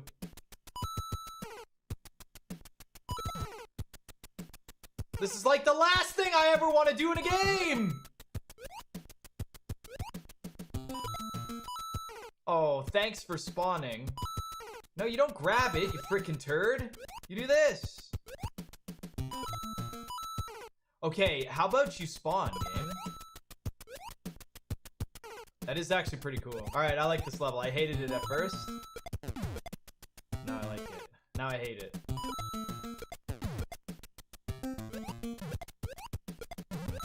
Oh, come on.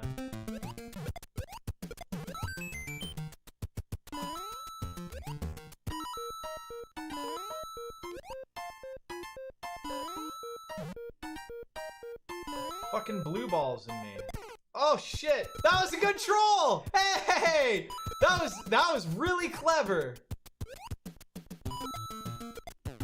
That was a really, really good troll. That was a good one. That was clever as fuck. You got me on that one.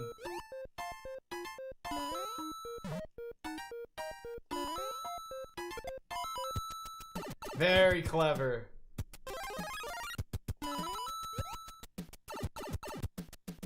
I do like that you're utilizing the ceilings here.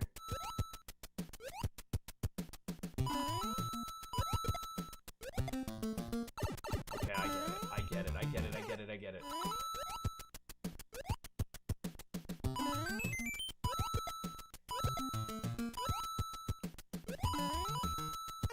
Oh, well, yeah, maybe grab the beetle instead of killing it.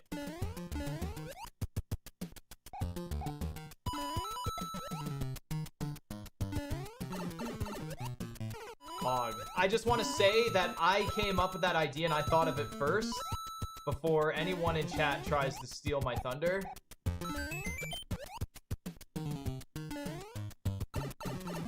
Good job, Mitch. Thank you. This trick sucks. You want to know why this trick sucks? Because I suck. That's how I know this trick sucks.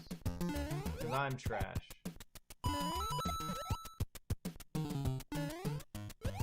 In there. I knew I needed that. But that is cheesable, though. I'm pretty sure you can just jump out of the side of the pipe, but it is cheesable. Do you know what patch we need? We need holding down so we swim, like in Super Mario World. We need that patch. Mario 3 swimming is basically Flappy Bird.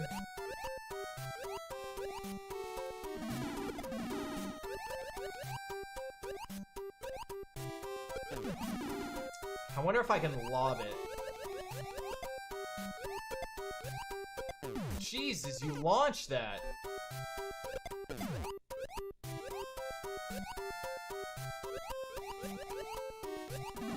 Fuck you.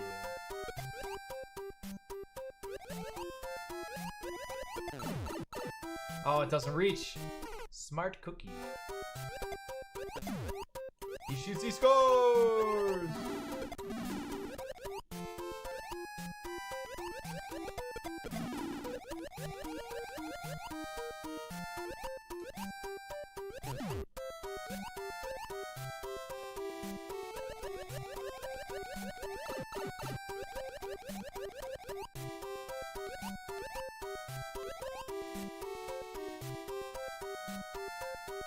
Oh, I know how to do it. I just have to statue.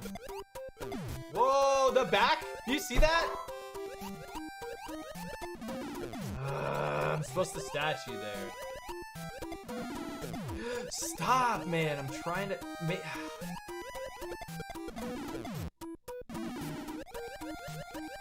We did it. Oh my god. We feel your pain, bitch. Your positivity is channeling through me.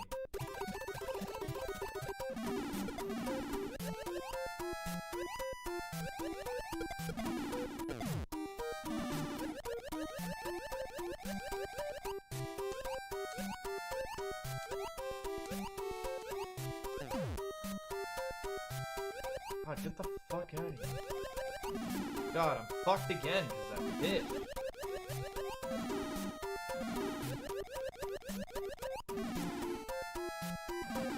Made it.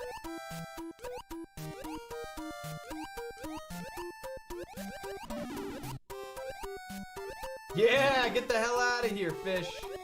I swear to God, if I don't kill this thwomp. Bullshit!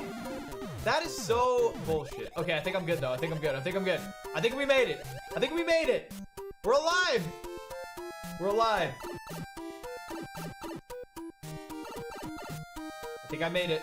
Fanfare? Yeah.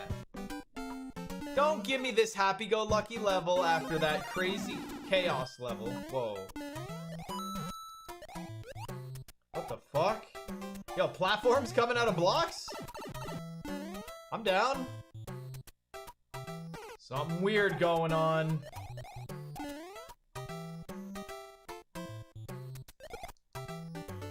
You know what? I call shenanigans on that.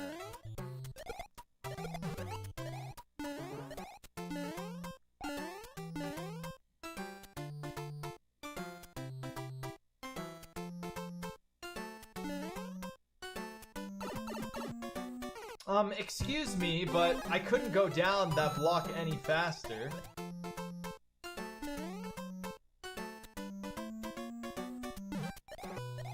Oh, what? I'd like to kindly ask you not to take my platforms away, please. The name of this hack is... I don't know.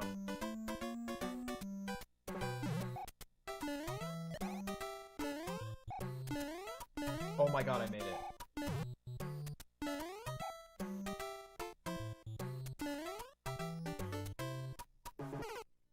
Oh, the fuck? Depending on when you spawn that flipper, will determine whether or not you have like a decent amount of time. Come on now.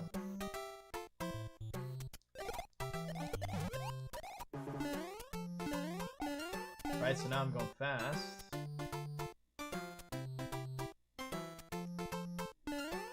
So I can sit on the far right edge, spawn it earlier.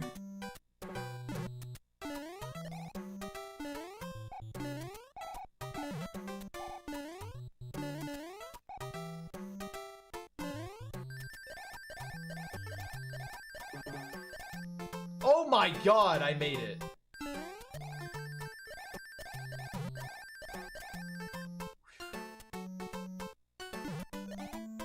You trolled me. You fucking got me. You got me and you knew it. You asshole. Why did I hit that block? I even said to myself, I know there's a platform in that block. This level is sick, though.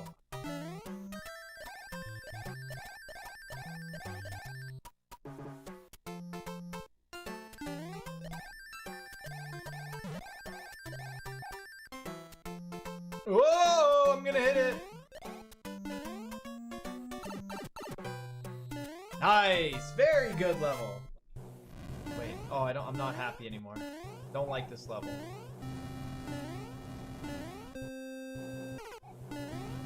That was bullcrap.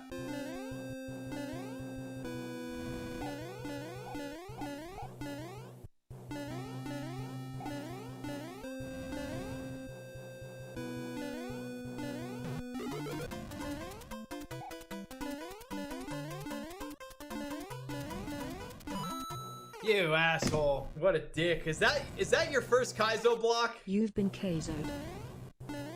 I've been Kaizo'd? Not a huge fan of the Kaizo blocks.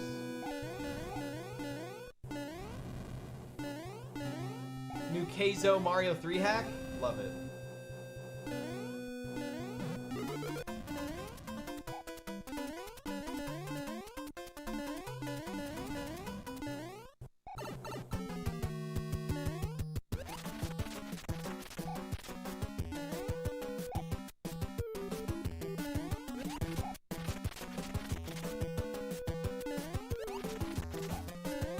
Oh, I was scared. Your journey nears its end. Only the Thwomp Fortress remains. No! I want more!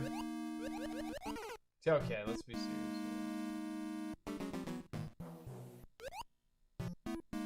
What's going on here?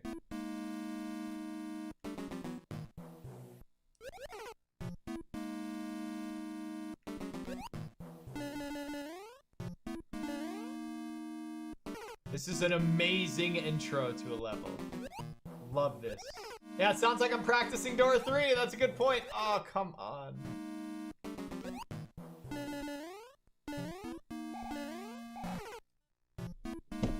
Dun dun dun! Dun dun dun!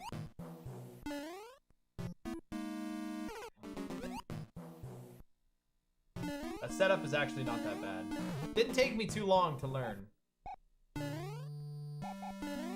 This level and its darkness has made me question everything. Oh, what's the next Kaizo trap? Oh boy.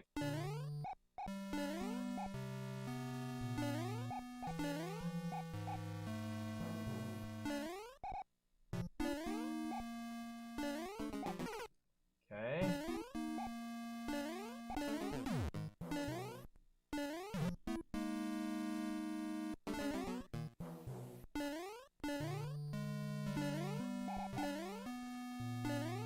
Come on, man! You're just throwing shit at me! Good progress, though. Good progress. The Thwomp Fortress.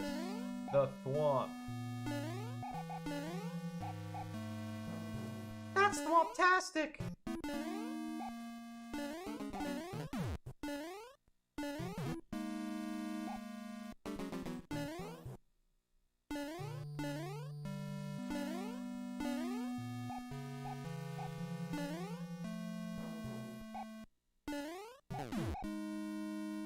Ah! Yes! Nice try, Neb! Get me out of here. Hammer suit? Oh, always the hammer suit. Bullshit. You know that, Ned? Fuck!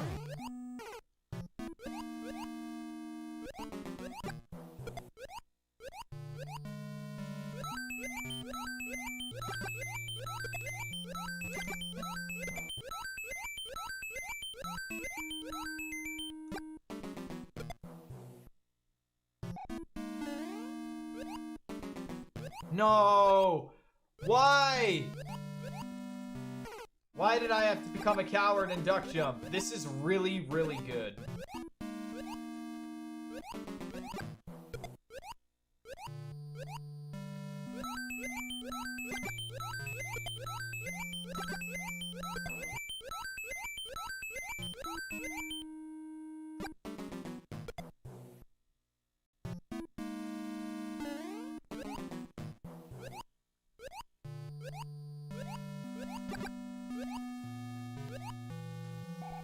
Hardest hack to date?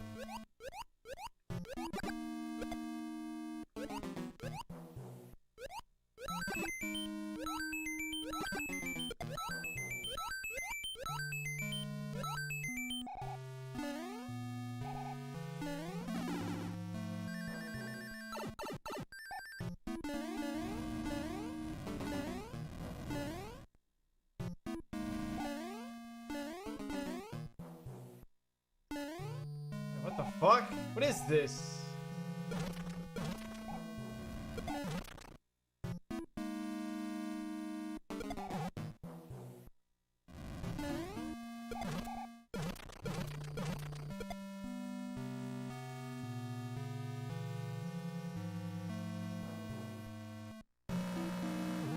What?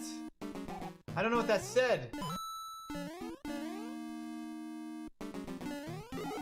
Wait, what? I don't want your one-ups. I have enough of those. What did that say?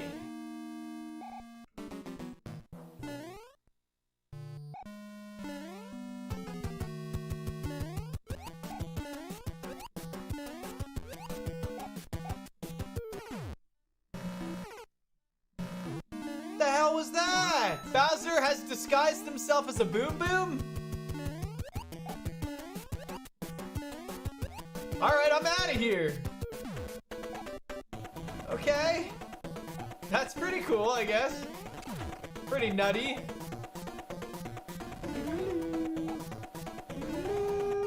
Was the Boom Boom being possessed by Bowser?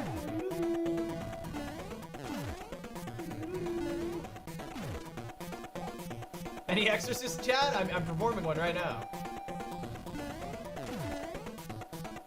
Any Bam Bams in chat?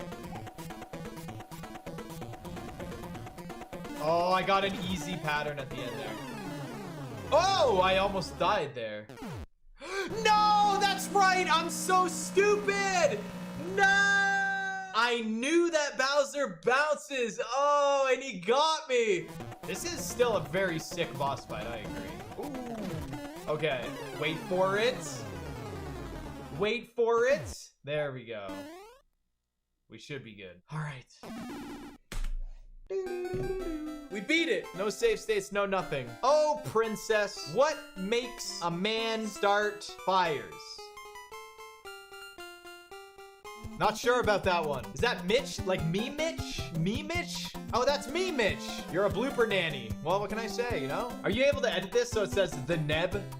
Thank you so much for watching the video. If you really enjoyed my content, do not forget to subscribe. It helps me out so much. Thank you all for watching.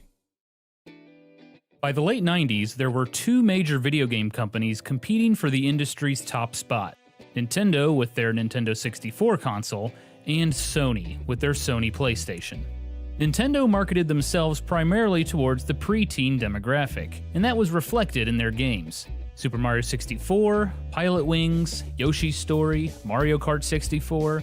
That's not to say the Nintendo 64 didn't have mature games, they definitely did, but those usually came from third-party developers.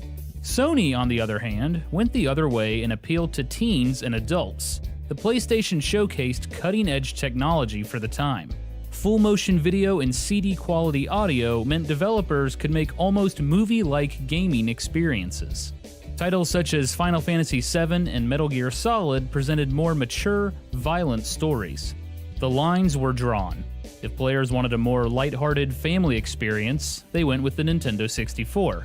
More mature adult themes? Sony PlayStation. But Sony didn't like that dynamic. They didn't want a portion of the gaming audience, they wanted everyone. So by late 1996, Sony went after Nintendo's demographic by making more family-friendly games. One of those titles was a cute little game called Spyro the Dragon. Developed by Insomniac Games, Spyro the Dragon was one of the first open-world 3D platformers on the PlayStation. Despite slow early sales, Spyro the Dragon spread by word of mouth, and the game took off. Insomniac would go on to make two more titles in the franchise. The games would go on to sell more than 11 million copies. The history of Spyro the Dragon is also the history of Insomniac Games. Spyro was only their second title, and it cemented them as one of their premier developers for Sony. In 1994, 26-year-old Ted Price was ready for a change. After getting a degree in English from Princeton, he had taken a job with his uncle's medical company. But Price's true passion was video games. At the age of 10, he had begged his father for an Apple IIe computer, claiming he could make a video game and earn $10 million. Eventually, he gave up his dream of programming. But while working for his uncle's medical company, he found himself programming again, and the itch to make video games came back. So Price left his job, and on February 28, 1994, he formed Extreme Software. But Price was in for a rude awakening. While organizing his new company and working on designs for his first game, he realized he needed a lot of help. Luckily, help came to him. One day, Price's mother was bragging to a friend about her son's new startup video game company. His mother's friend had a son at Princeton who was roommates with an extremely talented programmer who was looking for work, Alex Hastings. Price's mother passed the word to Ted, who immediately called up Hastings to make a pitch. Hastings agreed to join, and in June of 1994, moved out to California to join Price at Extreme Software. Soon after, Alex's brother, Brian Hastings, joined the company as well. But the name Extreme Software was short-lived. The trio received a letter from a database company claiming they had stolen their name. They quickly had a brainstorming session for a new name.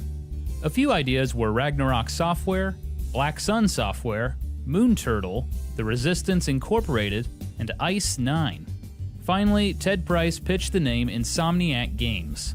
It wasn't being used by anyone, and all three members of the team were pulling a few all-nighters. Insomniac's first game would be a Doom clone, known as Disruptor. Price and the Hastings brothers all loved Doom and remembered the excitement of playing the game for the first time. Disruptor felt like a good first title to get their feet wet. Said Alex Hastings, "We didn't know what we were doing. None of us had any experience. But yeah, doing a sort of Doom clone, it felt doable." Insomniac Games approached Sony about bringing Disruptor to the PlayStation, but they were in for a shock. A Sony development kit cost an arm and a leg. It was too much money for the new company, so Disruptor began its life on the 3DO. In about a month, they had a demo and began looking for a publisher, but no one was interested. That is, until one of their last scheduled meetings, with Universal Interactive Studios. Universal Interactive was a division of Universal Studios, which was hoping to get into the video game industry. They had just signed Naughty Dog to a development deal, and were looking for more up-and-coming developers. Insomniac's Disruptor caught the eye of Universal Interactive's vice president, Mark Cerny. Cerny was no stranger to the video game industry. At the age of 17, he got a job making games at Atari. His first big hit was Marble Madness, a unique isometric platformer where the player has to navigate a marble to the exit. After Atari, Cerny worked for Sega in both Japan and the United States, working on games such as Sonic the Hedgehog 2. He eventually left to become an executive at Universal Interactive. Cerny was impressed that the Disruptor demo was made in only a month. He signed Insomniac Games to a deal. Universal would publish Disruptor, and Insomniac agreed to make 3 new games for Universal. About halfway through Disruptor's development, it became clear the 3DO system was not the future. Sales slumped, and other developers jumped ship. With the help of Mark Cerny and Universal Interactive, Insomniac got Sony dev kits, so development could continue for the PlayStation. On November 30th, 1996, Insomniac Games and Universal Interactive released Disruptor for the Sony PlayStation. It was a disappointment. The game only sold around 200,000 copies, mostly due to a lack of marketing. However, critics praised Disruptor. IGN stated, "For gamers who like a good shooter, you can't do much better than this." Despite the praise, the lack of sales made Insomniac founder Ted Price nervous. "There were times when we thought we weren't going to be around for another week," he said. But Universal wasn't ready to give up on Insomniac Games. After the disappointment of their first title, Disruptor, Insomniac Games, which had grown to 6 employees, wanted to make a game with more mass-market appeal. Disruptor took place in a dark, gritty world. Brian Hastings said they were ready to make, quote, "a game my mother would be able to play." Universal Interactive's Mark Cerny approached them with some insight. The average age of a PlayStation user was trending downward. Nintendo's family-friendly games were selling extremely well. If Sony could get more titles like Nintendo had, it could result in huge sales numbers. Not only that, but Alex Hastings was working on a new game engine. It was developed to showcase open worlds and view objects at great distances. Perfect technology for a 3D platformer. All they needed now was a character and a story. Ted Price pitched an idea about aliens invading Earth. He got a lukewarm reception. Then art director Craig Stitt mentioned that he had always wanted to make a game with dragons. "I've always loved dragons. To me, they are just the greatest creature. The combination of a T-Rex with wings and breathing fire, I mean, you've got the best of everything in a dragon." The idea clicked with everyone. Insomniac Games' newest title would be an open-world 3D platformer where you played as a dragon. They brought in artist Charles Zembillis, who had helped Naughty Dog with the character designs in Crash Bandicoot. Zembillis began preliminary sketches of the dragon character. At first, the dragon was large. Too large. Alex Hastings noted that animating such a large character would be troublesome.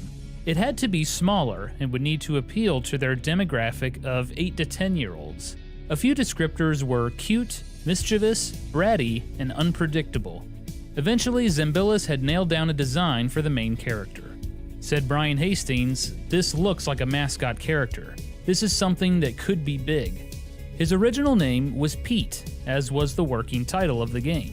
But Universal lawyers quickly stepped in, noting that Disney had a movie called Pete's Dragon, and would surely come knocking. The name Pyro was also considered, but it felt too mature. A Sony marketing director eventually suggested the name Spyro. It stuck. Originally, Spyro was a green dragon, but that quickly changed. As art director Craig Stitt designed the medieval fantasy worlds for players to explore, he was concerned that Spyro was blending into the grass too much. After experimenting with dozens of colors, they finally settled on purple. It was a unique color that made Spyro more playful and fun. At the E3 Expo in May of 1998, Insomniac Games showed off Spyro the Dragon. People were impressed by the large, colorful open worlds and called it graphically stunning. Sony was excited for the game as well, and threw heavy marketing behind it. Magazine previews and even TV commercials raised hype for Spyro. After crunching through tight deadlines, Spyro the Dragon made its debut on September 9th, 1998 for the Sony PlayStation, at a retail price of $39.99.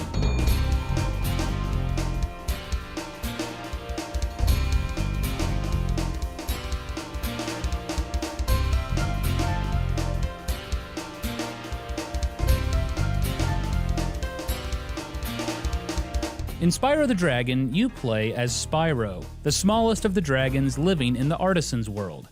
After an interview where the Elder Dragons insult a villain named Nasty Nork, Nasty turns all the dragons into statues. Spyro, who avoided the spell, must save his dragon friends and take down Nasty and his henchmen. Along the way, Spyro is accompanied by his dragonfly buddy, Sparks. Sparks was designed to provide hints to Spyro and act as his life meter. The first thing players noticed when starting up Spyro was how open the worlds were, and how fun it was just to run around with Spyro. Insomniac thought many PlayStation games felt too claustrophobic, and wanted to give the player room to run around. During development, Insomniac Games had a Nintendo 64 in their office, and would play it constantly. One thing they noted was how much fun it was to just run around in Super Mario 64. They called it the toy factor. The game should be fun to run around, even without enemies. When enemies were around, they actually interacted with Spyro, which was different than most games at the time. Generally, enemies travel along a fixed path, or fire projectiles. But in Spyro, many of the enemies react based on what Spyro does, or even interact with other enemies. It made the worlds feel more alive. Spyro attacked enemies by either charging them or with his flame breath. Players had to learn which attacks worked on certain enemies. For example, some enemies wore armor, so fire wouldn't work on them. In total, there were 6 worlds to explore, each one containing multiple levels. In most levels, Spyro must rescue his dragon friends while collecting gems and the occasional dragon egg. To mix up the action, Insomniac Games added flying levels to the game. In these levels, Spyro has to complete certain objectives, like flying through hoops and destroying enemies in a limited amount of time. These were programmer Alex Hastings' favorite levels. You can easily waste an hour or 2 without even realizing it, he said. When it came to making the worlds, art director Craig Stitt focused on creating unique color palettes for each world. Each world had 2 or 3 base colors, and the details were filled in by different shades or contrasting colors. Stitt used a whiteboard in the office to document and keep track of the unique colors for each world. Spyro the Dragon runs on an internal game engine developed by Alex Hastings. What makes the engine unique is that there is no distance fog. At the time, consoles weren't powerful enough to render a lot of complex graphics and shadows. To compensate objects far away, games would use a fog to hide the graphics, allowing the game to run more smoothly. In Spyro, there is no fog. Rather, the engine renders objects farther away with a much lower polygon count. As the player gets closer, the polygon count increases until it is fully rendered. It was a great solution. Seeing platforms and objects far away enticed players to explore and try to reach new areas. With Universal Interactive backing the game, Insomniac Games had access to incredible resources. This is especially evident in the game's music and voice acting. Spyro the Dragon's soundtrack was composed by Stuart Copeland, co-founder and drummer for the band The Police. Spyro was his first video game composition. To write the music, Copeland would play the game and get an attitude for each level. He would compose the level's music based on that. Spyro's voice is provided by Carlos Alazraqui, most well known for being the voice of Rocco in Rocco's Modern Life, and the Taco Bell Chihuahua dog. According to PlayStation Underground, Alazraqui was the first to audition for the role, and immediately got the part. According to Alazraqui, it took a little while to find the right voice for Spyro. I think we went through about maybe 5 or 6 versions, where he was like really young and had vinyl up in the nose, and then he was like really cooler and older, and they actually recorded something like that, but then they found out he was too mean. So then we just kind of did a mixture in between the two, where it's kind of like he's really kind of a go-getter kind of guy and kind of tough, but really kind of nice. Additional voices were provided by Clancy Brown, who also voiced Dr. Neocortex from Crash Bandicoot and Mr. Krabs from SpongeBob SquarePants.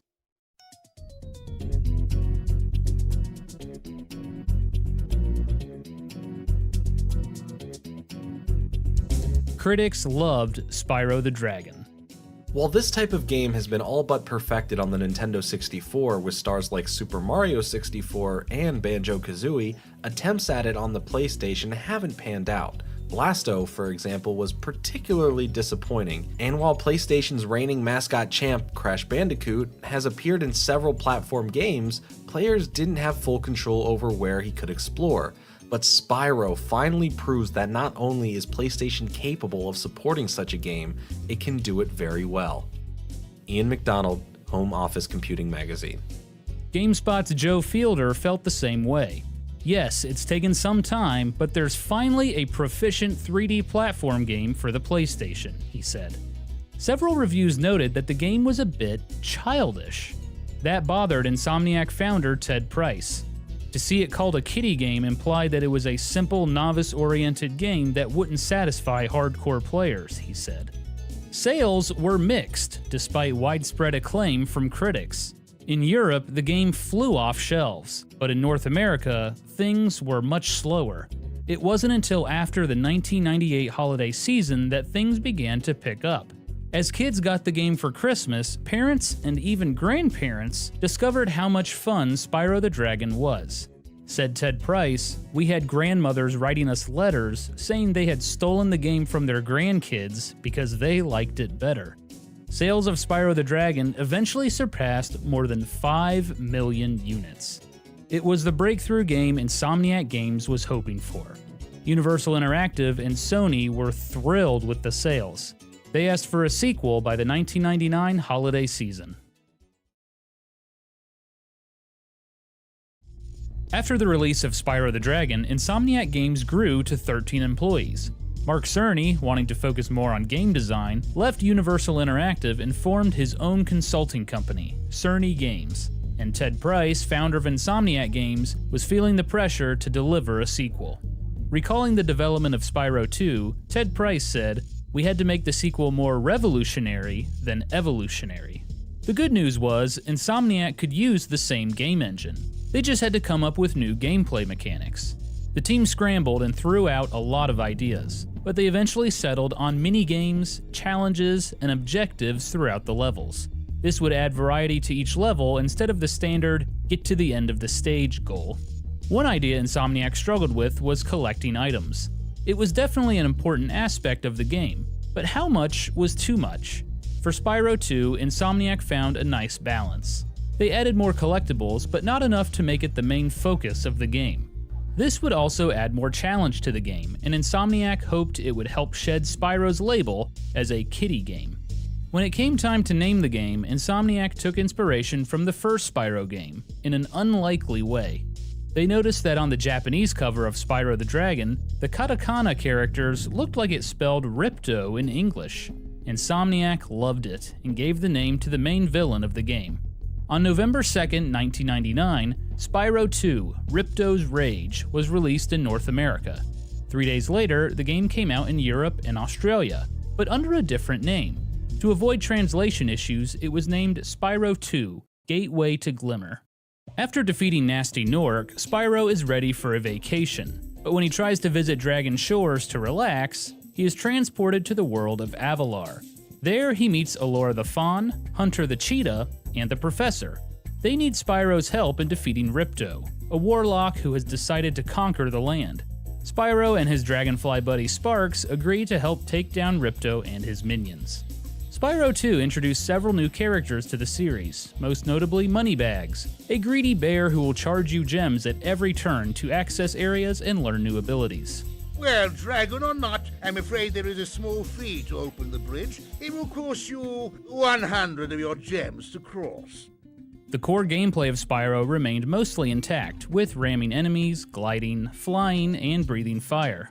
Insomniac also added swimming to the game, but Spyro had new minigames and challenges he had to complete in order to get all the collectibles in a level. In one level, Spyro had to compete in a game of ice hockey. In another, Spyro had to eliminate raptors before they gobble up cavemen. It was clear Insomniac Games wanted to increase the difficulty for the sequel. In Spyro 2, players would have to collect gems, orbs, and talismans. In order to advance to new areas, Insomniac Games upped the requirements, which forced players to backtrack and collect more orbs. Boss battles were also made more difficult, but the reward was great. Beating the game and collecting everything unlocked a full theme park at Dragon Shores. Presentation-wise, Insomniac added a lot more cutscenes and dialogue. Tom Kenny was the new voice of Spyro. Today, he is best known as the voice of SpongeBob SquarePants. But Spyro's voice wasn't the only thing to change for the dragon. Insomniac collected feedback from players on the first game. Many felt that Spyro was too cocky and arrogant. They changed Spyro's attitude to be a bit more relaxed and humble. Music was, once again, composed by Stuart Copeland.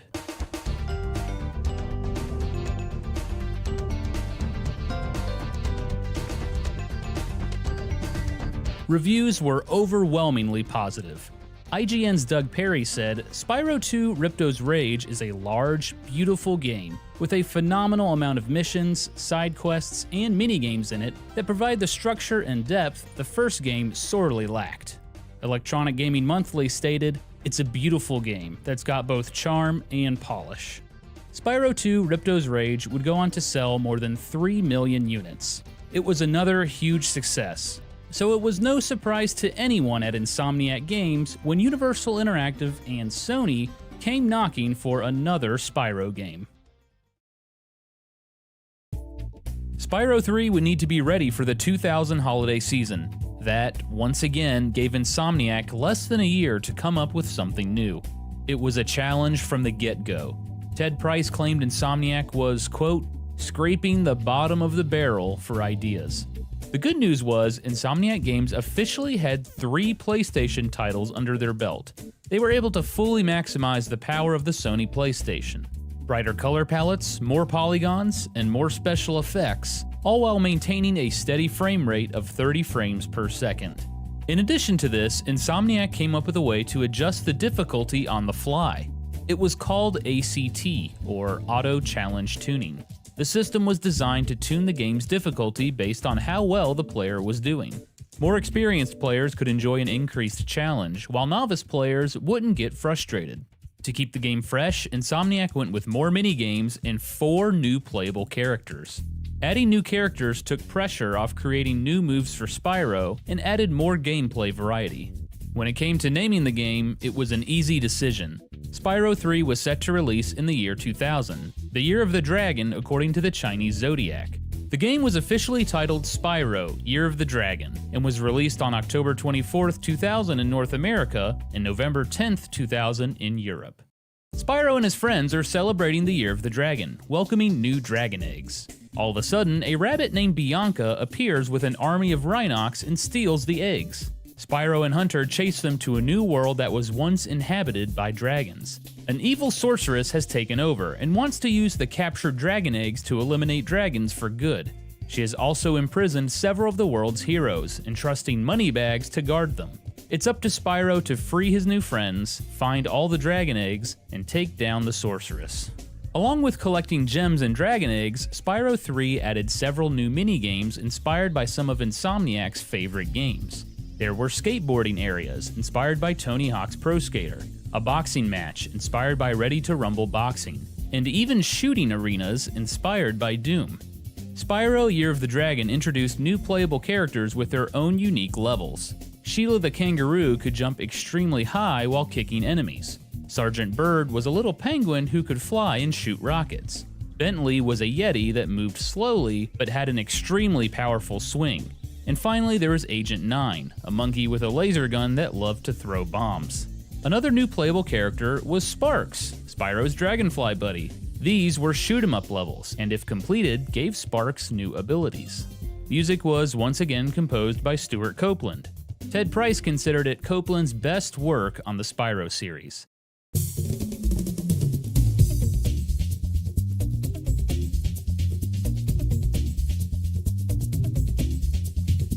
Spyro was once again voiced by Tom Kenny. Newcomer Bianca was voiced by Pamela Hayden, best known for her work on The Simpsons. Spyro Year of the Dragon was a massive game, almost twice as big as its predecessors. Critics once again loved it. Writer Mark Saltzman commented, "It was one of those rare gems that's perfect for boys and girls, young and old, and either experienced or casual players." GameSpot's Brad Shoemaker said, "You've certainly played Year of the Dragon before, but you've rarely played it better." The third installment in the Spyro series sold over 3 million units worldwide. Fans of the game were in for a surprise once they completed Year of the Dragon. A message from Insomniac Games. "We hope you have enjoyed the Spyro trilogy. We have had 4 great, fun, sleepless years creating it. Was this the end of the series? In a way, it was. For Insomniac Games, at least." After 4 years of working on Spyro the Dragon, the team of 30 at Insomniac was ready to move on. Said Ted Price, "We decided that it was better to start with a new franchise and come up with a new character than to try to push Spyro again." Insomniac's 3-game contract was up with Universal Interactive. They were ready to create a new series and pitch it directly to Sony. It was the end of an era. Through it all, Insomniac was still surprised by the international success of Spyro. Although Insomniac created the series, they didn't actually own the license to it. It belonged to Universal Interactive. Universal wasn't ready to give up on the Purple Dragon, and opened up the franchise to new developers. But none of the titles could recapture the magic from the original trilogy. Spyro Enter the Dragonfly was the first Spyro title on the new PlayStation 2 platform, but failed to move the franchise forward. In IGN's review, Doug Perry said, "If you want something entirely new, or even remotely resembling a next-generation experience, then forget it." The follow-up, Spyro A Hero's Tale, was an improvement, but it was also more of the same. GameSpot noted that its gameplay has remained more or less the same since the series' debut in 1998. The novelty has worn off. Spyro games would also appear on handheld systems, including the Game Boy Advance and Nintendo DS. In 2006, the series was rebooted as The Legend of Spyro, a more action-focused game. But once again, it was a major disappointment. It wasn't until 2011 that Spyro achieved a sort of rebirth. Developer Toys for Bob, a subsidiary of Activision, were given a chance to revive a franchise. One of their choices was Spyro, which Activision owned after merging with Vivendi Universal. Toys for Bob liked the idea of using a mascot with wide appeal, but they didn't want to use Spyro in the same old formula. Previously, they had experimented with toy and game integration, and they felt Spyro would be the perfect character to test it out. Thus was born Skylanders: Spyro's Adventure, the first game in the wildly successful Skylanders series. Released in October of 2011, players could purchase Skylanders toys to unlock new characters in-game. The concept was a huge hit. Sales were double to triple what Activision was expecting. Several sequels followed. The series has over $3 billion in sales. Although Skylanders was a massive success, fans of the Spyro franchise weren't buying it as the return of their favorite dragon. Spyro's role in Skylanders seemed to be in name only. There were no references to the older games, and gameplay-wise, it was totally different. But on April 5th, 2018, fans of the original trilogy were in for a treat. Toys for Bob announced the Spyro Reignited Trilogy, an HD remake of the first 3 Spyro games. Toys for Bob hopes that the game will not only appeal to fans of the original trilogy, but bring in new ones as well. They even met with Insomniac Games to present their ideas. They wanted to ensure the game stayed true to the spirit of the original games. Keep up the good work, Spyro. I expect Nasty's really starting to worry about you. I'd be shaking in my Nork boots if I were him. What made Spyro the Dragon so successful? It was a combination of many things. Charming characters, large open worlds, enemy interaction, high production values, but none of it would have come together were it not for the work of Insomniac Games. Insomniac was on the verge of quitting after the disappointment of their first game, but they were able to bounce back in a big way.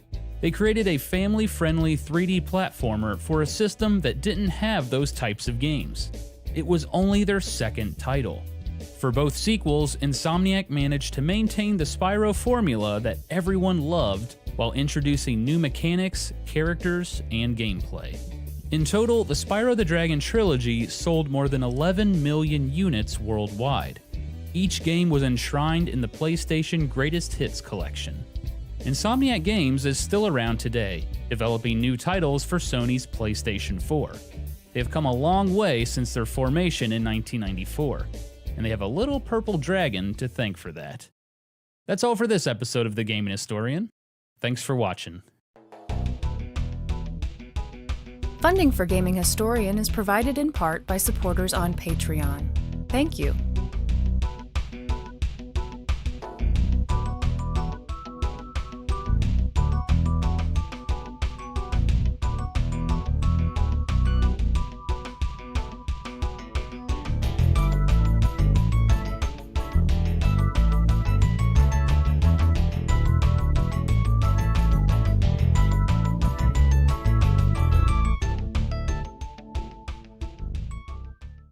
Oh, never mind.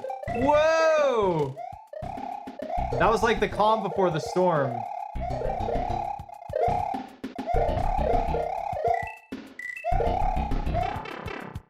What? Hey everyone, welcome! We are here reacting to a Super Mario All-Stars Super Mario Bros. 3.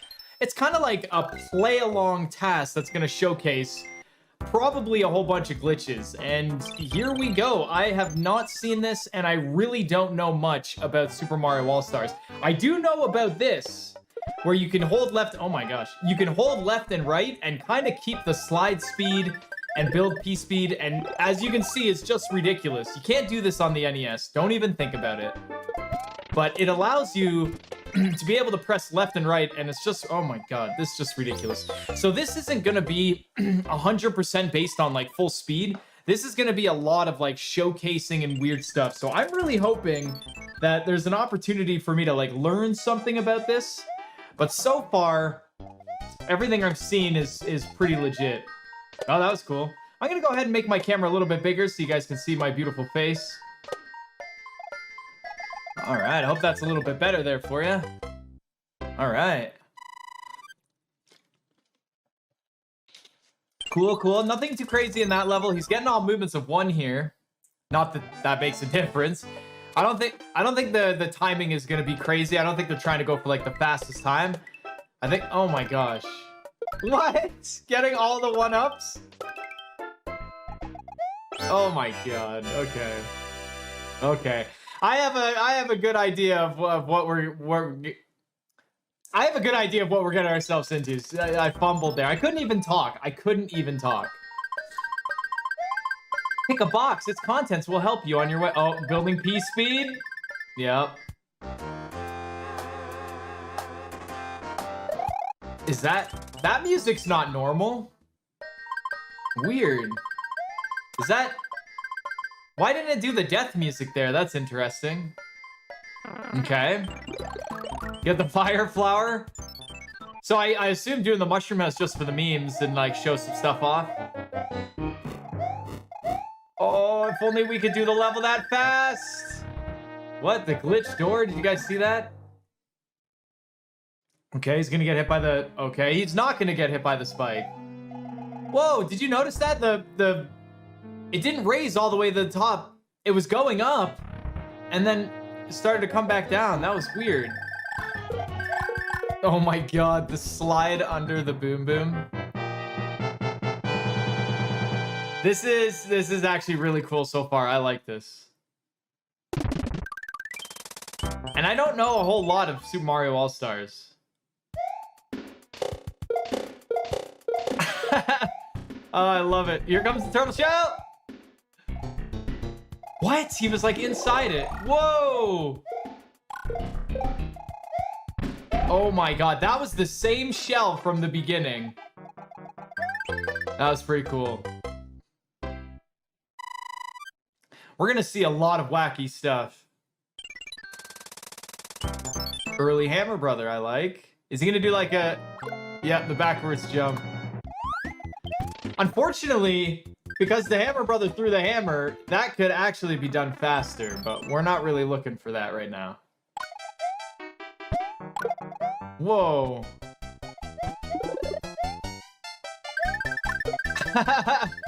I love the full speed, but facing left. Yeah, right there. I love that so much. The full speed facing left is so good. Okay. Oh, he's going to another mushroom house. Okay. Thank you very much for the fire flower. I wish mushroom houses were faster in the original game, so that going into a mushroom house was a viable option. So, because I don't know All-Stars much, is the snake normal for the World 1 airship? And also, I mean, I'm assuming it is. I don't remember as much. I didn't grow up with the Super Nintendo, so I never played a lot of these versions. I had a Sega. Oh, here we go. Here we go. 1, 2, 3, 4, 5, 6, 7, 8, 9. 9. Wait, what? How did he take damage? I gotta go back and see that.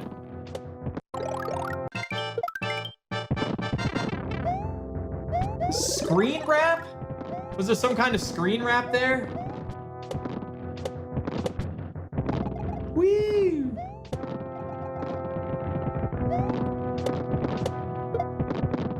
There had to have been some kind of screen wrap there. Okay, got the one up still. Whoa!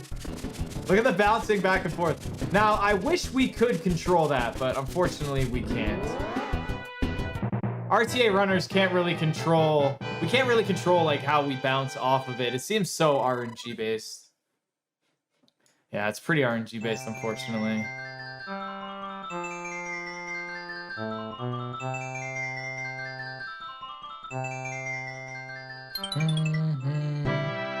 All right. Moving along here. Moving along.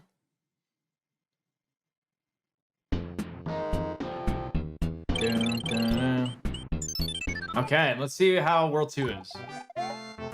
And it's obvious this isn't 100% either. Of course. Whoa.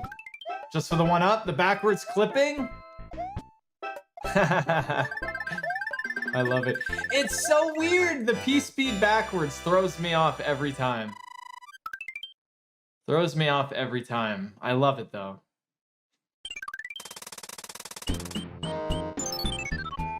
Nice map movements for a task. Oh, here we go.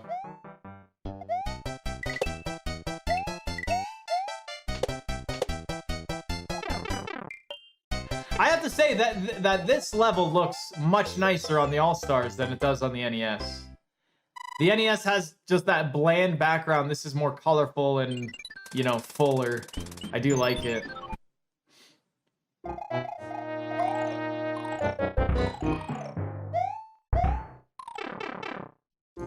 The sound of the dry bones too. The crunching. Wait. Oh, just the show off. Okay, I was like, no way. I was like, I've clipped there before and I died. So there's no way that there's some weird thing. But then again, they can get the fast speed, right? Dude, I never expect all of the little things that this taster's doing because you just always assume it's like, oh, a task go as fast as you can, but then you see all these little things. It's really cool. Whoa.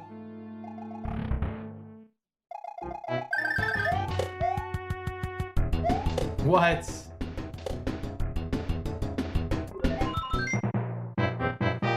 Da, da, da, da. Are we gonna see an early hammer though? That's the question. Are we gonna see an early hammer?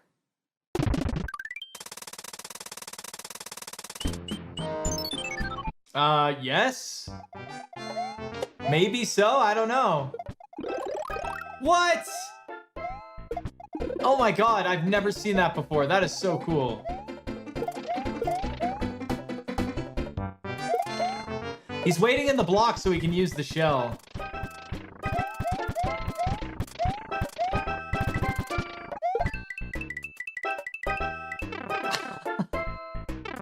What? Okay, that was really cool. That was really cool. I especially like the glitch into the block to let the star timer run out. That was really cool.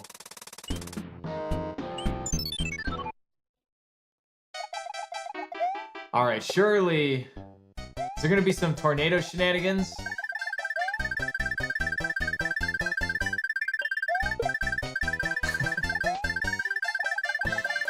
That was some weird... Okay, first of all, that wasn't really a midair shell jump. That had to have been some weird backwards shell throw. I don't even know. But it was pretty cool. All right, level 4. This level's probably gonna be wacky. Oh, here we go. 2. Hey, I did that clip once. Oh.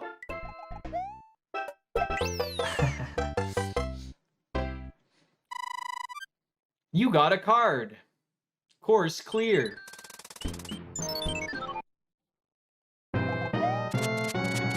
What? Did the boomerang go back to the boomerang, bro? Does that happen on the NES version? I feel like it doesn't.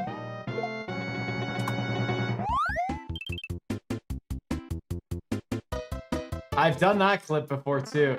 I actually used to think that if you did that clip, that you might be able to actually kill yourself and duplicate the hammer, but no. And this is always a frog suit. Always a frog suit in this mushroom house. This hammer brother looks so silly.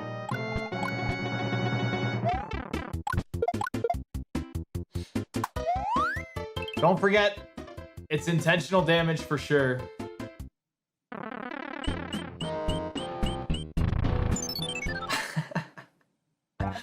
You guys hear all the bump spams?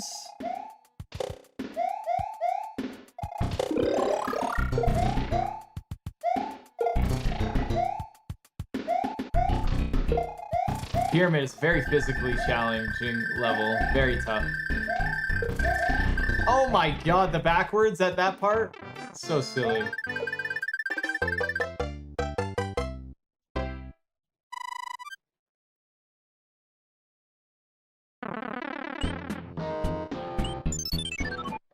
Very cool. All right, what else do we have? So we have the spider.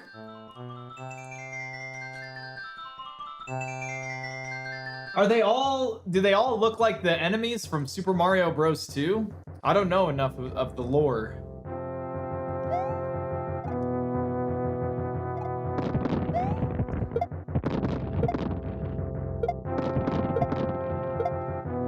I was gonna say, can you even get the 1-up from there? I really like this playthrough because it just demonstrates a whole bunch of cool things. Cool playthrough.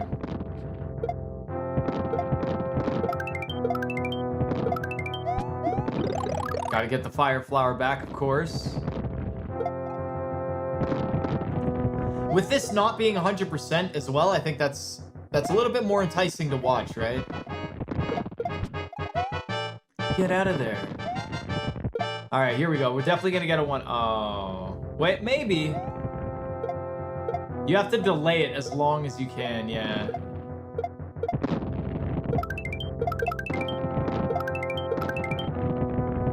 Oh my god, into the pipe.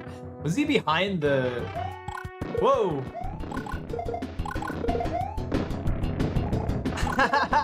He's just playing with them.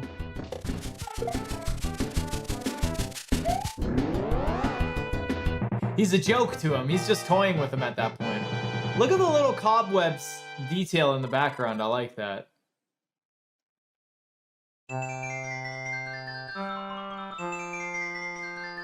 Think about if they didn't make Mario 3 on the NES and they next made it on the Super Nintendo first. My life would be completely different because I never had a Super Nintendo. I did play a lot of Mario 2 and 1 and 3 on the NES, but I did play a lot of other games. All right, World 3, 33 lives. I think that was intentional. Okay. Oh, because you can get, well, you can get it in water? I didn't know that. I didn't know that. Okay, I learned something. Whoa, went through the top.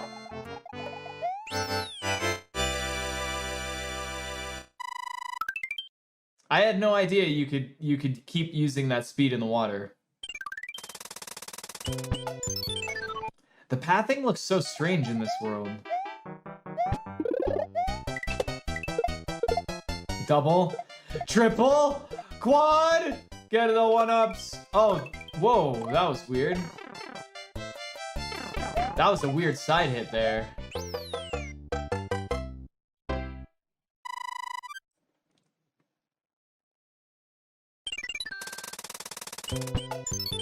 Another frog suit, huh? Is that what you'd like, another frog suit? He's got 2 pages of inventory. Beep, beep, beep. Was he bumping in between the movements or no? Oh my god, that was so cool. That's like one of those oddly satisfying things that you'd love to see. Oh, he got a... That was like a mega swim. Whoa, get out of the block.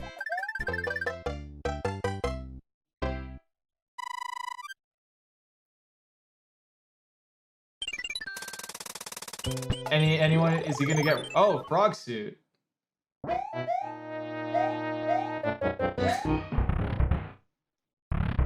Door 1. Yeah, with the glitch. We've seen that before. Door 3. He's getting like a jump in the doorway too.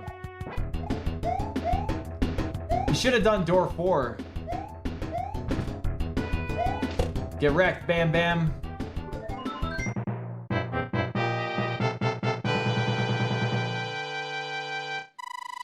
Oh, if only the frog suit didn't have such jank controls. I wonder how long he uses the frog suit for.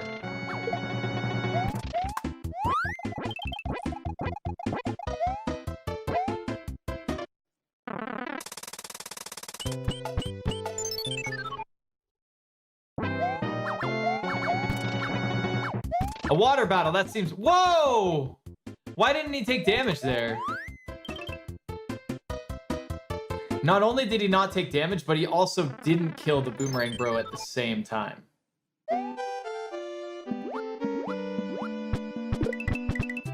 Oh, this is cute. An OG gameplay, look at this. This is as vanilla as it's been so far.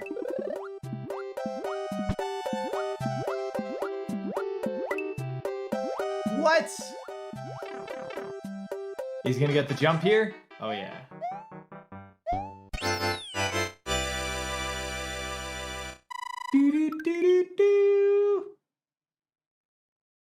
I wonder if he skips the auto-scroller. He is! He's like bumping and moving at the same time.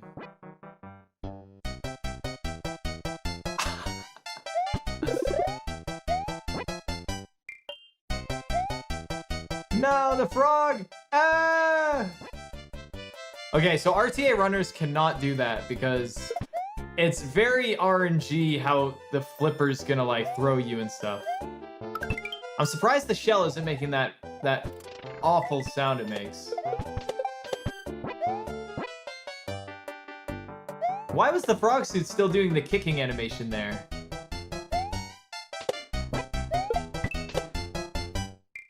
Yeah, that. Does it preserve it? If you jump throw it, does it... I feel like it preserves it.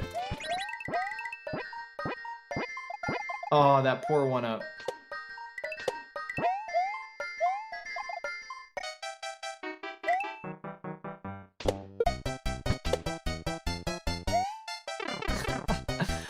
Okay, I was not expecting him to play around that much at the end. I know it's a task, but I still get worried. I still get worried.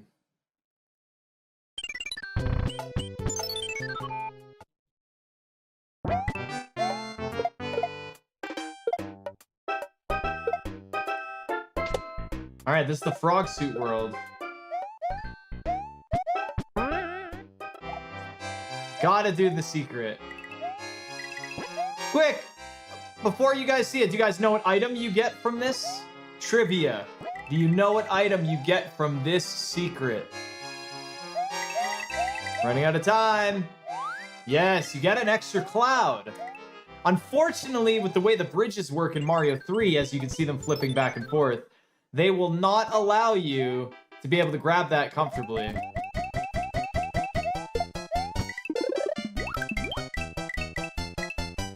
See, if I could see in the water, I'd be able to super swim much better. Uh-oh.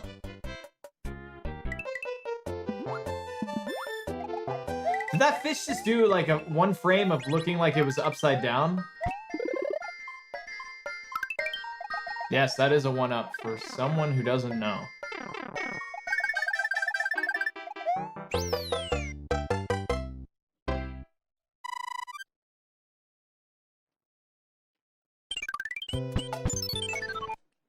You guys see that? Although that doesn't look like a white mushroom house, it looks more like a blue mushroom house.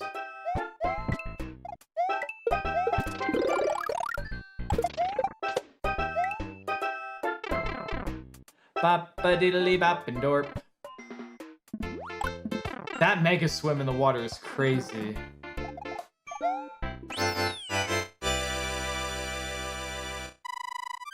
Do-do-do-do-do. Nice, get the blue mushroom house. Maybe you make a bonk sound when you frame perfect movement in this? I don't even know.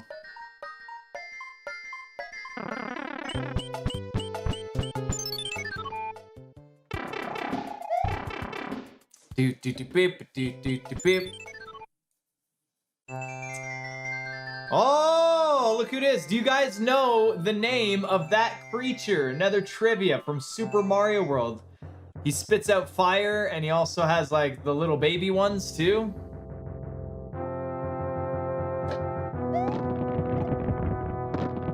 Alright, World 3 Airship. I love the detail in this game.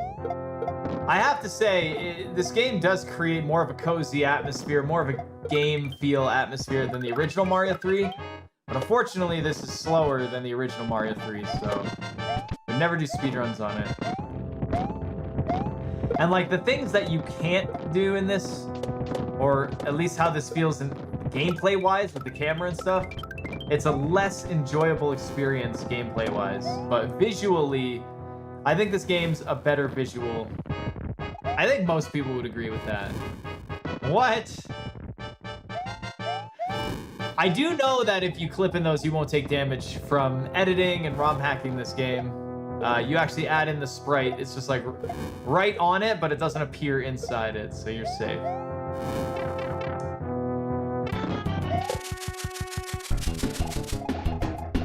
Oh, what?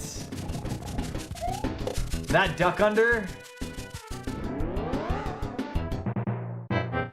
Mario wasn't even close to the one there, and he still got it.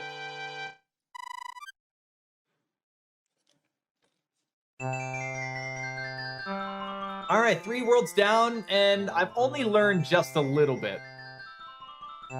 Just a little bit. Look at him. Do you know how long it took me to realize that Mario was doing this in his chair? He's got his like, he's got his like arm up. On the NES, it's not as clear. It's hard to tell, but yeah, he's leaning on his elbow. All right. World 4. World 4. That's where he's using his hammer. Okay.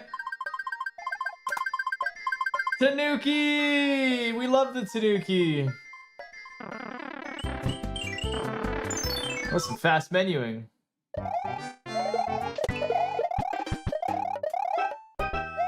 Don't get that leaf. That little pop?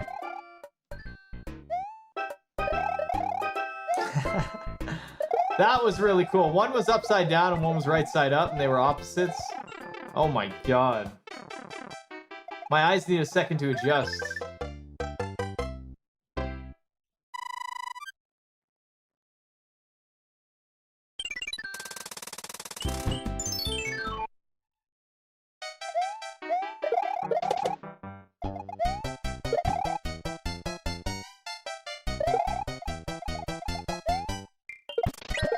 What?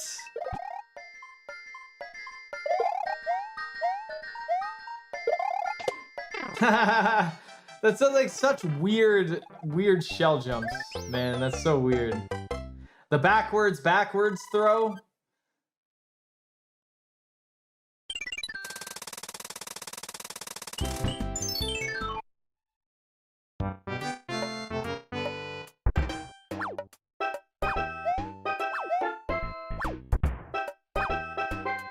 What's he doing? He's going for a no B press level? Oh, never mind.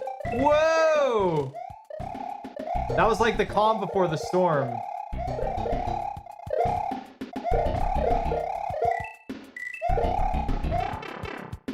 What? That was the coolest thing I'd ever seen. That was really cool. Okay.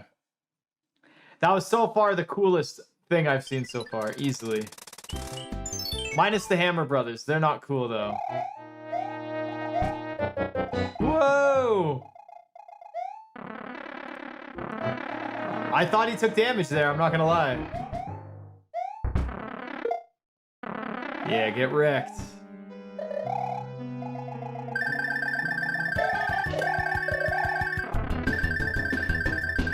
Oh, he can jump up into it. That is so cool. All right. That's another thing I learned. I didn't know the Boom Boom could jump up into the statue and take damage. But I guess if Mario was standing there normally, that would work. So in this version, the water is different. Whoa, what?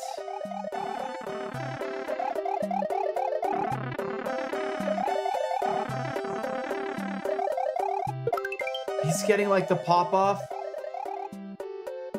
That's crazy. What?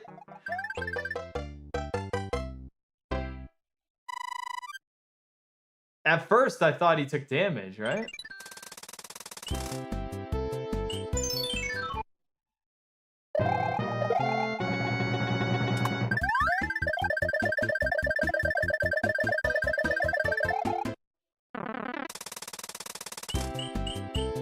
Yeah, this level. Yeah, we want to see this level. We do kind of want to see the other level, too.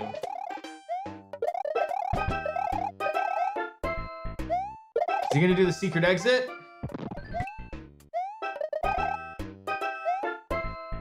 Oh my god. The walking? No secret exit, but got the statue off there.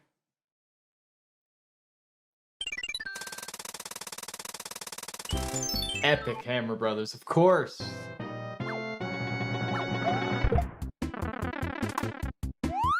I keep forgetting. Even Tassers can't get the Hammer Brothers to work.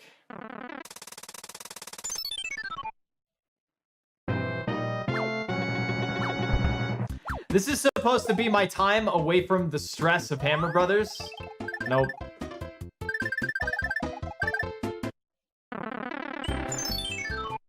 I kind of did want to see 4-6 though, because that level could be pretty chaotic too. Whoa!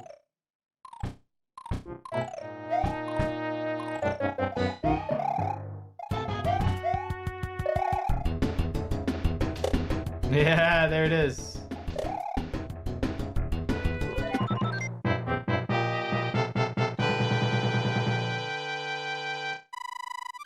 Blam bum bum bum bum bum bum bum. Come on, do 4-6. Ah, shucks. No 4-6. Is that Donkey Kong Jr.? Like from old Donkey Kong? It looks like the shirt that Donkey Kong wears. Like, do you guys remember the actual NES game called Donkey Kong Jr.? I think it was a port of the arcade. Where it had like the vine climbing and stuff like that. I had that game for the NES. Alright, I better be razzled and dazzled on this airship. Did he just mid-air statue? Oh no, he popped off. That's right. Did you guys know that statues could kill those flames? I did. I did. Maybe I told you in the 25 things you didn't know about Mario 3. That video's pretty good. But I also did another one. It was like 50 things you should know. And I think I did like another 10 things you didn't know. There's not much more to really know about Mario 3. People have suggested that I should do five, like last 5 things you don't know. But that would be like a 2-minute video with the structure of the videos. I could come up with 5 more things that you guys probably don't know though. I probably could.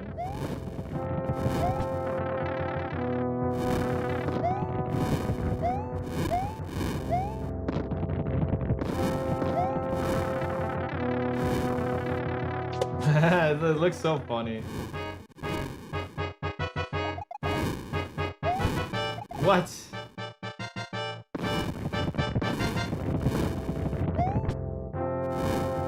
I don't even know where Mario is. Is it safe down there? Like 100% safe? It is. I forgot that. It's been so long since I've been down there.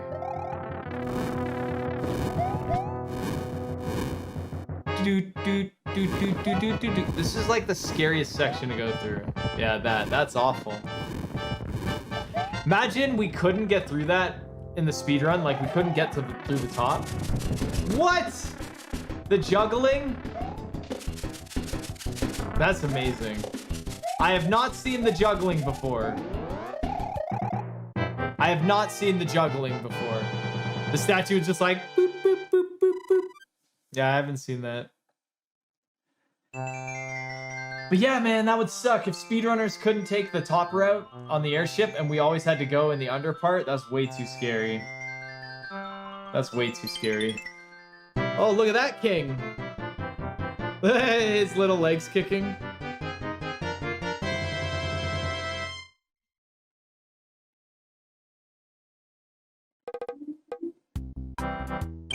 Oh! In the Mario 3 All-Stars, the bushes dance and move.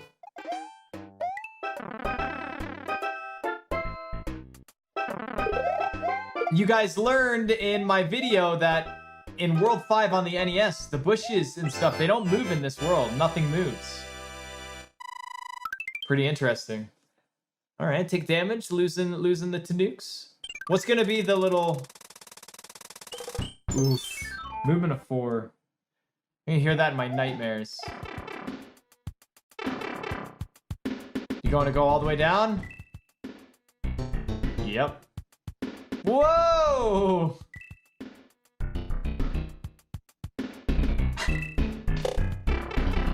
That looks so funny. That looks way too funny. Here we go.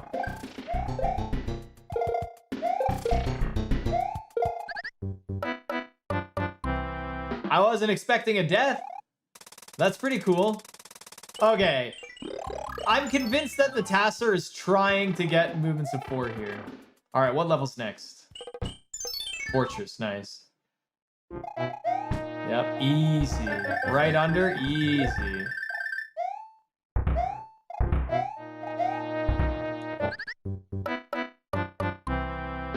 I mean, I knew you could die there. Again, I wasn't expecting it. All right, level 3. This runner's really struggling.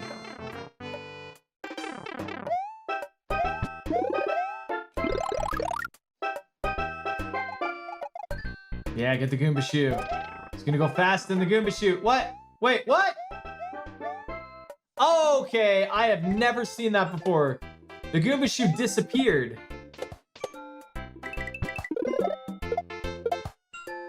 Yeah, I've never seen that before. Like, that was weird. Oh, here we go. Fast Goomba shoe.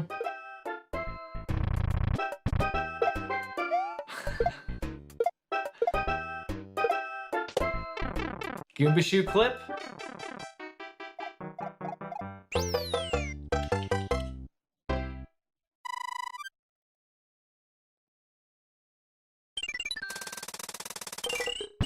Oh, put him to sleep.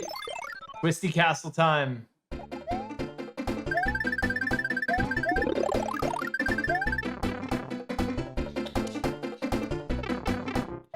You can do the pipe clip? No, no side pipe clip?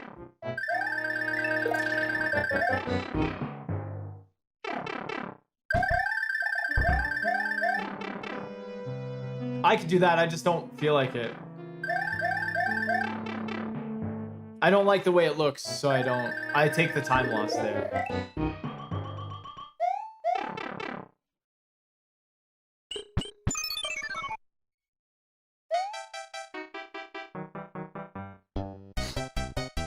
What the heck is that? What?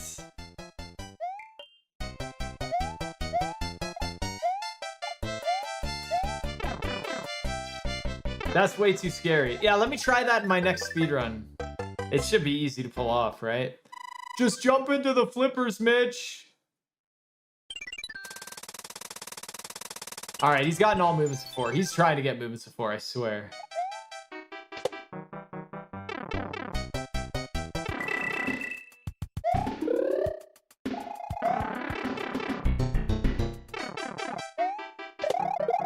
Have you guys ever done the challenge where you try and remove every donut from this level at starting from the end and going back to the beginning and then beating the level without the time running out?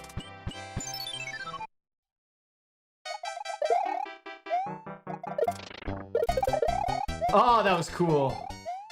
Just the sound it made. Whoa. Oh my God.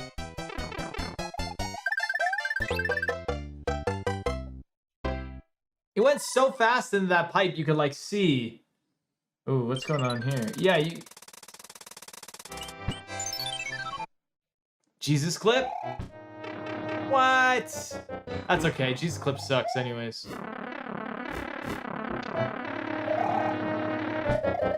Wait, I thought if you touch the ceiling, you take damage. Or die. Bowser's rocking fake ceilings? Changes everything. I didn't know he had fake ceilings.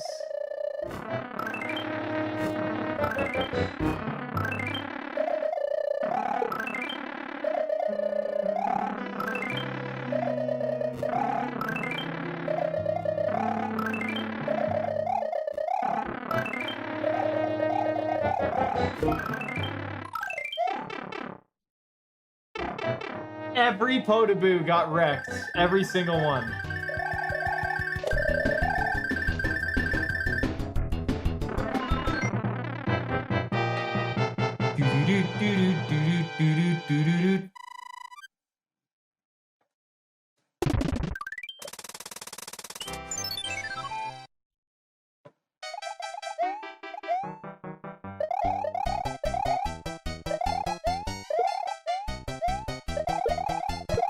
Oh man, the backward shell throw. Do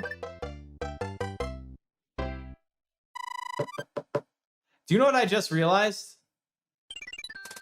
All right, and don't get upset at me, but I think I just realized you get a different fanfare when you get the 1-up from the 3 cards on this version.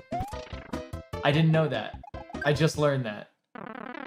Okay, don't get mad at me, because I just saw him get the leaf and I heard the normal fanfare that you hear when you get the 1 card in Mario 3, and I swear I've heard a different one, which is true. When you get the 1-up, I guess it's not really much of the fanfare, not the 3 of the same card fanfare, but yeah, that's didn't know that.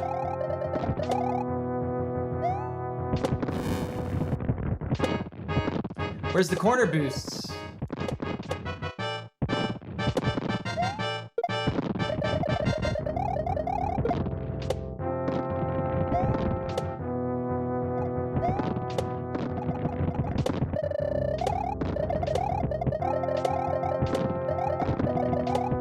We're at 67 lives. Please.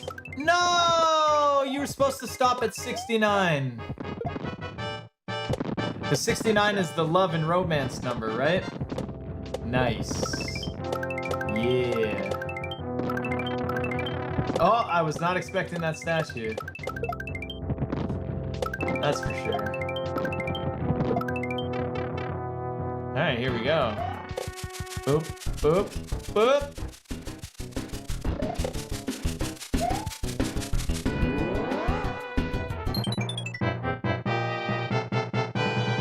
I mean, that's technically faster, right?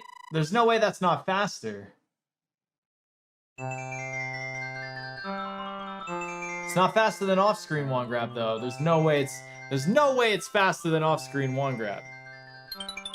But I mean, in terms of when you grab the wand, I mean, you are definitely lower on the ground.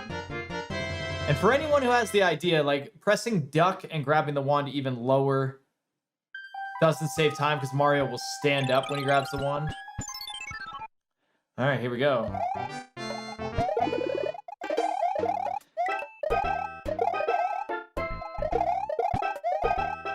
Amazing. And there's the different fanfare. Do do do do do for the 1-up. Nice. Okay, I've learned a couple things. Just little things that I didn't realize. Just didn't realize it. Also, I think the backgrounds are much nicer than 80s and 90s bed sheets. Do you guys remember the background in these levels on the NES? They're just like the lines. Looks like old school bed sheets.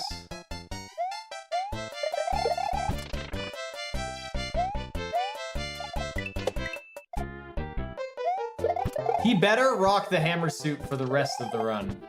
Well, he better get it in the next level.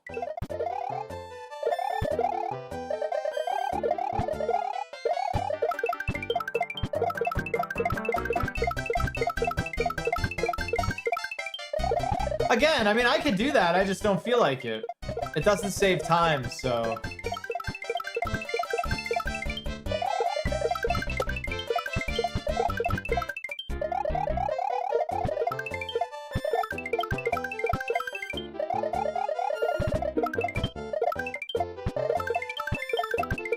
For some reason, I feel bad that he already has 99 lives. I wish the lives could keep going up so we could really see. We need to see the exact amount. Did anyone count all the lives starting when they got 99? It's weird to see the Mushroom House red. Oh my god, the ice buffer. Yeah, it's really weird to see the Mushroom House red in this world when on the NES it's blue.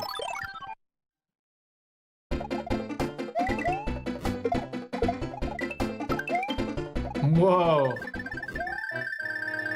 Clip? Nope, okay.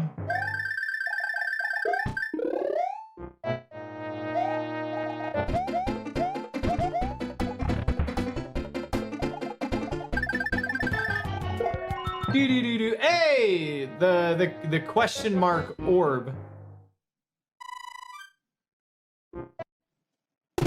A music glitch? Do you guys hear the music glitch there?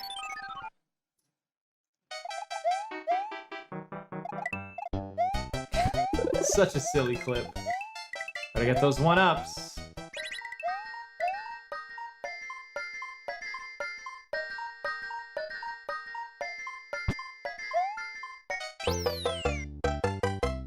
Now, don't those things in the background look like you can jump on them? You can't. All right, which level? Nice. And a P-Wing, too. Oh, this is gonna get sloppy.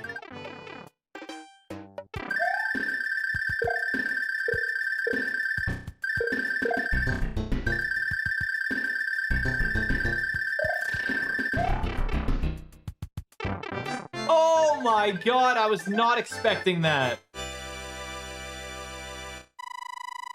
I was not expecting that. Nope.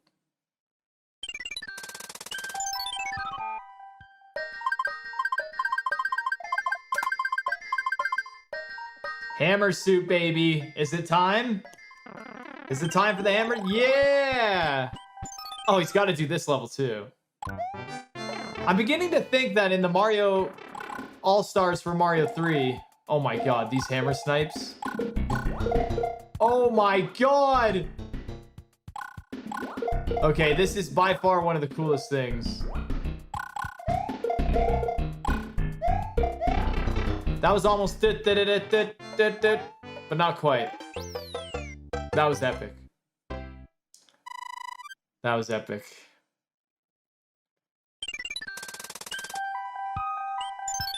All right, Hammer Brothers, let's see who's the better hammer. You can get them in one shot. I can't say that I've ever fought a Hammer Brother with the hammer suit. I don't think so.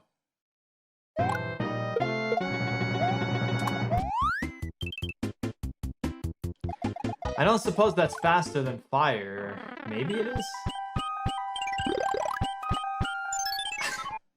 Where are you using your extra hammer? Okay. What? So not needed.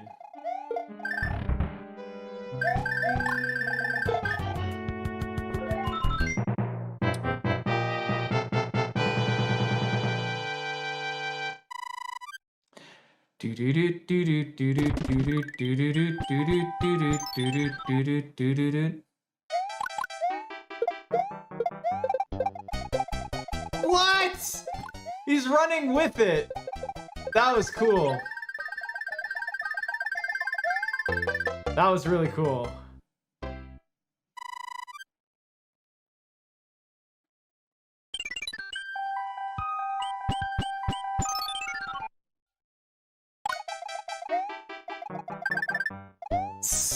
Get stuck on the ledge.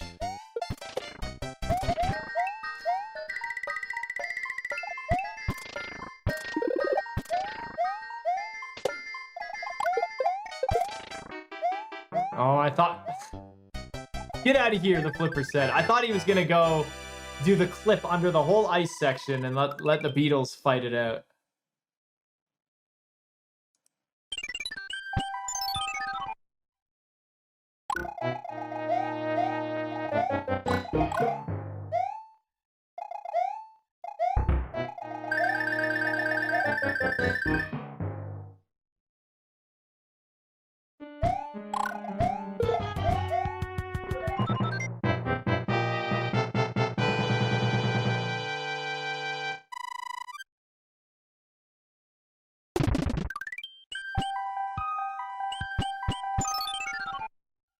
It sounds so weird.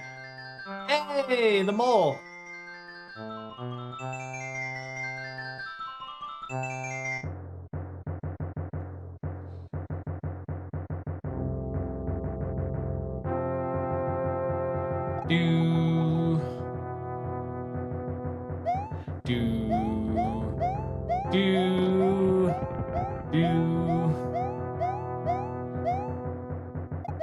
Nope, I'm not willing to do that on the screws. Screw that. Those are more like nuts than screws, though. Nut that. Nut that. Oh, he's going for it? Yeah, of course he is.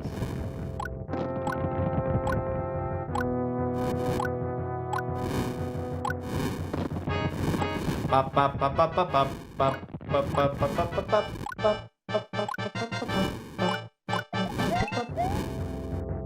Nice little coin from below. I wonder if that works on the NES version. If you ever get the swag clip, you can get the swag coin.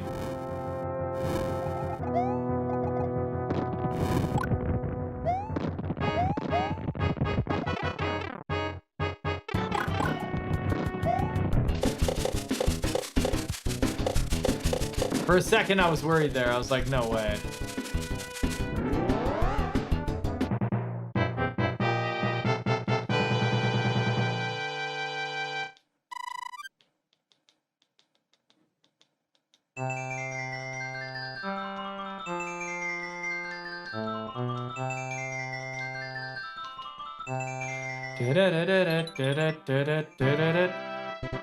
What is that king? What?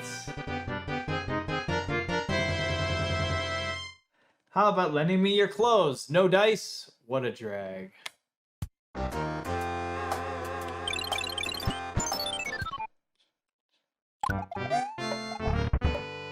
Doing the level, I like it, I like it.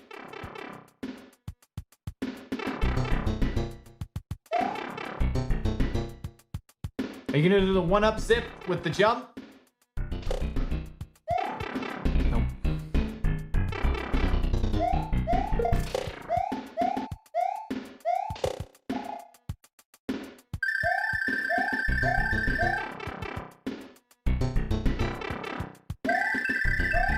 Safely say I was not expecting that.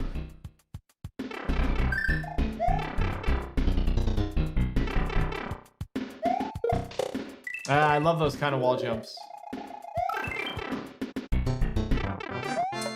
I guess shell jump.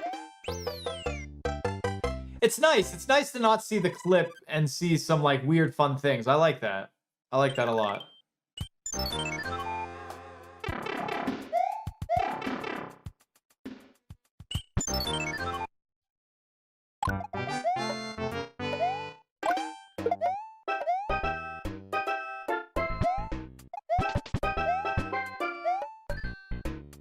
Oh my god, I'm not expecting all these weird... Oh my god!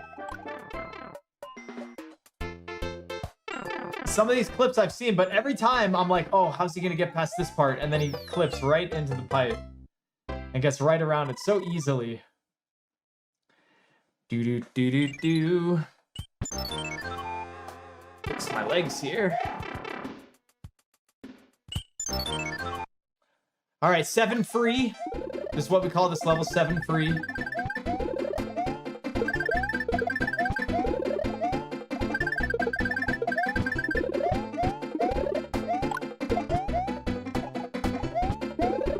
I love the way the hammer suit looks.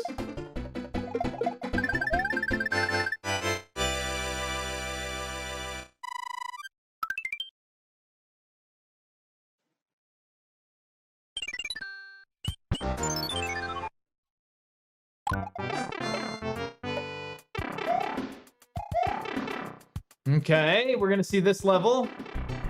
Please, Cloud 7-4. We don't need to see fun in that level.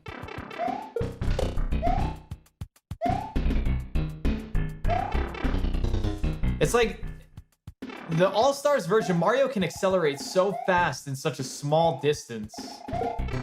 You like initially you're like, no, you don't have enough speed. That's like impossible to clip there, but it just goes so fast.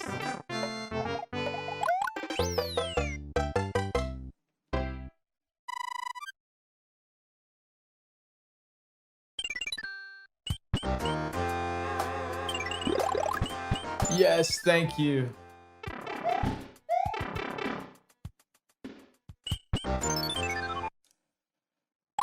Going for the extra P-Wing. Whoa! That was cool. I think this guy, he's like, no, I want to hang on to the hammer as long as I can.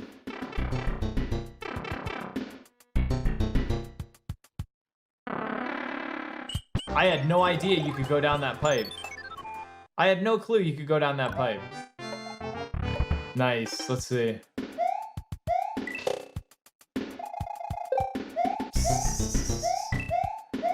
At first, I was like, hey, there's a wall there.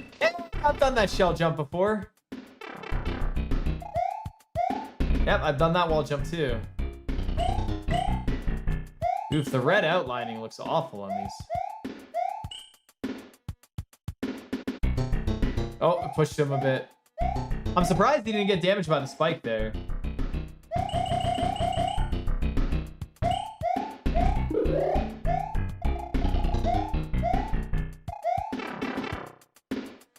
I had no idea.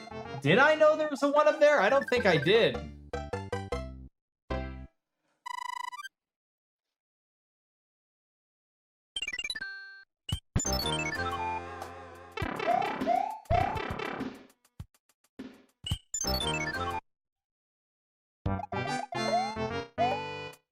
Oh my god.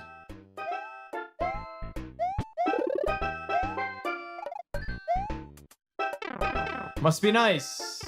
Must be nice to have that asshole shooting up when you get there. For us Mario 3 RTAers, he's never... That one Patooey is never shooting the ball up, ever. I want it so bad.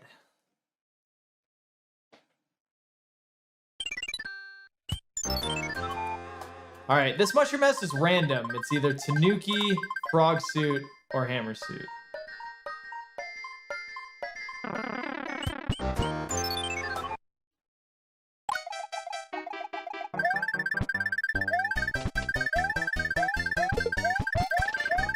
I'd be disappointed if I saw all clips, to be honest.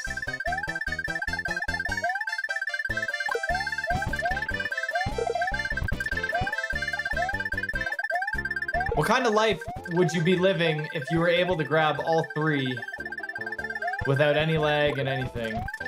I mean, I think it lagged a bit there, but not much. 99 lives, 99 coins.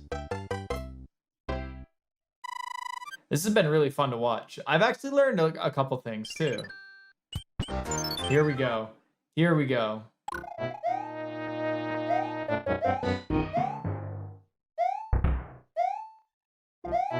Oh, I see. Making a point of not throwing a single hammer. I like it. The ultimate clip.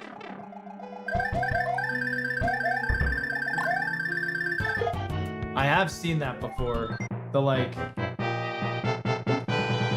You can do something super risky and edgy where you duck under, kill the first one, and kind of get under. It's ridiculous, though.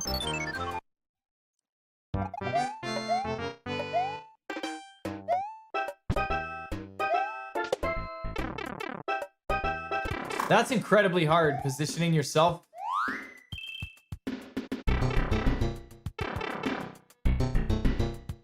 I don't know where he is, but I keep thinking he's dying. Yoshi! Now that is something I did not know. I didn't know Yoshi was the end. I didn't know Yoshi was the World 7 boss. I didn't know that. Well, World 7 king, I guess.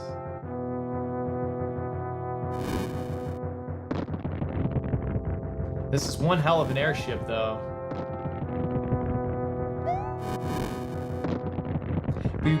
Even like the clouds, like look at the clouds and the lightning in the background.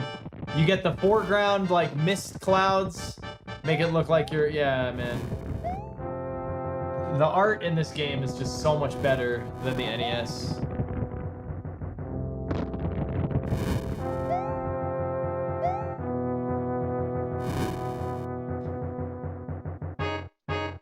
If we created a ROM hack of Mario 3 that like expanded the ROM or some crap, and we were able to add in all these crazy backgrounds and all this like extra definition or anything like that, would we still be allowed to speedrun? As long as the main game never changed. Would you guys accept runs on a copy like that?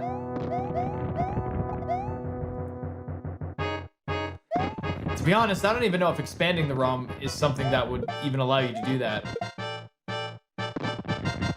Maybe to clear up space, you actually remove the lost levels that are in the game, but like they're not used. Get them out of here.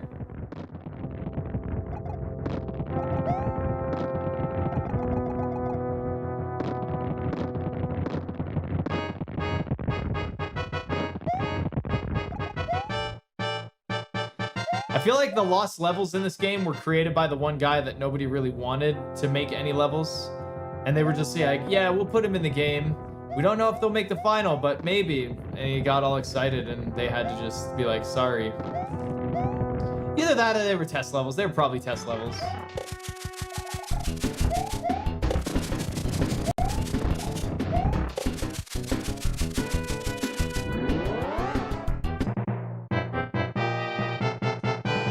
All right, so I think it's safe to assume that he's gonna do the hand stages for fun. Right? There's no way. I mean, you've been doing all of these like crazy things in different levels. Ooh, the Viking King.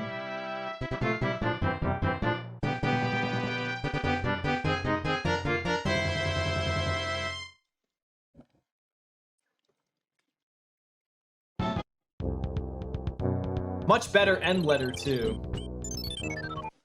Look at all the fire everywhere. Even the background here looks better. I mean, in the original Mario 3, it's just a black background. There's nothing's going on. Oh my god, that was so many bombs. What the heck? Oh, you lost your combo.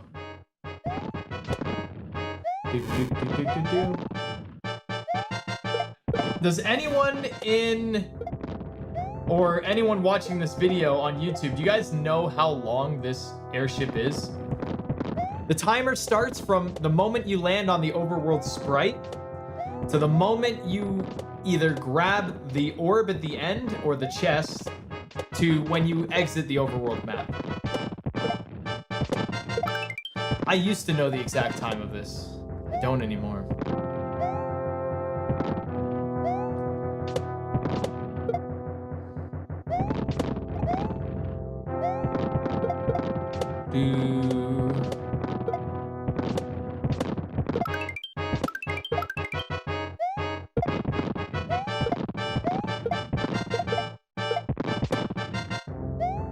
So many bombs. I don't ever remember the bombs being purple. Is he gonna get the clip here? Nope, no clip.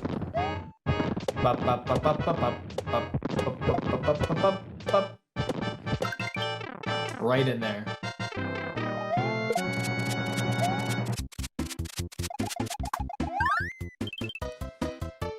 It's obviously faster to do this airship with Fire Flower because you could potentially get Rangless. Or sorry, not airship, tank. Whoa, the clip. And the only reason like runners like us can't clip there is because this game, like the Mario 3 All-Stars, you're able to build acceleration so fast with the tasks.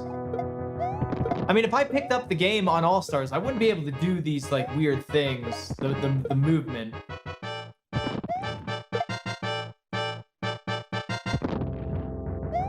Have any of you out there seen the tool-assisted speedrun for Teenage Mutant Ninja Turtles 2, the arcade game on the NES? That's another game where it's like it utilizes two controllers and it's just like you could never replicate what's going on. It's crazy.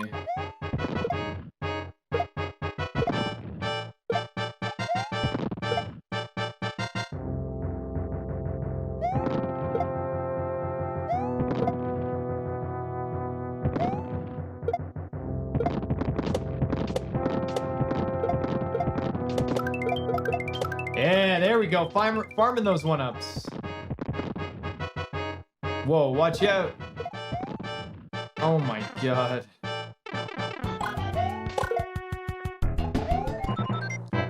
Get wrecked. Get wrecked. Alright, let's see what happens. Let's see what happens.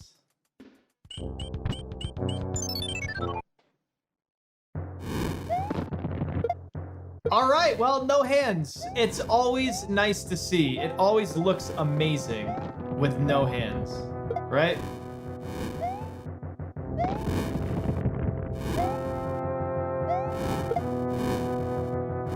There's nothing more satisfying than seeing someone get across no hands. It's just, you want to know what's better than seeing it though? Is doing it. When you get no hands yourself, it feels amazing.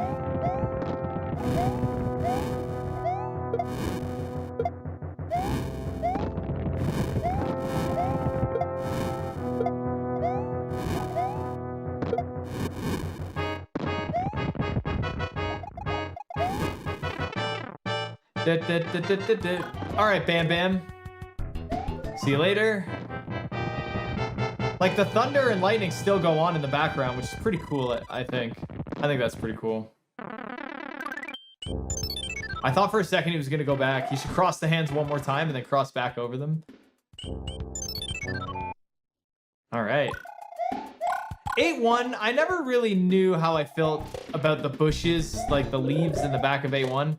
I feel like the black background is actually perfect for a level like 8-1.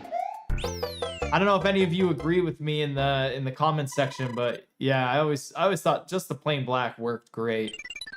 The leaves are weird. The starry background in this level kind of works.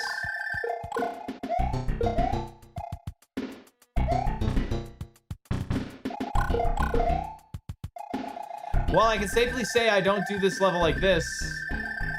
Whoa, why does the sun have weird pixels?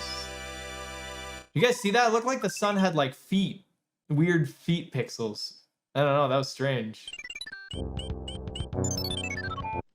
All right, the crazy fortress. Oh my god.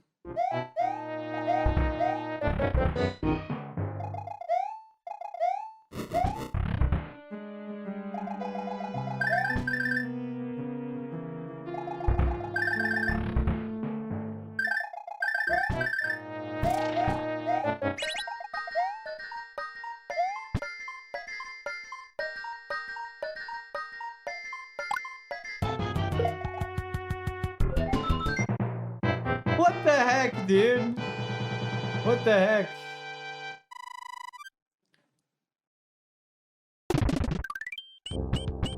You guys like the skulls better in this world than in the NES? What about Bowser's Castle? How do you guys feel about that?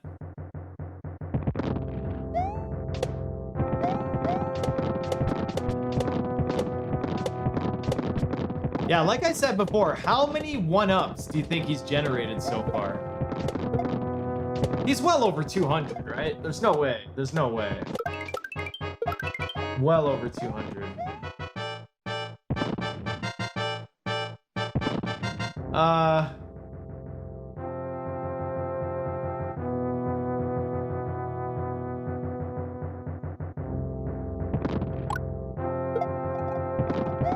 I was scared there a little bit, I'm not gonna lie.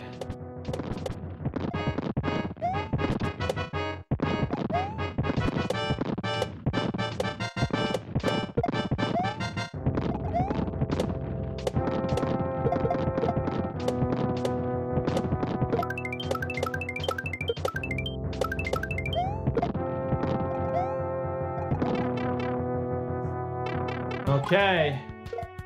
Alright. I wonder what Bowser's Castle is gonna look like. You think he's gonna do Bowser's Basement?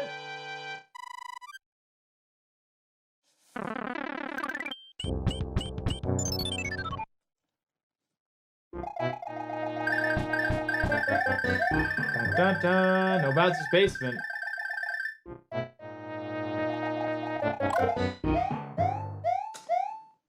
Sorry, little guy. Oh, for a second I was like, oh, speedrunner's route.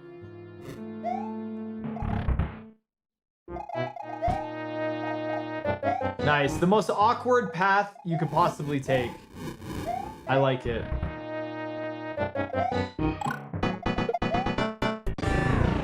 What the heck was that?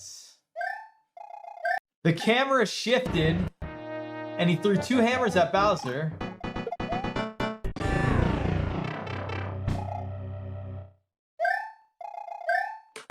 Does that actually work on killing Bowser? 2 high hammers? Does it delay the... It does. I don't think something like that would be faster. Very cool. That was really, really cool. So this wasn't like some professional task trying to go for the fastest time. This was just showcasing a lot of weird stuff in the Super Mario 3 All-Stars. And Peach is paved. Like always, we love the Peach is paved. I hope you guys enjoyed this, and I need you to tell me in the comments below if you're interested in me doing more stuff like this, because there is an actual official Super Mario 3 All-Stars task for any % warps, and it's really fast, and we could run through that and break it down and talk about it too. But you gotta let me know what you guys like and what you don't like. So I hope you enjoyed it, and thanks everyone for watching. Make sure to like and subscribe if you want to see more content from me, and always check out my live streams. I stream every day in the morning. All right, Mitch Flower Power, so easy to find. Take it easy, everyone. Thanks for watching. Woo!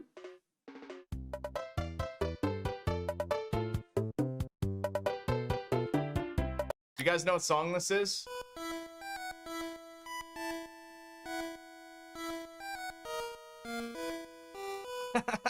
It's Harry Pothead. Okay, I think I play as Peach in this.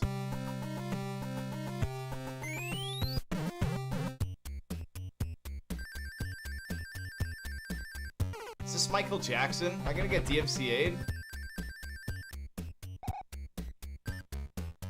Oh boy, this is gonna be nuts. She was more like when she got to me. Well, aren't you guys lucky you get free music?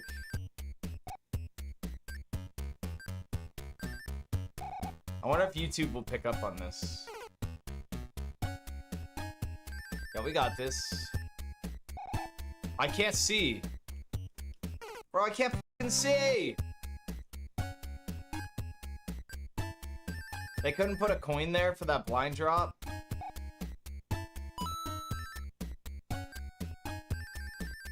Okay. Yo!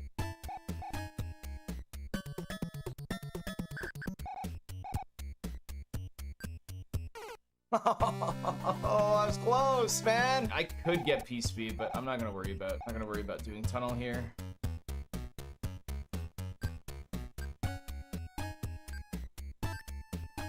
Nice. Ah, the balloons are trying so hard to hold Peach's weight. I do like the balloons, though. They are cool.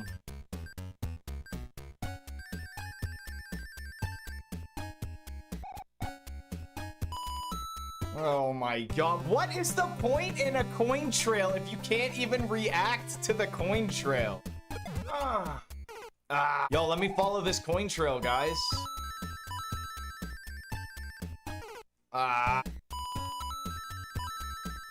You gotta go, you gotta go. Hi to you today. And one son of the Baconator. Okay, I was talking. Okay.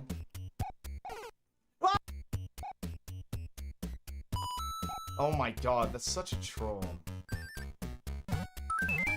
When does the ROM hack Seminara start? Yo! We made it! You know what? Now that there's a bridge here, I should just see what's in the...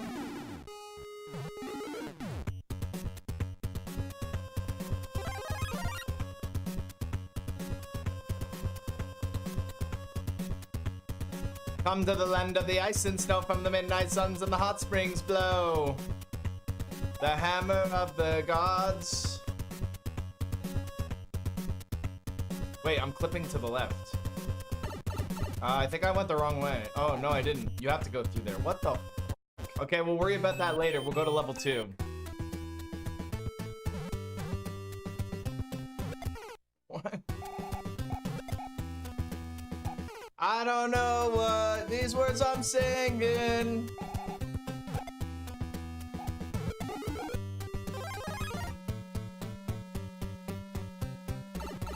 What? Right, you don't slide under. I was actually gonna get P-Speed and slide under. That would work too.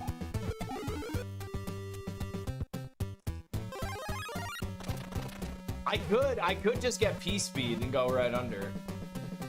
I know for a fact those music blocks are gonna launch me up my Chonda. Yeah, I had to double check.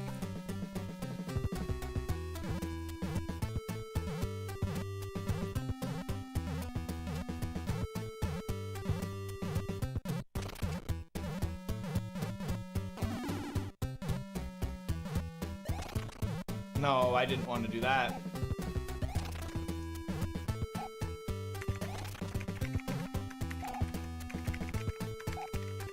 Good morning, Mitchell Fowler.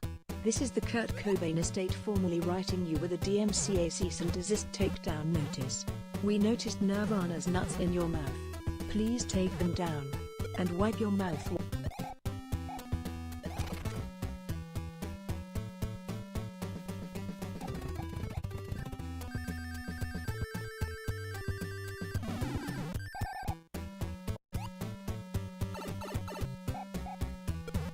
Oh man, okay. We definitely made some progress. Oh.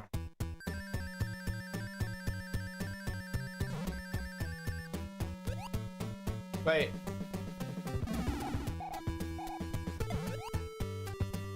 I probably tail swipe it and shell jump with the tail.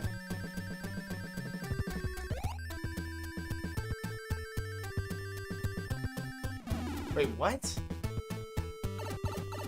Oh, it's like the newer Mario games. When you bounce off an enemy, it re-preserves your flight. Okay. Bouncing resets your flight, right. It's not like that in Mario 3. Yeah, that's not normal in Mario 3. Okay. We're learning. No ending troll, yeah.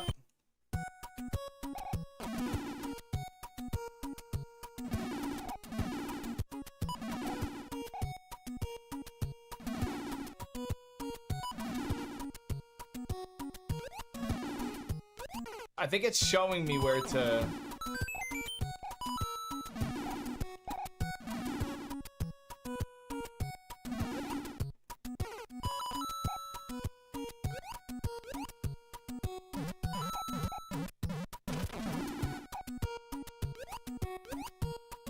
Okay.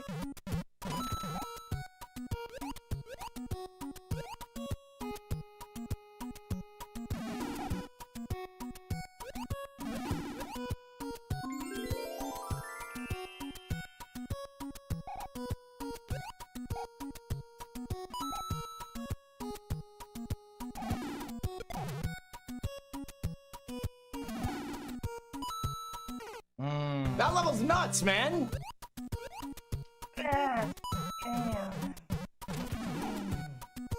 Are those normal sounds you guys make when you play games, or am I special?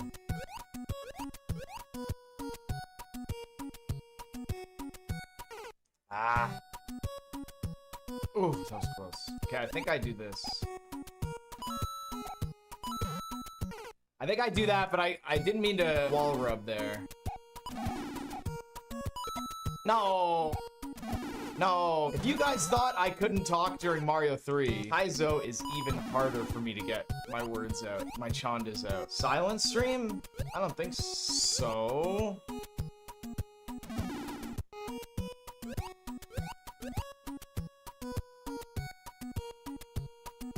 Oh.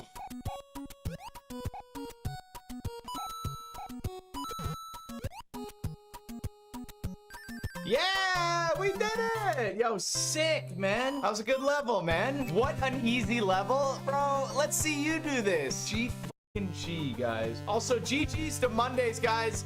Big W out there for Mondays. Shut up and take my money.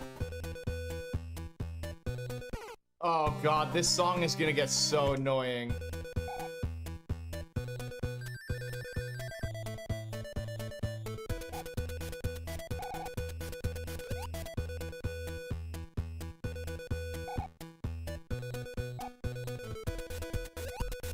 What? How am I supposed to know this?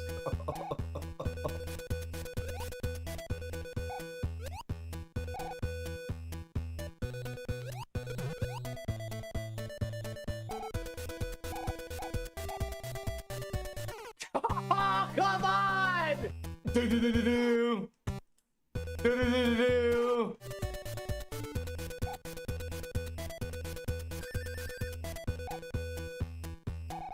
Bro, I don't trust this. I should have went with my gut, dude. I did not trust that coin, and sure enough, it got me killed. What do you mean, come on? It's a fake coin. You're right, though. Happy birthday, Moose 3, and happy birthday, Mitch. What a piece of shit. Wait, is there a secret over here? The hell is this? 4 inactive eggs plus 1 active egg. It bonked me back into it. Scotty Fox, reading chat. Bro, did I find a secret? Okay, it's not there. Oh, I think it's a short. Is it a shortcut? Am I doing it backwards? Hold on a sec. Oh my God. It would have been better if it was a secret, the way I approached it. Oh, I see.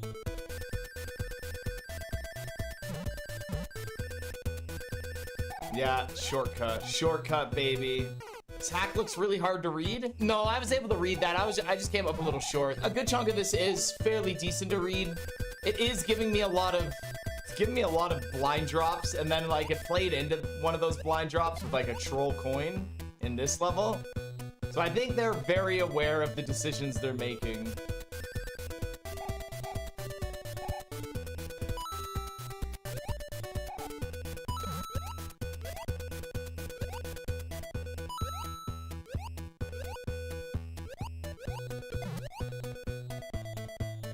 That is so bad. Right at the end, dude. What do you mean so effing bad? I just want to let you guys hear this song some more, okay?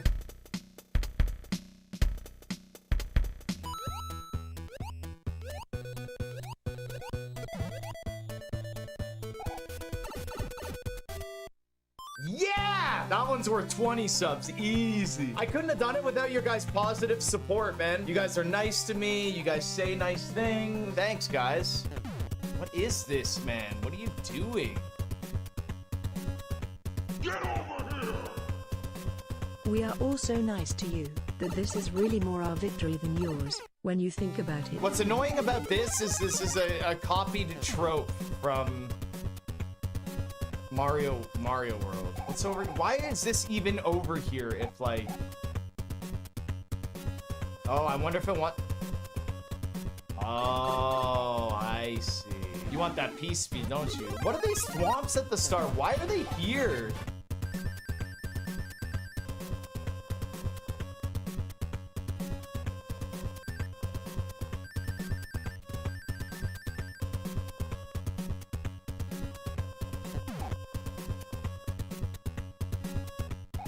I bet I need peace speed, but I don't know what's coming up. Hold on.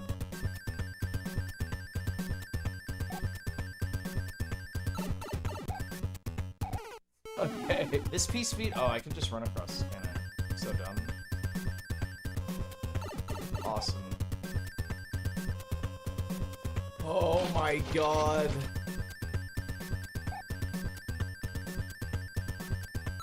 Bro.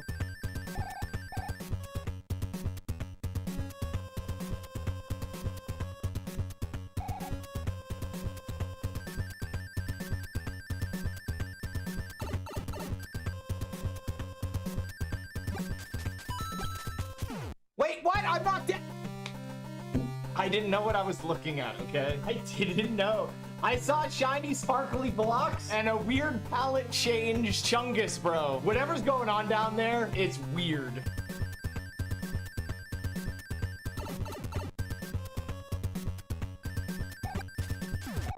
He's got so much shit.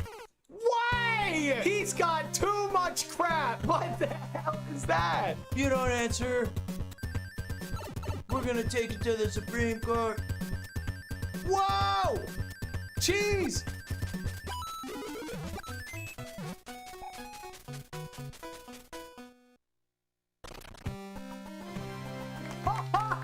Jeez! What was that? There was a garble of pixels. I don't know anything that I touched or grabbed.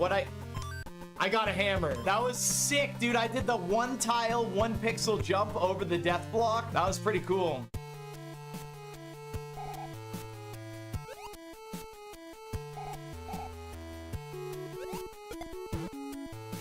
I just get really unlucky.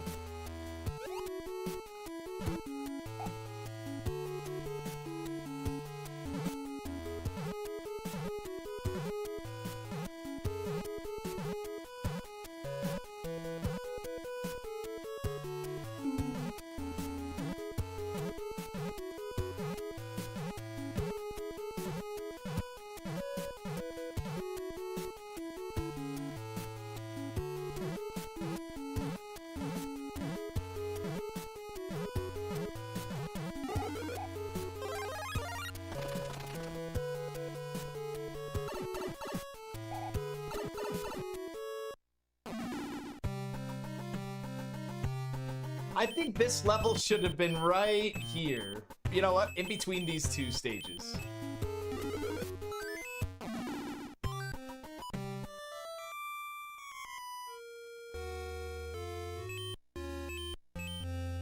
Act 4?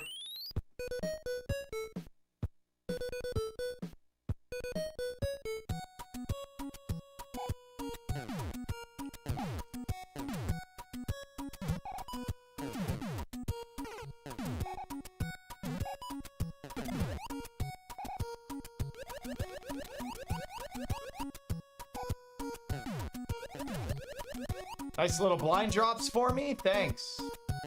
Oh, come on!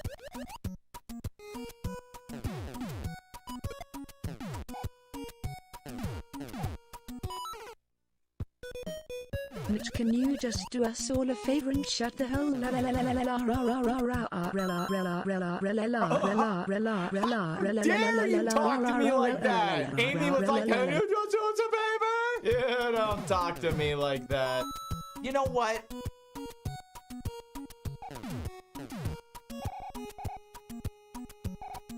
That's a good jump right. Not even a Kaizo there.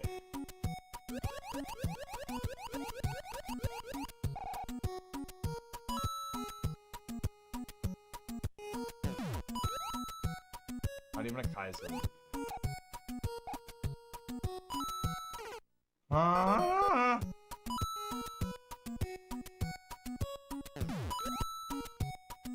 How is there not a Kaizo there? Nice.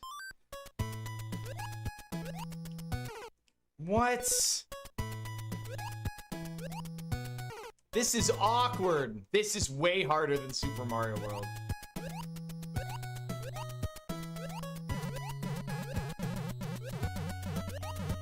What? This is... You know what? I like this, though. Wait a second, how is the flashing shell in SMB3? I thought that was only a thing in the successor game, Mario Teaches Typing. Internal? I don't think of media cards are consumed. Like, I'm not even close to making that jump. Is there more to this level? Like, is that just a secret at the end? This is his first stream playing a tough Mario game. It can be difficult and we should give him the benefit of the doubt. Suck my balls, Mitch. K, thanks. Chat, we want that item, right? Dude, you can't make that. Got it. Wait, it beat the level? No, I want to do the level! Hold on. There we go. I save stated before the level. I want to try and get up there, grab the warp whistle, and die and see what happens.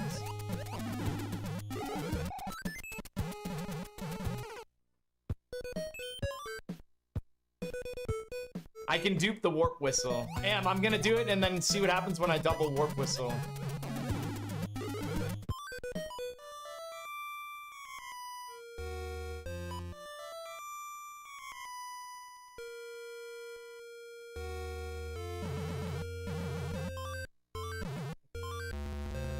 I'm soft block. I'm stuckage. Triple warp? I'm not gonna go anywhere if I triple warp. Now I don't have to keep trying that.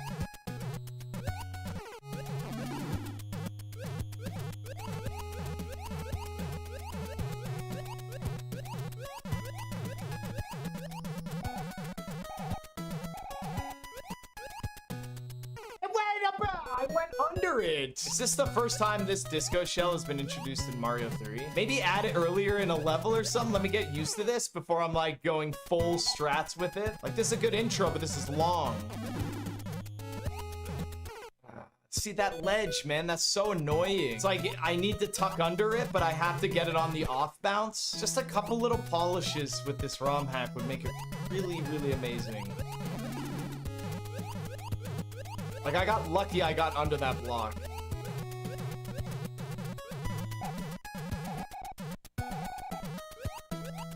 Yeah, this is Linkin Park. Took me a second too. The only part I knew was like, these words cannot hear. Not here. That's like, I remembered that.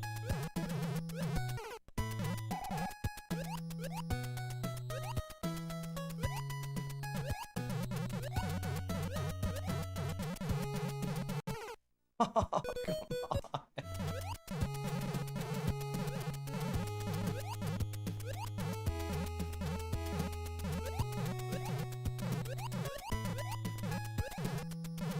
No!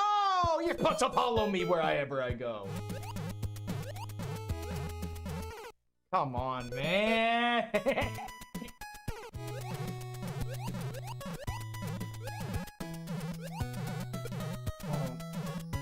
Oh, I made it.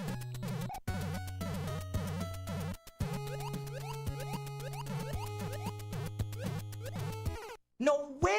Well, I mean, I don't think they actually cared about difficulty scaling in this hack, to be honest. Unless I cheesed that pyramid level. Mitch, this is my favorite Linkin Park song. Thanks for being exceptionally bad at it so I get to keep enjoying this 8-bit rendition of it. We got a comedian on our hands! No, no. No, no, no, no, no, no.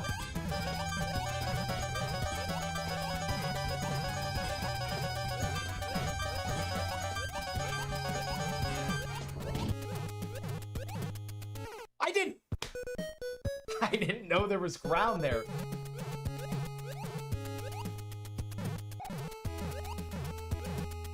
No! Dude, this is a Wendy's restaurant. Any big claps in chat? How about big dumpers?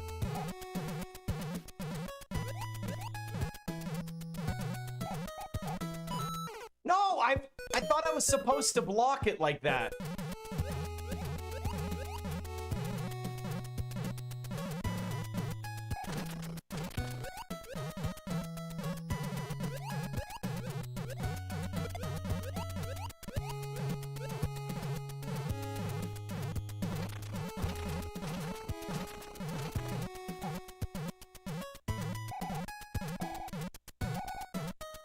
I'm scared! I'm so scared. I can't get it. No. This level won't end. Maybe that last one's a grab block. What do you guys think? I'd be a really good troll. Hey, Stinky! Shigeru Miyamoto.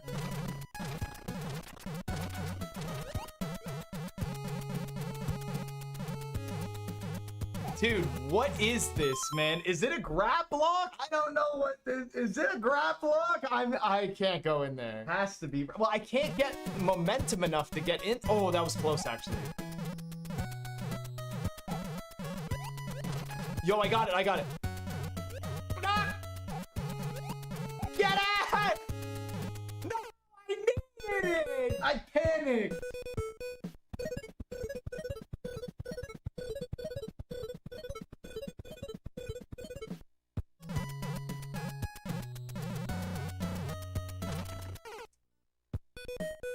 Here, I clipped this level for you. Bro, I ain't clicking that link. I clicked it, quality. I trusted you. Who said it was quality? Yeah, you're gone. We heard 2 beats of the drum, and I already timed it out.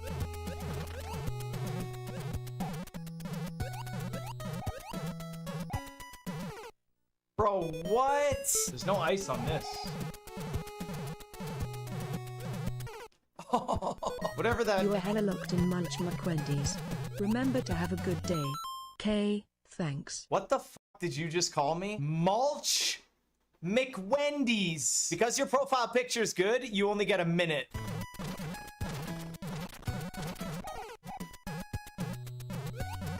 Come on.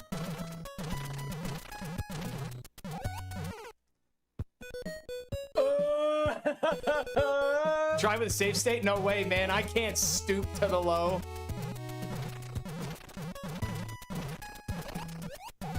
Oh, God! 2 shells. It's still... Dude, I went inside of it, and it still didn't hit the block. Look at that.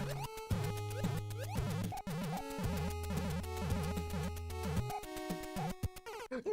This creator was like, wait a minute. Nobody in Mario 3 history has really done disco shells. Ah, fuck them. I clipped into the wall again, man. This is so annoying. I'm not dealing with your guys' copium crap any longer. Look what happened. I'm falling. Look at this. I'm falling. I clipped into the wall. I stopped all my momentum. Look, see? And then I drop, and then I'm slower, and then I can't go fast enough. See? It messed up all my movement. Dude, it's sub-pixel dependent. It's all random. Be nice to him. Hey Mitch, I gifted you 6,969 bits. Everyone is yelling at you. Anyone getting tired of the song yet? Mitch needs some new music chat. Let's help him.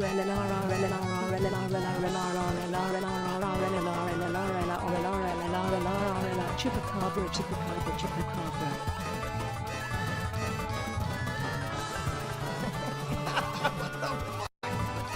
What the fuck? If I beat the level right now, I swear if I beat the level, it was because of the music the whole time. I'm going, man. I'm doing it. I'm gonna beat this. Look at me go! I'm doing it! I quit!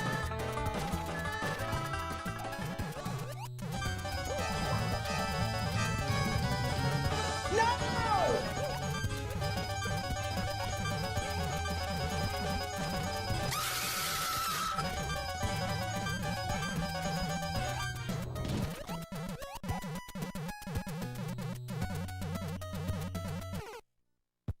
What? Just takes so f***ing long to get back there.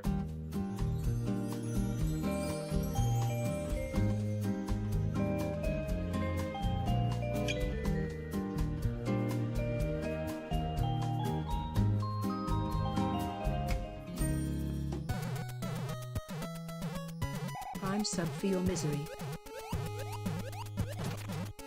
Okay, so I can slow build my speed halfway to make sure that I don't get.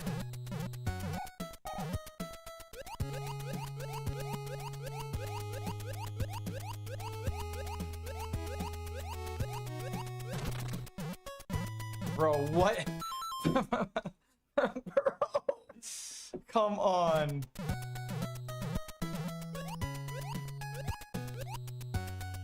Okay, okay. Yeah! Oh my god, mark it on the calendar! Mark it on the calendar! Holy crap, guys. Nice, dude. We did it.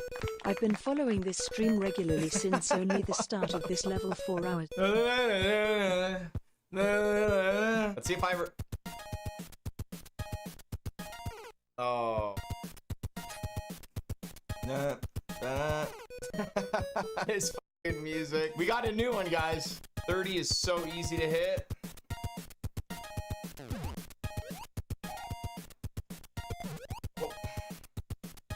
Oh.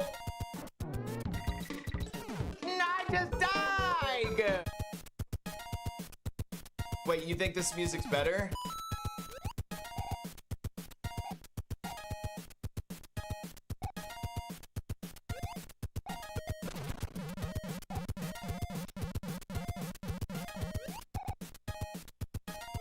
Oh, fuck.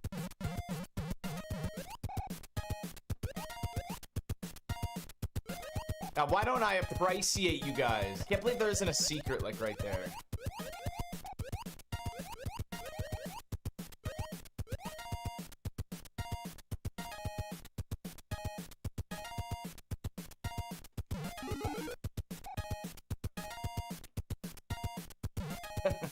I didn't know what was gonna be in there. I could have assumed it was a mushroom, I guess.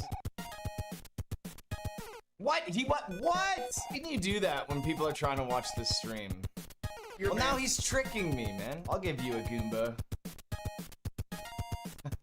I'll give... Pwned? I haven't heard that one in a while. Oh, I went on...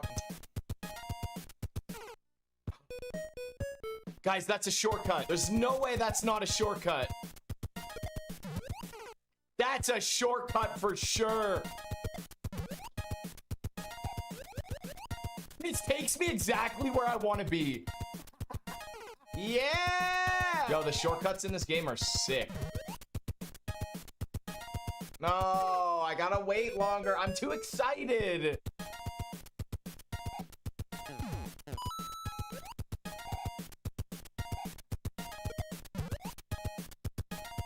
I hate this because I can't run off the beetle.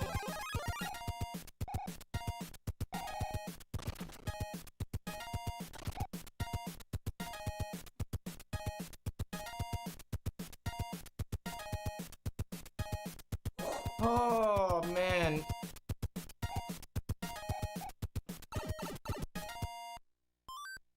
Yes! The best part about the shortcut is that I did everything up until the part with the shortcut. I didn't miss anything. Okay, I'm going to guess level 4 is a difficult, cheap-ass level because it's, like, optional.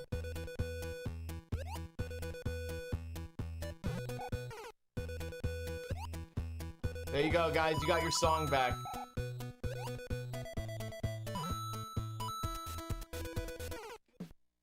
Excuse me? Nice. It's a good tile set. I can't wall jump. Ah! Take that, ghost. Yep, you're banned. Oh my god.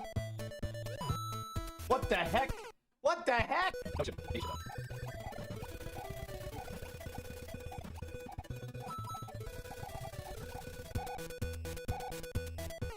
Oh my god. Ah. I don't think I need the other one. We're good. You zorped when you should have zopped mort. It's true. Okay, I gotta get the P-switches, so... Yeah, I come up here, then I grab that P-switch, and then I think I go down and grab this P-switch.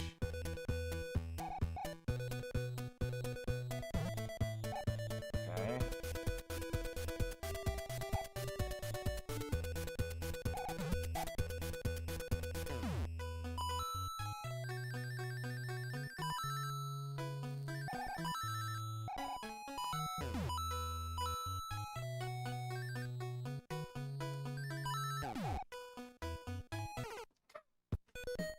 Going down, it's going up. Pick one.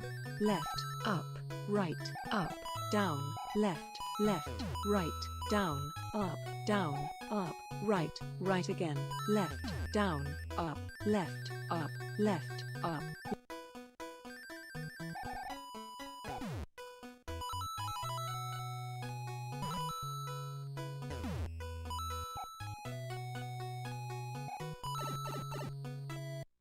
Oh, we did it. Woo!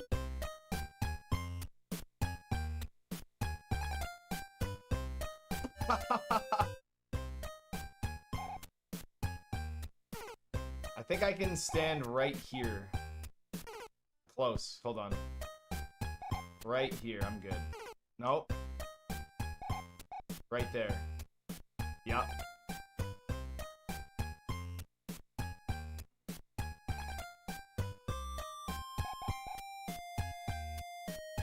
Oh my god, what?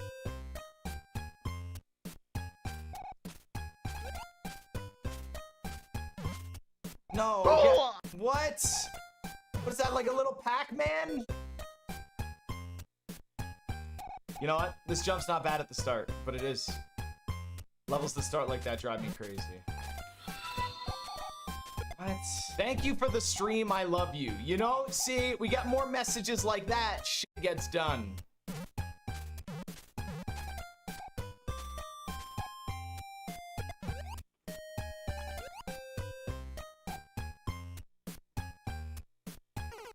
That's hard. Hey, chatter!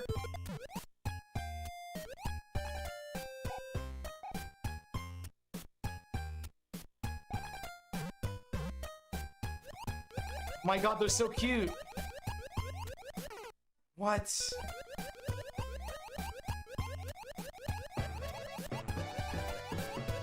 I'd be less silent if work wasn't being worked today.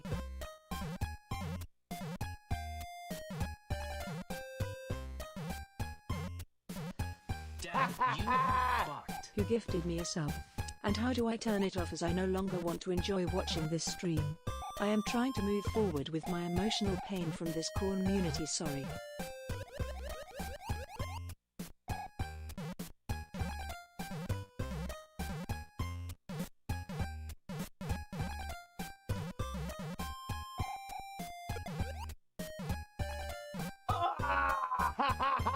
Yeah! Chat, why is Mitch ignoring my messages? Did I do something wrong? I think VIP is in order.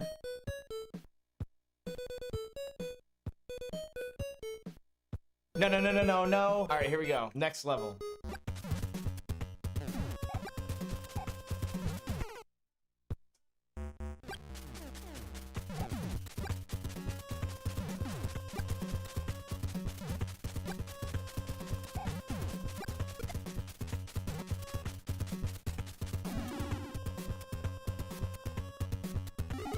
Roy Chungus, bro.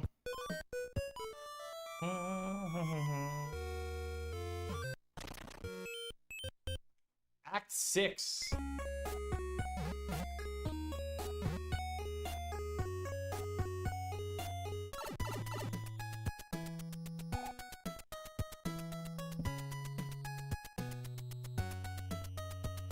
No. No. Yo, thank you for the 100 bits.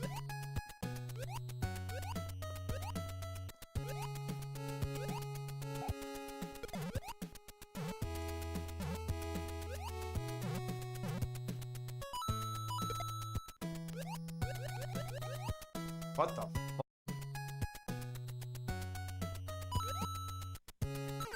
Oh, come on.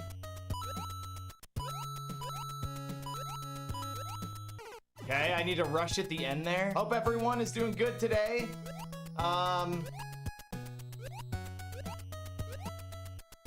We beat one level today, which was awesome. Can we beat more? That's the question.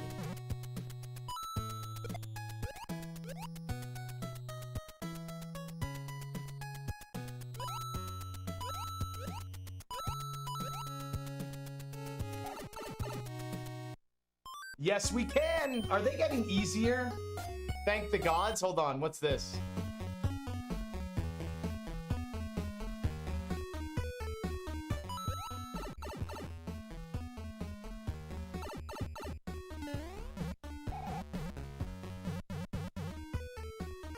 Guys, I can't jump. Bring the shell? How? I can't jump. Man, that's the best I could do. It's like I can jump after an interaction. So maybe, hold on, maybe I can jump once after, like this. Maybe one's preserved. Yeah. Ah, okay. Coins let you jump.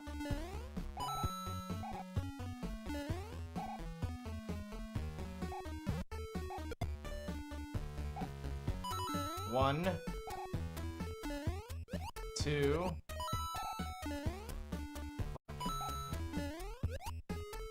Ooh, man. I want to make a level with these. Oh, the coin count shows you how many jumps you have preserved. That's cool. Hey! Ah, I didn't want to side hit him. Hi, Mitch. I'd like to purchase one jump. Okay, thanks. All right, one jump is purchased. I feel like the person who made this hack is 100% from the 80s. At least born in the 80s.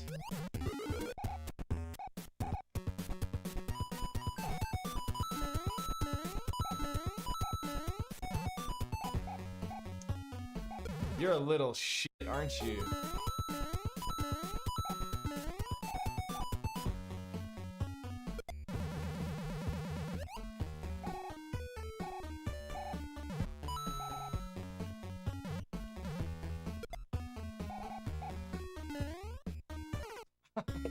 With the flying drops! All of my deaths in this level are because I don't know what's under me. You don't think this is the last world, do you guys?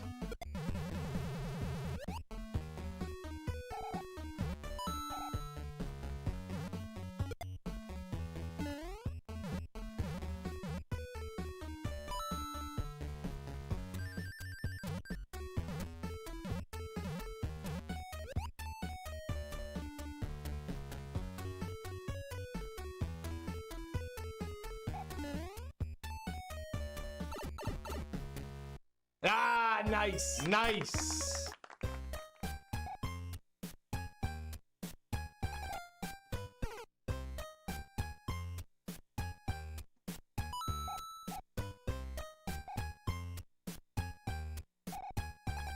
I think I jump up through them.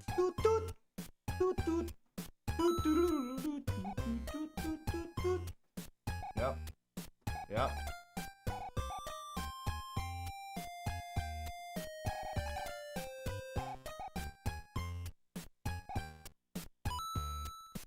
Do I have to go fast there?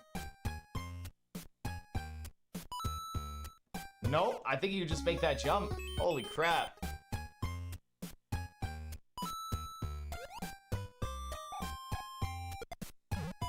What?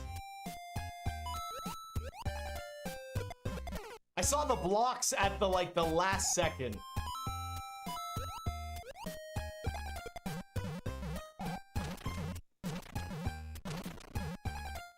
Well, I figured it out.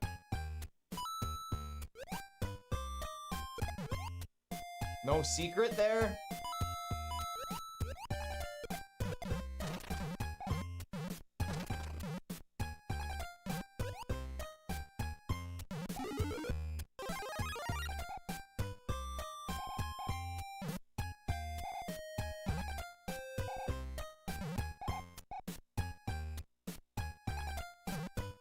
Oh, come on, man. Of course I landed in between it. What? What is this level? Do I miss the disco shell level? Kind of. I think that's my favorite level. I'm not gonna lie.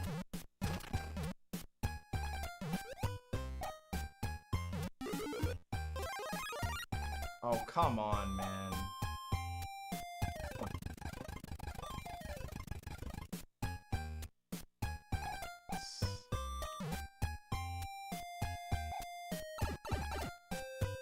Like, what? I can't get through that. So there's got to be something else. Maybe I could. Like, what? I guess I have to take damage there. But then why even have the elevator there?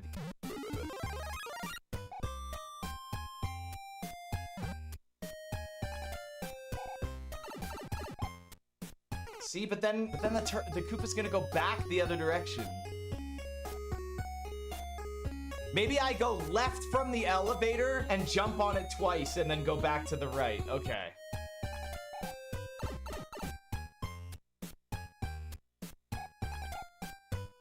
It's so weird. Okay.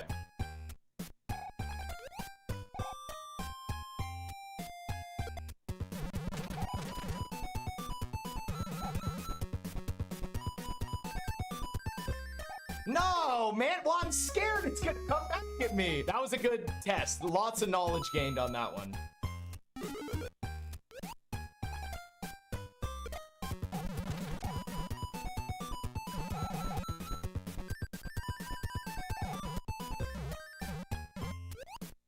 Oh. No way. No. Dude, don't blind drop me, man.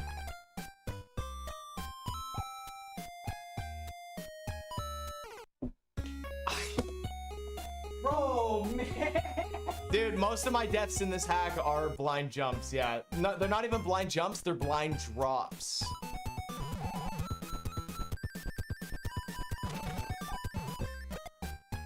Yeah, look at that. You see that? Sick. Wait, damn it, man. I despawned one?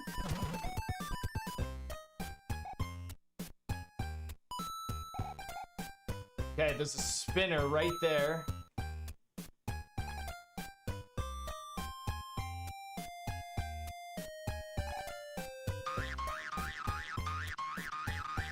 We're gonna have a problem here.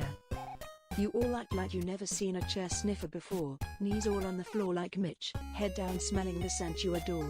We're gonna have a problem here. You all act like you've never seen a chair. You know what? I'm not even gonna read that.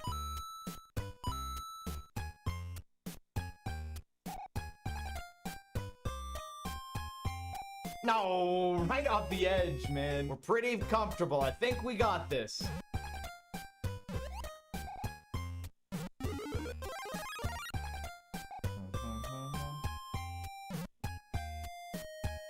Dude, you have to like lay off the D-pad there if you want to make that jump. It's so awkward. Very awkward.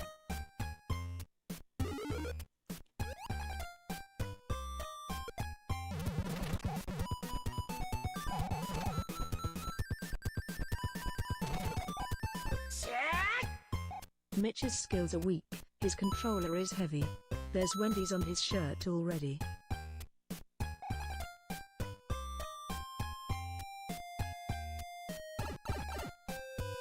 Yeah, man, we did it. Nice. I'm actually super stoked that we beat that level, guys. That's pretty sick. All right, level 4, guys.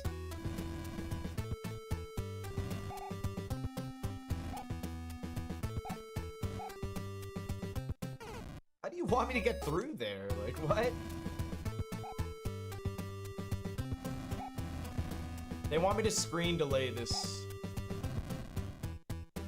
I feel like I owe you guys something better.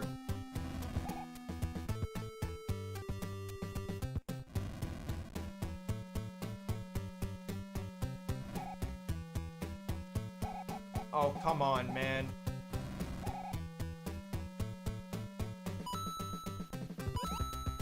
Oh, that's gonna be cool. Dude, I fucking hate that spot, man. Like, you can't, look, you can't just go like this. Like, you can't do this. Because look. Oh my, what? I swear I tried that. Okay, but that was crazy tight. Look what I had to do here. Oh my God, maybe that's what they want you to do. Oh, maybe it was crazy that I made it the way that I made it. When I look up, I better see well-behaved chatters. Against the Shredder.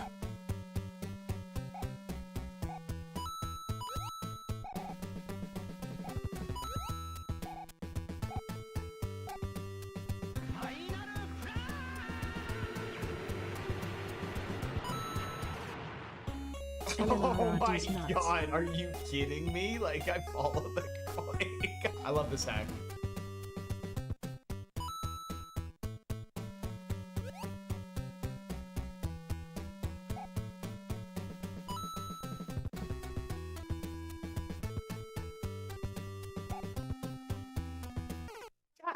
That was pretty cool, though.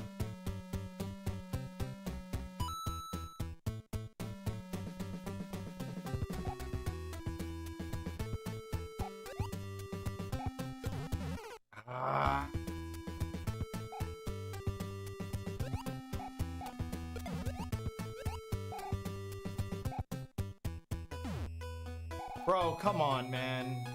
Come on, man. You make me rush.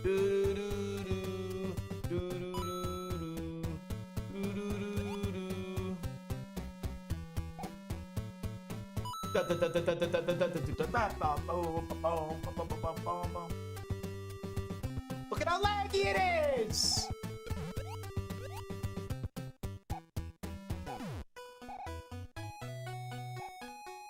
Is this my midnight train?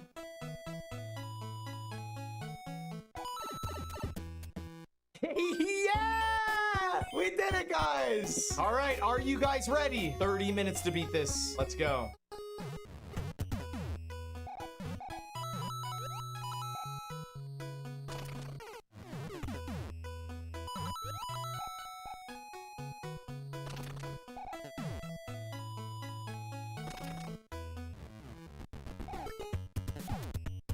What the fuck is... What is it sounds, man? He took a midnight dump. Little bit of toilet paper.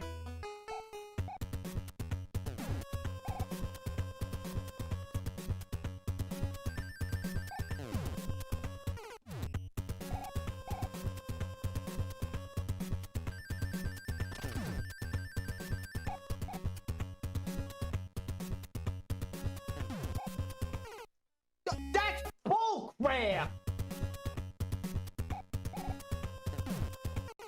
Ah.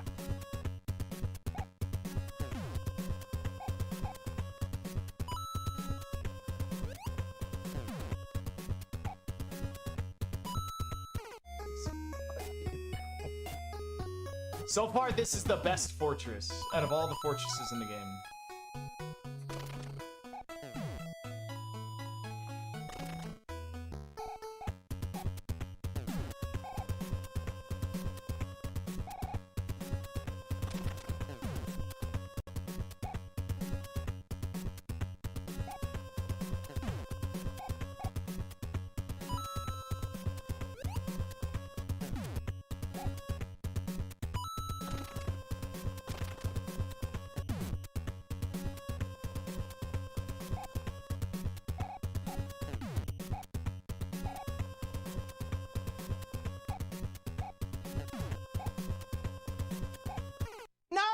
What's going on in there? I think like it's a maze, man. I did the same thing again. Fuck.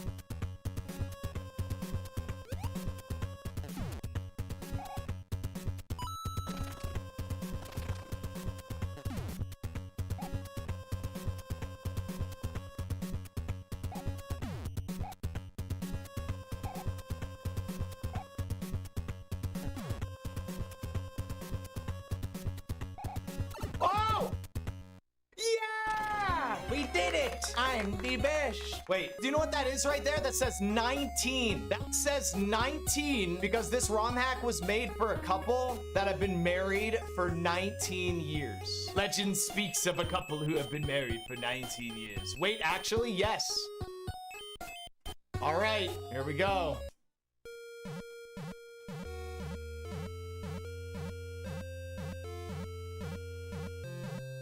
Gamba over 4, under 4 hours. The best part of disco shells in this ROM hack is how they behave. This is clearly the boss.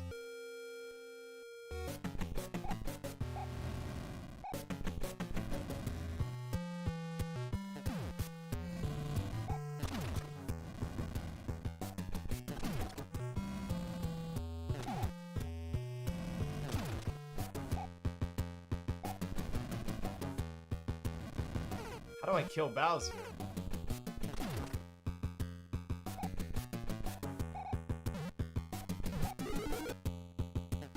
Actually, I can get that, but then I can't do anything. Oh. Dong dong dong dong dong dong dong dong dong dong dong dong dong dong dong dong. Fuck.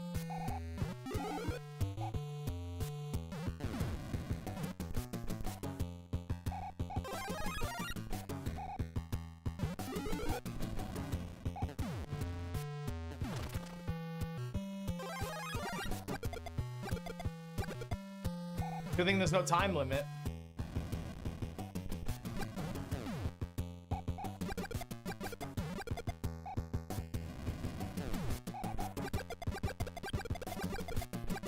No! Oh my god, I almost got greedy. Yeah! Bye, Bowser! All right, here we go. Yapping yap yip yap yapping yap yip yap yapping yap yip yap yapping yap yip yap yapping yap yip yap yapping yap yip yap yapping.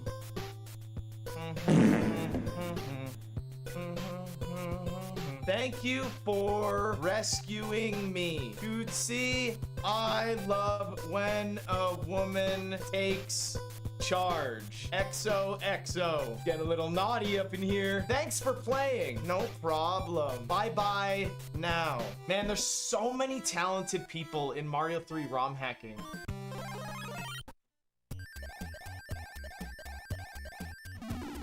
Sick. Yo, that is such a W ROM hack, though. This episode of The Gaming Historian is sponsored by ExpressVPN. Stay tuned until the end of the video for more information.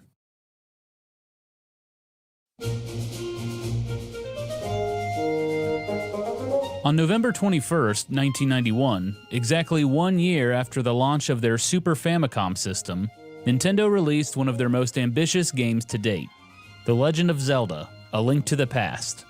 Zelda creator Shigeru Miyamoto wanted to return to the series' roots and incorporate ideas that weren't possible in the first game. What resulted was the biggest Legend of Zelda game yet. It also established several series norms: the Master Sword, spin attacks, multiple worlds to explore. By all accounts, A Link to the Past was a resounding success, for the developers, for Nintendo, and for players. But one man wasn't satisfied: director Takashi Tezuka. A graduate of the Osaka University of Arts, Tezuka had been at Nintendo since 1984, working right alongside Shigeru Miyamoto on Super Mario Bros. And The Legend of Zelda. He joined the Link to the Past team at Nintendo's Entertainment Analysis and Development Division halfway through development, and was brought on as the game's director. Tezuka and his team wanted to try some new ideas, such as the ability to unequip the Master Sword. This would allow players to combine two items for new effects. But producer Shigeru Miyamoto shot down the idea. He wanted the hero, Link, to always have his sword equipped. But Takashi Tezuka hated to leave great ideas on the cutting room floor. After The Legend of Zelda: A Link to the Past was complete, Tezuka had a strong desire to do more. One day after hours, Tezuka noticed programmer Kazuaki Morita messing around with a Game Boy development kit. Along with the new 16-bit Super Famicom, Nintendo had also recently introduced the Game Boy, an 8-bit handheld system. Morita was experimenting with what could be done on the new handheld. To Tezuka's surprise, Morita was trying to recreate something like a Zelda game. There were no official plans to bring the Zelda series to the Game Boy. Morita was simply having fun with it. But Tezuka was intrigued and decided to join in on the unofficial project. If nothing else, it was a chance to fulfill his desire to do more with Zelda. Soon, other members of Nintendo's Entertainment Analysis and Development Division joined in. Together, they formed an unofficial after-school club for the Passion Project. Members of the club did regular work during normal hours, then worked on the secret Zelda game after hours. It was the first time any of them had tried to make a Game Boy game. Despite their lack of experience, the black and white Zelda adventure began to look impressive. In fact, it was so impressive that Takashi Tezuka formally pitched The Legend of Zelda for the Game Boy to upper management. The executives approved and gave the dev team another Game Boy development kit to help make the game. At that time, the plan was to simply port A Link to the Past to the Game Boy. But over time, Tezuka and the team saw it as an opportunity to try something new and revive some of the ideas that got nixed when they were making Link to the Past. Their game quickly formed its own new identity, thanks largely to the fact that the game was a passion project. And it was a passion project that the higher-ups at Nintendo didn't scrutinize. Zelda on the Game Boy was the first game in the series where Zelda creator Shigeru Miyamoto didn't have input. According to Tezuka, Miyamoto was, quote, busy with something and didn't pay us much mind. With fresh ideas and the freedom to go off the beaten path, Tezuka and his team created a new land to explore, one without the usual suspects. There would be no Princess Zelda, no Ganon, no Hyrule, or Triforce. At the time, Tezuka was a huge fan of Twin Peaks, a popular TV show. Twin Peaks was notable for its unique characters and supernatural elements, including a heavy emphasis on dreams. Tezuka requested his staff come up with something equally offbeat for their new game, The Legend of Zelda: Link's Awakening. That responsibility fell into the hands of two men, Kensuke Tanabe and Yoshiaki Koizumi. Tanabe had previously worked on Super Mario Bros. 2, Super Mario Bros. 3, and A Link to the Past. He always had the idea of a story where an egg hatches on a mountaintop, ending the world. With Link's Awakening, he was finally able to use his unique idea. Yoshiaki Koizumi was relatively new to Nintendo and originally wanted to be a film director. But after college, he took a job at Nintendo, hoping to bring his passion of filmmaking to video games. Koizumi's first job was to do the art, layout, and writing for the Link to the Past manual. Link's Awakening was his first experience with story design. His film background came in handy. Koizumi took his own ideas, drew inspiration from Twin Peaks, and ultimately created a unique main story that was more detailed than previous Zelda games. Koizumi's story picks up where A Link to the Past left off. After defeating Ganon, Link sets off for new lands to continue training, in case evil returns to Hyrule. But on his way back home, his small ship encounters a massive storm. Link washes ashore on Koholint Island, where a local named Marin takes him to her village to recover. While trying to retrieve his sword, Link meets a mysterious owl, who informs him that the only way to leave Koholint Island is to wake the Windfish, who sleeps in a giant egg on the top of a mountain. Link must explore the island and retrieve 8 musical instruments that are required to wake the Windfish. But along the way, he discovers a shocking prophecy. Koholint Island is simply a dream of the Windfish. If the Windfish is awakened, the island and all of its inhabitants will disappear. Unsure if the prophecy is true, Link continues his journey to wake the Windfish and return to Hyrule. Link's Awakening was the first story-driven game in the Zelda series. Previous games in the series did have stories, but felt more shallow and not as important or original. Link's Awakening featured several characters with their own unique personalities and story arc. The reveal that Koholint Island is just a part of the Windfish's dream was a huge twist and completely changed the tone of the game. Not only was the story new and different, so were some gameplay elements. Tezuka and his team at Nintendo's Entertainment Analysis and Development Division were able to get creative. Some became staples in the Zelda series. Programmer Kazuaki Morita loved fishing and added a fishing minigame in the island village. It was a first for the Zelda series and has reappeared in just about every subsequent game. Writer Kensuke Tanabe came up with the idea of a trading sequence side quest. Link would find items on Koholint Island and trade them with villagers, eventually being rewarded with a powerful item. The team also implemented the ability to combine items, an idea that was abandoned from Link to the Past. Link could unequip his sword and use a bomb with a bow and arrow, allowing him to shoot bomb arrows. The creativity didn't stop there. With a completely new story and world, Tezuka and his staff saw an opportunity to sneak some of their favorite Nintendo characters into the game.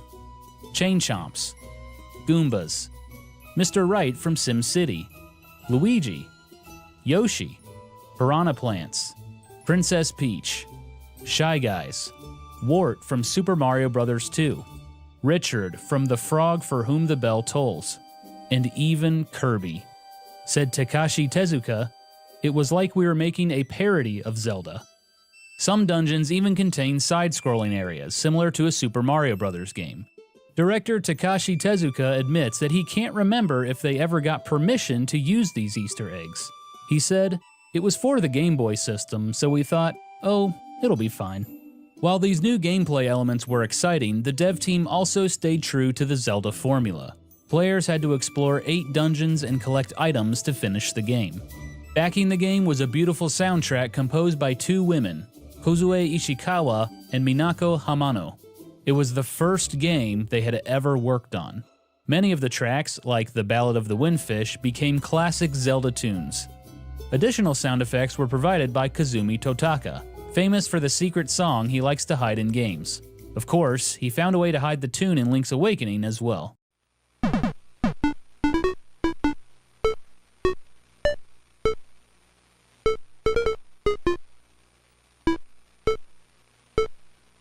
The result of so much freedom and creativity was a Zelda game unlike any other. The development team loved what they were doing, and it showed. They also weren't afraid to try new things. That showed as well. Koholint Island was a mysterious land filled with secrets, characters, and plenty of caves and dungeons to explore. The intriguing storyline motivated the player to unravel the mystery of the Windfish and Koholint Island. Ultimately, even Shigeru Miyamoto was impressed with the game. He joined the team at the end of development as a game tester and provided feedback for the final touches.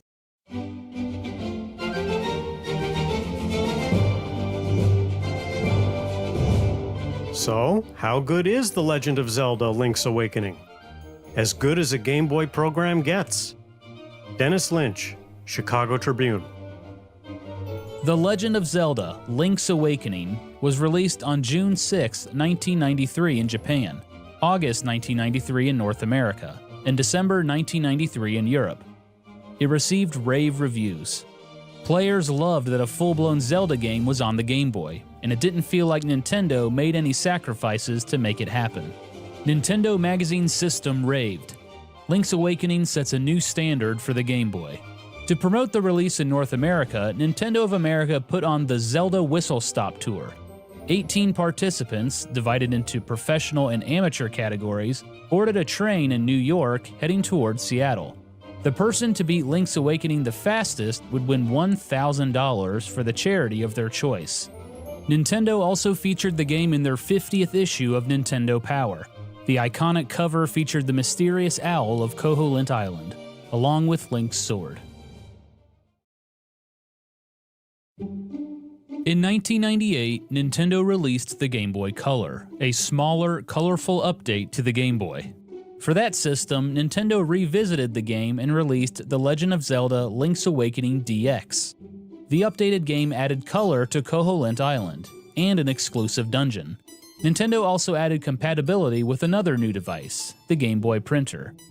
For 20 years, Link's Awakening was fondly remembered, but never fully revisited. But in 2019, Nintendo surprised everyone by announcing that The Legend of Zelda: Link's Awakening was being remade for the Nintendo Switch. In total, The Legend of Zelda: Link's Awakening and Link's Awakening DX sold more than 3.5 million copies, making it the 15th best-selling Game Boy game of all time. For those who played Link's Awakening, it's easy to understand why the game is so special. The Legend of Zelda games tend to stick to a specific formula. Go through dungeons, collect items, defeat Ganon, and save Princess Zelda. But Nintendo created something special by mixing things up. Eiji Aonuma, current series producer for The Legend of Zelda, has said that Link's Awakening is the quintessential isometric Zelda game. Link's Awakening is considered one of the best games in the series, an impressive feat considering it was the first Zelda game for a handheld system. In their article on Zelda games ranked worst to best, Kotaku listed Link's Awakening at number 3. Games Radar has it at number 4, and Nintendo Life lists it at number 6. The Legend of Zelda Link's Awakening unshackled the developers at Nintendo and allowed them to try new things with the series. This influenced future Zelda titles. Aonuma said, "I'm certain it was a breakthrough element in the series. If we had proceeded from A Link to the Past straight to Ocarina of Time without Link's Awakening in between, Ocarina would have been different. But the biggest reason people liked the game is that it was clearly a labor of love." Said Takashi Tezuka, "I remember it was fun working on it, and when it was over, I remember us talking to each other about how fun it was." That's all for this episode of The Gaming Historian. Thanks for watching. A big thank you to our sponsor for this video, ExpressVPN. Listen, I find a lot of top secret gaming information when I'm making these episodes. The last thing I need is someone snooping on me, stealing my secrets. That's where ExpressVPN comes in. It's a virtual private network that helps protect your data and access region-restricted websites. And ExpressVPN is one of the best services out there, rated number 1 by TechRadar.com. It's super easy to use. Just choose what location you want to use, press the button, and you're all done. At less than $7 a month with a 30-day money-back guarantee and compatibility with just about every device you can think of, I would highly recommend checking them out. Take back your internet privacy today and find out how you can get 3 months free by clicking the link in the description box, expressvpn.com/gaminghistorian. Take back your privacy today with ExpressVPN. Funding for Gaming Historian is provided in part by supporters on Patreon. Thank you.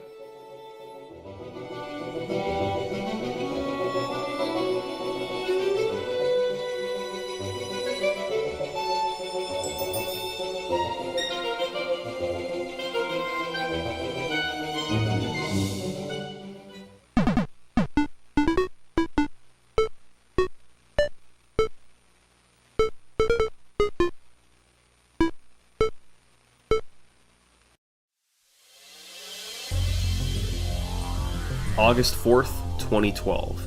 Streaming live on a young website called Twitch.tv, a player is trying to beat perhaps the most famous world record in all of video gaming, the Super Mario 64 120 star world record. It's a competition of how quickly you can collect every star in the most popular 3D platformer of all time. It's part of a relatively new hobby called speedrunning. 120 star is a prestigious enough record that it's rarely broken at this point. But on this day, one man is determined to do it. His name is Celetse. Celetse has been going at this for a while. Even today, he's already been streaming for several hours. He makes dozens of attempts at the record, each one dying to mistakes or just being too slow. But eventually, he's able to get a fast start. Celetse collects star after star, displaying incredible movement and other techniques. Thousands of livestream viewers watch in awe as he makes it past 30 stars, then 50, then 70. He's pulling far ahead. This is on pace for a new world record. The impressive gameplay continues. Excitement is building. He's doing things that most viewers can't even fathom. And then, minutes away from a new world record, he arrives at one of the last stars, the Rainbow Ride 100 coin star. This one is super easy. All you have to do is stand still on a magic carpet and collect a few coins. Celetse does that, and the 117th star appears. All he has to do now is jump up and collect it.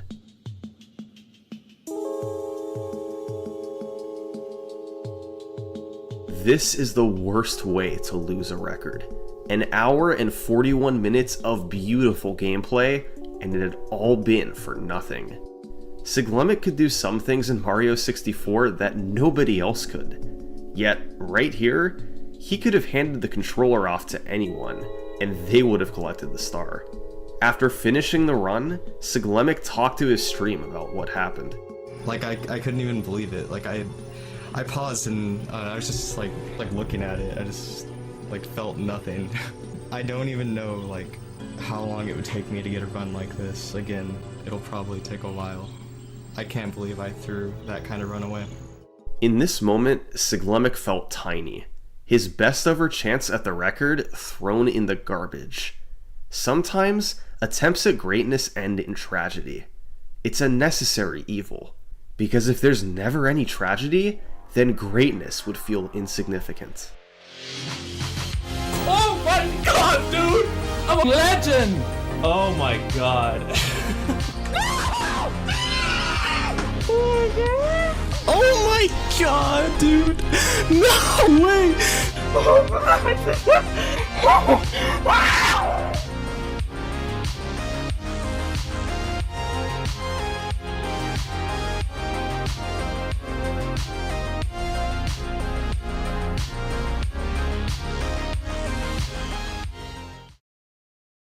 And now, a word from this video's sponsor, Factor. Factor lets you pick from a variety of meals and have them delivered to your door. Just pop it in the microwave and eat it. Factor is a great product if you have a type of diet in mind. If you're on a keto diet, they have higher fat options that are low carb. If you're on a low calorie diet, they have lower calorie options. Different diets are recommended for different lifestyles, so you should be mindful of how much of each macro you eat in each meal. Luckily, Factor is transparent about the nutritional value of each meal on their website and on the back of each package. Check the daily recommended values to make a plan that's right for you. Factor also has a variety of smoothies, protein shakes, and other drinks you can order. Once again, you can tailor these to the type of diet you wish to follow. High protein options, higher fat keto options, or fruit smoothie options. Just check the nutrition facts right on their website.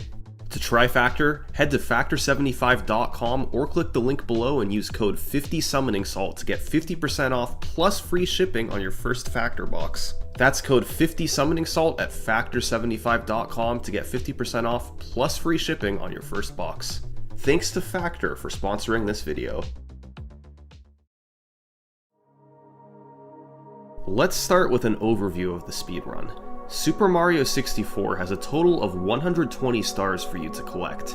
You only need to collect 70 of them to beat the game, but a full 100% completion involves collecting all 120 stars. How do you collect them? Well, the game has 15 levels, and each level contains 7 stars.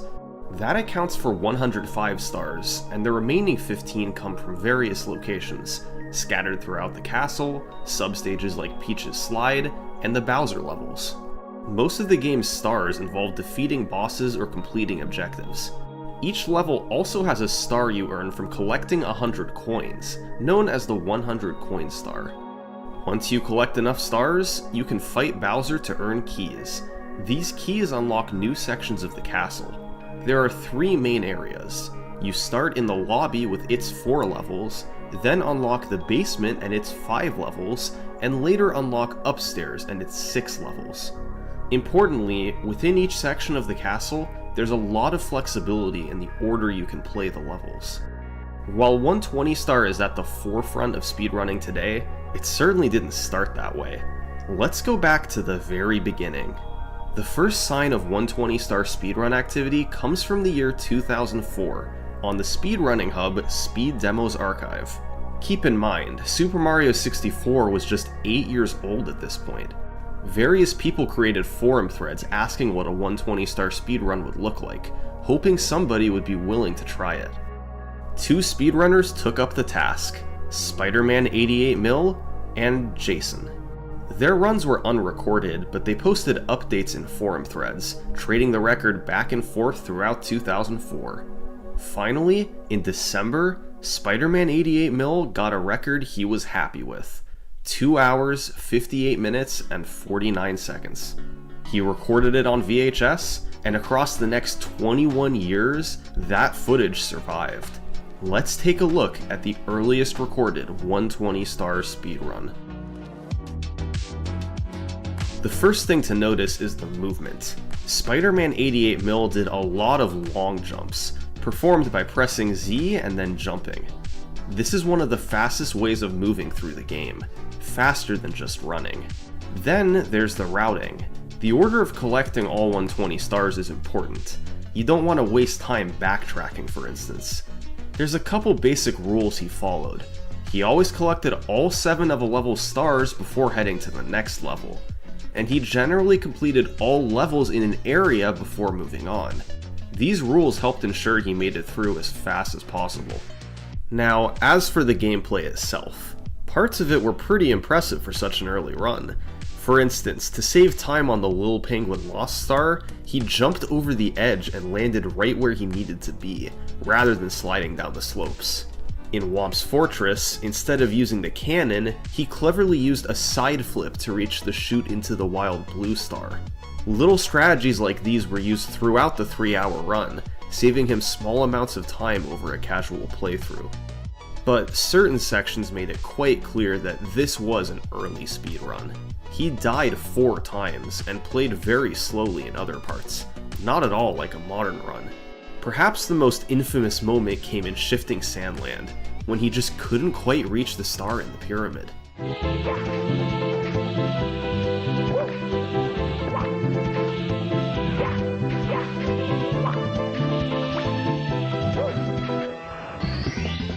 It's silly to think of such moments being in a world record today, but in 2004, things were bound to happen across a 3-hour speedrun. Spider-Man 88 Mil received lots of praise for his record. Most had never seen a run of the game like this before, and although they could see its imperfections, they were impressed to see such a high level of gameplay mostly sustained across 3 hours. Interestingly, Jason realized after watching the run that he'd sort of already beaten it. He'd played on the PAL version of the game, which runs at 5/6 the speed of the NTSC version that Spider-Man 88 Mil played on. So, Jason's 316 would have been timed as a 244 on NTSC, but since it was both unrecorded and played on PAL, it didn't count, and Spider-Man 88 Mil had the official world record. After 2004, we enter a strange period of 120 Stars history. Much of this era has been lost to time, but here's what we do know. Throughout 2005 and 2006, a number of new 120 Star speedruns were submitted to Speed Demo's archive, and every single one was rejected by the site admins. Why? Well, speedrun verification on Speed Demo's archive worked differently back then. They only wanted high-quality speedruns on their website, both in video quality and quality of gameplay. So even if someone submitted a run that was fast enough for a new record, admins could reject it if they felt you could do better. And that happened repeatedly with 120 Star.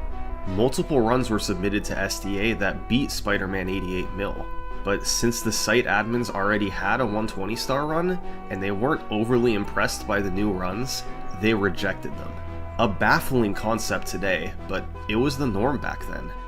It's unknown how many times this occurred, but we know it happened twice to a player known as Amoeba2. In May 2005, he submitted a 254, and in February 2006, he submitted a 247. Both were rejected from SDA. There are also rumors that a player named Ikanaki got a time of 242, but without video proof. Fortunately, this period in history wouldn't last long, because then in 2006, a new player appeared on the forums, intrigued about the possibility of completing a 120 Star run. His name was Dragorn. Dragorn had a different approach. He didn't want to just beat the run on the site, a 258.49. He wanted to demolish it, leaving no chance for his run to be rejected. His goal was to take more than 40 minutes off the record and get a sub 215. Dragorn himself wasn't sure if this was possible, but he got community members excited. Many of them tried to help out, even if their computers limited them. Members from all over the site, who played all different games, eagerly awaited Dragorn's run. Even Spider-Man 88 Mil joined the thread, saying that he felt sub 230 was possible, but not sub 215. Over the next few months, Dragorn posted his progress learning the speedrun. He borrowed many strategies from the existing 70 Star record and looked at coin routes from Curtis Bright's Mario 64 website. Finally, after months of practice, Dragorn posted that he'd completed a run. 2 hours, 19 minutes, and 47 seconds. The community was amazed that he'd taken half an hour off the record like it was nothing. But there was no video posted. It was hard to upload long videos in 2006, and Dragorn felt he could still lower the time a bit more. So, rather than mail in this VHS tape to SDA, he'd wait for the best run he could.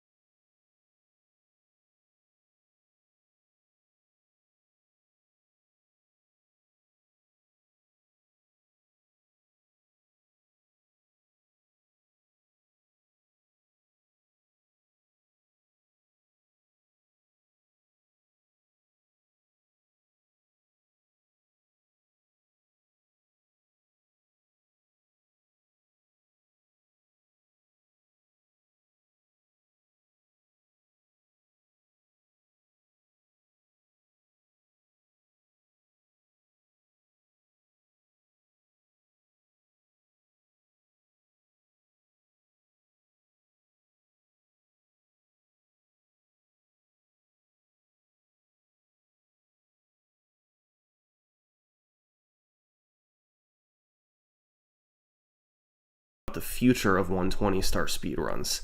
He felt that a 209 was right around the human limit. A sub 2 hour speedrun was completely out of the question. After Dragorn's run, the SDA community lost interest in 120-star, as well as most other Mario 64 categories. Throughout the rest of 2006, 2007, and 2008, Dragorn's record stood unchallenged. Then, in 2009, a new Super Mario 64 community popped up, but this time, it was in Japan. Prior to now, 120-star hadn't seen competition from this part of the world, but in 2009, a group of runners from Japan started streaming speedruns to Nico Nico, a site that let you both live stream and upload videos. This new community turned into the best speedrunners the game had ever seen. They were aware of Dragorn's 120-star record on SDA and set that as their goal time to beat.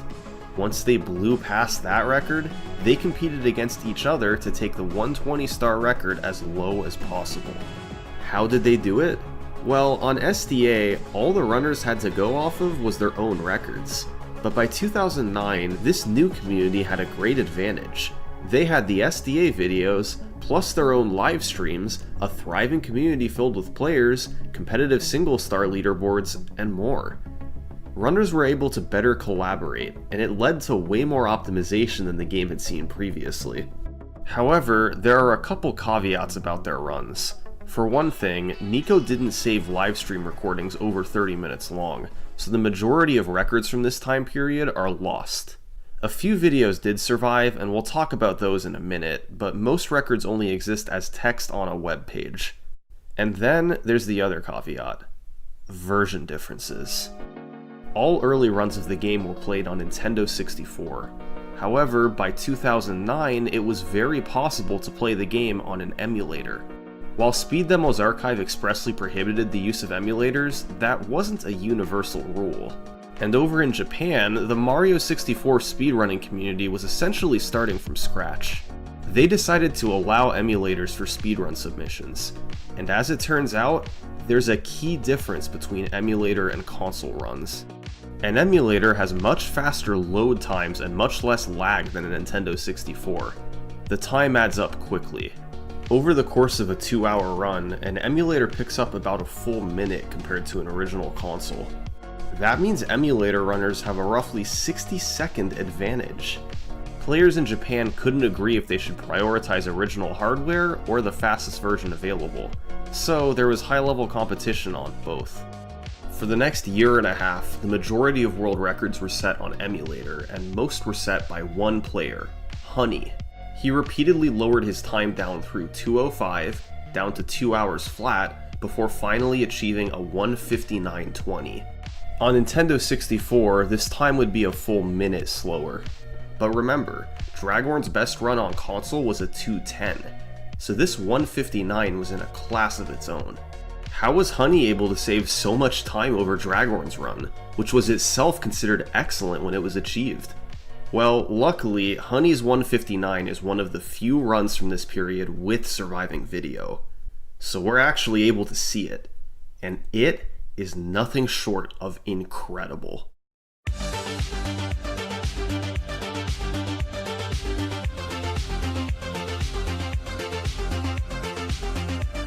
Once again, we'll start with the movement. Honey used more than just long jumps to move around quickly. He mixed in dives and rollouts to move a little bit faster. This may have saved a second or two per star, but across the whole run, this adds up to multiple minutes of time save. Beyond the movement, Honey went for numerous faster strategies that were riskier than what Dragorn did, and showed off a higher level of gameplay overall. For instance, in Bob-omb Battlefield, you're intended to open the cannon and launch up to the big island in the sky, which is what Dragorn did. Instead, Honey gained speed off the slope, then did a triple jump with the wing cap to fly and make it up top. Quite a bit more impressive looking. In Whomp's Fortress, he went for and hit Owless, a very precise trick where you must triple jump and kick off the side of the cage, then land back inside to collect the star. It only saves a few seconds over using the owl to drop in, but this is the level of execution that Honey could pull off. Another example of strategy improvement is how he handled the level Hazy Mazy Kazy Cave, or HMC for short. This level has many different rooms, but there's no ceiling, so if you can get high enough to clear the walls, then you can quickly jump from room to room. For instance, by side flipping and kicking off the wall in the elevator room, Honey was able to clear the wall and make it to the swimming beast in the cavern star. He did similar tricks all through HMC to save 2 minutes over Dragorn. This type of gameplay continued even upstairs during some of the game's hardest levels. Just about the only major flaw was a death in the Wing Mario over the Rainbow Star, which kicked him all the way outside the castle.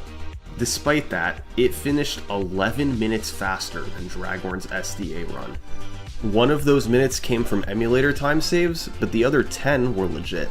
Just better gameplay across the entire run. Over the next few months, the 120-star record underwent a period of rapid improvement.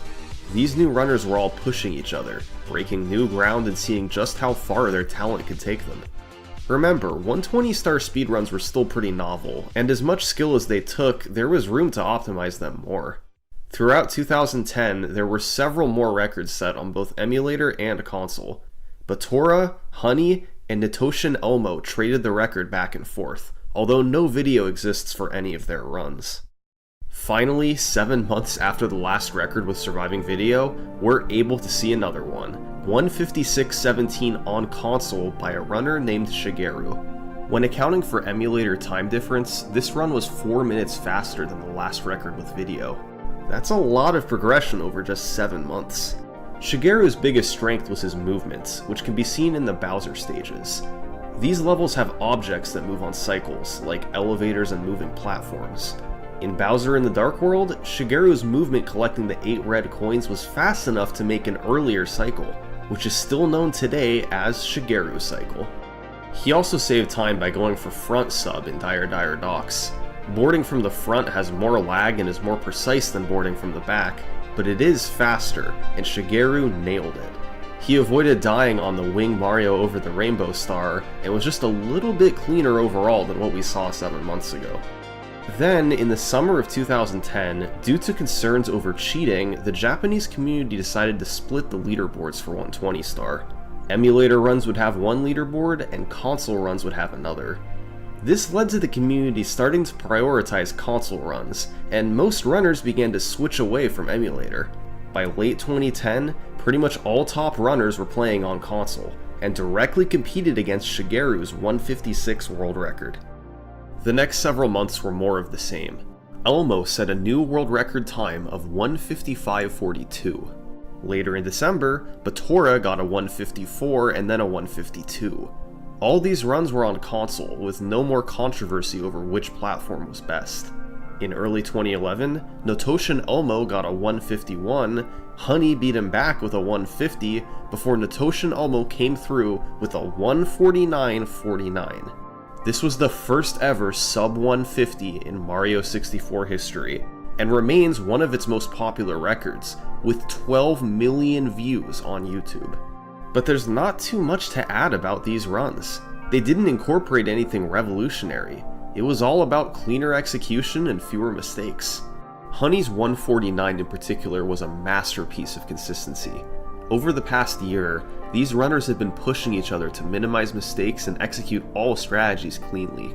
And Honey's 149 was viewed as the pinnacle, the most consistent run the game had ever seen. This was a vibrant, active group that had transformed the way 120 star speedruns were done. The amount of new tricks, the incredible movement, they just kept finding ways to take the record lower.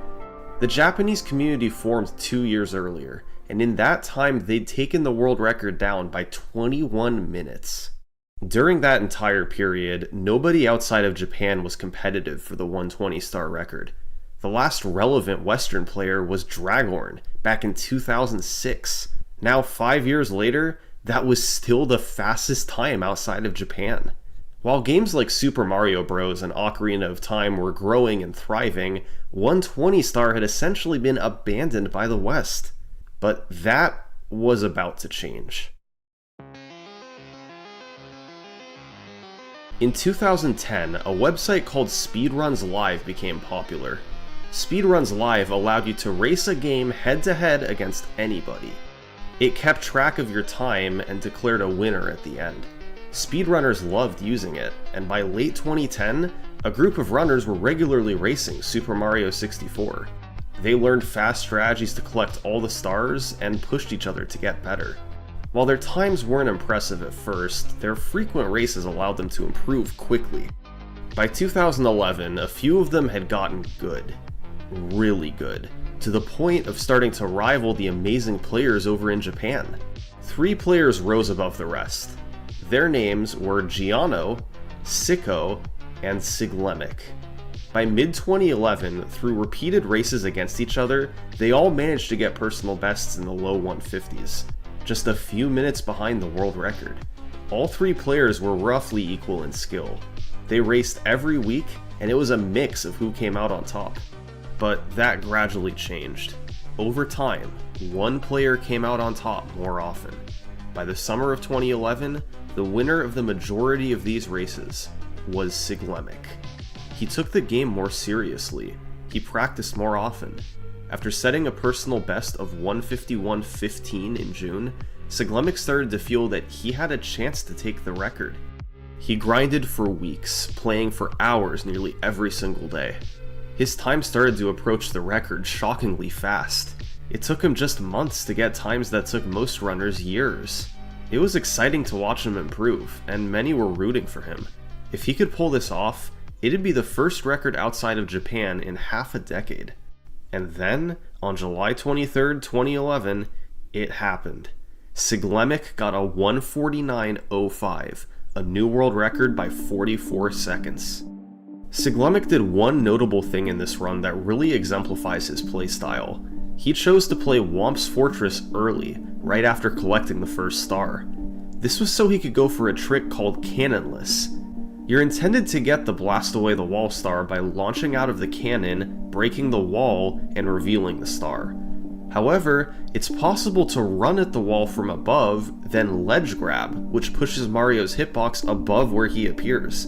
It intersects with the star, and you collect it without having to get in the cannon. This trick is extremely precise.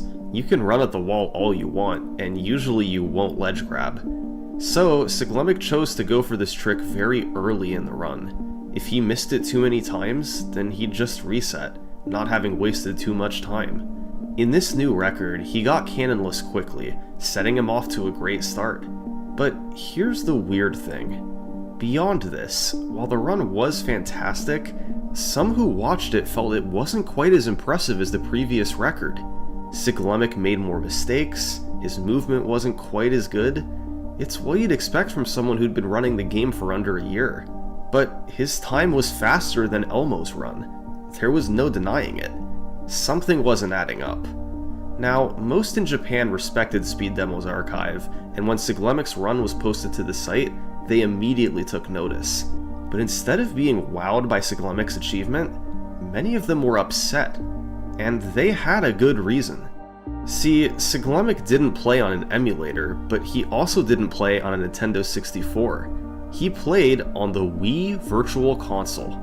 This version was what many Western speedrunners played on at the time. It was cheap if you already owned a Wii, and easier than a Nintendo 64. It also just happened to save a full 2 minutes from reduced loads and lag. That meant if Siglemic's run was played on an original console like Elmo's, it probably would have been a 1:51. That's a fair distance from the record. Siglemic's run was objectively worse. The only reason it was faster was because of Virtual Console.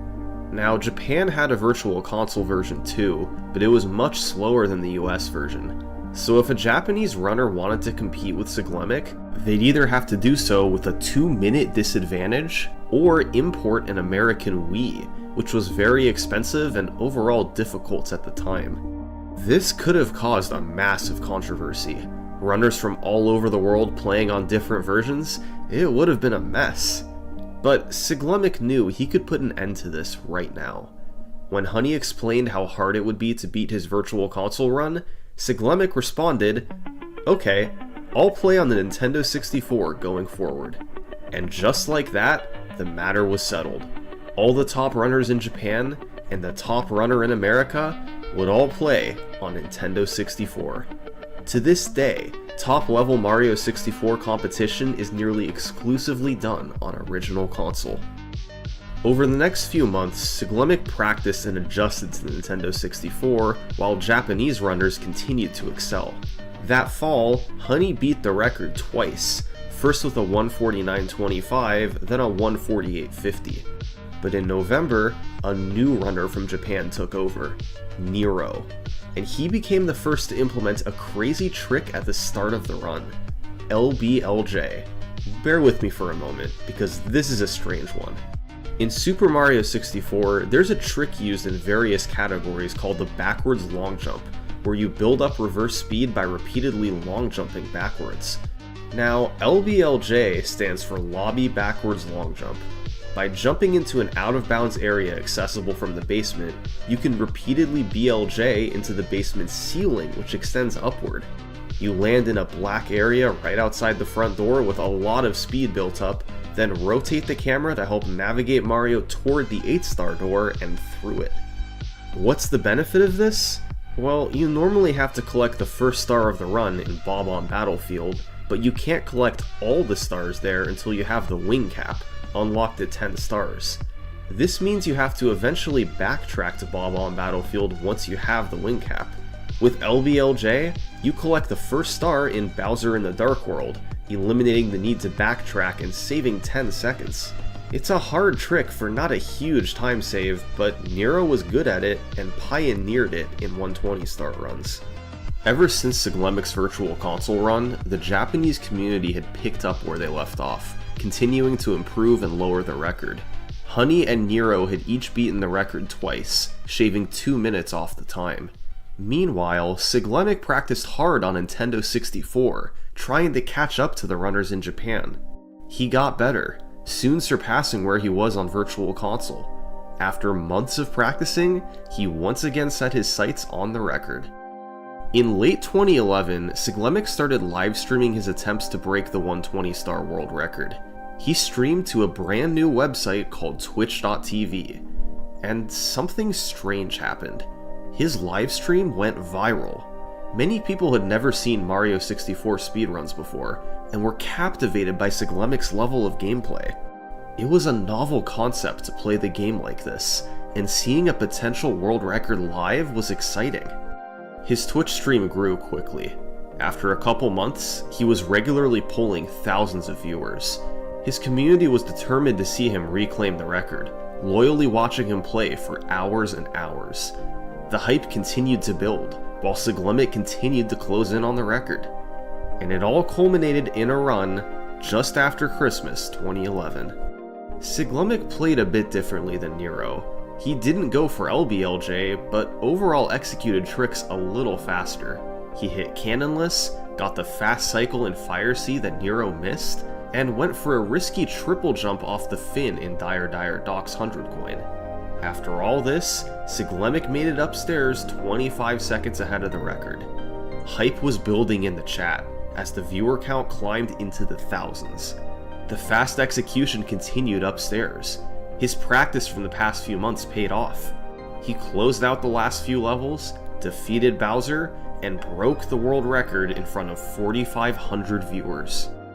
This record made Siglemic an internet phenomenon. Threads appeared on all different forums. News articles were written. Everyone wanted to hear about the man who'd broken the world record live on stream. Siglemic had escaped from the niche of speedrunning and entered mainstream pop culture. It was the most attention speedrunning had ever received before. Many wondered how they could get involved, while others were happy to have just witnessed it live.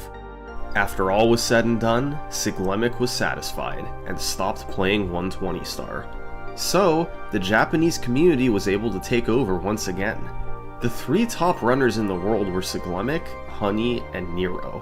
So it was only fitting that once Siglemic broke the record, Honey and Nero quickly followed suit. In March of 2012, Honey got a 147.05, then Nero got a 146.35, both new world records. So, the ball was back in Siglemic's court. He resumed streaming attempts to take back the record, but this time he ran into some serious adversity. Throughout the spring and summer of 2012, Siglemic streamed often, but he wasn't able to break through. He was still getting a lot of viewers, captivating the attention of speedrunning fans everywhere. Yet, this time, they weren't rewarded with a new record.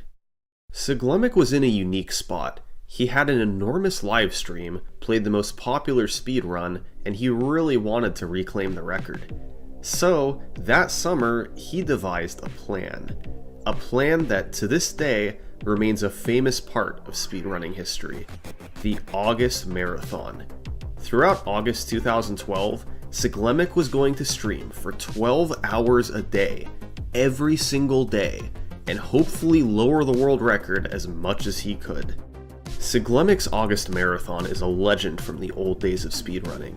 Unlike his previous streams, Siglemic put splits on the screen, so viewers could follow along and see exactly how far ahead or behind he was. The splits in his gameplay on stream were enough to keep viewers captivated. Despite hardly talking at all, not even using a microphone for extended periods, viewers poured into these streams. Every day, he'd regularly have a few thousand viewers as a baseline. When he got on world record pace, it'd go up to 7,000, 8,000, even 10,000 viewers or more. And keep in mind, this was back in the year 2012. Despite the speedrunning community being much larger today, these types of numbers are practically impossible for a modern speedrunner to achieve. Today's viewing base is divided between hundreds or even thousands of streamers playing live at the same time. But in 2012, Celetse was one of only a few speedrunning streamers, and he was playing an iconic game at the highest level. It was a perfect storm of conditions that often led to a viewer count above 10,000, one of the biggest live streamers in the world. They didn't care about a face cam, a microphone, or any of that. They just wanted to see an amazing player destroy their video game. There's only one problem. Many years ago, Celetse deleted all of his Mario 64 gameplay from Twitch and YouTube, meaning his August marathon has very little surviving footage. Thankfully, a few of his viewers were recording his stream during some of his good runs, and certain full runs were downloaded before they were deleted from YouTube. But still, much of his August marathon is completely lost to time. That being said, here's what we do know about the marathon. Celetse started on August 1st, and for the first 3 days, nothing notable happened. But then on August 4th, he got a run that you're familiar with.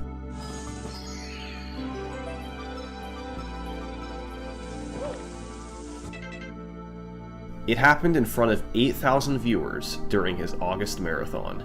He had to come out of his crouch before jumping, then messed up his angle toward the star. As painful as this was, Celetse was at the top of his game, and with daily 12-hour streams, there was no doubt he'd get another chance soon. Sure enough, on day 5 of the marathon, he got another run on record pace. Not quite as fast as what he had yesterday, though. He made mistakes upstairs, but nothing catastrophic. And after 5 days, 60 hours of streaming, Celetse managed to break through.